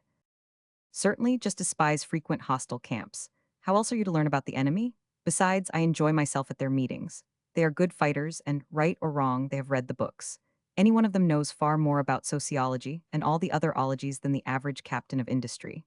Yes, I have been to half a dozen of their meetings, but that doesn't make me a socialist any more than hearing Charlie Hapgood orate made me a Republican. I can't help it, Mr. Morse said feebly, but I still believe you incline that way. Bless me, Martin thought to himself, he doesn't know what I was talking about. He hasn't understood a word of it. What did he do with his education anyway? Thus, in his development, Martin found himself face to face with economic morality, or the morality of class, and soon it became to him a grisly monster. Personally, he was an intellectual moralist, and more offending to him than platitudinous pomposity was the morality of those about him, which was a curious hodgepodge of the economic, the metaphysical, the sentimental, and the imitative. A sample of this curious, messy mixture he encountered nearer home. His sister Marian had been keeping company with an industrious young mechanic, of German extraction, who, after thoroughly learning the trade, had set up for himself in a bicycle repair shop. Also, having got the agency for a low-grade make of wheel, he was prosperous. Marian had called on Martin in his room a short time before to announce her engagement, during which visit she had playfully inspected Martin's palm and told his fortune. On her next visit, she brought Hermann von Schmidt along with her. Martin did the honors and congratulated both of them in language so easy and graceful as to affect disagreeably the peasant mind of his sister's lover. This bad impression was further heightened by Martin's reading aloud the half-dozen stanzas of verse with which he had commemorated Marian's previous visit. It was a bit of society verse, airy and delicate, which he had named The Palmist. He was surprised, when he finished reading it, to note no enjoyment in his sister's face. Instead, her eyes were fixed anxiously upon her betrothed, and Martin, following her gaze, saw spread on that worthy's asymmetrical features nothing but black and sullen disapproval. The incident passed over, they made an early departure, and Martin forgot all about it, though for the moment he had been puzzled that any woman, even of the working class, should not have been flattered and delighted by having poetry written about her. Several evenings later Marian again visited him, this time alone, nor did she waste time in coming to the point, upbraiding him sorrowfully for what he had done. Why, Marian, he chided, you talk as though you were ashamed of your relatives, or of your brother at any rate. And I am too, she blurted out. Martin was bewildered by the tears of mortification he saw in her eyes. The mood, whatever it was genuine. But, Marian, why should your Herman be jealous of my writing poetry about my own sister? He ain't jealous, she sobbed. He says it was indecent, obscene. Martin emitted a long, low whistle of incredulity, then proceeded to resurrect and read a carbon copy of The Palmist. I can't see it, he said finally, proffering the manuscript to her. Read it yourself and show me whatever strikes you as obscene. That was the word, wasn't it? He says so, and he ought to know, was the answer, with a wave aside of the manuscript, accompanied by a look of loathing. And he says you've got to tear it up. He says he won't have no wife of his with such things written about her which anybody can read. He says it's a disgrace, and he won't stand for it. Now look here, Marian, this is nothing but nonsense, Martin began, then abruptly changed his mind. He saw before him an unhappy girl, knew the futility of attempting to convince her husband or her, and, though the whole situation was absurd and preposterous, he resolved to surrender. All right, he announced, tearing the manuscript into half a dozen pieces and throwing it into the wastebasket. He contented himself with the knowledge that even then the original typewritten manuscript was reposing in the office of a New York magazine. Marian and her husband would never know, and neither himself, nor they nor the world would lose if the pretty, harmless poem ever were published. Marian, starting to reach into the wastebasket, refrained. Can I? She pleaded. He nodded his head, regarding her thoughtfully as she gathered the torn pieces of manuscript and tucked them into the pocket of her jacket, ocular evidence of the success of her mission. She reminded him of Lizzie Connolly, though there was less of fire and gorgeous flaunting life in her than in that other girl of the working class whom he had seen twice. But they were on a par, the pair of them, in dress and carriage, and he smiled with inward amusement at the caprice of his fancy, which suggested the appearance of either of them in Mrs. Morse's drawing-room. The amusement faded, and he was aware of a great loneliness. This sister of his and the Morse drawing-room were milestones of the road he had traveled, and he had left them behind. He glanced affectionately about him at his few books. They were all the comrades left to him. Hello, what's that? He demanded in startled surprise. Marian repeated her question. Why don't I go to work? He broke into a laugh that was only half-hearted. That Herman of yours has been talking to you. She shook her head. Don't lie, he commanded, and the nod of her head affirmed his charge. Well, you tell that Herman of yours to mind his own business. That when I write poetry about the girl he's keeping company with, it's his business, but that outside of that he's got no say-so. Understand? So you don't think I'll succeed as a writer, eh? He went on. You think I'm no good, that I've fallen down and am a disgrace to the family. I think it would be much better if you got a job, she said firmly, and he saw she was sincere. Herman says. Damn Herman, he broke out good-naturedly. What I want to know is when you're going to get married. Also, you find out from your Herman if he will deign to permit you to accept a wedding present from me.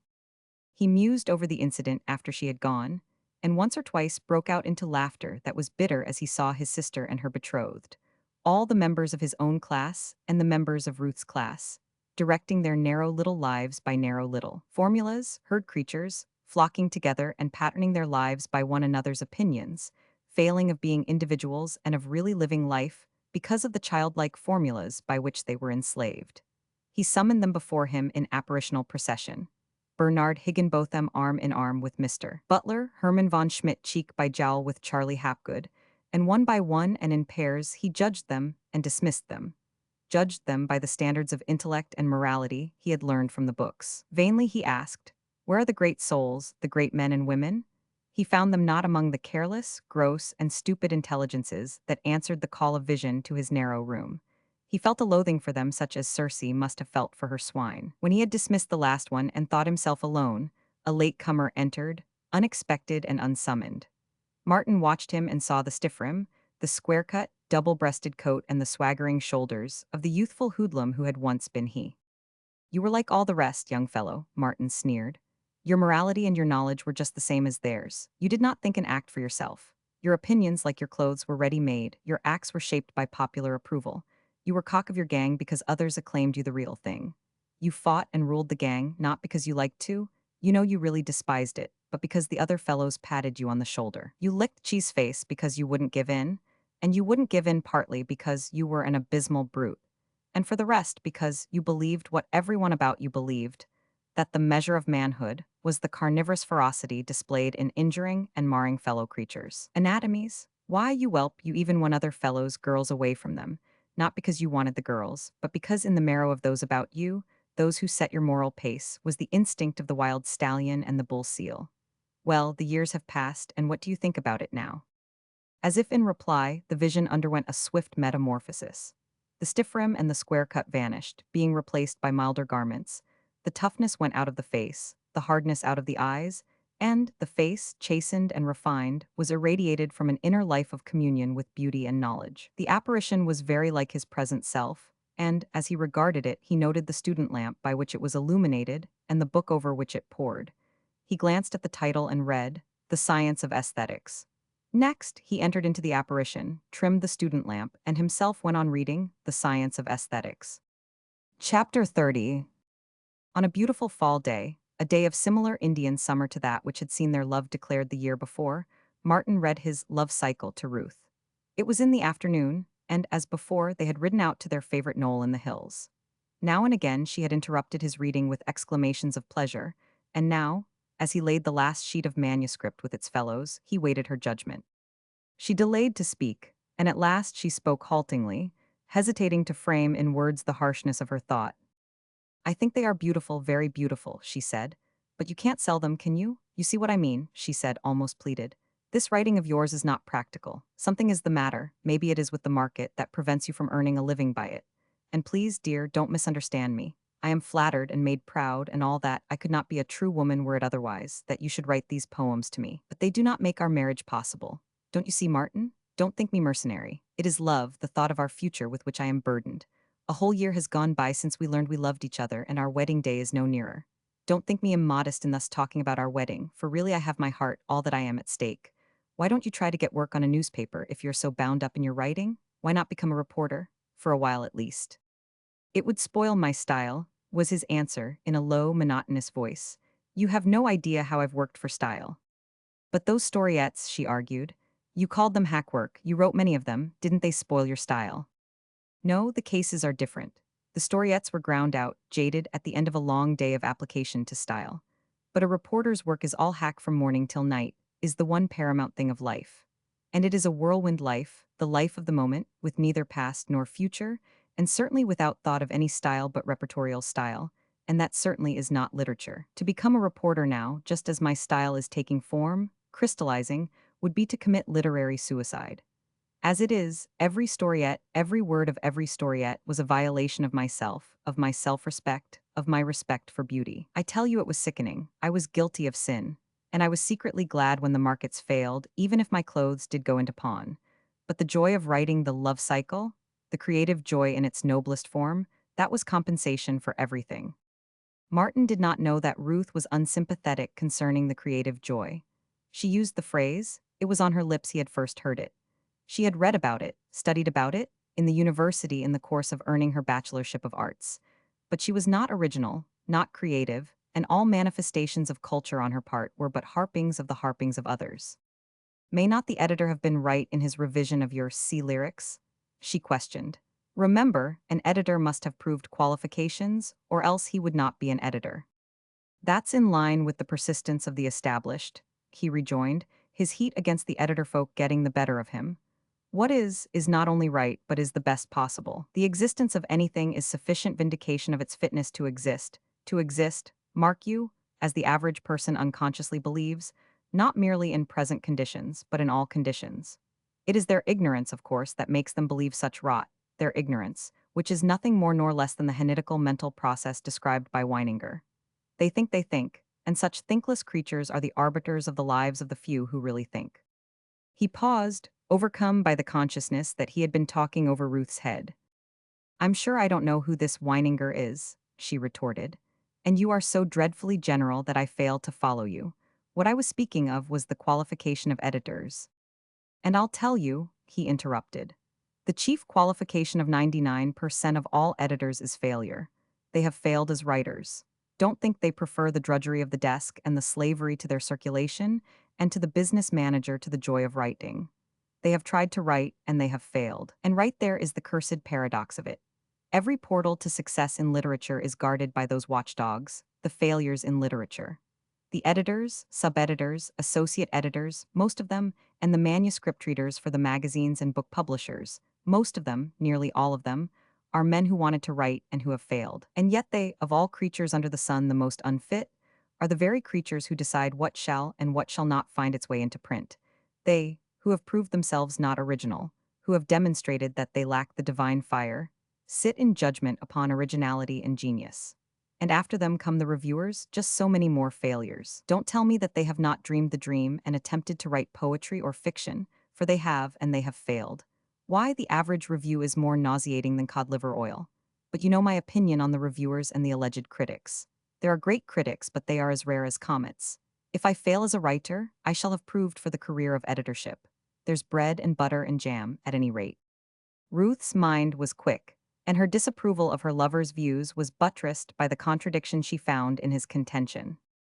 But Martin, if that be so, if all the doors are closed as you have shown so conclusively, how is it possible that any of the great writers ever arrived?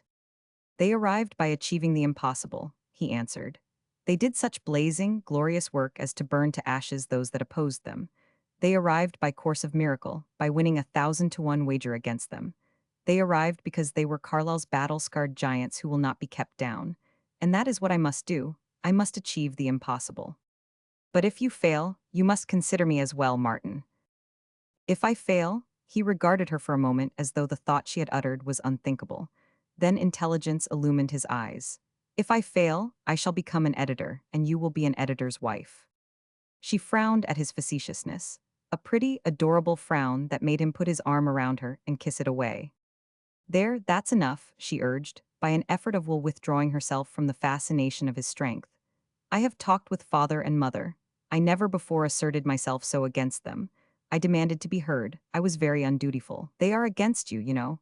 But I assured them over and over of my abiding love for you, and at last father agreed that if you wanted to, you could begin right away in his office. And then, of his own accord, he said he would pay you enough at the start so that we could get married and have a little cottage somewhere. Which I think was very fine of him, don't you? Martin, with the dull pain of despair at his heart, mechanically reaching for the tobacco and paper, which he no longer carried, to roll a cigarette, muttered something inarticulate, and Ruth went on. Frankly, though, and don't let it hurt you, I tell you, to show you precisely how you stand with him, he doesn't like your radical views, and he thinks you are lazy. Of course I know you are not. I know you work hard. How hard, even she did not know, was the thought in Martin's mind. Well then, he said, how about my views? Do you think they are so radical? He held her eyes and waited the answer. I think them, well, very disconcerting, she replied. The question was answered for him, and so oppressed was he by the grayness of life that he forgot the tentative proposition she had made for him to go to work. And she, having gone as far as she dared, was willing to wait the answer till she should bring the question up again. She had not long to wait. Martin had a question of his own to propound to her. He wanted to ascertain the measure of her faith in him, and within the week each was answered. Martin precipitated it by reading to her his The Shame of the Sun. Why don't you become a reporter? She asked when he had finished. You love writing so, and I am sure you would succeed. You could rise in journalism and make a name for yourself. There are a number of great special correspondents. Their salaries are large, and their field is the world. They are sent everywhere, to the heart of Africa, like Stanley, or to interview the Pope, or to explore unknown Thibet. Then you don't like my essay? He rejoined. You believe that I have some show in journalism but none in literature. No, no, I do like it, it reads well, but I am afraid it's over the heads of your readers. At least it is over mine. It sounds beautiful, but I don't understand it. Your scientific slang is beyond me. You are an extremist, you know, dear, and what may be intelligible to you may not be intelligible to the rest of us. I imagine it's the philosophically slang that bothers you, was all he could say. He was flaming from the fresh reading of the ripest thought he had expressed, and her verdict stunned him. No matter how poorly it is done, he persisted, don't you see anything in it? In the thought of it, I mean. She shook her head. No, it is so different from anything I have read. I read Maeterlinck and understand him. His mysticism, you understand that? Martin flashed out. Yes, but this of yours, which is supposed to be an attack upon him, I don't understand. Of course, if originality counts. He stopped her with an impatient gesture that was not followed by speech. He became suddenly aware that she was speaking, and that she had been speaking for some time. After all, your writing has been a toy to you, she was saying. Surely you have played with it long enough. It is time to take up life seriously. Our life, Martin. Hitherto you have lived solely your own. You want me to go to work? He asked. Yes, father has offered. I understand all that, he broke in, but what I want to know is whether or not you have lost faith in me. She pressed his hand mutely, her eyes dim. In your writing, dear, she admitted in a half-whisper. You've read lots of my stuff, he went on brutally. What do you think of it? Is it utterly hopeless? How does it compare with other men's work? But they sell theirs, and you don't. That doesn't answer my question. Do you think that literature is not at all my vocation? Then I will answer. She steeled herself to do it. I don't think you were made to write. Forgive me, dear. You compel me to say it, and you know I know more about literature than you do. Yes, you are a Bachelor of Arts, he said meditatively, and you ought to know. But there is more to be said, he continued after a pause painful to both. I know what I have in me. No one knows that so well as I know I shall succeed. I will not be kept down. I am afire with what I have to say in verse and fiction and essay. I do not ask you to have faith in that, though. I do not ask you to have faith in me, nor in my writing. What I do ask of you is to love me and have faith in love. A year ago I begged for 2 years. One of those years is yet to run. And I do believe, upon my honor and my soul, that before that year is run I shall have succeeded. You remember what you told me long ago, that I must serve my apprenticeship to writing. Well, I have served it. I have crammed it and telescoped it. With you at the end awaiting me, I have never shirked. Do you know I have forgotten what it is to fall peacefully asleep? A few million years ago I knew what it was to sleep my fill and to awake naturally from very glut of sleep. I am awakened always now by an alarm clock. If I fall asleep early or late, I set the alarm accordingly, and this, and the putting out of the lamp, are my last conscious actions. When I begin to feel drowsy, I change the heavy book I am reading for a lighter one, and when I doze over that, I beat my head with my knuckles in order to drive sleep away. Somewhere I read of a man who was afraid to sleep. Kipling wrote the story. This man arranged a spur so that when unconsciousness came, his naked body pressed against the iron teeth. Well, I've done the same. I look at the time, and I resolve that not until midnight, or not until 1 o'clock, or 2 o'clock, or 3 o'clock, shall the spur be removed. And so it rowels me awake until the appointed time. That spur has been my bedmate for months. I have grown so desperate that 5.5 hours of sleep is an extravagance. I sleep 4 hours now. I am starved for sleep. There are times when I am lightheaded from want of sleep, times when death, with its rest and sleep, is a positive lure to me, times when I am haunted by Longfellow's lines. The sea is still and deep. All things within its bosom sleep. A single step and all is o'er. A plunge, a bubble, and no more.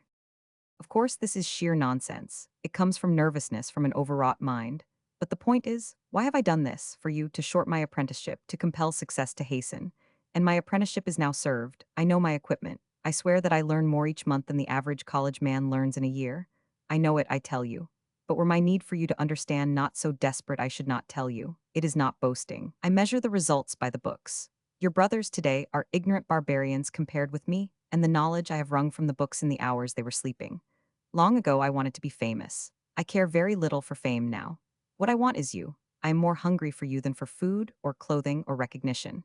I have a dream of laying my head on your breast and sleeping an eon or so, and the dream will come true ere another year is gone. His power beat against her, wave upon wave, and in the moment his will opposed hers most, she felt herself most strongly drawn toward him. The strength that had always poured out from him to her was now flowering in his impassioned voice, his flashing eyes, and the vigor of life and intellect surging in him. And in that moment, and for the moment, she was aware of a rift that showed in her certitude, a rift through which she caught sight of the real Martin Eden, splendid and invincible. And as animal trainers have their moments of doubt, so she, for the instant, seemed to doubt her power to tame this wild spirit of a man. And another thing, he swept on. You love me, but why do you love me? The thing in me that compels me to write is the very thing that draws your love. You love me because I am somehow different from the men you have known and might have loved. I was not made for the desk and counting house, for petty business squabbling and legal jangling. Make me do such things, make me like those other men, doing the work they do, breathing the air they breathe, developing the point of view they have developed, and you have destroyed the difference, destroyed me, destroyed the thing you love.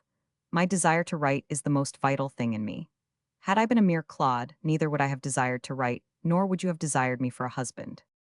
But you forget, she interrupted, the quick surface of her mind glimpsing a parallel. There have been eccentric inventors, starving their families while they sought such chimeras as perpetual motion.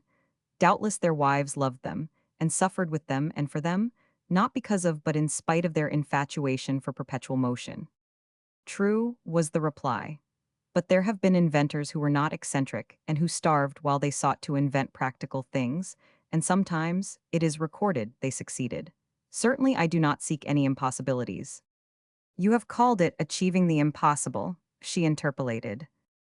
I spoke figuratively. I seek to do what men have done before me, to write and to live by my writing. Her silence spurred him on. To you, then, my goal is as much a chimera as perpetual motion, he demanded.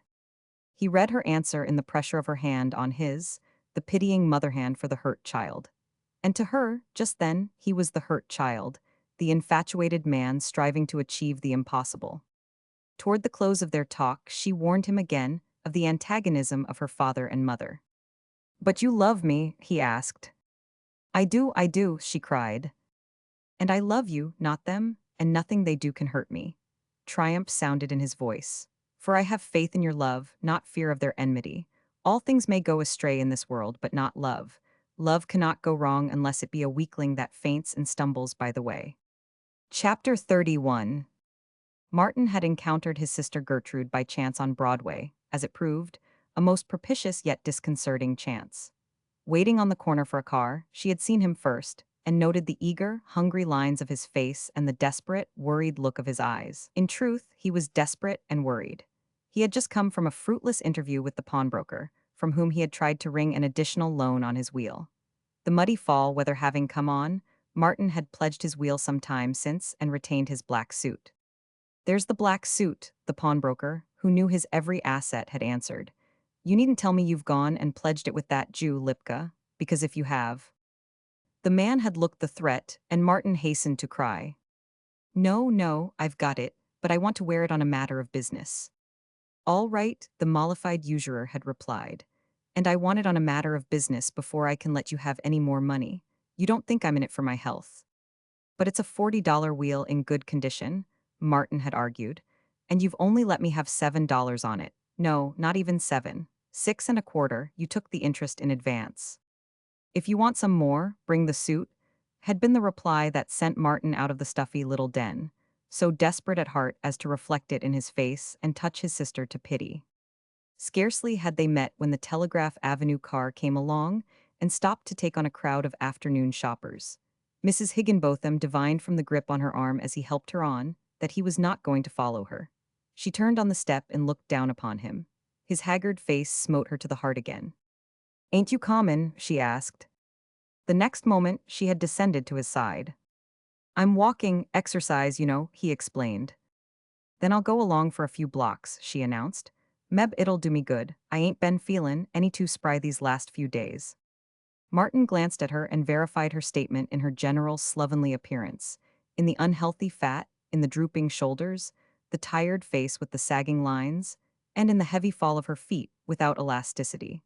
A very caricature of the walk that belongs to a free and happy body. You'd better stop here, he said, though she had already come to a halt at the first corner, and take the next car. My goodness, if I ain't all tired already, she panted. But I'm just as able to walk as you in them soles. They're that thin they'll bust long before you get out to North Oakland. I've a better pair at home, was the answer. Come out to dinner tomorrow, she invited irrelevantly. Mr. Higginbotham won't be there. He's goin' to San Leandro on business. Martin shook his head, but he had failed to keep back the wolfish, hungry look that leapt into his eyes at the suggestion of dinner. You haven't a penny, Mart, and that's why you're walkin'. Exercise? She tried to sniff contemptuously, but succeeded in producing only a sniffle. Here, lemme see. And, fumbling in her satchel, she pressed a $5 piece into his hand.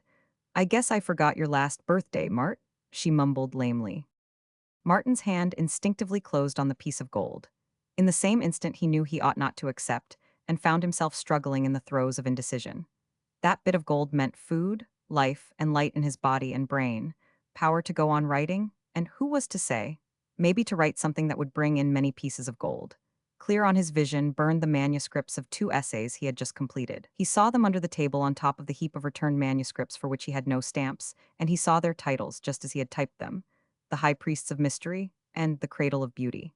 He had never submitted them anywhere. They were as good as anything he had done in that line, if only he had stamps for them. Then the certitude of his ultimate success rose up in him, an able ally of hunger, and with a quick movement he slipped the coin into his pocket. "I'll pay you back, Gertrude, 100 times over." He gulped out, his throat painfully contracted, and in his eyes a swift hint of moisture. "Mark my words," he cried with abrupt positiveness. "Before the year is out, I'll put an even 100 of those little yellow boys into your hand. I don't ask you to believe me. All you have to do is wait and see." Nor did she believe. Her incredulity made her uncomfortable, and failing of other expedient, she said, "I know you're hungry, Mart. It's sticking out all over you. Come into meals any time. I'll send one of the children to tell you when Mr. Higginbotham ain't to be there." And Mart? He waited, though he knew in his secret heart what she was about to say, so visible was her thought process to him. "Don't you think it's about time you got a job?" "You don't think I'll win out?" he asked. She shook her head. "Nobody has faith in me, Gertrude, except myself." His voice was passionately rebellious. "I've done good work already, plenty of it, and sooner or later it will sell." "How do you know it is good?" "Because," he faltered as the whole vast field of literature, and the history of literature stirred in his brain, and pointed the futility of his attempting to convey to her the reasons for his faith. "Well, because it's better than 99% of what is published in the magazines." "I wished you'd listen to reason," she answered feebly, but with unwavering belief in the correctness of her diagnosis of what was ailing him. "I wished you'd listen to reason," she repeated, "and come to dinner tomorrow." After Martin had helped her on the car, he hurried to the post office and invested 3 of the $5 in stamps.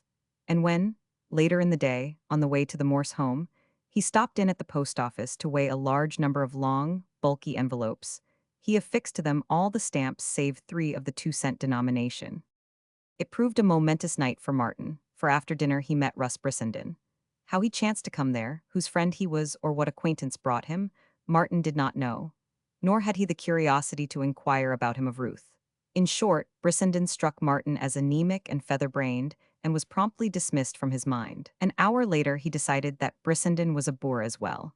What of the way he prowled about from one room to another, staring at the pictures, or poking his nose into books and magazines he picked up from the table or drew from the shelves. Though a stranger in the house, he finally isolated himself in the midst of the company, huddling into a capacious Morris chair and reading steadily from a thin volume he had drawn from his pocket. As he read, he abstractedly ran his fingers, with a caressing movement, through his hair. Martin noticed him no more that evening, except once when he observed him chaffing with great apparent success with several of the young women. It chanced that when Martin was leaving, he overtook Brissenden already half down the walk to the street. "Hello, is that you?" Martin said. The other replied with an ungracious grunt, but swung alongside. Martin made no further attempt at conversation, and for several blocks unbroken silence lay upon them. "Pompous old ass." The suddenness and the virulence of the exclamation startled Martin. He felt amused, and at the same time was aware of a growing dislike for the other. "What do you go to such a place for?" was abruptly flung at him after another block of silence. "Why do you?" Martin countered. "Bless me, I don't know," came back. "At least this is my first indiscretion. There are 24 hours in each day, and I must spend them somehow. Come and have a drink." "All right," Martin answered.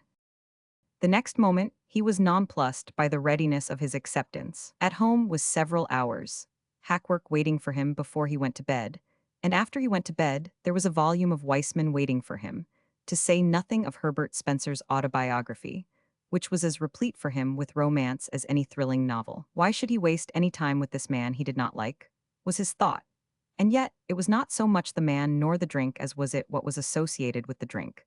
The bright lights, the mirrors and dazzling array of glasses, the warm and glowing faces, and the resonant hum of the voices of men. That was it, it was the voices of men, optimistic men, men who breathed success and spent their money for drinks like men. He was lonely, that was what was the matter with him.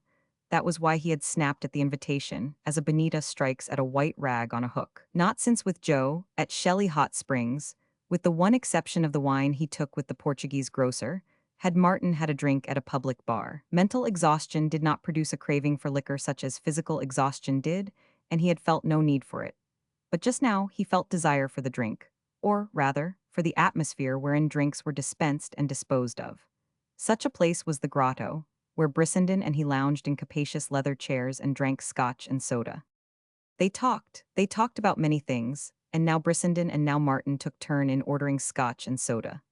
Martin, who was extremely strong-headed, marveled at the other's capacity for liquor, and ever and anon broke off to marvel at the other's conversation. He was not long in assuming that Brissenden knew everything, and in deciding that here was the second intellectual man he had met.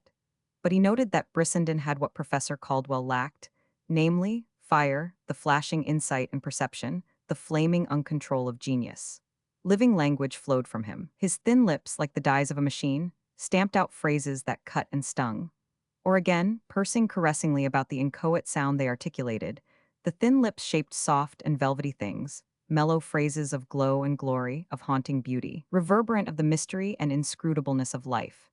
And yet again the thin lips were like a bugle, from which rang the crash and tumult of cosmic strife, phrases that sounded clear as silver, that were luminous as starry spaces, that epitomized the final word of science and yet said something more, the poet's word, the transcendental truth, elusive and without words which could express, and which none the less found expression in the subtle and all but ungraspable connotations of common words. He, by some wonder of vision, saw beyond the farthest outpost of empiricism, where was no language for narration, and yet, by some golden miracle of speech, investing known words with unknown significances, he conveyed to Martin's consciousness messages that were incommunicable to ordinary souls. Martin forgot his first impression of dislike. Here was the best the books had to offer coming true. Here was an intelligence, a living man for him to look up to. "I am down in the dirt at your feet," Martin repeated to himself again and again. "You've studied biology," he said aloud, in significant allusion. To his surprise, Brissenden shook his head. "But you are stating truths that are substantiated only by biology," Martin insisted, and was rewarded by a blank stare. "Your conclusions are in line with the books which you must have read." "I am glad to hear it," was the answer. "That my smattering of knowledge should enable me to shortcut my way to truth is most reassuring. As for myself, I never bother to find out if I am right or not. It is all valueless anyway. Man can never know the ultimate verities." "You are a disciple of Spencer," Martin cried triumphantly. "I haven't read him since adolescence, and all I read then was his education." "I wish I could gather knowledge as carelessly," Martin broke out half an hour later. He had been closely analyzing Brissenden's mental equipment. "You are a sheer dogmatist, and that's what makes it so marvelous. You state dogmatically the latest facts which science has been able to establish only by a posteriori reasoning. You jump at correct conclusions. You certainly shortcut with a vengeance. You feel your way with the speed of light by some hyper-rational process to truth." "Yes, that was what used to bother Father Joseph and Brother Dutton," Brissenden replied. "Oh no," he added, "I am not anything. It was a lucky trick of fate that sent me to a Catholic college for my education. Where did you pick up what you know?"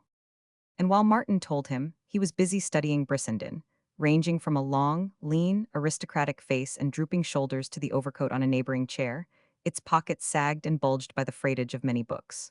Brissenden's face and long, slender hands were browned by the sun, excessively browned, Martin thought. This sunburn bothered Martin. It was patent that Brissenden was no outdoor man. Then how had he been ravaged by the sun? Something morbid and significant attached to that sunburn, was Martin's thought as he returned to a study of the face, narrow, with high cheekbones and cavernous hollows, and graced with as delicate and fine an aquiline nose as Martin had ever seen. There was nothing remarkable about the size of the eyes. They were neither large nor small, while their color was a nondescript brown, but in them smoldered a fire, or, rather, lurked an expression dual and strangely contradictory. Defiant, indomitable, even harsh to excess, they at the same time aroused pity. Martin found himself pitying him he knew not why, though he was soon to learn. "Oh, I'm a lunger," Brissenden announced, offhand, a little later, having already stated that he came from Arizona. "I've been down there a couple of years living on the climate." "Aren't you afraid to venture it up in this climate?" "Afraid." There was no special emphasis of his repetition of Martin's word. But Martin saw in that ascetic face the advertisement that there was nothing of which it was afraid. The eyes had narrowed till they were eagle-like, and Martin almost caught his breath as he noted the eagle beak with its dilated nostrils, defiant, assertive, aggressive. Magnificent was what he commented to himself, his blood thrilling at the sight. Aloud, he quoted, "Under the bludgeoning of chance, my head is bloody but unbowed." "You like Henley," Brissenden said, his expression changing swiftly to large graciousness and tenderness. "Of course I couldn't have expected anything else of you. Ah, Henley, a brave soul. He stands out among contemporary rhymesters, magazine rhymesters, as a gladiator stands out in the midst of a band of eunuchs." "You don't like the magazines," Martin softly impeached. "Do you?" was snarled back at him so savagely as to startle him. I write, or rather try to write, for the magazines," Martin faltered. "That's better," was the mollified rejoinder. "You try to write, but you don't succeed? I respect and admire your failure. I know what you write. I can see it with half an eye, and there's one ingredient in it that shuts it out of the magazines. It's guts, and magazines have no use for that particular commodity. What they want is wish-wash and slush, and God knows they get it, but not from you." "I'm not above hack work," Martin contended. "On the contrary," Brissenden paused and ran an insolent eye over Martin's objective poverty, passing from the well-worn tie and the so-edged collar to the shiny sleeves of the coat and on to the slight fray of one cuff, winding up and dwelling upon Martin's sunken cheeks. "On the contrary, hack work is above you, so far above you that you can never hope to rise to it. Why, man, I could insult you by asking you to have something to eat." Martin felt the heat in his face of the involuntary blood, and Brissenden laughed triumphantly. "A full man is not insulted by such an invitation," he concluded. "You are a devil," Martin cried irritably. "Anyway, I didn't ask you." "You didn't dare." "Oh, I don't know about that. I invite you now." Brissenden half rose from his chair as he spoke, as if with the intention of departing to the restaurant forthwith. Martin's fists were tight clenched, and his blood was drumming in his temples. "Bosco, he eats 'em alive," Brissenden exclaimed, imitating the spieler of a locally famous snake-eater. "I could certainly eat you alive," Martin said, in turn running insolent eyes over the other's disease-ravaged frame. "Only I'm not worthy of it." "On the contrary," Martin considered, "because the incident is not worthy." He broke into a laugh, hearty and wholesome. "I confess you made a fool of me, Brissenden. That I am hungry and you are aware of it are only ordinary phenomena, and there's no disgrace. You see, I laugh at the conventional little moralities of the herd, then you drift by, say a sharp, true word, and immediately I am the slave of the same little moralities." "You were insulted," Brissenden affirmed. "I certainly was, a moment ago. The prejudice of early youth, you know. I learned such things then, and they cheapen what I have since learned. They are the skeletons in my particular closet." "But you've got the door shut on them now." "I certainly have." "And sure, and sure." "Then let's go and get something to eat." "I'll go you," Martin answered, attempting to pay for the current scotch and soda with the last change from his $2, and seeing the waiter bullied by Brissenden into putting that change back on the table. Martin pocketed it with a grimace, and felt for a moment the kindly weight of Brissenden's hand upon his shoulder. Chapter 32. Promptly, the next afternoon, Maria was excited by Martin's second visitor. But she did not lose her head this time, for she seated Brissenden in her parlor's grandeur of respectability. "Hope you don't mind my coming," Brissenden began. "No, no, not at all," Martin answered, shaking hands and waving him to the solitary chair, himself taking to the bed. "But how did you know where I lived?" "Called up the Morses, Miss Morse answered the phone, and here I am." He tugged at his coat pocket and flung a thin volume on the table. "There's a book by a poet, read it and keep it." And then, in reply to Martin's protest, "What have I to do with books? I had another hemorrhage this morning." "Got any whiskey?" "No, of course not. Wait a minute." He was off and away. Martin watched his long figure go down the outside steps, and on turning to close the gate, noted with a pang the shoulders, which had once been broad, drawn in now over the collapsed ruin of the chest.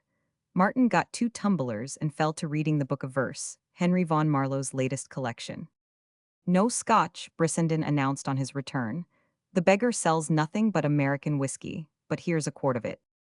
"I'll send one of the youngsters for lemons, and we'll make a toddy," Martin offered. "I wonder what a book like that will earn Marlowe," he went on, holding up the volume in question. "Possibly $50, came the answer. "Though he's lucky if he pulls even on it, or if he can inveigle a publisher to risk bringing it out. Then one can't make a living out of poetry." Martin's tone and face alike showed his dejection. Certainly not what fool expects to. Out of rhyming, yes, there's Bruce and Virginia Spring and Sedgwick. They do very nicely. But poetry, do you know how Von Marlowe makes his living? Teaching in a boys' cramming joint down in Pennsylvania, and of all private little hells, such a billet is the limit. I wouldn't trade places with him if he had 50 years of life before him. And yet his work stands out from the ruck of the contemporary versifiers as a ballast ruby among carrots. And the reviews he gets, damn them, all of them, the crass mannequins. Too much is written by the men who can't write about the men who do write, Martin concurred. Why, I was appalled at the quantities of rubbish written about Stevenson and his work. Ghouls and harpies, Brissenden snapped out with clicking teeth. Yes, I know the spawn, complacently pecking at him for his father Damien letter, analyzing him, weighing him. Measuring him by the yardstick of their own miserable egos, Martin broke in. Yes, that's it, a good phrase, mouthing and besliming the true and beautiful and good, and finally patting him on the back and saying, "Good dog, Fido." Faugh, the little chattering daws of men, Richard Realf called them the night he died. Pecking at stardust, Martin took up the strain warmly, at the meteoric flight of the mastermen. I once wrote a squib on them, the critics, or the reviewers rather. Let's see it, Brissenden begged eagerly. So Martin unearthed a carbon copy of Stardust, and during the reading of it, Brissenden chuckled, rubbed his hands, and forgot to sip his toddy. Strikes me you're a bit of stardust yourself, flung into a world of cowled gnomes who cannot see, was his comment at the end of it. Of course it was snapped up by the first magazine. Martin ran over the pages of his manuscript book. It has been refused by 27 of them. Brissenden essayed a long and hearty laugh, but broke down in a fit of coughing. Say, you needn't tell me you haven't tackled poetry, he gasped. Let me see some of it. Don't read it now, Martin pleaded. I want to talk with you. I'll make up a bundle and you can take it home. Brissenden departed with the Love Cycle and the Peary and the Pearl, returning next day to greet Martin with, I want more. Not only did he assure Martin that he was a poet, but Martin learned that Brissenden also was one. He was swept off his feet by the other's work, and astounded that no attempt had been made to publish it. A plague on all their houses, was Brissenden's answer to Martin's volunteering to market his work for him. Love beauty for its own sake, was his counsel, and leave the magazines alone. Back to your ships and your sea, that's my advice to you, Martin Eden. What do you want in these sick and rotten cities of men? You are cutting your throat every day you waste in them trying to prostitute beauty to the needs of magazinedom. What was it you quoted me the other day? Oh yes, man, the latest of the ephemera. Well, what do you, the latest of the ephemera, want with fame? If you got it, it would be poison to you. You are too simple, too elemental, and too rational, by my faith, to prosper on such pap. I hope you never do sell a line to the magazines. Beauty is the only master to serve. Serve her and damn the multitude. Success? What in hell's success if it isn't right there in your Stevenson sonnet, which outranks Henley's apparition, in that Love Cycle, in those sea poems? It is not in what you succeed in doing that you get your joy, but in the doing of it. You can't tell me, I know it, you know it.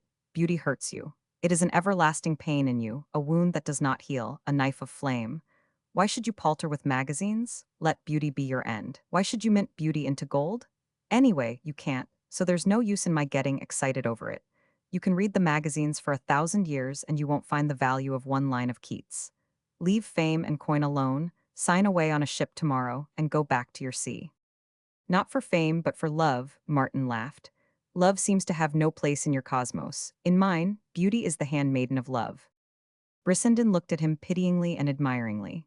You are so young, Martin boy, so young. You will flutter high, but your wings are of the finest gauze, dusted with the fairest pigments. Do not scorch them. But of course you have scorched them already. It required some glorified petticoat to account for that love cycle, and that's the shame of it. It glorifies love as well as the petticoat, Martin laughed. The philosophy of madness, was the retort.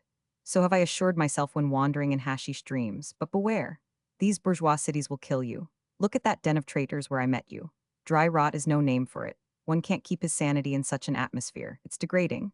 There's not one of them who is not degrading, man and woman, all of them animated stomachs guided by the high intellectual and artistic impulses of clams. He broke off suddenly and regarded Martin. Then, with a flash of divination, he saw the situation. The expression on his face turned to wondering horror. And you wrote that tremendous love cycle to her? That pale, shriveled female thing. The next instant Martin's right hand had shot to a throttling clutch on his throat, and he was being shaken till his teeth rattled. But Martin, looking into his eyes, saw no fear there, naught but a curious and mocking devil. Martin remembered himself and flung Brissenden, by the neck, sidelong upon the bed, at the same moment releasing his hold. Brissenden panted and gasped painfully for a moment, then began to chuckle. "You had made me eternally your debtor had you shaken out the flame," he said. "My nerves are on a hair trigger these days," Martin apologized. "Hope I didn't hurt you. Here, let me mix a fresh toddy." "Ah, you young Greek," Brissenden went on. "I wonder if you take just pride in that body of yours. You are devilish strong. You are a young panther, a lion cub. Well, well, it is you who must pay for that strength." "What do you mean?" Martin asked curiously, passing him a glass. "Here, down this and be good." "Because," Brissenden sipped his toddy and smiled appreciation of it. "Because of the women, they will worry you until you die, as they have already worried you, or else I was born yesterday. Now there's no use in your choking me. I'm going to have my say. This is undoubtedly your calf love, but for beauty's sake show better taste next time. What under heaven do you want with a daughter of the bourgeoisie? Leave them alone. Pick out some great, wanton flame of a woman, who laughs at life and jeers at death and loves one while she may. There are such women, and they will love you just as readily as any pusillanimous product of bourgeois sheltered life." "Pusillanimous," Martin protested. "Just so, pusillanimous, prattling out little moralities that have been prattled into them, and afraid to live life. They will love you, Martin, but they will love their little moralities more. What you want is the magnificent abandon of life, the great free souls, the blazing butterflies and not the little gray moths. Oh, you will grow tired of them too, of all the female things, if you are unlucky enough to live. But you won't live. You won't go back to your ships and sea, therefore you'll hang around these pest holes of cities until your bones are rotten, and then you'll die." "You can lecture me, but you can't make me talk back," Martin said. "After all, you have but the wisdom of your temperament, and the wisdom of my temperament is just as unimpeachable as yours." They disagreed about love, and the magazines, and many things, but they liked each other, and on Martin's part it was no less than a profound liking. Day after day they were together, if for no more than the hour Brissenden spent in Martin's stuffy room. Brissenden never arrived without his quart of whiskey, and when they dined together downtown, he drank scotch and soda throughout the meal. He invariably paid the way for both, and it was through him that Martin learned the refinements of food, drank his first champagne, and made acquaintance with Rhenish wines. But Brissenden was always an enigma. With the face of an ascetic, he was, in all the failing blood of him, a frank voluptuary. He was unafraid to die, bitter and cynical of all the ways of living, and yet dying, he loved life to the last atom of it. He was possessed by a madness to live, to thrill, to squirm my little space in the cosmic dust whence I came, as he phrased it once himself. He had tampered with drugs and done many strange things in quest of new thrills, new sensations.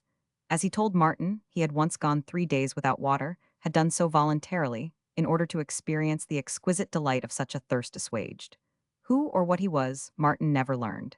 He was a man without a past, whose future was the imminent grave and whose present was a bitter fever of living. Chapter 33. Martin was steadily losing his battle. Economize as he would, the earnings from hackwork did not balance expenses. Thanksgiving found him with his black suit in pawn and unable to accept the Morses' invitation to dinner. Ruth was not made happy by his reason for not coming, and the corresponding effect on him was one of desperation. He told her that he would come, after all, that he would go over to San Francisco, to the transcontinental office, collect the $5 due him, and with it redeem his suit of clothes.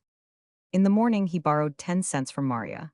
He would have borrowed it, by preference, from Brissenden, but that erratic individual had disappeared. 2 weeks had passed since Martin had seen him, and he vainly cudgeled his brains for some cause of offense. The 10 cents carried Martin across the ferry to San Francisco, and as he walked up Market Street, he speculated upon his predicament in case he failed to collect the money. There would then be no way for him to return to Oakland, and he knew no one in San Francisco from whom to borrow another 10 cents. The door to the transcontinental office was ajar, and Martin, in the act of opening it, was brought to a sudden pause by a loud voice from within, which exclaimed, "But that is not the question, Mr. Ford." Ford Martin knew, from his correspondence, to be the editor's name. "The question is, are you prepared to pay? Cash and cash down, I mean.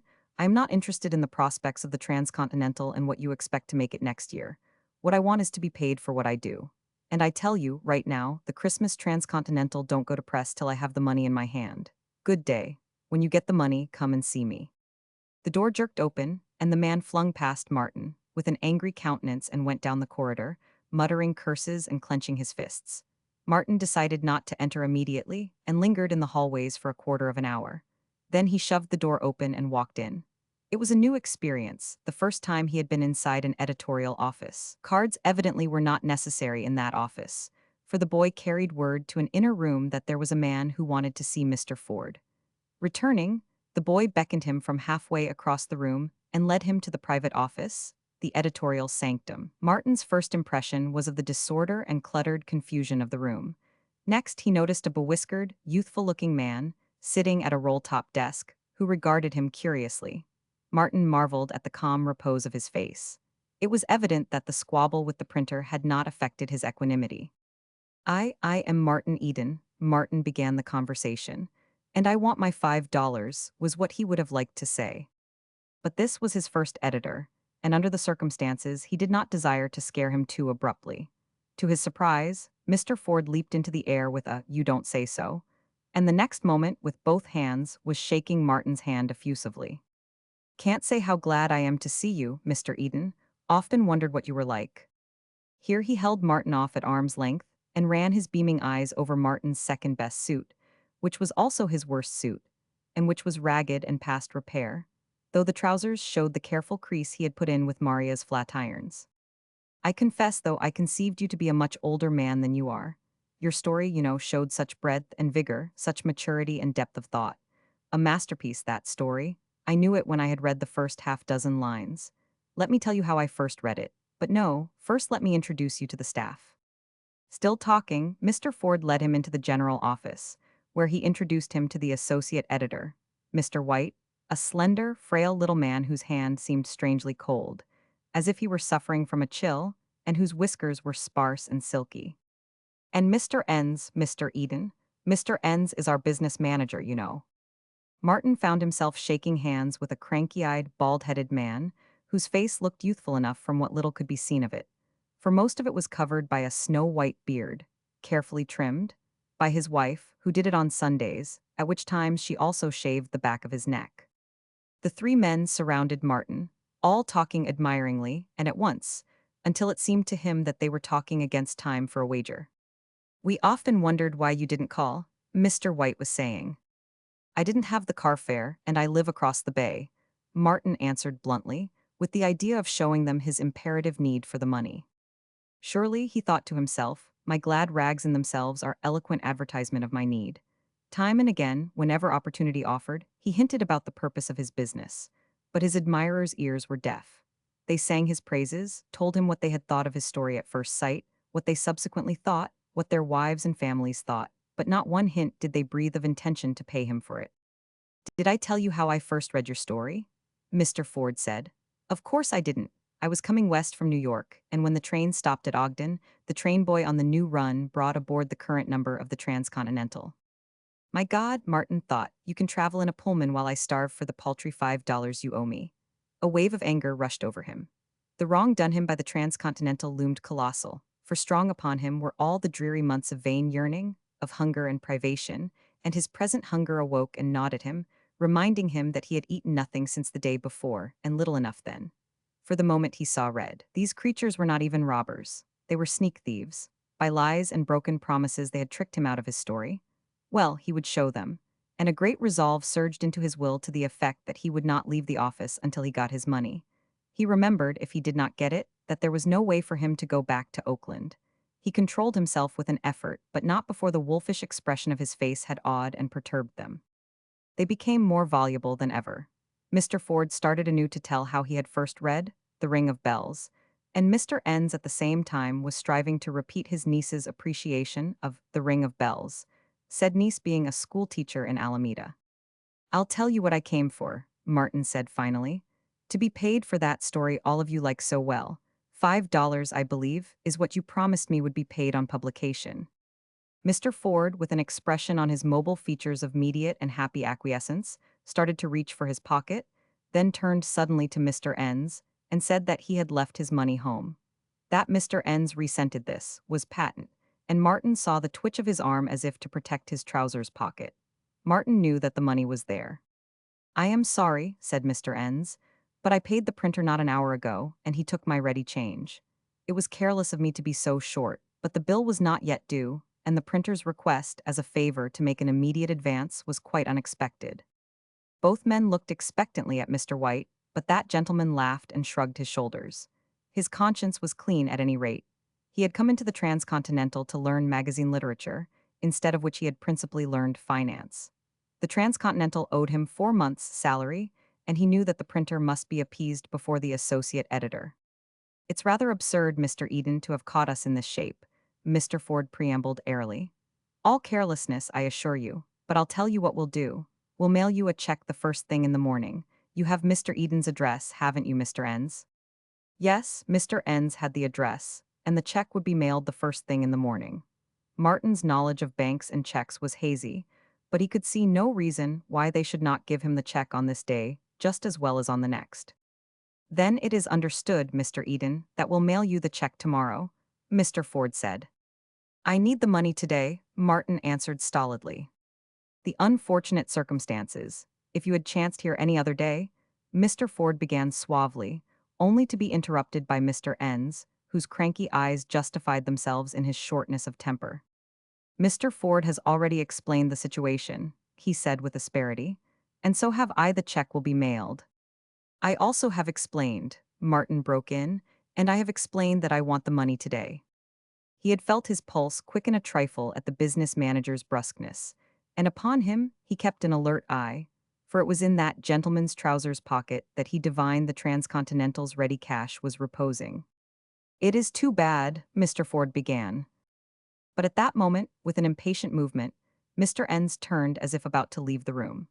At the same instant Martin sprang for him, clutching him by the throat with one hand in such fashion that Mr. N's snow-white beard, still maintaining its immaculate trimness, pointed ceilingward at an angle of 45 degrees.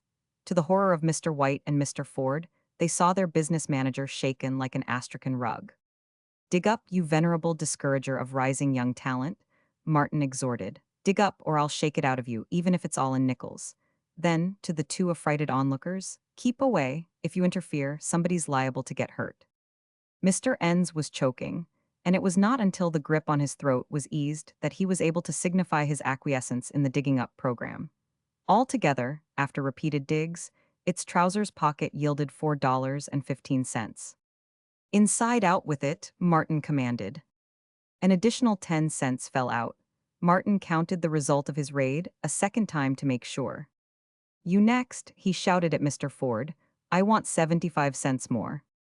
Mr. Ford did not wait, but ransacked his pockets, with the result of 60 cents. "Sure that is all?" Martin demanded menacingly, possessing himself of it. "What have you got in your vest pockets?" In token of his good faith, Mr. Ford turned two of his pockets inside out. A strip of cardboard fell to the floor from one of them. He recovered it and was in the act of returning it when Martin cried, "What's that? A ferry ticket? Here, give it to me. It's worth 10 cents, I'll credit you with it. I've now got $4.95, including the ticket. 5 cents is still due me." He looked fiercely at Mr. White, and found that fragile creature in the act of handing him a nickel. "Thank you," Martin said, addressing them collectively. "I wish you a good day." "Robber," Mr. N snarled after him. "Sneak thief," Martin retorted, slamming the door as he passed out. Martin was elated, so elated that, when he recollected that the Hornet owed him $15 for the Peary and the Pearl, he decided forthwith to go and collect it. But the Hornet was run by a set of clean-shaven, strapping young men, frank buccaneers who robbed everything and everybody, not excepting one another. After some breakage of the office furniture, the editor and ex-college athlete, ably assisted by the business manager and advertising agent, and the porter, succeeded in removing Martin from the office and in accelerating, by initial impulse, his descent of the first flight of stairs. "Come again, Mr. Eden. Glad to see you any time," they laughed down at him from the landing above. Martin grinned as he picked himself up. "Phew," he murmured back. "The Transcontinental crowd were nanny goats, but you fellows are a lot of prize fighters." More laughter greeted this. "I must say, Mr. Eden," the editor of the Hornet called down, that for a poet you can go some yourself. Where did you learn that right cross, if I may ask? Where you learned that half Nelson, Martin answered. Anyway, you're going to have a black eye. I hope your neck doesn't stiffen up, the editor wished solicitously.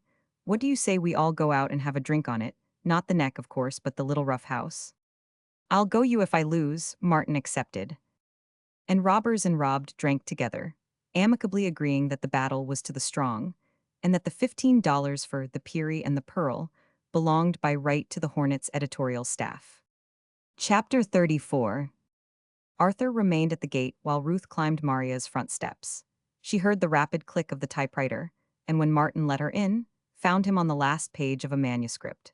She had come to make certain whether or not he would be at their table for Thanksgiving dinner, but before she could broach the subject, Martin plunged into the one with which he was full. Here, let me read you this, he cried, separating the carbon copies and running the pages of manuscript into shape. It's my latest and different from anything I've done. It is so altogether different that I am almost afraid of it, and yet I've a sneaking idea it is good.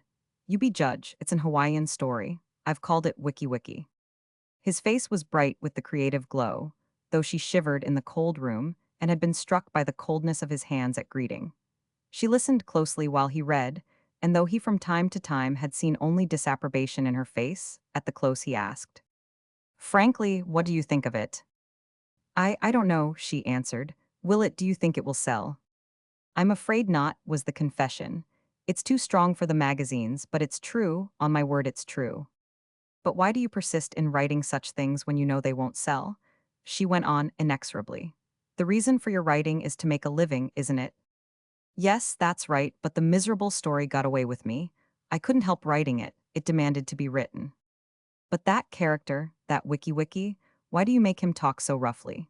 Surely it will offend your readers, and surely that is why the editors are justified in refusing your work. Because the real Wiki Wiki would have talked that way. But it is not good taste. It is life, he replied bluntly. It is real, it is true, and I must write life as I see it. She made no answer, and for an awkward moment they sat silent. It was because he loved her that he did not quite understand her, and she could not understand him because he was so large that he bulked beyond her horizon. Well, I've collected from the Transcontinental, he said in an effort to shift the conversation to a more comfortable subject. The picture of the bewhiskered trio, as he had last seen them, mulcted of $4.90 and a ferry ticket, made him chuckle. Then you'll come, she cried joyously. That was what I came to find out. Come, he muttered absently. Where? Why, to dinner tomorrow. You know you said you'd recover your suit if you got that money. I forgot all about it, he said humbly. You see, this morning the poundman got Maria's 2 cows and the baby calf, and, well, it happened that Maria didn't have any money, and so I had to recover her cows for her. That's where the transcontinental fiver went, the ring of bells went into the poundman's pocket. Then you won't come. He looked down at his clothing. I can't. Tears of disappointment and reproach glistened in her blue eyes, but she said nothing. Next Thanksgiving you'll have dinner with me in Delmonico, he said cheerily. Or in London or Paris or anywhere you wish, I know it. I saw in the paper a few days ago, she announced abruptly, that there had been several local appointments to the railway mail. You passed first, didn't you? He was compelled to admit that the call had come for him, but that he had declined it. I am so sure of myself, he concluded. A year from now, I'll be earning more than a dozen men in the railway mail. You wait and see. Oh, was all she said when he finished. She stood up, pulling at her gloves. I must go, Martin. Arthur is waiting for me. He took her in his arms and kissed her, but she proved a passive sweetheart. There was no tenseness in her body, her arms did not go around him, and her lips met his without their wonted pressure. She was angry with him, he concluded, as he returned from the gate. But why? It was unfortunate that the poundman had gobbled Maria's cows, but it was only a stroke of fate. Nobody could be blamed for it, nor did it enter his head that he could have done aught otherwise than what he had done. Well, yes, he was to blame a little, was his next thought, for having refused the call to the railway mail, and she had not liked Wiki Wiki. He turned at the head of the steps to meet the letter carrier on his afternoon round. The ever-recurrent fever of expectancy assailed Martin as he took the bundle of long envelopes. One was not long. It was short and thin, and outside was printed the address of the New York Outview. He paused in the act of tearing the envelope open. It could not be an acceptance. He had no manuscripts with that publication. Perhaps, his heart almost stood still at the wild thought, perhaps they were ordering an article from him, but the next instant he dismissed the surmise as hopelessly impossible. It was a short, formal letter, signed by the office editor, merely informing him that an anonymous letter which they had received was enclosed, and that he could rest assured the Outviews staff never under any circumstances gave consideration to anonymous correspondence. The enclosed letter Martin found to be crudely printed by hand. It was a hodgepodge of illiterate abuse of Martin, and of assertion that the so-called Martin Eden, who was selling stories to magazines, was no writer at all, and that in reality he was stealing stories from old magazines, typing them, and sending them out as his own. The envelope was postmarked San Leandro. Martin did not require a second thought to discover the author. Higginbotham's grammar, Higginbotham's colloquialisms, Higginbotham's mental quirks and processes were apparent throughout. Martin saw in every line not the fine Italian hand, but the coarse grocer's fist of his brother-in-law. But why, he vainly questioned. What injury had he done Bernard Higginbotham? The thing was so unreasonable, so wanton. There was no explaining it. In the course of the week, a dozen similar letters were forwarded to Martin by the editors of various Eastern magazines. The editors were behaving handsomely, Martin concluded. He was wholly unknown to them, yet some of them had even been sympathetic. It was evident that they detested anonymity. He saw that the malicious attempt to hurt him had failed. In fact, if anything came of it, it was bound to be good, for at least his name had been called to the attention of a number of editors. Sometime, perhaps, reading a submitted manuscript of his, they might remember him as the fellow about whom they had received an anonymous letter. And who was to say that such a remembrance might not sway the balance of their judgment just a trifle in his favor? It was about this time that Martin took a great slump in Maria's estimation.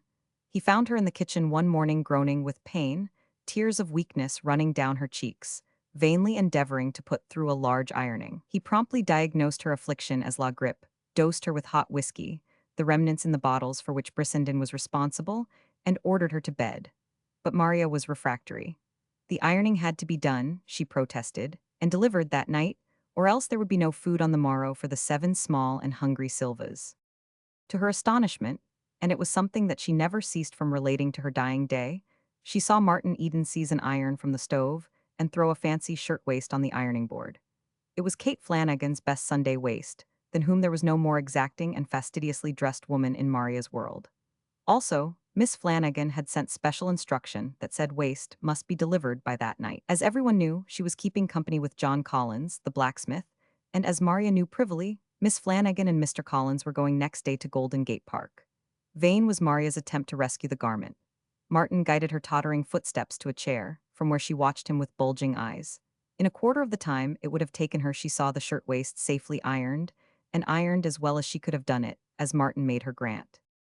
I could work faster, he explained, if your irons were only hotter. To her, the irons he swung were much hotter than she ever dared to use. Your sprinkling is all wrong, he complained next. Here, let me teach you how to sprinkle. Pressure is what's wanted. Sprinkle under pressure if you want to iron fast. He procured a packing case from the woodpile in the cellar, fitted a cover to it, and raided the scrap iron the Silva tribe was collecting for the junkman. With fresh sprinkled garments in the box, covered with the board and pressed by the iron, the device was complete and in operation. Now you watch me, Maria, he said, stripping off to his undershirt and gripping an iron that was what he called really hot. And when he finished to iron, he washed de wools, as she described it afterward. He say, Maria, you are de great a fool. I show you how to wash de wools, and he shows me too. 10 minutes he mocked a machine, 1 barrel, 1 wheel hub, 2 poles, just like dat. Martin had learned the contrivance from Joe at the Shelley Hot Springs. The old wheel hub, fixed on the end of the upright pole, constituted the plunger. Making this, in turn, fast to the spring pole attached to the kitchen rafters, so that the hub played upon the woolens in the barrel, he was able, with one hand, thoroughly to pound them. No more Maria washa de wools, her story always ended. I mocka de kids worka de pole and de hub and de barrel, him de smart a man, Mr. Eden. Nevertheless, by his masterly operation and improvement of her kitchen laundry, he fell an immense distance in her regard. The glamour of romance with which her imagination had invested him faded away in the cold light of fact that he was an ex-laundryman. All his books and his grand friends who visited him in carriages or with countless bottles of whiskey went for naught. He was, after all, a mere working man, a member of her own class and caste. He was more human and approachable, but he was no longer mystery. Martin's alienation from his family continued. Following upon Mr. Higginbotham's unprovoked attack, Mr. Hermann von Schmidt showed his hand. The fortunate sale of several storiettes, some humorous verse, and a few jokes gave Martin a temporary splurge of prosperity. Not only did he partially pay up his bills, but he had sufficient balance left to redeem his black suit and wheel. The latter, by virtue of a twisted crankhanger, required repairing, and, as a matter of friendliness with his future brother-in-law, he sent it to von Schmidt's shop. The afternoon of the same day Martin was pleased by the wheel being delivered by a small boy. Von Schmidt was also inclined to be friendly, was Martin's conclusion from this unusual favor. Repaired wheels usually had to be called for. But when he examined the wheel, he discovered no repairs had been made. A little later in the day, he telephoned his sister's betrothed and learned that that person didn't want anything to do with him in any shape, manner, or form. Hermann von Schmidt, Martin answered cheerfully, I've a good mind to come over and punch that Dutch nose of yours. You come to my shop, came the reply, and I'll send for the police. And I'll put you through too. Oh, I know you, but you can't make no rough house with me. I don't want nothing to do with the likes of you. You're a loafer, that's what, and I ain't asleep. You ain't going to do no spongin' off me just because I'm marryin' your sister. Why don't you go to work and earn an honest livin', eh? Answer me that. Martin's philosophy asserted itself, dissipating his anger, and he hung up the receiver with a long whistle of incredulous amusement.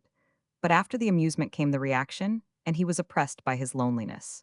Nobody understood him, nobody seemed to have any use for him, except Brissenden, and Brissenden had disappeared, God alone knew where.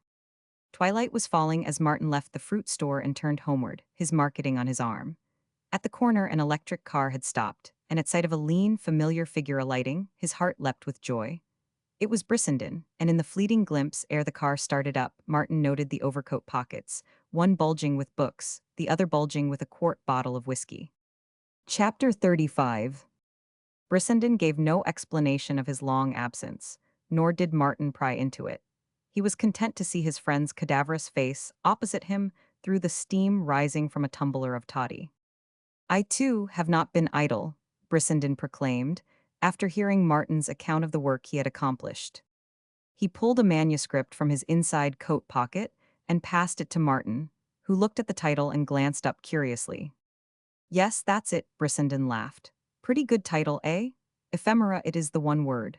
And you're responsible for it. What of your man, who is always the erected, the vitalized inorganic, the latest of the ephemera, the creature of temperature strutting his little space on the thermometer? It got into my head and I had to write it to get rid of it. Tell me what you think of it. Martin's face, flushed at first, paled as he read on. It was perfect art. Form triumphed over substance. If triumph it could be called, where the last conceivable atom of substance had found expression in so perfect construction as to make Martin's head swim with delight, to put passionate tears into his eyes, and to send chills creeping up and down his back. It was a long poem of 600 or 700 lines, and it was a fantastic, amazing, unearthly thing. It was terrific, impossible, and yet there it was, scrawled in black ink across the sheets of paper. It dealt with man and his soul gropings in their ultimate terms, plumbing the abysses of space for the testimony of remotest suns and rainbow spectrums. It was a mad orgy of imagination, wassailing in the skull of a dying man who half sobbed under his breath and was quick with the wild flutter of fading heartbeats. The poem swung in majestic rhythm to the cool tumult of interstellar conflict, to the onset of starry hosts, to the impact of cold suns and the flaming up of nebulae in the darkened void. And through it all, unceasing and faint, like a silver shuttle, ran the frail, piping voice of man, a querulous chirp amid the screaming of planets and the crash of systems. There is nothing like it in literature, Martin said, when at last he was able to speak. It's wonderful, wonderful, it has gone to my head, I am drunken with it. That great, infinitesimal question, I can't shake it out of my thoughts. That questing, eternal, ever-recurring, thin little wailing voice of man is still ringing in my ears. It is like the dead march of a gnat amid the trumpeting of elephants and the roaring of lions. It is insatiable with microscopic desire. I now am making a fool of myself, but the thing has obsessed me. I don't know what you are wonderful, that's all. But how do you do it, how do you do it? Martin paused from his rhapsody, only to break out afresh. I shall never write again, I am a dauber in clay. You have shown me the work of the real artificer artisan. Genius? This is something more than genius, it transcends genius. It is truth gone mad. It is true, man, every line of it. I wonder if you realize that, you dogmatist. Science cannot give you the lie. It is the truth of the sneer, stamped out from the black iron of the cosmos and interwoven with mighty rhythms of sound into a fabric of splendor and beauty. And now I won't say another word. I am overwhelmed, crushed. Yes, I will too. Let me market it for you. Brissenden grinned. There's not a magazine in Christendom that would dare to publish it, you know that. I know nothing of the sort. I know there's not a magazine in Christendom that wouldn't jump at it. They don't get things like that every day. That's no mere poem of the year, it's the poem of the century. I'd like to take you up on the proposition. Now don't get cynical, Martin exhorted. The magazine editors are not wholly fatuous, I know that, and I'll close with you on the bet. I'll wager anything you want that ephemera is accepted either on the first or second offering. There's just one thing that prevents me from taking you. Brissenden waited a moment. The thing is big, the biggest I've ever done. I know that. It's my swan song. I am almighty proud of it. I worship it. It's better than whiskey. It is what I dreamed of, the great and perfect thing, when I was a simple young man with sweet illusions and clean ideals. And I've got it now in my last grasp, and I'll not have it pawed over and soiled by a lot of swine. No, I won't take the bet. It's mine. I made it and I've shared it with you. But think of the rest of the world, Martin protested. The function of beauty is joy-making. It's my beauty. Don't be selfish. I'm not selfish. Brissenden grinned soberly in the way he had when pleased by the thing his thin lips were about to shape. I'm as unselfish as a famished hog. In vain, Martin strove to shake him from his decision. Martin told him that his hatred of the magazines was rabid, fanatical, and that his conduct was 1,000 times more despicable than that of the youth who burned the temple of Diana at Ephesus. Under the storm of denunciation, Brissenden complacently sipped his toddy and affirmed that everything the other said was quite true, with the exception of the magazine editors. His hatred of them knew no bounds, and he excelled Martin in denunciation when he turned upon them. I wish you'd type it for me, he said. You know how 1,000 times better than any stenographer, and now I want to give you some advice. He drew a bulky manuscript from his outside coat pocket.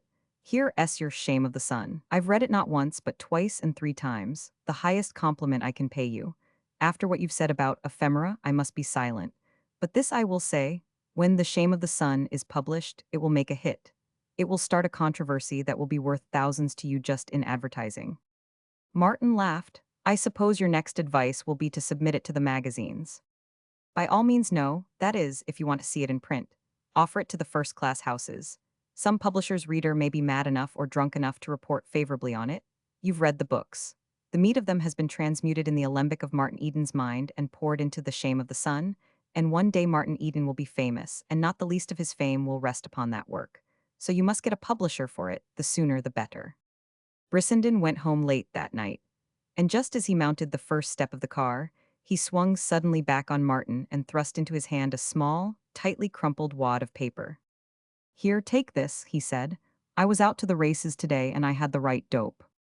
The bell clanged and the car pulled out, leaving Martin wondering as to the nature of the crinkly, greasy wad he clutched in his hand. Back in his room, he unrolled it and found $100 bill. He did not scruple to use it. He knew his friend had always plenty of money, and he knew also, with profound certitude, that his success would enable him to repay it.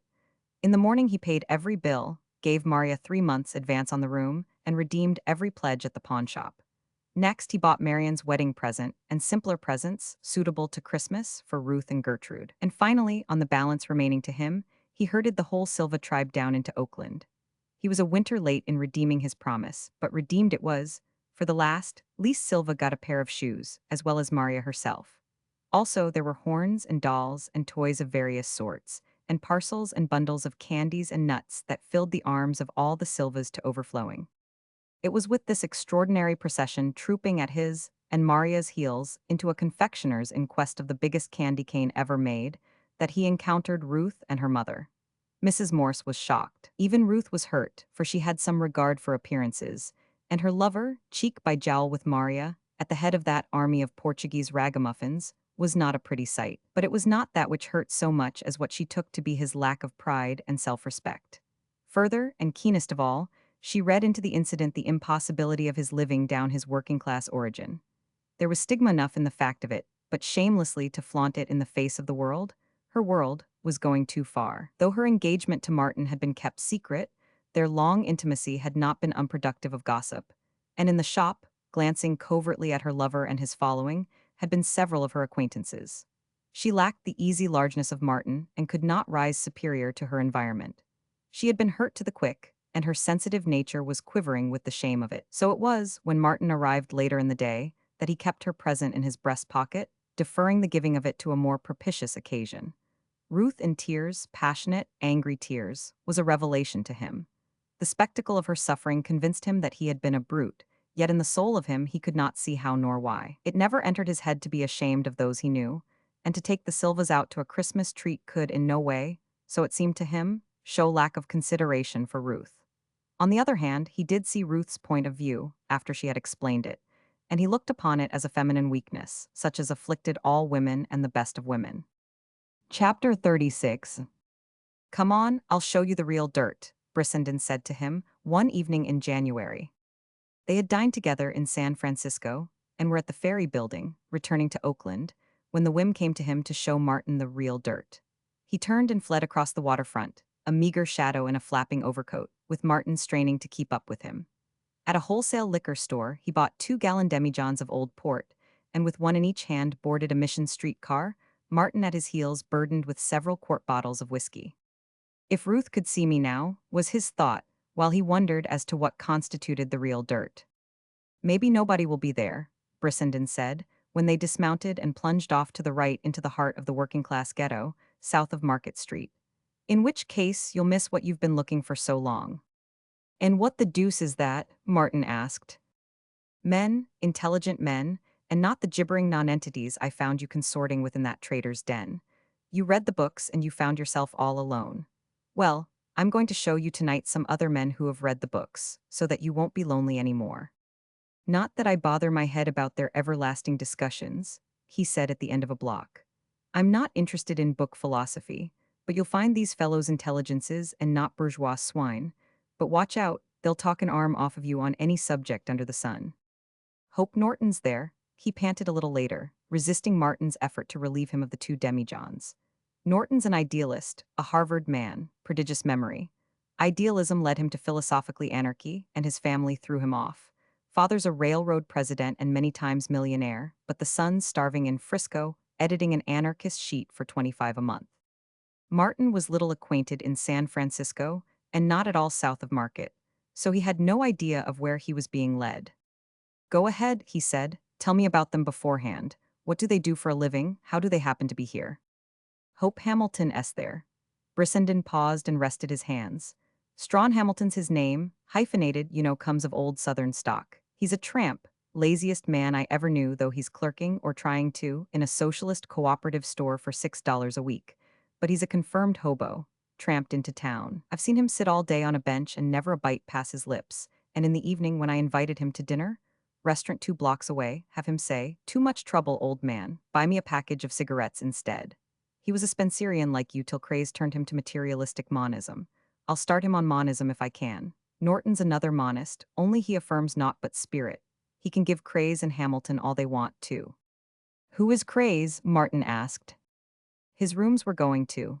One-time professor, fired from university, usual story. A mind like a steel trap, makes his living any old way. I know he's been a street fakir when he was down. Unscrupulous, rob a corpse of a shroud, anything. Difference between him and the bourgeoisie is that he robs without illusion. He'll talk Nietzsche, or Schopenhauer, or Kant, or anything, but the only thing in this world, not excepting Mary, that he really cares for is his monism. Haeckel is his little tin god. The only way to insult him is to take a slap at Haeckel. Here's the hangout. Brissenden rested his demijohn at the upstairs entrance, preliminary to the climb. It was the usual 2-story corner building, with a saloon and grocery underneath. The gang lives here, got the whole upstairs to themselves, but Craze is the only one who has 2 rooms, come on. No lights burned in the upper hall, but Brissenden threaded the utter blackness like a familiar ghost. He stopped to speak to Martin. There's one fellow, Stevens, a theosophist, makes a pretty tangle when he gets going. Just now he's dishwasher in a restaurant, likes a good cigar. I've seen him eat in a 10-cent hash house and pay 50 cents for the cigar he smoked afterward. I've got a couple in my pocket for him if he shows up. And there's another fellow, Perry, an Australian, a statistician and a sporting encyclopedia. Ask him the grain output of Paraguay for 1903, or the English importation of sheetings into China for 1890, or at what weight Jimmy Britt fought battling Nelson, or who was welterweight champion of the United States in '68, and you'll get the correct answer with the automatic celerity of a slot machine. And there's Andy, a stonemason, has ideas on everything, a good chess player. And another fellow, Harry, a baker, red-hot socialist and strong union man. By the way, you remember cooks and waiters' strike? Hamilton was the chap who organized that union and precipitated the strike, planned it all out in advance, right here in Craze's rooms. Did it just for the fun of it, but was too lazy to stay by the union. Yet he could have risen high if he wanted to. There's no end to the possibilities in that man, if he weren't so insuperably lazy. Brissenden advanced through the darkness till a thread of light marked the threshold of a door. A knock and an answer opened it, and Martin found himself shaking hands with Craze, a handsome brunette man, with dazzling white teeth, a drooping black mustache, and large, flashing black eyes. Mary, a matronly young blonde, was washing dishes in the little back room that served for kitchen and dining room. The front room served as bedchamber and living room. Overhead was the week's washing, hanging in festoons so low that Martin did not see at first the two men talking in a corner. They hailed Brissenden and his demijohns with acclamation, and, on being introduced, Martin learned they were Andy and Perry. He joined them and listened attentively to the description of a prizefight Perry had seen the night before, while Brissenden, in his glory, plunged into the manufacture of a toddy and the serving of wine and whiskey and sodas. At his command, "Bring in the clan," Andy departed to go the round of the rooms for the lodgers. "We're lucky that most of them are here," Brissenden whispered to Martin. "There, S. Norton and Hamilton, come on and meet them. Stevens isn't around, I hear. I'm going to get them started on monism if I can. Wait till they get a few jolts in them and they'll warm up." At first the conversation was desultory. Nevertheless, Martin could not fail to appreciate the keen play of their minds.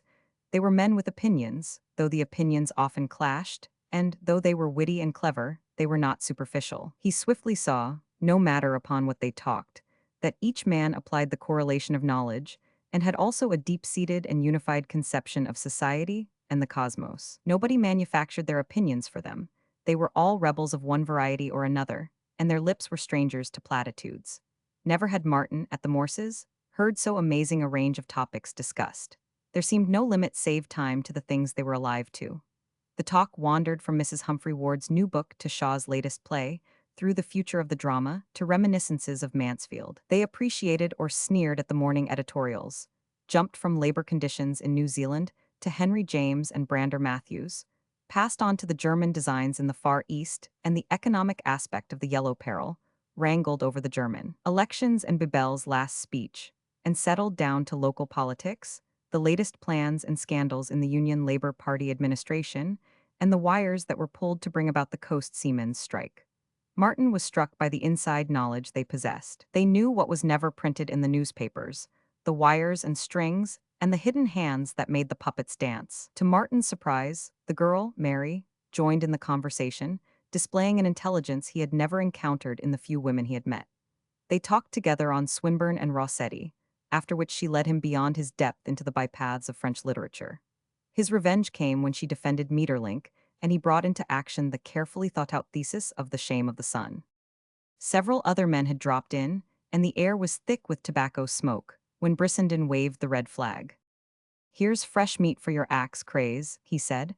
"A rose-white youth with the ardor of a lover for Herbert Spencer. Make a Hecolite of him if you can."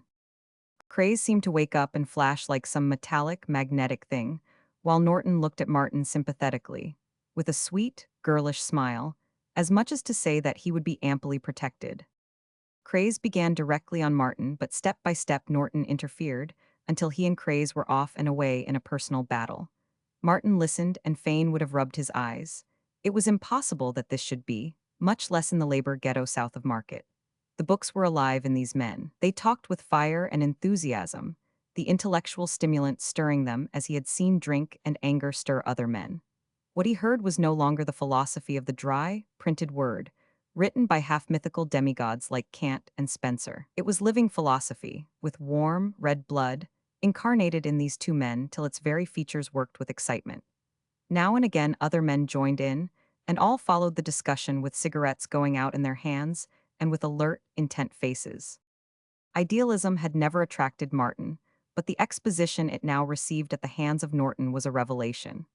The logical plausibility of it, that made an appeal to his intellect, seemed missed by Craze and Hamilton, who sneered at Norton as a metaphysician, and who, in turn, sneered back at them as metaphysicians. Phenomenon and noumenon were bandied back and forth. They charged him with attempting to explain consciousness by itself. He charged them with word jugglery, with reasoning from words to theory instead of from facts to theory. At this they were aghast. It was the cardinal tenet of their mode of reasoning to start with facts and to give names to the facts. When Norton wandered into the intricacies of Kant, Craze reminded him that all good little German philosophies when they died went to Oxford. A little later, Norton reminded them of Hamilton's law of parsimony, the application of which they immediately claimed for every reasoning process of theirs. And Martin hugged his knees and exulted in it all. But Norton was no Spencerian, and he, too, strove for Martin's philosophically soul, talking as much at him as to his two opponents. "You know Berkeley has never been answered," he said, looking directly at Martin. Herbert Spencer came the nearest, which was not very near. Even the stanchest of Spencer's followers will not go farther. I was reading an essay of Saliby's the other day, and the best Saliby could say was that Herbert Spencer nearly succeeded in answering Berkeley. "You know what Hume said?" Hamilton asked. Norton nodded, but Hamilton gave it for the benefit of the rest. He said that Berkeley's arguments admit of no answer and produce no conviction. In his, Hume's, mind, was the reply. And Hume's mind was the same as yours with this difference. He was wise enough to admit there was no answering Berkeley. Norton was sensitive and excitable, though he never lost his head, while Craze and Hamilton were like a pair of cold-blooded savages, seeking out tender places to prod and poke. As the evening grew late, Norton, smarting under the repeated charges of being a metaphysician, clutching his chair to keep from jumping to his feet, his gray eyes snapping and his girlish face grown harsh and sure, made a grand attack upon their position. "All right, you Hegelites, I may reason like a medicine man, but, pray, how do you reason? You have nothing to stand on, you unscientific dogmatists with your positive science which you are always lugging about into places it has no right to be." Long before the school of materialistic monism arose, the ground was removed so that there could be no foundation. Locke was the man, John Locke. 200 years ago, more than that, even in his essay concerning the human understanding, he proved the non-existence of innate ideas. The best of it is that that is precisely what you claim. Tonight, again and again, you have asserted the non-existence of innate ideas. And what does that mean? It means that you can never know ultimate reality. Your brains are empty when you are born. Appearances, or phenomena, are all the content your minds can receive from your five senses. Then noumena, which are not in your minds when you are born, have no way of getting in. "I deny," Craze started to interrupt. "You wait till I'm done," Norton shouted. "You can know only that much of the play and interplay of force and matter as impinges in one way or another on our senses. You see, I am willing to admit, for the sake of the argument, that matter exists, and what I am about to do is to efface you by your own argument. I can't do it any other way, for you are both congenitally unable to understand a philosophically abstraction. And now, what do you know of matter, according to your own positive science? You know it only by its phenomena, its appearances. You are aware only of its changes, or of such changes in it as cause changes in your consciousness.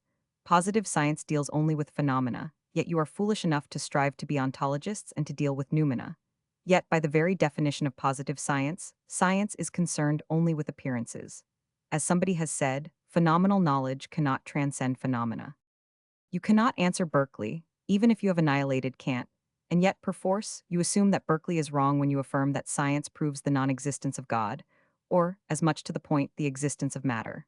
You know I granted the reality of matter only in order to make myself intelligible to your understanding. Be positive scientists, if you please, but ontology has no place in positive science, so leave it alone. Spencer is right in his agnosticism, but if Spencer.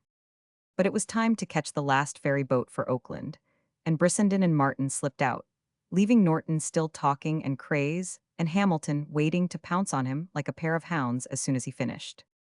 "You have given me a glimpse of fairyland," Martin said on the ferry boat. "It makes life worthwhile to meet people like that. My mind is all worked up. I never appreciated idealism before, yet I can't accept it.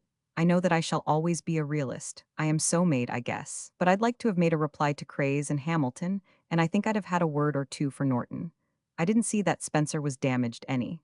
I'm as excited as a child on its first visit to the circus. I see I must read up some more. I'm going to get hold of Sally B.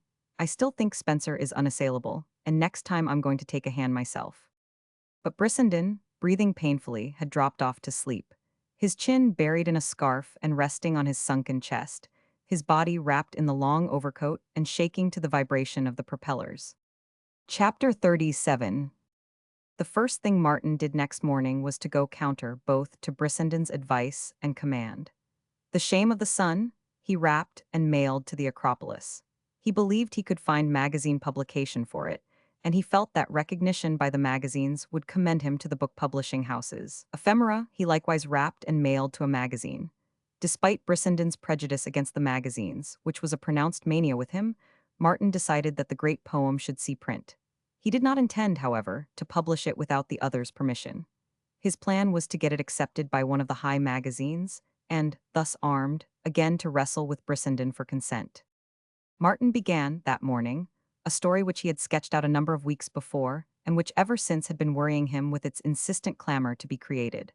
Apparently it was to be a rattling sea story, a tale of 20th century adventure and romance, handling real characters, in a real world, under real conditions. But beneath the swing and go of the story was to be something else.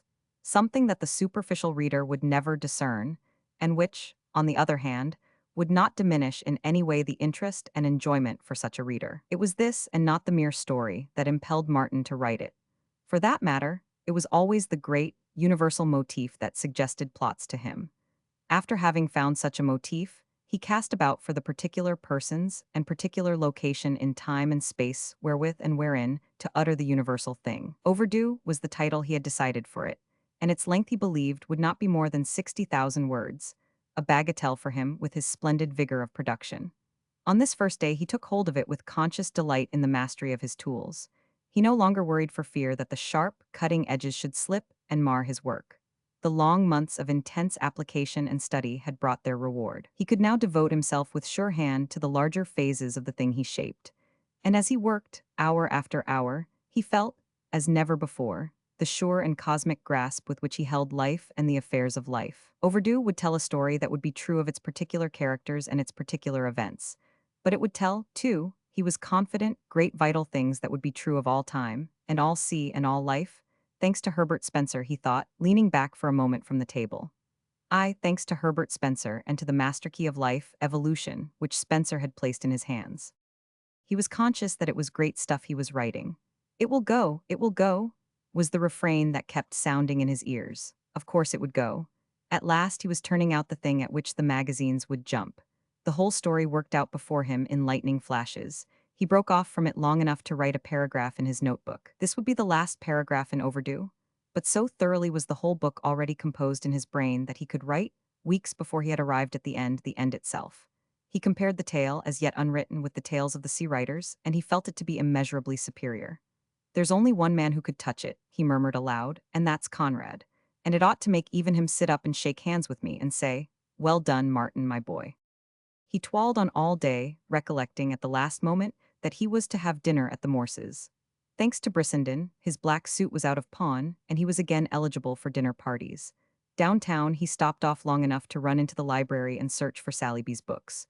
He drew out The Cycle of Life, and on the car turned to the essay Norton had mentioned on Spencer. As Martin read, he grew angry. His face flushed, his jaw set, and unconsciously his hand clenched, unclenched, and clenched again, as if he were taking fresh grips upon some hateful thing out of which he was squeezing the life. When he left the car, he strode along the sidewalk as a wrathful man will stride, and he rang the Morse bell with such viciousness that it roused him to consciousness of his condition, so that he entered in good nature, smiling with amusement at himself. No sooner, however, was he inside than a great depression descended upon him. He fell from the height where he had been upborne all day on the wings of inspiration. Bourgeois, trader's den, Brissenden's epithets repeated themselves in his mind. But what of that? He demanded angrily. He was marrying Ruth, not her family. It seemed to him that he had never seen Ruth more beautiful, more spiritual and ethereal, and at the same time more healthy. There was color in her cheeks, and her eyes drew him again and again, the eyes in which he had first read immortality. He had forgotten immortality of late, and the trend of his scientific reading had been away from it. But here, in Ruth's eyes, he read an argument without words that transcended all worded arguments. He saw that in her eyes before which all discussion fled away, for he saw love there. And in his own eyes was love, and love was unanswerable. Such was his passionate doctrine. The half hour he had with her, before they went in to dinner, left him supremely happy and supremely satisfied with life. Nevertheless, at table, the inevitable reaction and exhaustion consequent upon the hard day seized hold of him. He was aware that his eyes were tired and that he was irritable. He remembered it was at this table, at which he now sneered and was so often bored, that he had first eaten with civilized beings in what he had imagined was an atmosphere of high culture and refinement. He caught a glimpse of that pathetic figure of him, so long ago, a self-conscious savage, sprouting sweat at every pore in an agony of apprehension, puzzled by the bewildering minutiae of eating implements, tortured by the ogre of a servant, striving at a leap to live at such dizzy social altitude, and deciding in the end to be frankly himself, pretending no knowledge and no polish he did not possess. He glanced at Ruth for reassurance, much in the same manner that a passenger, with sudden panic thought of possible shipwreck, will strive to locate the life preservers. Well, that much had come out of it, love and Ruth. All the rest had failed to stand the test of the books. But Ruth and love had stood the test. For them he found a biological sanction. Love was the most exalted expression of life. Nature had been busy designing him, as she had been busy with all normal men, for the purpose of loving. She had spent 10,000 centuries, 100,000 and a million centuries, upon the task, and he was the best she could do. She had made love the strongest thing in him, increased its power a myriad percent with her gift of imagination, and sent him forth into the ephemera to thrill and melt and mate. His hand sought Ruth's hand beside him hidden by the table, and a warm pressure was given and received. She looked at him a swift instant, and her eyes were radiant and melting. So were his in the thrill that pervaded him, nor did he realize how much that was radiant and melting in her eyes had been aroused by what she had seen in his. Across the table from him, catty-cornered, at Mr. Morse's right, sat Judge Blount, a local superior court judge. Martin had met him a number of times and had failed to like him. He and Ruth's father were discussing labor union politics, the local situation, and socialism, and Mr. Morse was endeavoring to twit Martin on the latter topic. At last Judge Blount looked across the table with benignant and fatherly pity. Martin smiled to himself. "You'll grow out of it, young man," he said soothingly. "Time is the best cure for such youthful distempers." He turned to Mr. Morse. "I do not believe discussion is good in such cases. It makes the patient obstinate." "That is true," the other assented gravely. "But it is well to warn the patient occasionally of his condition." Martin laughed merrily, but it was with an effort. The day had been too long, the day's effort too intense, and he was deep in the throes of the reaction. "Undoubtedly you are both excellent doctors," he said, "but if you care a whit for the opinion of the patient, let him tell you that you are poor diagnosticians. In fact, you are both suffering from the disease you think you find in me. As for me, I am immune.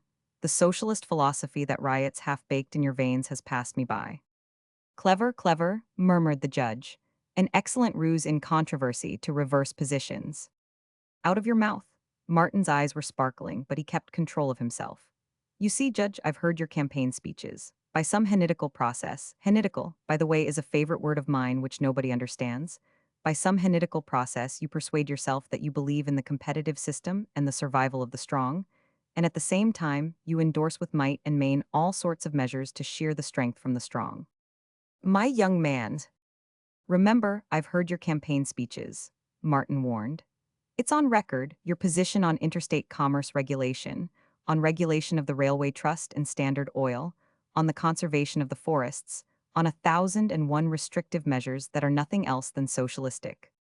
Do you mean to tell me that you do not believe in regulating these various outrageous exercises of power?" "That's not the point. I mean to tell you that you are a poor diagnostician. I mean to tell you that I am not suffering from the microbe of socialism.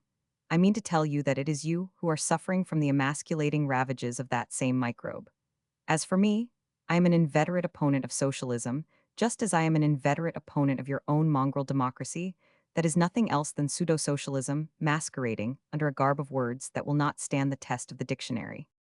I am a reactionary, so complete a reactionary that my position is incomprehensible to you who live in a veiled lie of social organization and whose sight is not keen enough to pierce the veil. You make believe that you believe in the survival of the strong and the rule of the strong. I believe, that is the difference. When I was a trifle younger, a few months younger, I believed the same thing. You see, the ideas of you and yours had impressed me. But merchants and traders are cowardly rulers at best. They grunt and grub all their days in the trough of money-getting, and I have swung back to aristocracy, if you please. I am the only individualist in this room. I look to the state for nothing. I look only to the strong man, the man on horseback, to save the state from its own rotten futility. Nietzsche was right. I won't take the time to tell you who Nietzsche was, but he was right. The world belongs to the strong who are noble as well, and who do not wallow in the swine trough of trade and exchange. The world belongs to the true noblemen, to the great blonde beasts, to the non-compromisers, to the yes-sayers. And they will eat you up, you socialists, who are afraid of socialism, and who think yourselves individualists. Your slave morality of the meek and lowly will never save you. Oh, it's all Greek, I know, and I won't bother you any more with it, but remember one thing. There aren't half a dozen individualists in Oakland, but Martin Eden is one of them. He signified that he was done with the discussion and turned to Ruth. I'm wrought up today, he said in an undertone. All I want to do is to love, not talk. He ignored Mr. Morse, who said, I am unconvinced. All socialists are Jesuits. That is the way to tell them. We'll make a good Republican out of you yet, said Judge Blount. The man on horseback will arrive before that time. Martin retorted with good humor and returned to Ruth's. But Mr. Morse was not content. He did not like the laziness and the disinclination for sober, legitimate work of this prospective son-in-law of his, for whose ideas he had no respect and of whose nature he had no understanding. So he turned the conversation to Herbert Spencer. Judge Blount ably seconded him, and Martin, whose ears had pricked at the first mention of the philosopher's name, listened to the judge enunciate a grave and complacent diatribe against Spencer. From time to time, Mr. Morse glanced at Martin, as much as to say, there, my boy, you see. Chattering daws, Martin muttered under his breath and went on talking with Ruth and Arthur. But the long day and the real dirt of the night before were telling upon him, and, besides, still in his burnt mind, was what had made him angry when he read it on the car. What is the matter? Ruth asked, suddenly alarmed by the effort he was making to contain himself. There is no God but the unknowable, and Herbert Spencer is its prophet, Judge Blount was saying at that moment. Martin turned upon him. A cheap judgment, he remarked quietly. I heard it first in the City Hall Park, on the lips of a working man who ought to have known better. I have heard it often since, and each time the claptrap of it nauseates me. You ought to be ashamed of yourself. To hear that great and noble man's name upon your lips is like finding a dewdrop in a cesspool. You are disgusting. It was like a thunderbolt. Judge Blount glared at him with apoplectic countenance, and silence reigned. Mr. Morse was secretly pleased. He could see that his daughter was shocked. It was what he wanted to do, to bring out the innate ruffianism of this man he did not like. Ruth's hand sought Martin's beseechingly under the table, but his blood was up. He was inflamed by the intellectual pretense and fraud of those who sat in the high places. A superior court judge? It was only several years before that he had looked up from the mire at such glorious entities and deemed them gods. Judge Blount recovered himself and attempted to go on, addressing himself to Martin with an assumption of politeness that the latter understood was for the benefit of the ladies. Even this added to his anger. Was there no honesty in the world? You can't discuss Spencer with me, he cried. You do not know any more about Spencer than do his own countrymen, but it is no fault of yours, I grant. It is just a phase of the contemptible ignorance of the times. I ran across a sample of it on my way here this evening. I was reading an essay by Saliby on Spencer. You should read it. It is accessible to all men. You can buy it in any bookstore or draw it from the public library. You would feel ashamed of your paucity of abuse and ignorance of that noble man compared with what Saliby has collected on the subject. It is a record of shame that would shame your shame. The philosopher of the half-educated, he was called by an academic philosopher who was not worthy to pollute the atmosphere he breathed. I don't think you have read 10 pages of Spencer, but there have been critics, assumably more intelligent than you, who have read no more than you of Spencer, who publicly challenged his followers to adduce one single idea from all his writings. From Herbert Spencer's writings, the man who has impressed the stamp of his genius over the whole field of scientific research and modern thought, the father of psychology, the man who revolutionized pedagogy, so that today the child of the French peasant is taught the 3Rs according to principles laid down by him. And the little gnats of men sting his memory when they get their very bread and butter from the technical application of his ideas. What little of worth resides in their brains is largely due to him. It is certain that had he never lived, most of what is correct in their parrot-learned knowledge would be absent. And yet a man like Principal Fairbanks of Oxford, a man who sits in an even higher place than you, Judge Blount, has said that Spencer will be dismissed by posterity as a poet and dreamer rather than a thinker. Yappers and blatherskites, the whole brood of them. First Principles is not wholly destitute of a certain literary power, said one of them, and others of them have said that he was an industrious plotter rather than an original thinker. Yappers and blatherskites, yappers and blatherskites. Martin ceased abruptly, in a dead silence. Everybody in Ruth's family looked up to Judge Blount as a man of power and achievement, and they were horrified at Martin's outbreak. The remainder of the dinner passed like a funeral, the judge and Mr. Morse confining their talk to each other, and the rest of the conversation being extremely desultory. Then afterward, when Ruth and Martin were alone, there was a scene. "You are unbearable," she wept. But his anger still smoldered, and he kept muttering, "The beasts, the beasts." When she averred he had insulted the judge, he retorted, "By telling the truth about him." "I don't care whether it was true or not," she insisted. "There are certain bounds of decency, and you had no license to insult anybody." "Then where did Judge Blount get the license to assault truth?" Martin demanded. "Surely to assault truth is a more serious misdemeanor than to insult a pygmy personality such as the Judge S. He did worse than that. He blackened the name of a great, noble man who is dead. Oh, the beasts, the beasts." His complex anger flamed afresh, and Ruth was in terror of him. Never had she seen him so angry, and it was all mystified and unreasonable to her comprehension. And yet, through her very terror ran the fibers of fascination that had drawn and that still drew her to him, that had compelled her to lean towards him, and in that mad, culminating moment, lay her hands upon his neck. She was hurt and outraged by what had taken place, and yet she lay in his arms and quivered while he went on muttering, "The beasts, the beasts." And she still lay there when he said, "I'll not bother your table again, dear. They do not like me, and it is wrong of me to thrust my objectionable presence upon them. Besides, they are just as objectionable to me. Faugh, they are sickening. And to think of it, I dreamed in my innocence that the persons who sat in the high places, who lived in fine houses and had educations and bank accounts, were worthwhile." Chapter 38. "Come on, let's go down to the local."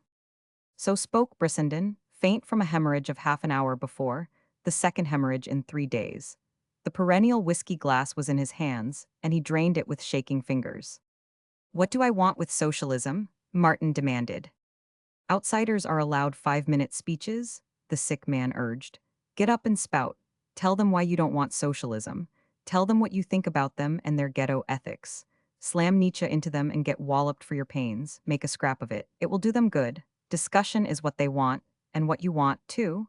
You see, I'd like to see you a socialist before I'm gone. It will give you a sanction for your existence. It is the one thing that will save you in the time of disappointment that is coming to you." "I never can puzzle out why you, of all men, are a socialist," Martin pondered. "You detest the crowd so. Surely there is nothing in the canal to recommend it to your aesthetic soul." He pointed an accusing finger at the whiskey glass which the other was refilling. "Socialism doesn't seem to save you." "I'm very sick," was the answer. "With you it is different. You have health and much to live for, and you must be handcuffed to life somehow. As for me, you wonder why I am a socialist. I'll tell you. It is because socialism is inevitable, because the present rot and irrational system cannot endure, because the day is past for your man on horseback. The slaves won't stand for it. They are too many, and willy-nilly they'll drag down the would-be equestrian before ever he gets astride. You can't get away from them, and you'll have to swallow the whole slave morality. It's not a nice mess, I'll allow, but it's been a brewing and swallow it you must. You are antediluvian anyway, with your Nietzsche ideas. The past is past, and the man who says history repeats itself is a liar. Of course I don't like the crowd, but what's a poor chap to do? We can't have the man on horseback, and anything is preferable to the timid swine that now rule. But come on anyway. I'm loaded to the guards now, and if I sit here any longer I'll get drunk. And you know the doctor says, damn the doctor, I'll fool him yet." It was Sunday night, and they found the small hall packed by the Oakland socialists, chiefly members of the working class. The speaker, a clever Jew, won Martin's admiration at the same time that he aroused his antagonism. The man's stooped and narrow shoulders and weazened chest proclaimed him the true child of the crowded ghetto. And strong on Martin was the age-long struggle of the feeble, wretched slaves against the lordly handful of men who had ruled over them and would rule over them to the end of time. To Martin this withered wisp of a creature was a symbol. He was the figure that stood forth representative of the whole miserable mass of weaklings and inefficients who perished according to biological law on the ragged confines of life. They were the unfit. In spite of their cunning philosophy and of their ant-like proclivities for cooperation, nature rejected them for the exceptional man. Out of the plentiful spawn of life she flung from her prolific hand, she selected only the best. It was by the same method that men, aping her, bred racehorses and cucumbers. Doubtless, a creator of a cosmos could have devised a better method. But creatures of this particular cosmos must put up with this particular method. Of course, they could squirm as they perished, as the socialists squirmed, as the speaker on the platform and the perspiring crowd were squirming even now as they counseled together for some new device with which to minimize the penalties of living and outwit the cosmos. So Martin thought, and so he spoke when Brissenden urged him to give them hell. He obeyed the mandate, walking up to the platform, as was the custom, and addressing the chairman. He began in a low voice, haltingly, forming into order the ideas which had surged in his brain while the Jew was speaking. In such meetings, 5 minutes was the time allotted to each speaker. But when Martin's 5 minutes were up, he was in full stride, his attack upon their doctrines but half completed. He had caught their interest, and the audience urged the chairman by acclamation to extend Martin's time. They appreciated him as a foeman worthy of their intellect, and they listened intently, following every word. He spoke with fire and conviction, mincing no words in his attack upon the slaves and their morality and tactics, and frankly alluding to his hearers as the slaves in question. He quoted Spencer and Malthus, and enunciated the biological law of development. And so, he concluded in a swift resume, no state composed of the slave types can endure. The old law of development still holds. In the struggle for existence, as I have shown, the strong and the progeny of the strong tend to survive, while the weak and the progeny of the weak are crushed and tend to perish. The result is that the strong and the progeny of the strong survive, and so long as the struggle obtains, the strength of each generation increases. That is development. But you slaves, it is too bad to be slaves, I grant. But you slaves dream of a society where the law of development will be annulled, where no weaklings and inefficients will perish, where every inefficient will have as much as he wants to eat as many times a day as he desires, and where all will marry and have progeny, the weak as well as the strong. What will be the result? No longer will the strength and life value of each generation increase. On the contrary, it will diminish. There is the nemesis of your slave philosophy. Your society of slaves, of, by, and for, slaves, must inevitably weaken and go to pieces as the life which composes it weakens and goes to pieces. Remember, I am enunciating biology and not sentimental ethics. No state of slaves can stand. How about the United States? A man yelled from the audience. And how about it? Martin retorted. The 13 colonies threw off their rulers and formed the republic so-called. The slaves were their own masters. There were no more masters of the sword. But you couldn't get along without masters of some sort, and there arose a new set of masters. Not the great, virile, noble men, but the shrewd and spidery traders and moneylenders. And they enslaved you over again. But not frankly, as the true, noble men would do with weight of their own right arms, but secretly, by spidery machinations and by wheedling and cajolery and lies. They have purchased your slave judges, they have debauched your slave legislatures, and they have forced to worse horrors than chattel slavery your slave boys and girls. 2 million of your children are toiling today in this trader oligarchy of the United States. 10 millions of you slaves are not properly sheltered nor properly fed. But to return, I have shown that no society of slaves can endure because, in its very nature, such society must annul the law of development. No sooner can a slave society be organized than deterioration sets in. It is easy for you to talk of annulling the law of development, but where is the new law of development that will maintain your strength? Formulate it. Is it already formulated? Then state it. Martin took his seat amidst an uproar of voices. A score of men were on their feet clamoring for recognition from the chair. And one by one, encouraged by vociferous applause, speaking with fire and enthusiasm and excited gestures, they replied to the attack. It was a wild night, but it was wild intellectually, a battle of ideas. Some strayed from the point, but most of the speakers replied directly to Martin. They shook him with lines of thought that were new to him, and gave him insights, not into new biological laws, but into new applications of the old laws. They were too earnest to be always polite, and more than once the chairman rapped and pounded for order. It chanced that a cub reporter sat in the audience, detailed there on a day dull of news and impressed by the urgent need of journalism for sensation. He was not a bright cub reporter. He was merely facile and glib. He was too dense to follow the discussion. In fact, he had a comfortable feeling that he was vastly superior to these wordy maniacs of the working class. Also, he had a great respect for those who sat in the high places and dictated the policies of nations and newspapers. Further, he had an ideal, namely, of achieving that excellence of the perfect reporter who is able to make something, even a great deal, out of nothing. He did not know what all the talk was about. It was not necessary. Words like revolution gave him his cue. Like a paleontologist, able to reconstruct an entire skeleton from one fossil bone, he was able to reconstruct a whole speech from the one-word revolution. He did it that night, and he did it well. And since Martin had made the biggest stir, he put it all into his mouth and made him the archanarch of the show, transforming his reactionary individualism into the most lurid, red-shirt socialist utterance. The cub reporter was an artist, and it was a large brush with which he laid on the local color.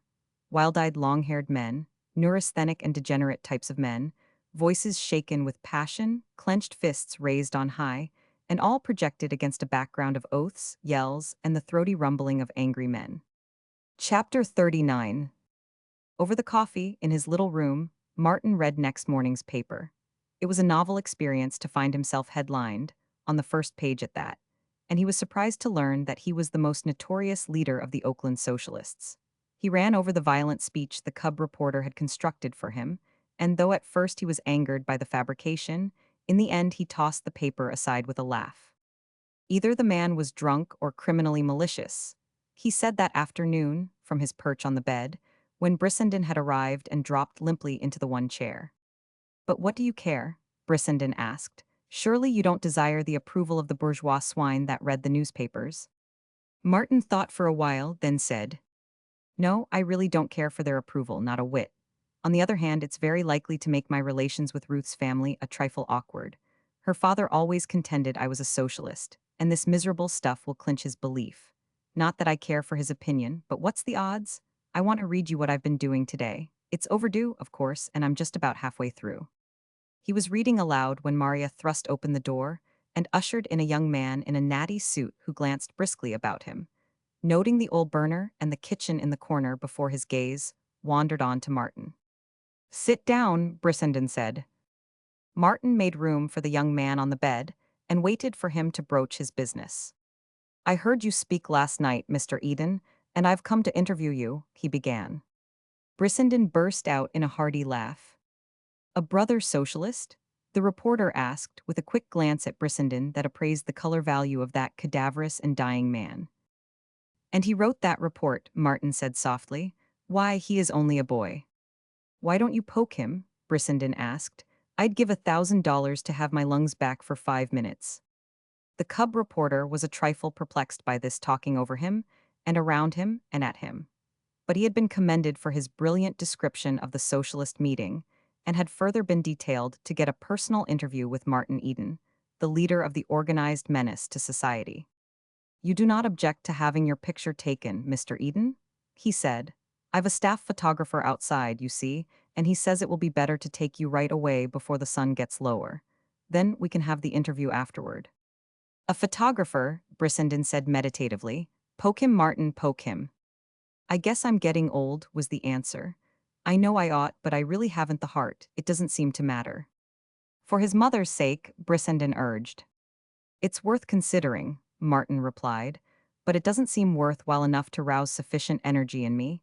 You see, it does take energy to give a fellow a poking. Besides, what does it matter?" "That's right, that's the way to take it," the cub announced airily, though he had already begun to glance anxiously at the door. "But it wasn't true, not a word of what he wrote," Martin went on, confining his attention to Brissenden. "It was just in a general way a description, you understand," the cub ventured, "and besides, it's good advertising. That's what counts. It was a favor to you." "It's good advertising, Martin, old boy," Brissenden repeated solemnly. "And it was a favor to me, think of that," was Martin's contribution. "Let me see, where were you born, Mr. Eden?" the cub asked, assuming an air of expectant attention. "He doesn't take notes," said Brissenden. "He remembers it all." "That is sufficient for me." The cub was trying not to look worried. No decent reporter needs to bother with notes. "That was sufficient for last night." But Brissenden was not a disciple of quietism, and he changed his attitude abruptly. Martin, if you don't poke him, I'll do it myself if I fall dead on the floor the next moment. How will a spanking do? Martin asked. Brissenden considered judicially and nodded his head. The next instant Martin was seated on the edge of the bed, with the cub face downward across his knees. Now don't bite, Martin warned, or else I'll have to punch your face. It would be a pity, for it is such a pretty face. His uplifted hand descended, and thereafter rose and fell in a swift and steady rhythm. The cub struggled and cursed and squirmed, but did not offer to bite. Brissenden looked on gravely, though once he grew excited and gripped the whiskey bottle, pleading, "Here, just let me swat him once." "Sorry my hand played out," Martin said, when at last he desisted. "It is quite numb." He uprighted the cub and perched him on the bed. "I'll have you arrested for this," he snarled, tears of boyish indignation running down his flushed cheeks. "I'll make you sweat for this, you'll see." "The pretty thing," Martin remarked. "He doesn't realize that he has entered upon the downward path. It is not honest, it is not square, it is not manly, to tell lies about one's fellow creatures the way he has done, and he doesn't know it. He has to come to us to be told." Brissenden filled in a pause. "Yes, to me whom he has maligned and injured. My grocery will undoubtedly refuse me credit now.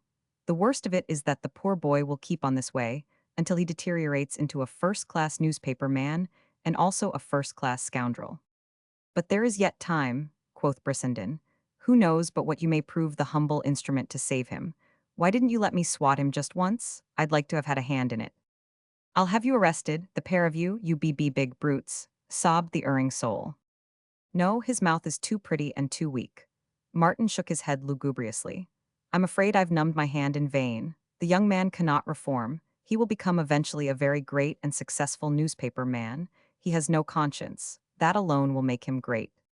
With that the cub passed out the door, in trepidation, to the last for fear that Brissenden would hit him in the back, with the bottle he still clutched. In the next morning's paper Martin learned a great deal more about himself that was new to him. "We are the sworn enemies of society," he found himself quoted as saying in a column interview. "No, we are not anarchists but socialists." When the reporter pointed out to him that there seemed little difference between the two schools, Martin had shrugged his shoulders in silent affirmation. His face was described as bilaterally asymmetrical, and various other signs of degeneration were described. Especially notable were his thug-like hands and the fiery gleams in his bloodshot eyes. He learned, also, that he spoke nightly to the workmen in the City Hall Park, and that among the anarchists and agitators, that there inflamed the minds of the people he drew the largest audiences and made the most revolutionary speeches. The cub painted a highlight picture of his poor little room, its old stove and the one chair, and of the death's head tramp who kept him company, and who looked as if he had just emerged from 20 years of solitary confinement in some fortress dungeon. The cub had been industrious. He had scurried around and nosed out Martin's family history, and procured a photograph of Higginbotham's cash store with Bernard Higginbotham himself standing out in front. That gentleman was depicted as an intelligent, dignified businessman who had no patience with his brother-in-law's socialistic views, and no patience with the brother-in-law, either, whom he was quoted as characterizing as a lazy good-for-nothing who wouldn't take a job when it was offered to him, and who would go to jail yet. Hermann von Schmidt, Marian's husband, had likewise been interviewed. He had called Martin the black sheep of the family and repudiated him. "He tried to sponge off of me, but I put a stop to that good and quick," von Schmidt had said to the reporter. "He knows better than to come bumming around here. A man who won't work is no good, take that from me." This time Martin was genuinely angry. Brissenden looked upon the affair as a good joke, but he could not console Martin, who knew that it would be no easy task to explain to Ruth. As for her father, he knew that he must be overjoyed with what had happened, and that he would make the most of it to break off the engagement. How much he would make of it he was soon to realize. The afternoon mail brought a letter from Ruth. Martin opened it with a premonition of disaster, and read it standing at the open door when he had received it from the postman. As he read, mechanically, his hand sought his pocket for the tobacco and brown paper of his old cigarette days. He was not aware that the pocket was empty, or that he had even reached for the materials with which to roll a cigarette. It was not a passionate letter. There were no touches of anger in it, but all the way through, from the first sentence to the last, was sounded the note of hurt and disappointment. She had expected better of him. She had thought he had got over his youthful wildness, that her love for him had been sufficiently worthwhile to enable him to live seriously and decently. And now her father and mother had taken a firm stand and commanded that the engagement be broken. That they were justified in this she could not but admit. Their relation could never be a happy one. It had been unfortunate from the first. But one regret she voiced in the whole letter, and it was a bitter one to Martin. If only you had settled down to some position and attempted to make something of yourself, she wrote. But it was not to be. Your past life had been too wild and irregular. I can understand that you are not to be blamed. You could act only according to your nature and your early training. So I do not blame you, Martin. Please remember that. It was simply a mistake. As father and mother have contended, we were not made for each other, and we should both be happy because it was discovered not too late.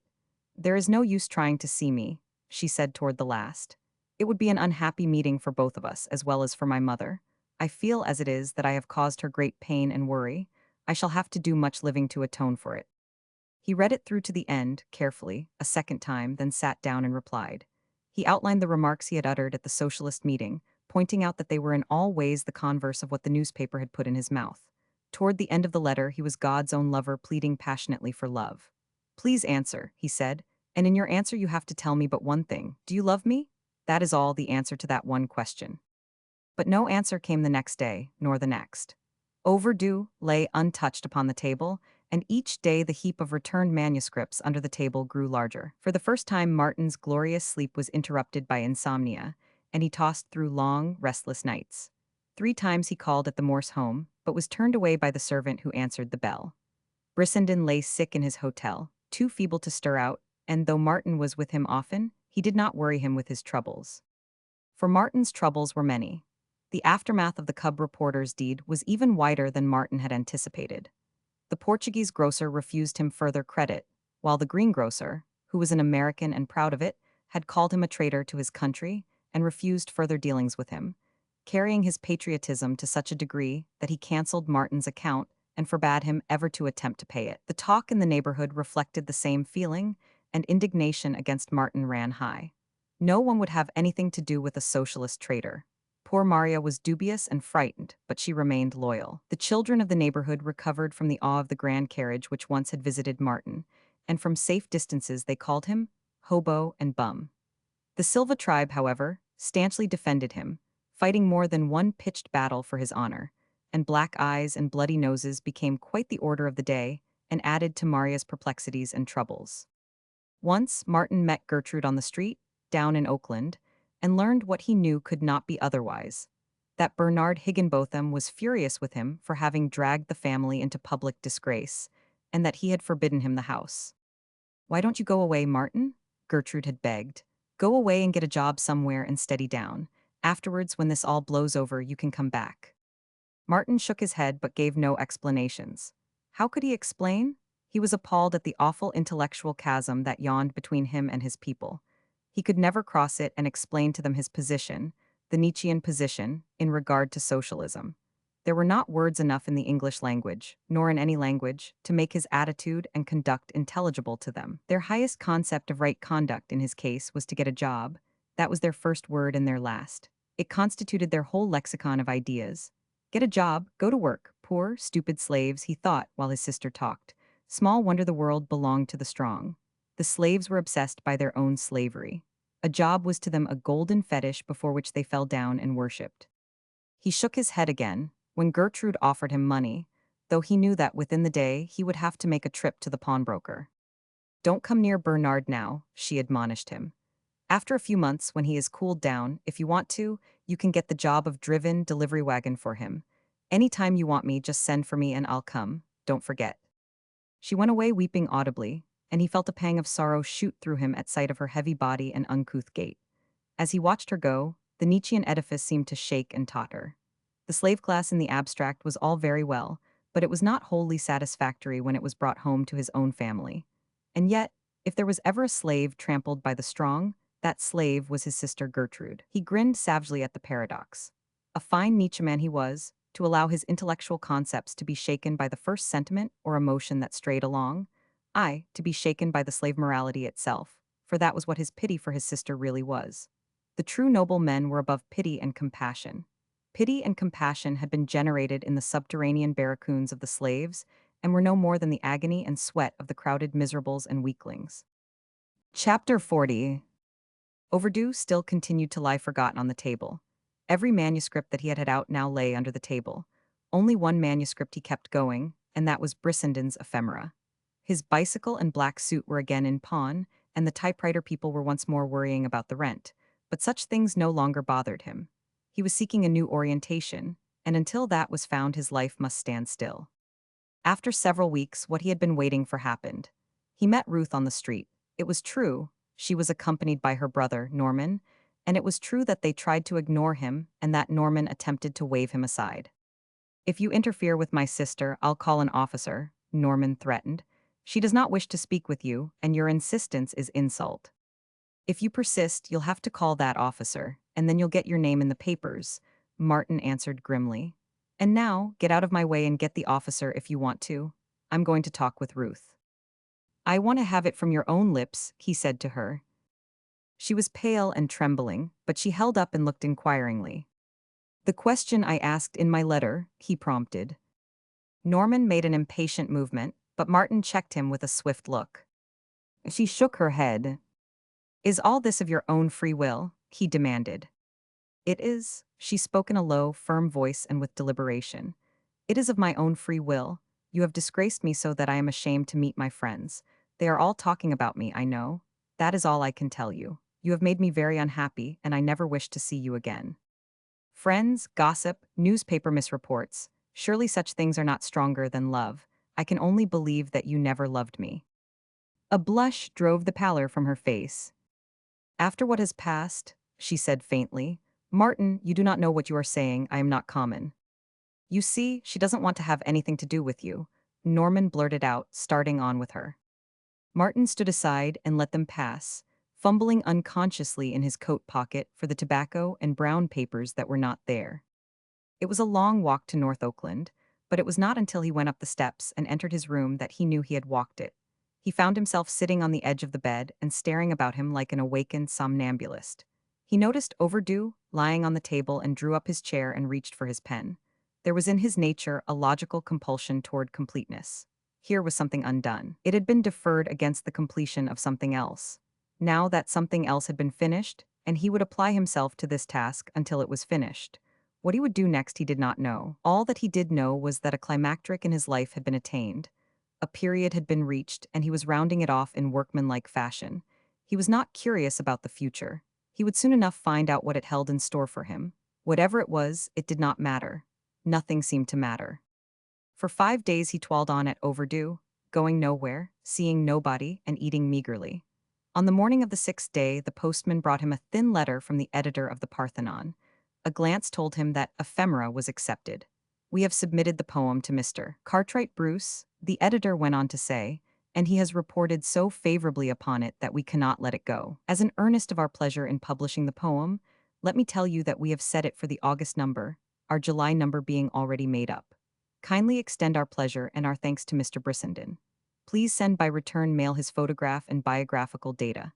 If our honorarium is unsatisfactory, kindly telegraph us at once and state what you consider a fair price." Since the honorarium they had offered was $350, Martin thought it not worthwhile to telegraph.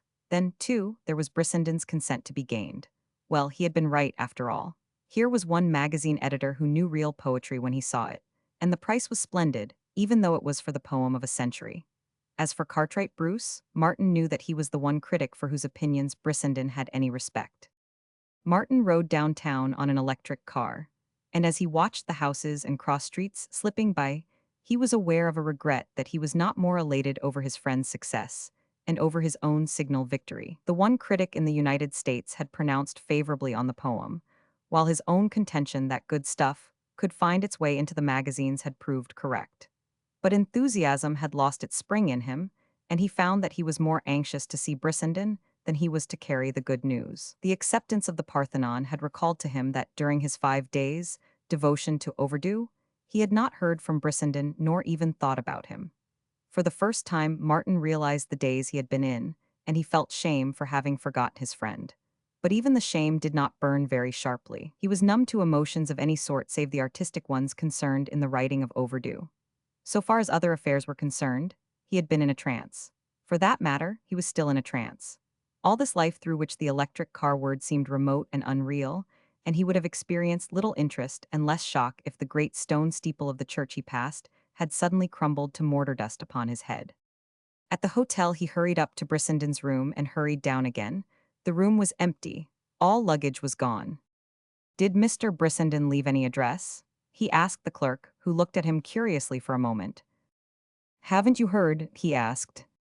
Martin shook his head. Why, the papers were full of it. He was found dead in bed. Suicide, shot himself through the head. Is he buried yet? Martin seemed to hear his voice, like someone else's voice from a long way off, asking the question. No, the body was shipped east after the inquest. Lawyers engaged by his people saw to the arrangements. They were quick about it, I must say, Martin commented. Oh, I don't know, it happened 5 days ago. 5 days ago? Yes, 5 days ago. Oh, Martin said as he turned and went out. At the corner, he stepped into the Western Union and sent a telegram to the Parthenon, advising them to proceed with the publication of the poem. He had in his pocket but 5 cents with which to pay his car fare home, so he sent the message collect. Once in his room, he resumed his writing. The days and nights came and went, and he sat at his table and wrote on. He went nowhere save to the pawnbroker, took no exercise, and ate methodically when he was hungry and had something to cook, and just as methodically went without when he had nothing to cook. Composed as the story was, in advance, chapter by chapter, he nevertheless saw and developed an opening that increased the power of it, though it necessitated 20,000 additional words. It was not that there was any vital need that the thing should be well done, but that his artistic canons compelled him to do it well. He worked on in the days, strangely detached from the world around him, feeling like a familiar ghost among these literary trappings of his former life. He remembered that someone had said that a ghost was the spirit of a man who was dead and who did not have sense enough to know it, and he paused for the moment to wonder if he were really dead and unaware of it. Came the day when Overdue was finished. The agent of the typewriter firm had come for the machine, and he sat on the bed while Martin, on the one chair, typed the last pages of the final chapter. Finis, he wrote in capitals at the end, and to him it was indeed finis. He watched the typewriter carried out the door with a feeling of relief, then went over and lay down on the bed. He was faint from hunger. Food had not passed his lips in 36 hours, but he did not think about it. He lay on his back with closed eyes and did not think at all, while the daze or stupor slowly welled up, saturating his consciousness. Half in delirium, he began muttering aloud the lines of an anonymous poem Brissenden had been fond of quoting to him. Maria, listening anxiously outside his door, was perturbed by his monotonous utterance. The words in themselves were not significant to her, but the fact that he was saying them was. I have done, was the burden of the poem. I have done. Put by the lute. Song and singing soon are over. As the airy shades that hover in among the purple clover. I have done. Put by the lute. Once I sang as early thrushes sing among the dewy bushes. Now I'm mute. I am like a weary linnet, for my throat has no song in it. I have had my singing minute. I have done. Put by the lute. Maria could stand it no longer, and hurried away to the stove, where she filled a quart bowl with soup, putting into it the lion's share of chopped meat and vegetables which her ladle scraped from the bottom of the pot. Martin roused himself and sat up and began to eat, between spoonfuls reassuring Maria that he had not been talking in his sleep, and that he did not have any fever. After she left him, he sat drearily, with drooping shoulders, on the edge of the bed, gazing about him with lackluster eyes that saw nothing until the torn wrapper of a magazine, which had come in the morning's mail, and which lay unopened, shot a gleam of light into his darkened brain. It is the Parthenon, he thought, the august Parthenon, and it must contain ephemera. If only Brissenden were here to see. He was turning the pages of the magazine, when suddenly he stopped. Ephemera had been featured, with gorgeous headpiece and Beardsley-like margin decorations. On one side of the headpiece was Brissenden's photograph. On the other side was the photograph of Sir John Value, the British ambassador. A preliminary editorial note quoted Sir John Value as saying that there were no poets in America, and the publication of ephemera was the Parthenon's. There, take that, Sir John Value. Cartwright Bruce was described as the greatest critic in America, and he was quoted as saying that ephemera was the greatest poem ever written in America. And finally, the editor's foreword ended with, We have not yet made up our minds entirely as to the merits of ephemera. Perhaps we shall never be able to do so. But we have read it often, wondering at the words and their arrangement, wondering where Mr. Brissenden got them, and how he could fasten them together. Then followed the poem. Pretty good thing you died, Briss, old man, Martin murmured, letting the magazine slip between his knees to the floor. The cheapness and vulgarity of it was nauseating, and Martin noted apathetically that he was not nauseated very much. He wished he could get angry, but did not have energy enough to try. He was too numb. His blood was too congealed to accelerate to the swift tidal flow of indignation. After all, what did it matter? It was on a par with all the rest that Brissenden had condemned in bourgeois society. Poor Briss, Martin communed, he would never have forgiven me. Rousing himself with an effort, he possessed himself of a box which had once contained typewriter paper. Going through its contents, he drew forth 11 poems which his friend had written.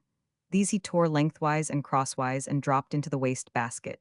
He did it languidly, and when he had finished, sat on the edge of the bed staring blankly before him.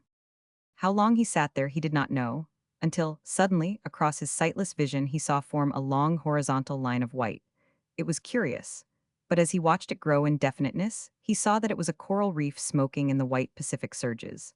Next, in the line of breakers, he made out a small canoe, an outrigger canoe. In the stern, he saw a young bronzed god in scarlet hipcloth dipping a flashing paddle.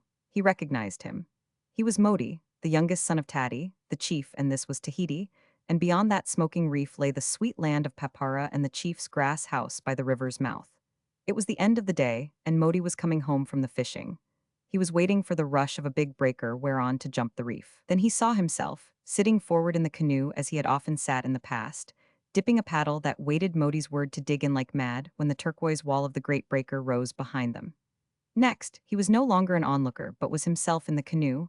Modi was crying out. They were both thrusting hard with their paddles, racing on the steep face of the flying turquoise. Under the bow, the water was hissing as from a steam jet. The air was filled with driven spray. There was a rush and rumble and long-echoing roar, and the canoe floated on the placid water of the lagoon. Modi laughed and shook the salt water from his eyes, and together they paddled in to the pounded coral beach, where Taddy's grass walls through the coconut palms showed golden in the setting sun. The picture faded, and before his eyes stretched the disorder of his squalid room. He strove in vain to see Tahiti again. He knew there was singing among the trees and that the maidens were dancing in the moonlight, but he could not see them. He could see only the littered writing table, the empty space where the typewriter had stood, and the unwashed window pane. He closed his eyes with a groan and slept. Chapter 41. He slept heavily all night and did not stir until aroused by the postman on his morning round. Martin felt tired and passive and went through his letters aimlessly. One thin envelope from a robber magazine contained a check for $22. He had been dunning for it for a year and a half. He noted its amount apathetically. The old-time thrill at receiving a publisher's check was gone. Unlike his earlier checks, this one was not pregnant with promise of great things to come. To him, it was a check for $22, that was all, and it would buy him something to eat. Another check was in the same mail, sent from a New York weekly in payment for some humorous verse which had been accepted months before. It was for $10. An idea came to him, which he calmly considered. He did not know what he was going to do, and he felt in no hurry to do anything. In the meantime, he must live. Also, he owed numerous debts. Would it not be a paying investment to put stamps on the huge pile of manuscripts under the table and start them on their travels again? One or two of them might be accepted. That would help him to live. He decided on the investment, and after he had cashed the checks at the bank down in Oakland, he bought $10 worth of postage stamps. The thought of going home to cook breakfast in his stuffy little room was repulsive to him. For the first time, he refused to consider his debts. He knew that in his room he could manufacture a substantial breakfast at a cost of from 15 to 20 cents. But instead, he went into the Forum Cafe and ordered a breakfast that cost $2. He tipped the waiter a quarter and spent 50 cents for a package of Egyptian cigarettes. It was the first time he had smoked since Ruth had asked him to stop, but he could see now no reason why he should not. And besides, he wanted to smoke. And what did the money matter? For 5 cents he could have bought a package of Durham and brown papers and rolled 40 cigarettes. But what of it? Money had no meaning to him now except what it would immediately buy. He was chartless and rudderless, and he had no port to make, while drifting involved the least living, and it was living that hurt. The days slipped along, and he slept 8 hours regularly every night. Though now, while waiting for more checks, he ate in the Japanese restaurants where meals were served for 10 cents, his wasted body filled out, as did the hollows in his cheeks. He no longer abused himself with short sleep, overwork, and overstudy. He wrote nothing and the books were closed. He walked much, out in the hills, and loafed long hours in the quiet parks. He had no friends nor acquaintances, nor did he make any. He had no inclination. He was waiting for some impulse from he knew not where to put his stopped life into motion again. In the meantime, his life remained run down, planless, and empty and idle. Once he made a trip to San Francisco to look up the real dirt. But at the last moment, as he stepped into the upstairs entrance, he recoiled and turned and fled through the swarming ghetto.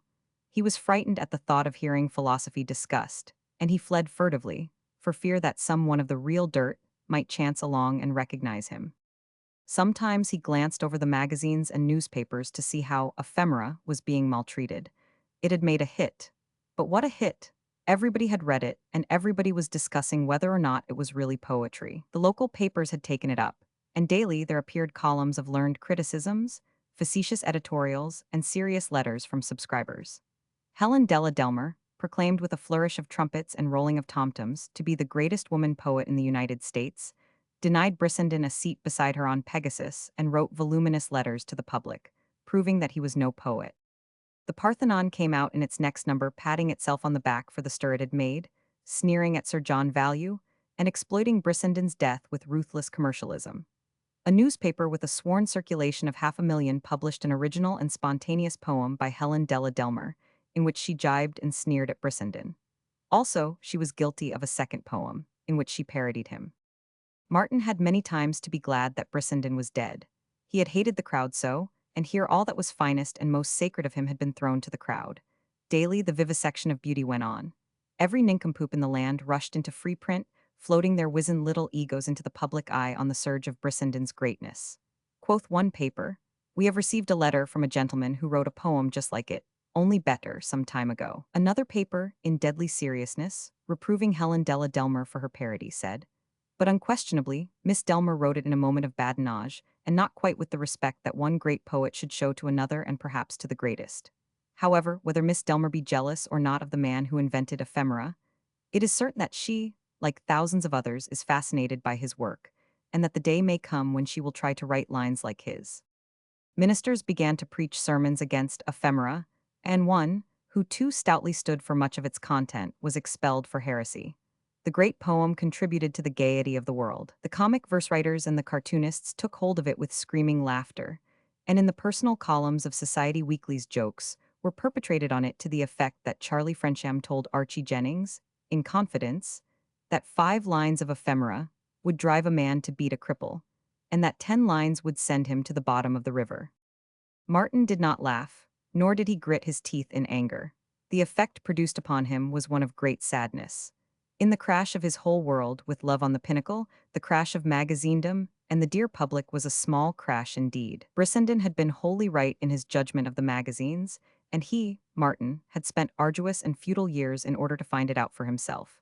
The magazines were all Brissenden had said they were and more. Well, he was done, he solaced himself. He had hitched his wagon to a star and been landed in a pestiferous marsh. The visions of Tahiti, clean, sweet Tahiti, were coming to him more frequently, and there were the low Paumatus and the high Marquesas. He saw himself often now, on board trading schooners or frail little cutters, slipping out at dawn through the reef at Papeete, and beginning the long beat through the pearl atolls to Nukuhiva and the bay of Taohi, where Tamari, he knew, would kill a pig in honor of his coming, and where Tamari's flower-garlanded daughters would seize his hands and with song and laughter garland him with flowers. The South Seas were calling, and he knew that sooner or later he would answer the call. In the meantime he drifted, resting and recuperating after the long traverse he had made through the realm of knowledge. When the Parthenon check of $350 was forwarded to him, he turned it over to the local lawyer who had attended to Brissenden's affairs for his family. Martin took a receipt for the check, and at the same time gave a note for the $100 Brissenden had let him have. The time was not long when Martin ceased patronizing the Japanese restaurants. At the very moment when he had abandoned the fight, the tide turned. But it had turned too late. Without a thrill, he opened a thick envelope from the Millennium, scanned the face of a check that represented $300, and noted that it was the payment on acceptance for adventure. Every debt he owed in the world, including the pawn shop, with its usurious interest, amounted to less than $100. And when he had paid everything and lifted the $100 note with Brissenden's lawyer, he still had over $100 in pocket. He ordered a suit of clothes from the tailor and ate his meals in the best cafes in town. He still slept in his little room at Maria's, but the sight of his new clothes caused the neighborhood children to cease from calling him hobo and tramp from the roofs of woodsheds and over back fences. Wiki Wiki, his Hawaiian short story, was bought by Warren's Monthly for $250. The Northern Review took his essay, The Cradle of Beauty, and Macintosh's magazine took The Palmist, the poem he had written to Marion. The editors and readers were back from their summer vacations, and manuscripts were being handled quickly. But Martin could not puzzle out what strange whim animated them to this general acceptance of the things they had persistently rejected for 2 years. Nothing of his had been published. He was not known anywhere outside of Oakland, and in Oakland, with the few who thought they knew him, he was notorious as a red shirt and a socialist. So there was no explaining this sudden acceptability of his wares. It was sheer jugglery of fate.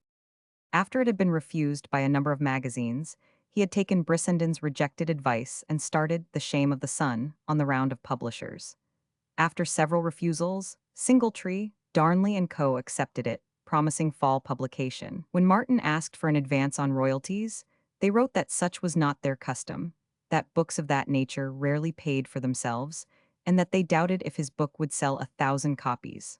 Martin figured what the book would earn him on such a sale. Retailed at $1, on a royalty of 15%, it would bring him $150. He decided that if he had it to do over again, he would confine himself to fiction. Adventure, one-fourth as long, had brought him twice as much from the millennium. That newspaper paragraph he had read so long ago had been true, after all. The first-class magazines did not pay on acceptance, and they paid well. Not 2 cents a word, but 4 cents a word had the millennium paid him. And furthermore, they bought good stuff too, for were they not buying his? This last thought he accompanied with a grin. He wrote to Singletree, Darnley and Co., offering to sell out his rights in The Shame of the Sun for $100, but they did not care to take the risk. In the meantime, he was not in need of money, for several of his later stories had been accepted and paid for. He actually opened a bank account, where, without a debt in the world, he had several $100s to his credit. Overdue, after having been declined by a number of magazines, came to rest at the Meredith Lowell Company. Martin remembered the $5 Gertrude had given him, and his resolve to return it to her 100 times over, so he wrote for an advance on royalties of $500. To his surprise, a check for that amount, accompanied by a contract, came by return mail. He cashed the check into $5 gold pieces and telephoned Gertrude that he wanted to see her. She arrived at the house panting and short of breath from the haste she had made. Apprehensive of trouble, she had stuffed the few dollars she possessed into her hand satchel, and so sure was she that disaster had overtaken her brother, that she stumbled forward, sobbing, into his arms, at the same time thrusting the satchel mutely at him. "I'd have come myself," he said, "but I didn't want to row with Mr. Higginbotham, and that is what would have surely happened." "He'll be all right after a time," she assured him, while she wondered what the trouble was that Martin was in. "But you'd best get a job first and steady down. Bernard does like to see a man at honest work. That stuff in the newspapers broke M all up. I never saw M so mad before." "I'm not going to get a job," Martin said with a smile. "And you can tell him so from me. I don't need a job, and there's the proof of it." He emptied the 100 gold pieces into her lap in a glinting, tinkling stream. "You remember that $5 you gave me the time I didn't have car fare? Well, there it is, with 99 brothers of different ages but all of the same size."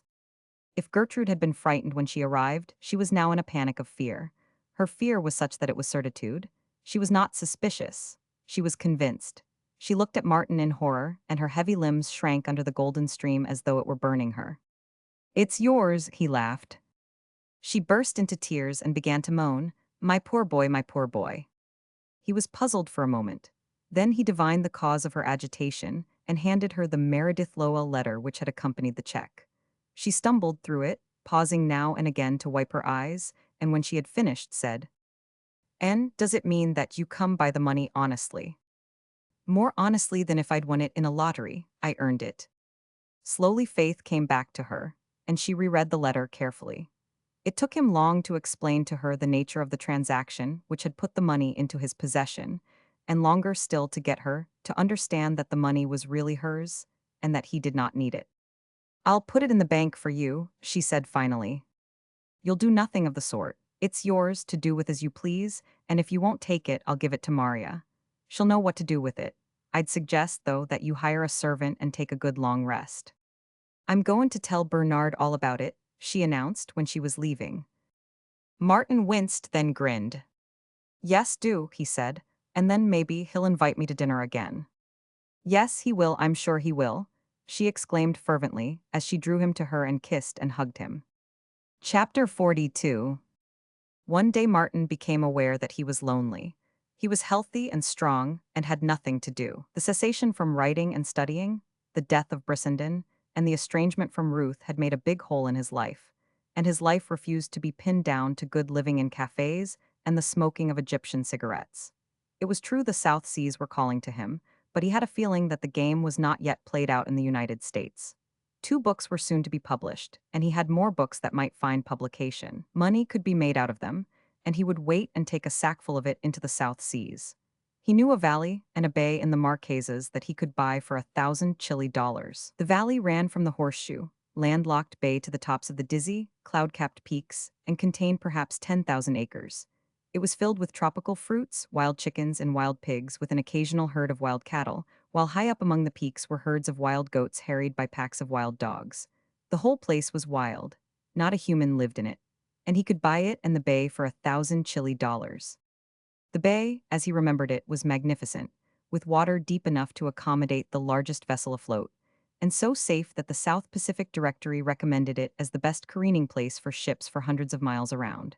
He would buy a schooner, one of those yacht-like, coppered crafts that sailed like witches, and go trading copra and pearling among the islands. He would make the valley and the bay his headquarters.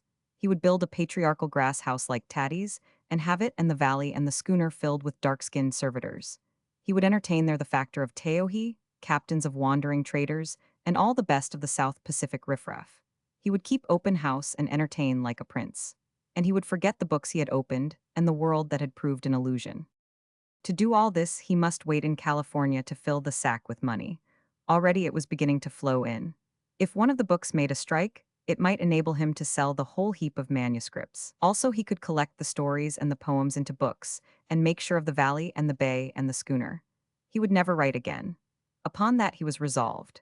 But in the meantime, awaiting the publication of the books, he must do something more than lie dazed and stupid in the sort of uncaring trance into which he had fallen. He noted, one Sunday morning, that the bricklayers' picnic took place that day at Shell Mound Park, and to Shell Mound Park he went. He had been to the working-class picnics too often in his earlier life not to know what they were like, and as he entered the park he experienced a recrudescence of all the old sensations. After all, they were his kind, these working people. He had been born among them, he had lived among them, and though he had strayed for a time, it was well to come back among them.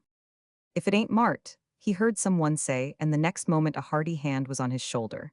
Where you been all the time, off to sea? Come on and have a drink. It was the old crowd in which he found himself. The old crowd, with here and there a gap, and here and there a new face. The fellows were not bricklayers, but, as in the old days, they attended all Sunday picnics for the dancing, and the fighting, and the fun. Martin drank with them and began to feel really human once more. He was a fool to have ever left them, he thought, and he was very certain that his sum of happiness would have been greater had he remained with them and let alone the books and the people who sat in the high places. Yet the beer seemed not so good as of yore. It didn't taste as it used to taste. Brissenden had spoiled him for steam beer, he concluded, and wondered if, after all, the books had spoiled him for companionship with these friends of his youth. He resolved that he would not be so spoiled, and he went on to the dancing pavilion. Jimmy, the plumber, he met there, in the company of a tall, blonde girl who promptly forsook him for Martin. Gee, it's like old times, Jimmy explained to the gang that gave him the laugh as Martin and the blonde whirled away in a waltz. And I don't give a rap, I'm too damned glad to see M back. Watch M waltz, eh? It's like silk, who'd blame any girl? But Martin restored the blonde to Jimmy, and the three of them, with half a dozen friends, watched the revolving couples and laughed and joked with one another. Everybody was glad to see Martin back. No book of his been published. He carried no fictitious value in their eyes. They liked him for himself. He felt like a prince returned from exile, and his lonely heart burgeoned in the geniality in which it bathed. He made a mad day of it and was at his best. Also, he had money in his pockets, and, as in the old days when he returned from sea with a payday, he made the money fly. Once on the dancing floor, he saw Lizzie Connolly go by in the arms of a young working man, and later, when he made the round of the pavilion, he came upon her sitting by a refreshment table. Surprise and greetings over, he led her away into the grounds, where they could talk without shouting down the music. From the instant he spoke to her, she was his. He knew it. She showed it in the proud humility of her eyes, in every caressing movement of her proudly carried body, and in the way she hung upon his speech. She was not the young girl as he had known her. She was a woman now, and Martin noted that her wild, defiant beauty had improved, losing none of its wildness, while the defiance and the fire seemed more in control. A beauty, a perfect beauty, he murmured admiringly under his breath.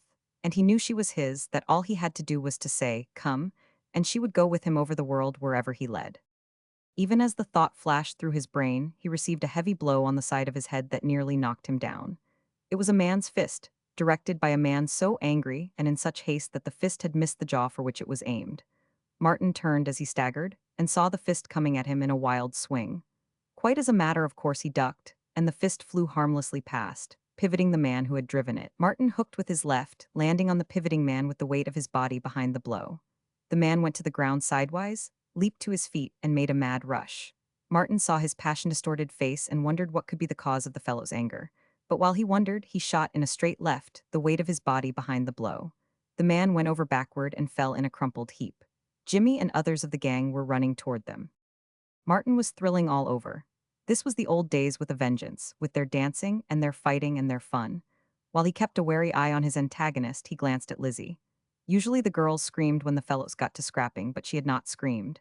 She was looking on with bated breath, leaning slightly forward, so keen was her interest, one hand pressed to her breast, her cheek flushed, and in her eyes a great and amazed admiration. The man had gained his feet and was struggling to escape the restraining arms that were laid on him. She was waitin' for me to come back, he was proclaiming to all and sundry. She was waitin' for me to come back, and then that fresh guy comes buttin' in. Let go o' me, I tell ya, I'm goin' to fix 'em. What's eatin' yer? Jimmy was demanding as he helped hold the young fellow back. That guy's Mart Eden. He's nifty with his mitts, lemme tell you that, and he'll eat you alive if you monkey with M. He can't steal her on me that way, the other interjected. He licked the Flyin' Dutchman, and you know him, Jimmy went on expostulating. And he did it in 5 rounds. You couldn't last a minute against him, see? This information seemed to have a mollifying effect, and the irate young man favored Martin with a measuring stare. He don't look it, he sneered, but the sneer was without passion. That's what the Flyin' Dutchman thought, Jimmy assured him.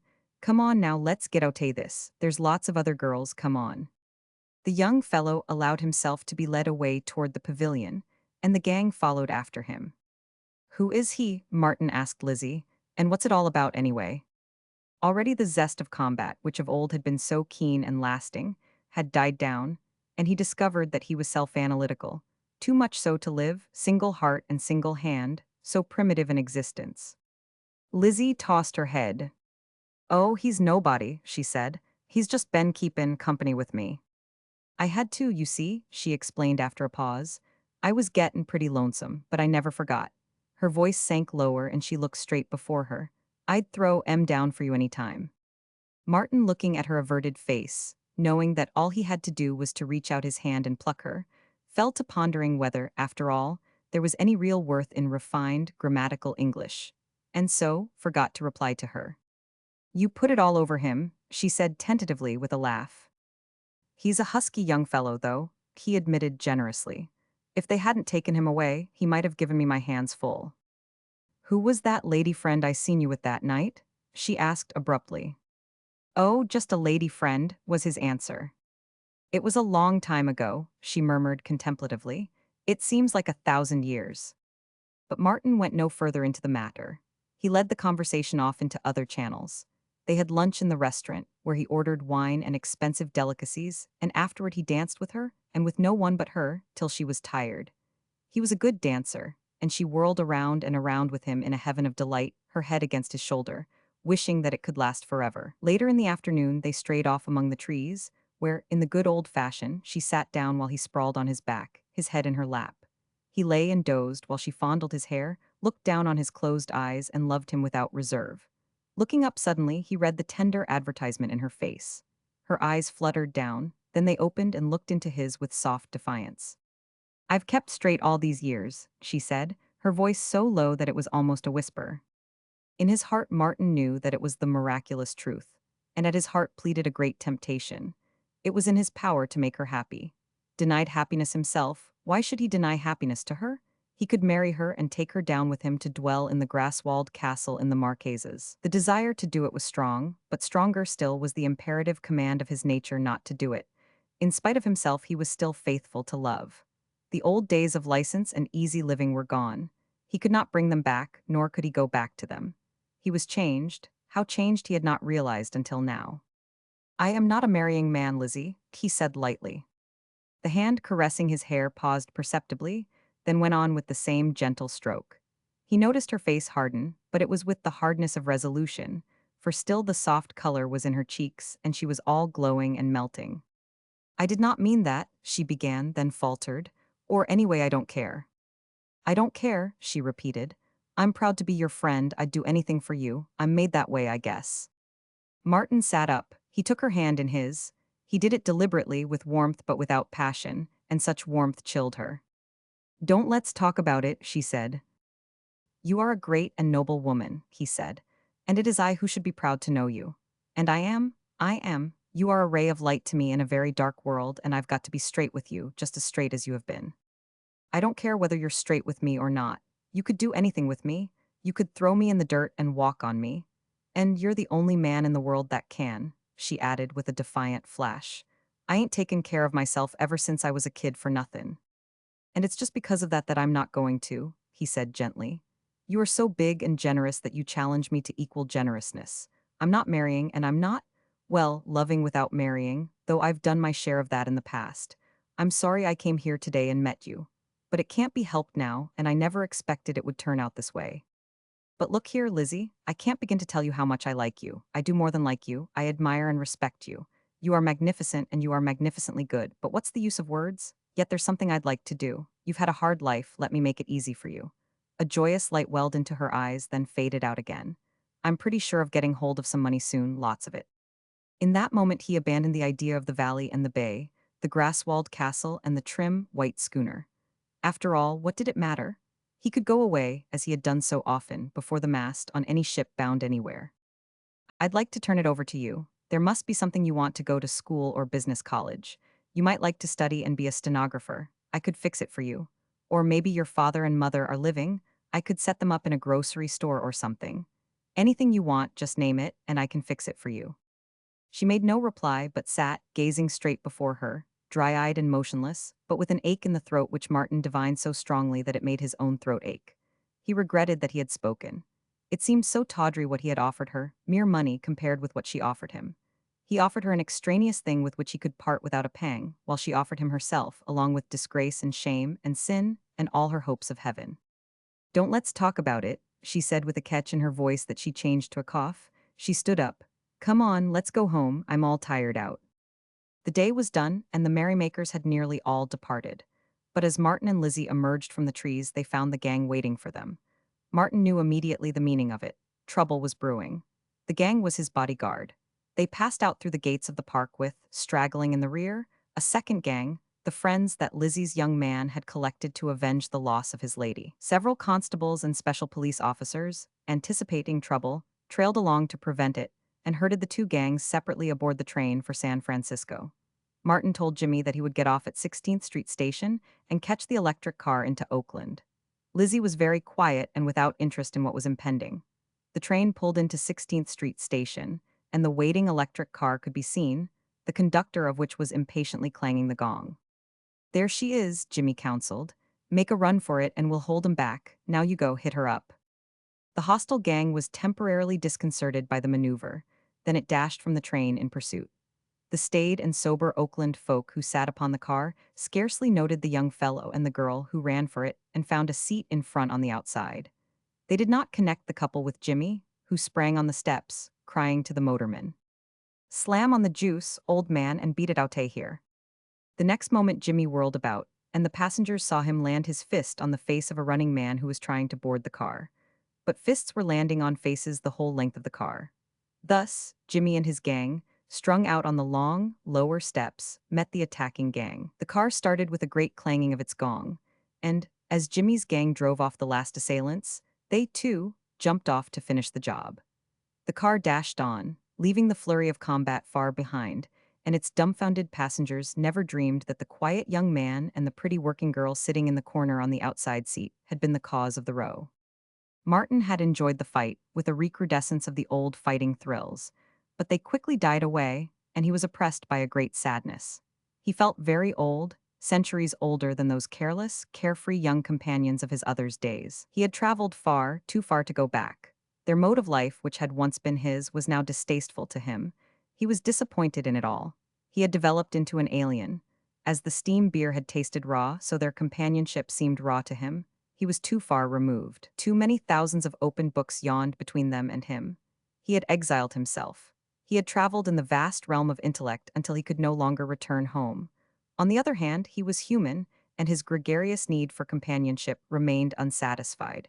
He had found no new home. As the gang could not understand him, as his own family could not understand him, as the bourgeoisie could not understand him, so this girl beside him, whom he honored high, could not understand him nor the honor he paid her. His sadness was not untouched with bitterness as he thought it over. Make it up with him, he advised Lizzie, at parting, as they stood in front of the working man's shack in which she lived, near 6th and Market. He referred to the young fellow whose place he had usurped that day. "I can't now," she said. "Oh, go on," he said jovially. "All you have to do is whistle and he'll come running." "I didn't mean that," she said simply. And he knew what she had meant.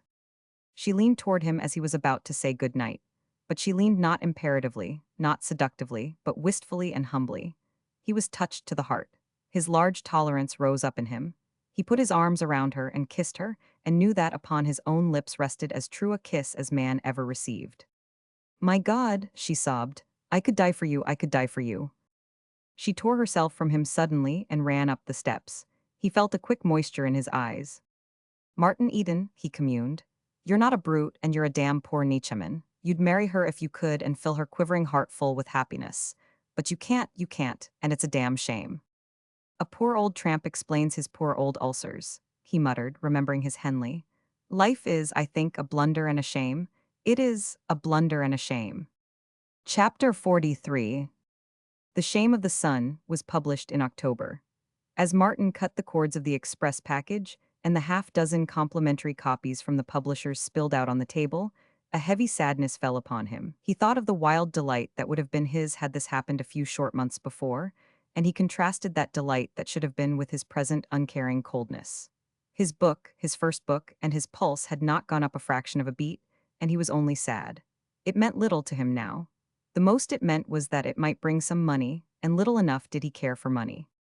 He carried a copy out into the kitchen and presented it to Maria. "I did it," he explained, in order to clear up her bewilderment. "I wrote it in the room there, and I guess some few quarts of your vegetable soup went into the making of it. Keep it. It's yours. Just to remember me by, you know." He was not bragging, not showing off. His sole motive was to make her happy, to make her proud of him, to justify her long faith in him. She put the book in the front room on top of the family Bible. A sacred thing was this book her lodger had made, a fetish of friendship. It softened the blow of his having been a laundryman, and though she could not understand a line of it, she knew that every line of it was great. She was a simple, practical, hard-working woman, but she possessed faith in large endowment. Just as emotionlessly as he had received The Shame of the Sun, did he read the reviews of it that came in weekly from the clipping bureau. The book was making a hit, that was evident. It meant more gold in the money sack. He could fix up Lizzie, redeem all his promises, and still have enough left to build his grass-walled castle.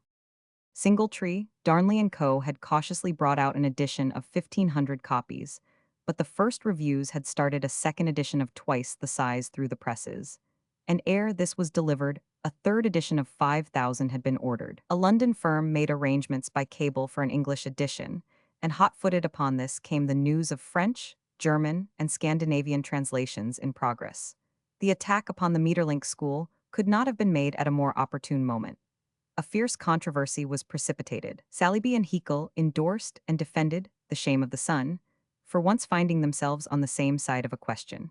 Crooks and Wallace ranged up on the opposing side, while Sir Oliver Lodge attempted to formulate a compromise that would jibe with his particular cosmic theories.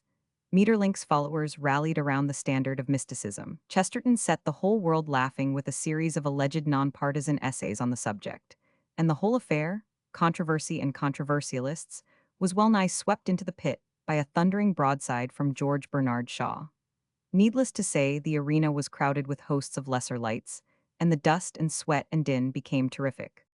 It is a most marvelous happening. Singletree, Darnley and Co. wrote Martin, a critical philosophically essay selling like a novel. You could not have chosen your subject better, and all contributory factors have been unwarrantedly propitious. We need scarcely to assure you that we are making hay while the sun shines. Over 40,000 copies have already been sold in the United States and Canada, and a new edition of 20,000 is on the presses. We are overworked, trying to supply the demand. Nevertheless, we have helped to create that demand. We have already spent $5,000 in advertising. The book is bound to be a record breaker. Please find herewith a contract in duplicate for your next book, which we have taken the liberty of forwarding to you. You will please note that we have increased your royalties to 20%, which is about as high as a conservative publishing house dares go. If our offer is agreeable to you, please fill in the proper blank space with the title of your book. We make no stipulations concerning its nature. Any book on any subject, if you have one already written, so much the better. Now is the time to strike. The iron could not be hotter. On receipt of signed contract, we shall be pleased to make you an advance on royalties of $5,000. You see, we have faith in you, and we are going in on this thing big. We should like, also, to discuss with you the drawing up of a contract for a term of years, say 10, during which we shall have the exclusive right of publishing in book form all that you produce. But more of this anon. Martin laid down the letter and worked a problem in mental arithmetic, finding the product of 15 cents times 60,000 to be $9,000. He signed the new contract, inserting the smoke of joy in the blank space, and mailed it back to the publishers along with the 20 storiettes he had written in the days before he discovered the formula for the newspaper storiette. And promptly as the United States mail could deliver and return, came Singletree, Darnley and Co's check for $5,000. I want you to come downtown with me, Maria, this afternoon about 2 o'clock, Martin said, the morning the check arrived. Or, better, meet me at 14th and Broadway at 2 o'clock. I'll be looking out for you. At the appointed time, she was there. But shoes was the only clue to the mystery her mind had been capable of evolving, and she suffered a distinct shock of disappointment when Martin walked her right by a shoe store and dived into a real estate office. What happened thereupon resided forever after in her memory as a dream. Fine gentlemen smiled at her benevolently as they talked with Martin and one another. A typewriter clicked. Signatures were affixed to an imposing document. Her own landlord was there too and affixed his signature. And when all was over and she was outside on the sidewalk, her landlord spoke to her, saying, "Well, Maria, you won't have to pay me no $7.50 this month." Maria was too stunned for speech. "Or next month, or the next," her landlord said. She thanked him incoherently, as if for a favor. And it was not until she had returned home to North Oakland and conferred with her own kind, and had the Portuguese grocer investigate, that she really knew that she was the owner of the little house in which she had lived, and for which she had paid rent so long. "Why don't you trade with me no more?" the Portuguese grocer asked Martin that evening, stepping out to hail him when he got off the car, and Martin explained that he wasn't doing his own cooking anymore, and then went in and had a drink of wine on the house. He noted it was the best wine the grocer had in stock. "Maria," Martin announced that night, "I'm going to leave you, and you're going to leave here yourself soon. Then you can rent the house and be a landlord yourself. You've a brother in San Leandro or Hayward's, and he's in the milk business. I want you to send all your washing back unwashed, understand? Unwashed, and to go out to San Leandro tomorrow, or Hayward's, or wherever it is, and see that brother of yours. Tell him to come to see me. I'll be stopping at the Metropole down in Oakland. He'll know a good milk ranch when he sees one." And so it was that Maria became a landlord and the sole owner of a dairy, with 2 hired men to do the work for her, and a bank account that steadily increased despite the fact that her whole brood wore shoes and went to school. Few persons ever meet the fairy princes they dream about.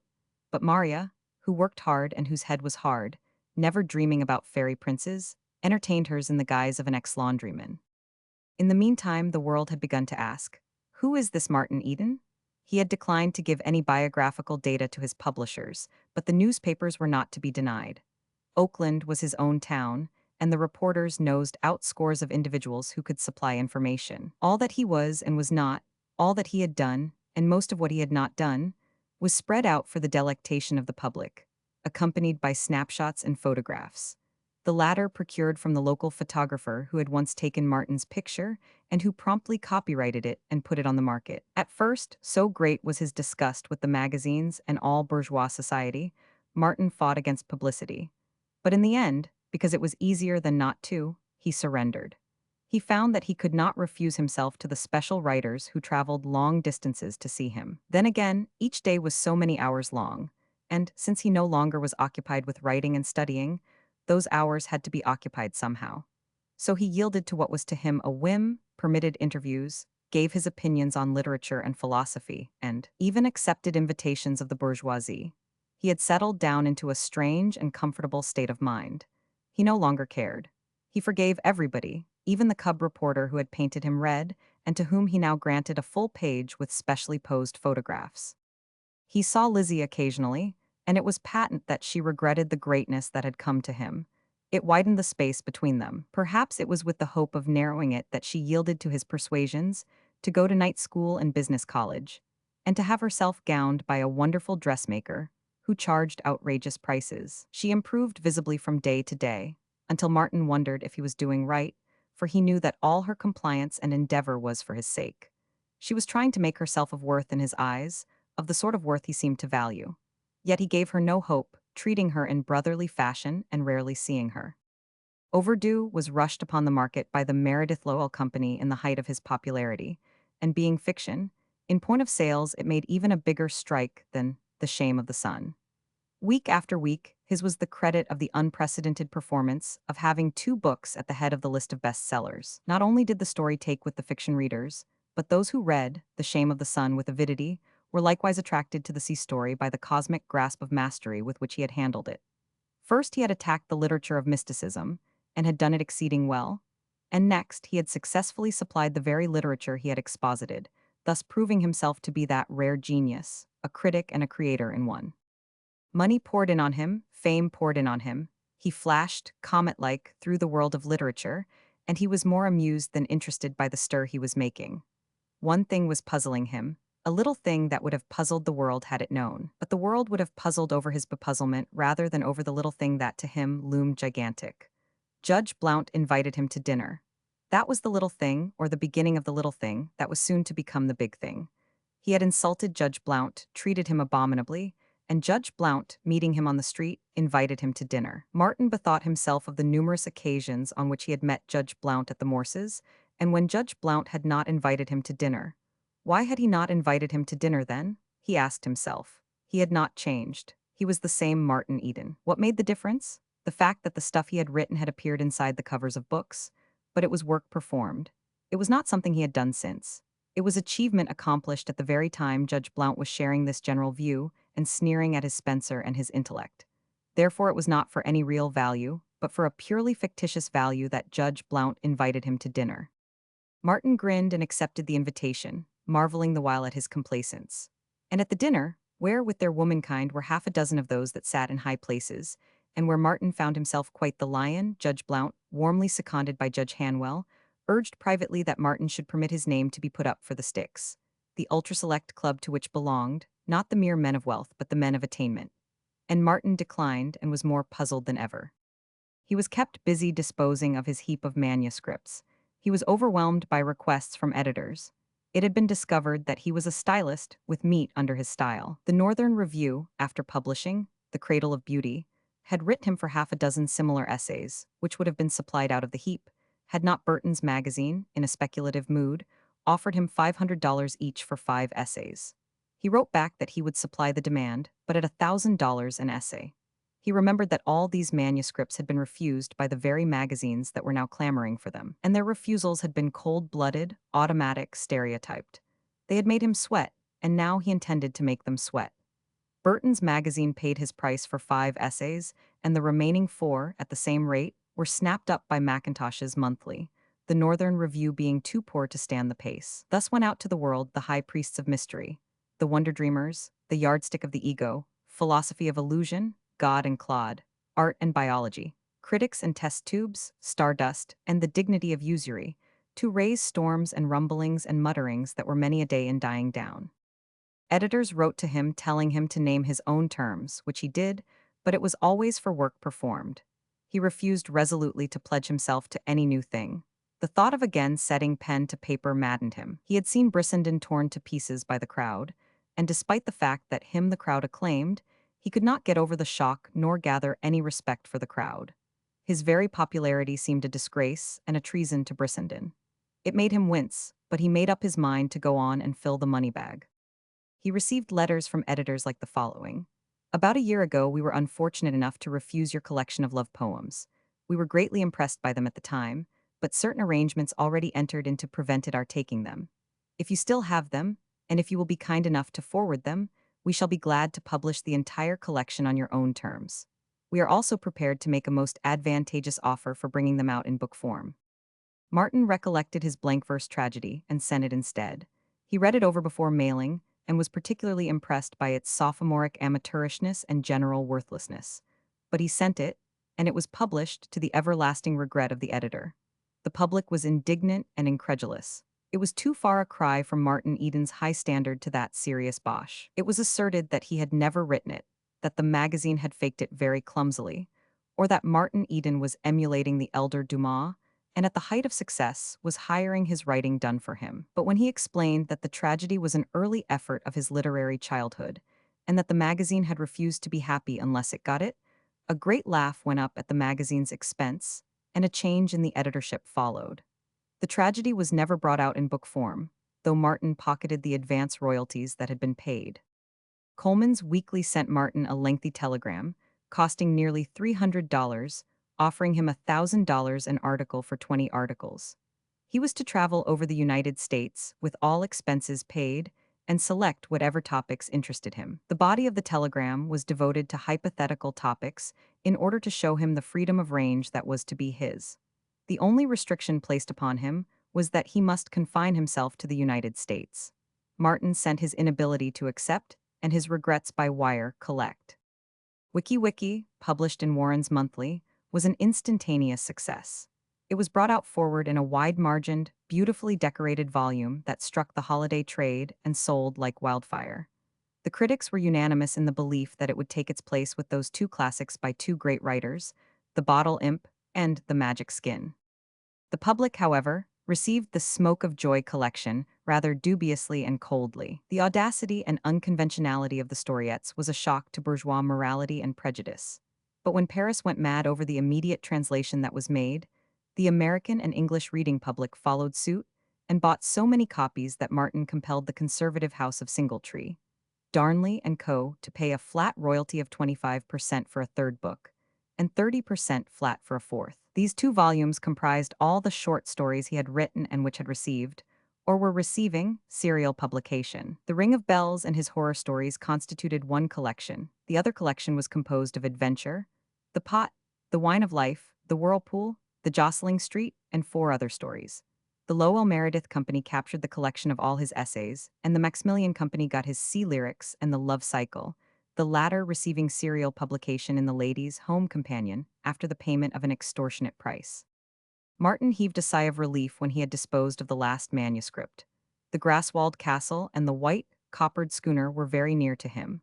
Well, at any rate, he had discovered Brissenden's contention that nothing of merit found its way into the magazines. His own success demonstrated that Brissenden had been wrong. And yet, somehow, he had a feeling that Brissenden had been right, after all. The Shame of the Sun had been the cause of his success more than the stuff he had written. That stuff had been merely incidental. It had been rejected right and left by the magazines. The publication of The Shame of the Sun had started a controversy and precipitated the landslide in his favor. Had there been no Shame of the Sun, there would have been no landslide, and had there been no miracle in the go of The Shame of the Sun, there would have been no landslide. Singletree, Darnley and Co. attested that miracle. They had brought out a first edition of 1,500 copies and been dubious of selling it. They were experienced publishers, and no one had been more astounded than they at the success which had followed. To them, it had been in truth a miracle. They never got over it, and every letter they wrote him reflected their reverent awe of that first mysterious happening. They did not attempt to explain it. There was no explaining it.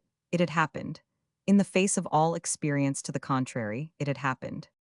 So it was, reasoning thus, that Martin questioned the validity of his popularity. It was the bourgeoisie that bought his books and poured its gold into his money sack, and from what little he knew of the bourgeoisie, it was not clear to him how it could possibly appreciate or comprehend what he had written. His intrinsic beauty and power meant nothing to the hundreds of thousands who were acclaiming him and buying his books.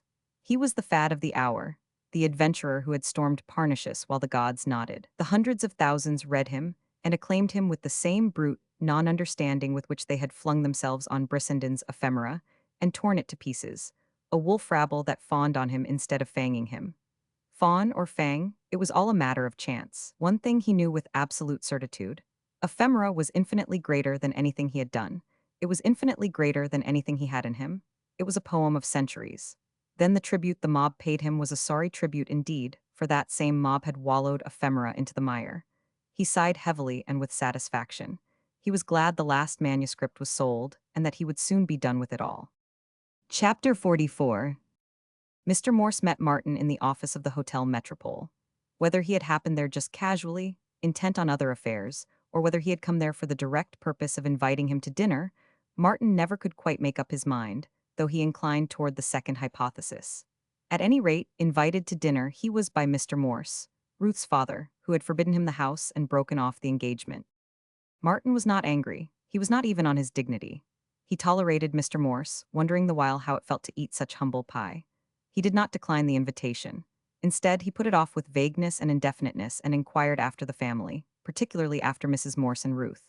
He spoke her name without hesitancy, naturally, though secretly surprised that he had had no inward quiver, no old familiar increase of pulse and warm surge of blood.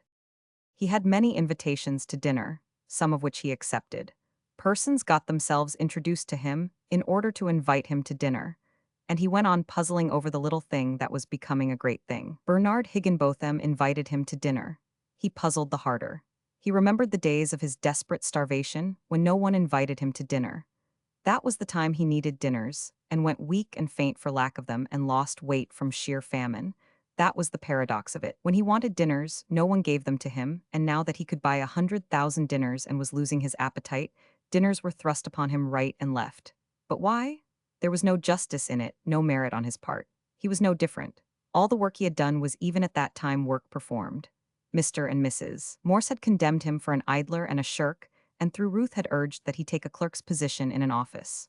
Furthermore, they had been aware of his work performed. Manuscript after manuscript of his had been turned over to them by Ruth. They had read them. It was the very same work that had put his name in all the papers, and it was his name being in all the papers that led them to invite him. One thing was certain. The Morses had not cared to have him for himself or for his work. Therefore they could not want him now for himself or for his work, but for the fame that was his, because he was somebody amongst men, and why not? Because he had $100,000 or so. That was the way bourgeois society valued a man, and who was he to expect it otherwise? But he was proud. He disdained such valuation. He desired to be valued for himself or for his work, which, after all, was an expression of himself. That was the way Lizzie valued him. The work with her did not even count. She valued him himself. That was the way Jimmy, the plumber, and all the old gang valued him. That had been proved often enough in the days when he ran with them. It had been proved that Sunday at Shell Mound Park. His work could go hang. What they liked and were willing to scrap for was just Mart Eden, one of the bunch and a pretty good guy. Then there was Ruth. She had liked him for himself, that was indisputable. And yet, much as she had liked him, she had liked the bourgeois standard of valuation more. She had opposed his writing, and principally, it seemed to him, because it did not earn money. That had been her criticism of his love cycle. She, too, had urged him to get a job. It was true she refined it to position, but it meant the same thing, and in his own mind the old nomenclature stuck. He had read her all that he wrote, poems, stories, essays, wiki, The Shame of the Sun, everything. And she had always and consistently urged him to get a job, to go to work, good God, as if he hadn't been working, robbing sleep, exhausting life in order to be worthy of her. So the little thing grew bigger. He was healthy and normal, ate regularly, slept long hours, and yet the growing little thing was becoming an obsession. Work performed. The phrase haunted his brain. He sat opposite Bernard Higginbotham at a heavy Sunday dinner over Higginbotham's cash store, and it was all he could do to restrain himself from shouting out. It was work performed? And now you feed me, when then you let me starve, forbade me your house, and damned me because I wouldn't get a job. And the work was already done, all done. And now, when I speak, you check the thought unuttered on your lips and hang on my lips and pay respectful attention to whatever I choose to say. I tell you your party is rotten and filled with grafters, and instead of flying into a rage, you hum and haw and admit there is a great deal in what I say. And why? Because I'm famous, because I've a lot of money. Not because I'm Martin Eden, a pretty good fellow and not particularly a fool. I could tell you the moon is made of green cheese and you would subscribe to the notion.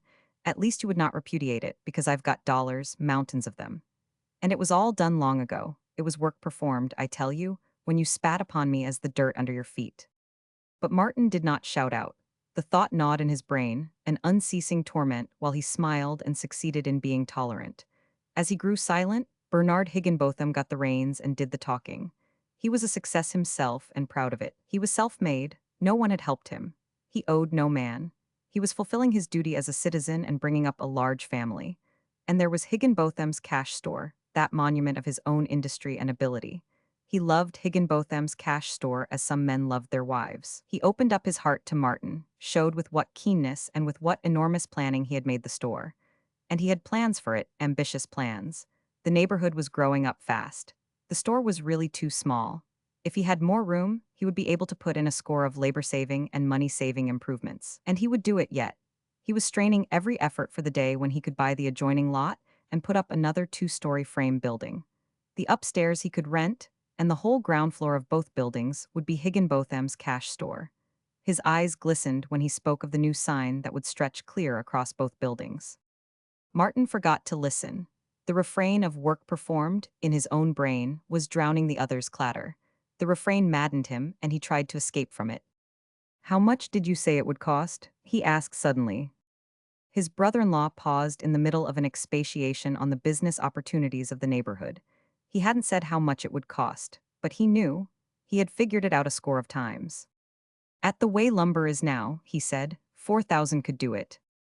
Including the sign. I didn't count on that. It'd just have to come, the building was there.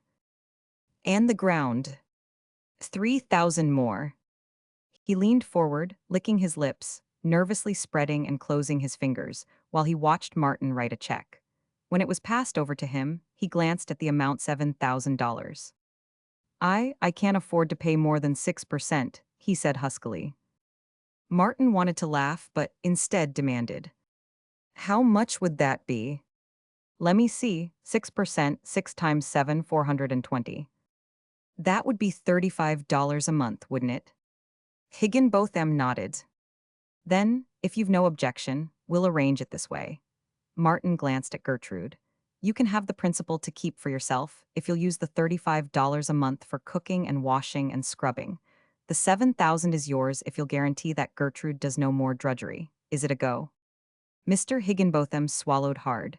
That his wife should do no more housework was an affront to his thrifty soul. The magnificent present was the coating of a pill, a bitter pill. That his wife should not work, it gagged him. "All right, then," Martin said. "I'll pay the 35 a month and—" He reached across the table for the check, but Bernard Higginbotham got his hand on it first, crying, I accept, I accept." When Martin got on the electric car, he was very sick and tired. He looked up at the assertive sign. "The swine," he groaned, "the swine, the swine." When Mackintosh's magazine published The Palmist, featuring it with decorations by Berthier, and with 2 pictures by Wen, Hermann von Schmidt forgot that he had called the verses obscene.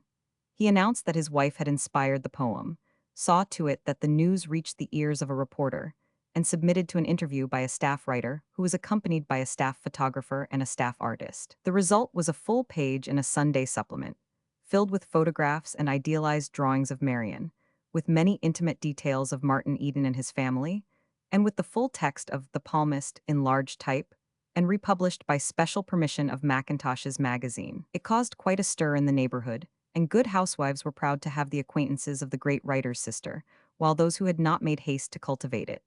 Hermann von Schmidt chuckled in his little repair shop and decided to order a new lathe. Better than advertising, he told Marion, and it costs nothing. "We'd better have him to dinner," she suggested. And to dinner Martin came, making himself agreeable with the fat wholesale butcher and his fatter wife. important folk, they, likely to be of use to a rising young man like Hermann von Schmidt. No less a bait, however, had been required to draw them to his house than his great brother-in-law. Another man at table who had swallowed the same bait was the superintendent of the Pacific Coast agencies for the ASAB Bicycle Company. Him von Schmidt desired to please and propitiate because from him could be obtained the Oakland agency for the bicycle. So Hermann von Schmidt found it a goodly asset to have Martin for a brother-in-law, but in his heart of hearts he couldn't understand where it all came in. In the silent watches of the night, while his wife slept, he had floundered through Martin's books and poems and decided that the world was a fool to buy them. And in his heart of hearts, Martin understood the situation only too well as he leaned back and gloated at von Schmidt's head, in fancy punching it well nigh off of him, sending blow after blow home just right. The chuckle-headed Dutchman.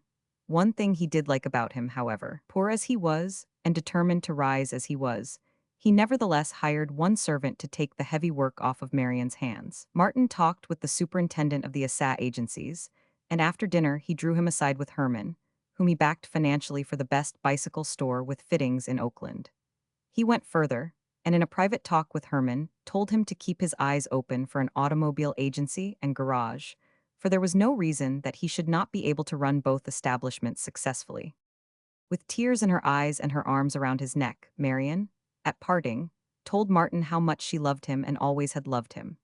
It was true, there was a perceptible halt midway in her assertion, which she glossed over with more tears and kisses and incoherent stammerings, and which Martin inferred to be her appeal for forgiveness for the time she had lacked faith in him and insisted on his getting a job.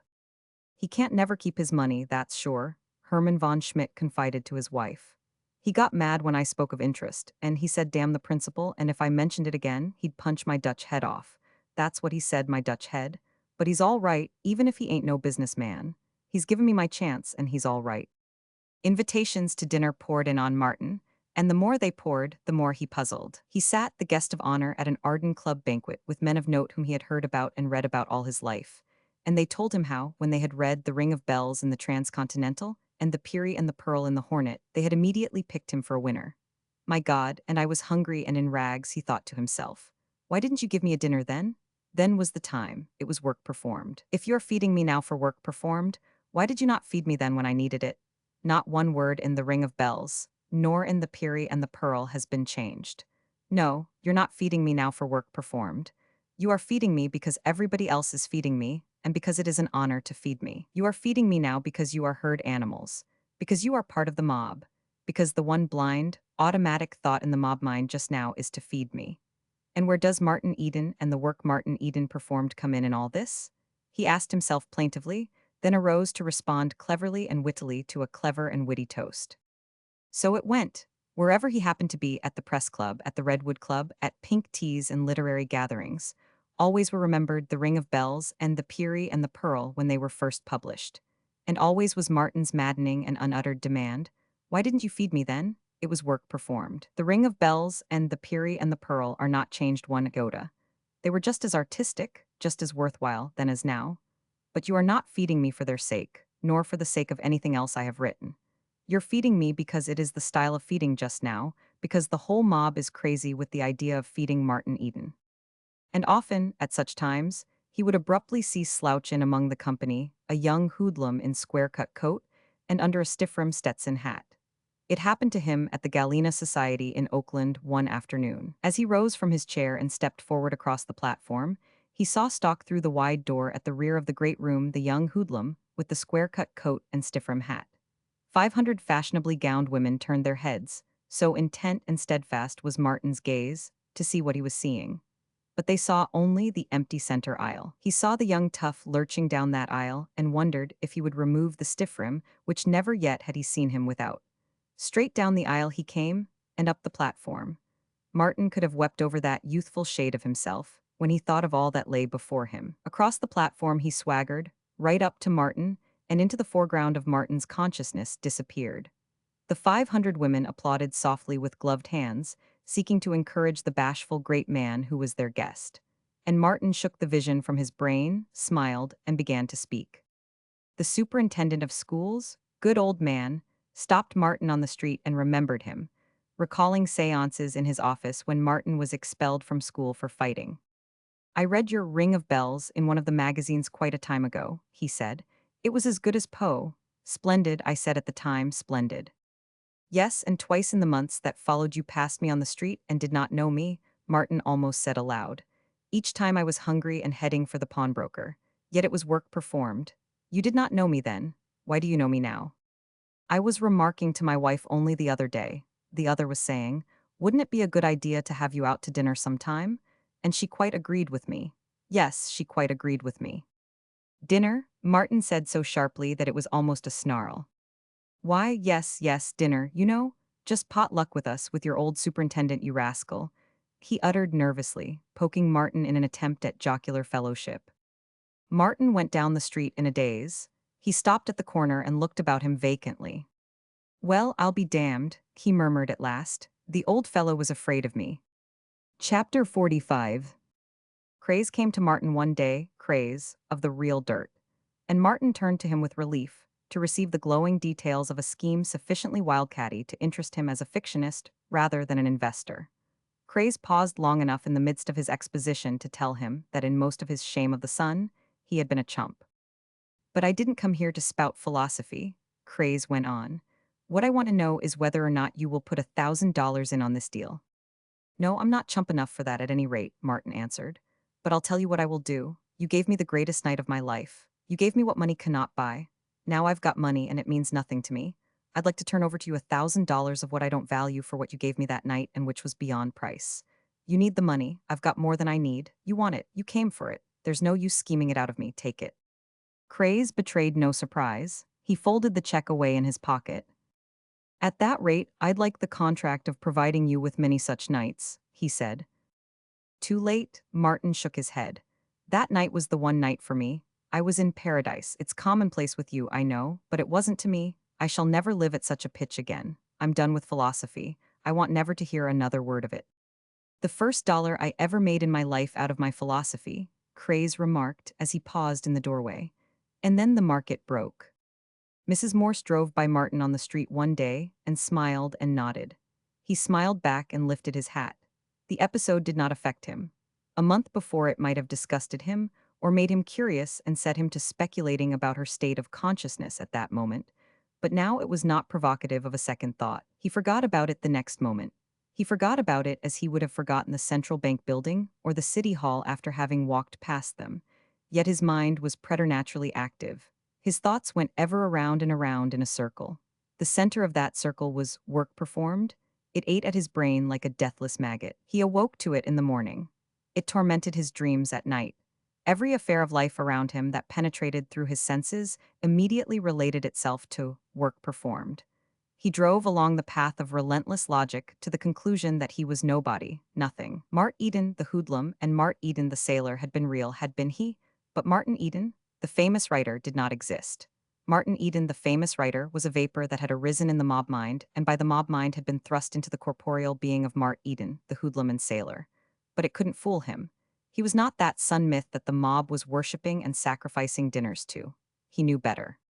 He read the magazines about himself, and pored over portraits of himself published therein, until he was unable to associate his identity with those portraits. He was the fellow who had lived and thrilled and loved, who had been easygoing and tolerant of the frailties of life, who had served in the forecastle, wandered in strange lands, and led his gang in the old fighting days. He was the fellow who had been stunned at first by the thousands of books in the free library, and who had afterward learned his way among them and mastered them. He was the fellow who had burned the midnight oil and bedded with a spur and written books himself. But the one thing he was not was that colossal appetite that all the mob was bent upon feeding. There were things, however, in the magazines that amused him. All the magazines were claiming him. Warren's monthly advertised to its subscribers that it was always on the quest after new writers, and that, among others, it had introduced Martin Eden to the reading public.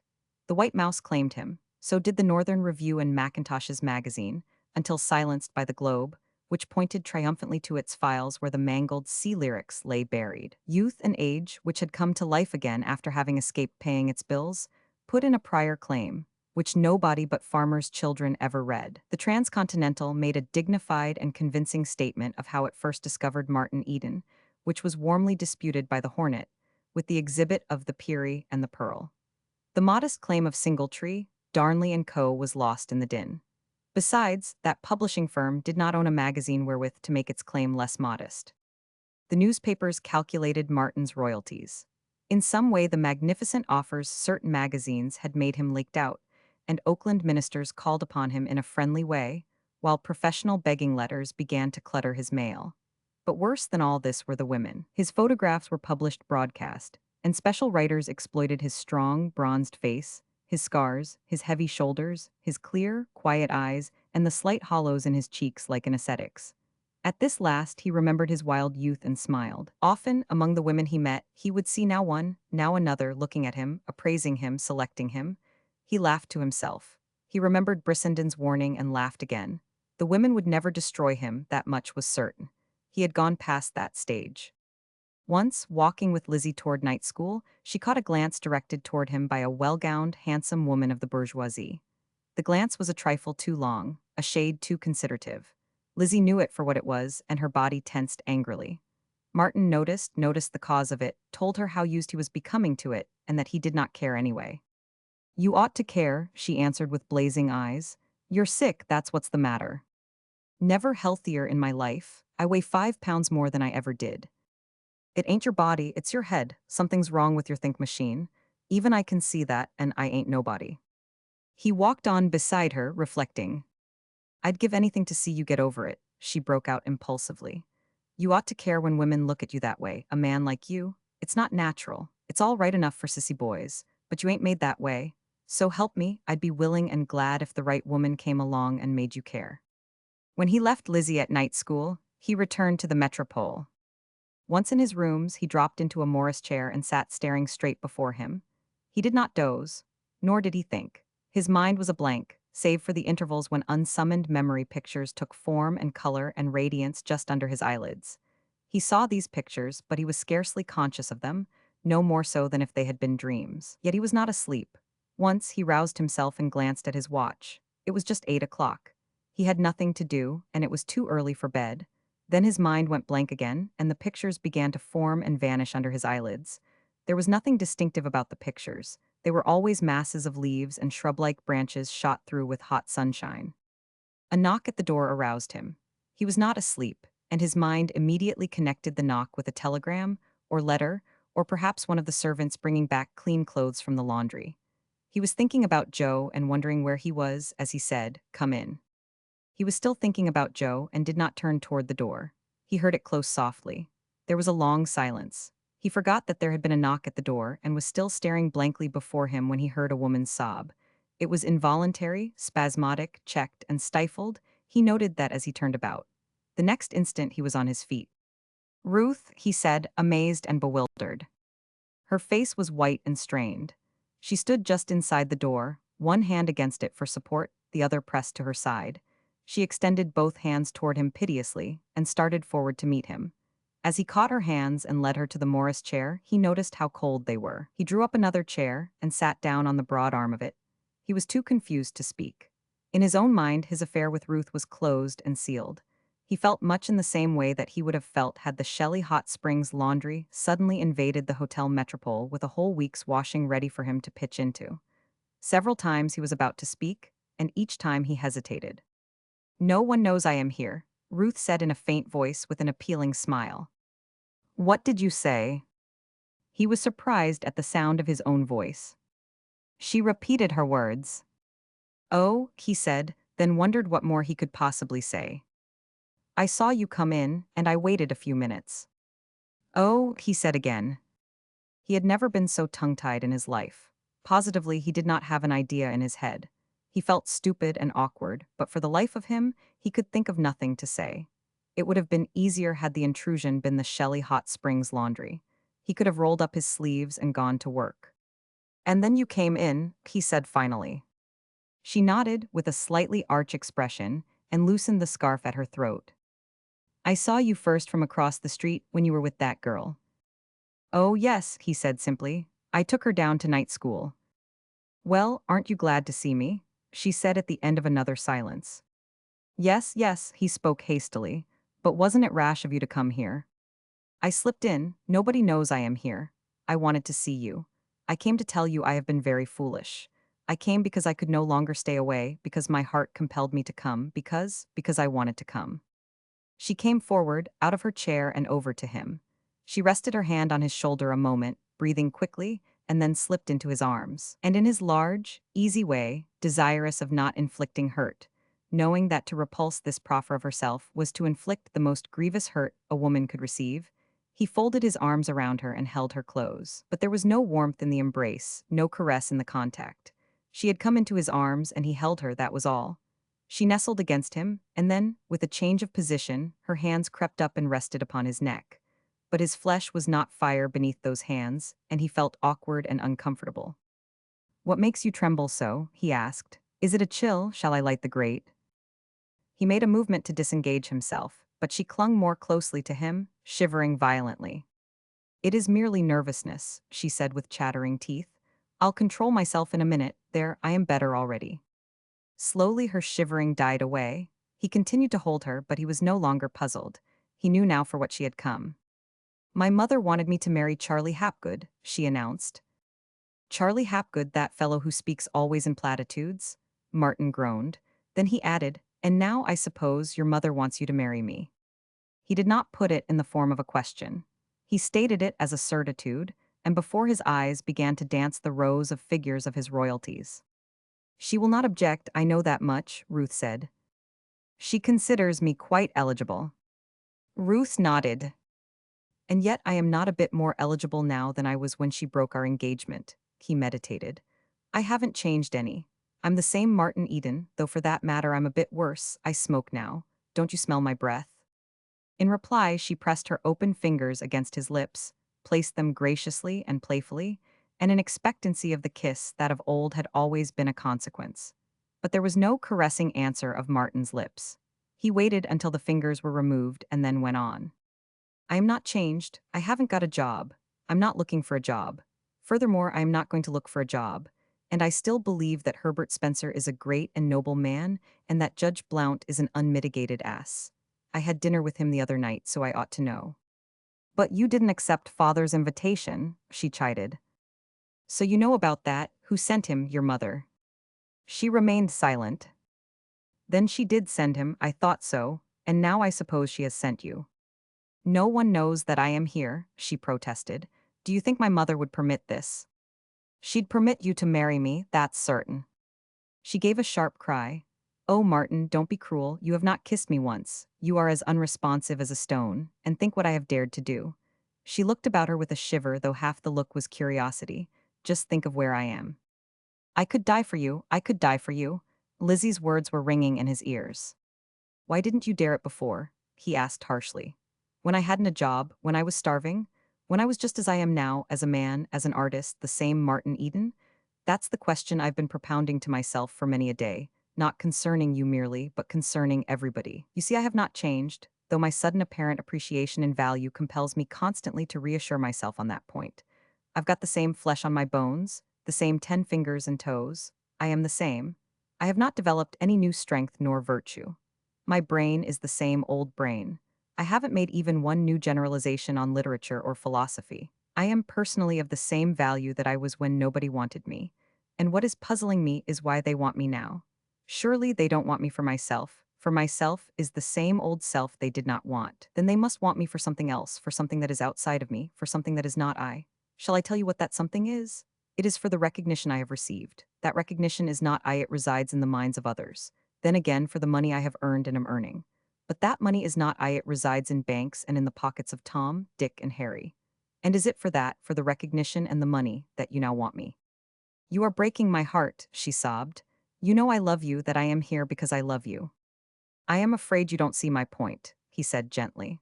What I mean is, if you love me, how does it happen that you love me now so much more than you did when your love was weak enough to deny me? Forget and forgive, she cried passionately. I loved you all the time, remember that, and I am here now in your arms. I'm afraid I am a shrewd merchant, peering into the scales, trying to weigh your love and find out what manner of thing it is. She withdrew herself from his arms, sat upright, and looked at him long and searchingly. She was about to speak, then faltered and changed her mind. You see, it appears this way to me, he went on. When I was all that I am now, nobody out of my own class seemed to care for me. When my books were all written, no one who had read the manuscripts seemed to care for them. In point of fact, because of the stuff I had written, they seemed to care even less for me.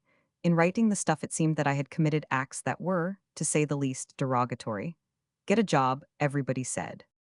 She made a movement of dissent. Yes, yes, he said. Except in your case, you told me to get a position.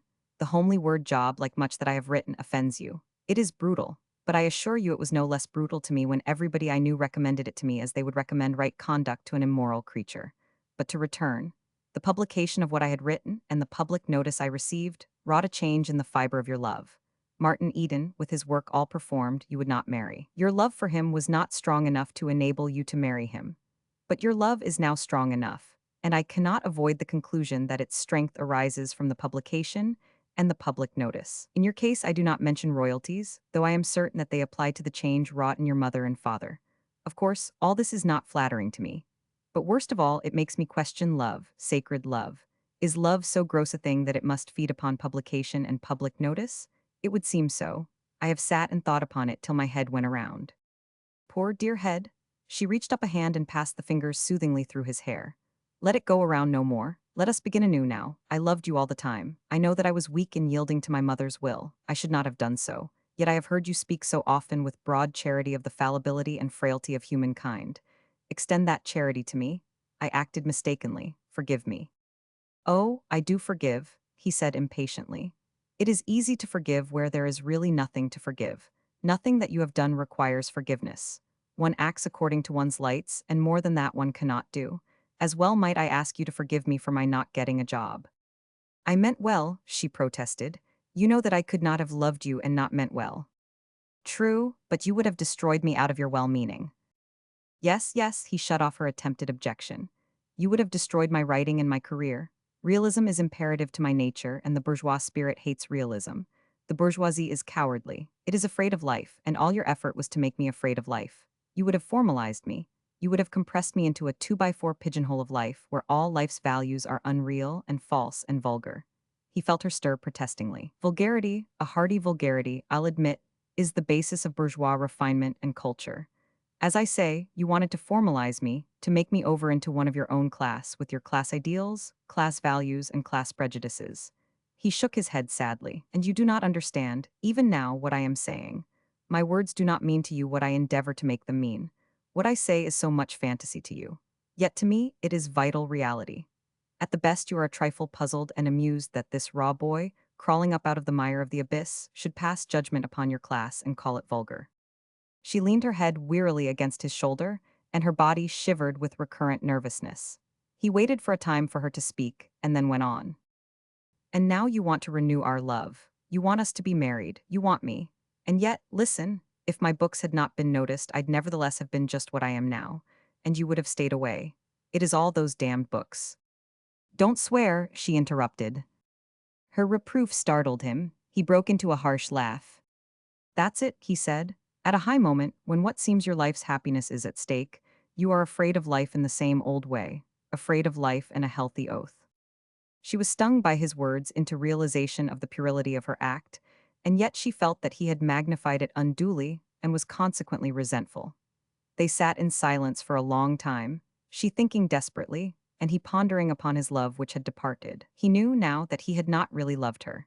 It was an idealized Ruth he had loved, an ethereal creature of his own creating, the bright and luminous spirit of his love poems. The real bourgeois Ruth, with all the bourgeois failings, and with the hopeless cramp of the bourgeois psychology in her mind, he had never loved. She suddenly began to speak. I know that much you have said is so. I have been afraid of life. I did not love you well enough. I have learned to love better. I love you for what you are, for what you were, for the ways even by which you have become. I love you for the ways wherein you differ from what you call my class, for your beliefs which I do not understand but which I know I can come to understand. I shall devote myself to understanding them. And even your smoking and your swearing, they are part of you and I will love you for them too. I can still learn. In the last 10 minutes I have learned much. That I have dared to come here is a token of what I have already learned. Oh, Martin. She was sobbing and nestling close against him. For the first time his arms folded her gently and with sympathy, and she acknowledged it with a happy movement and a brightening face. It is too late, he said. He remembered Lizzie's words. I am a sick man, oh, not my body. It is my soul, my brain. I seem to have lost all values. I care for nothing. If you had been this way a few months ago, it would have been different. It is too late now. It is not too late, she cried. I will show you. I will prove to you that my love has grown, that it is greater to me than my class and all that is dearest to me. All that is dearest to the bourgeoisie I will flout. I am no longer afraid of life. I will leave my father and mother, and let my name become a byword with my friends. I will come to you here and now, in free love if you will, and I will be proud and glad to be with you.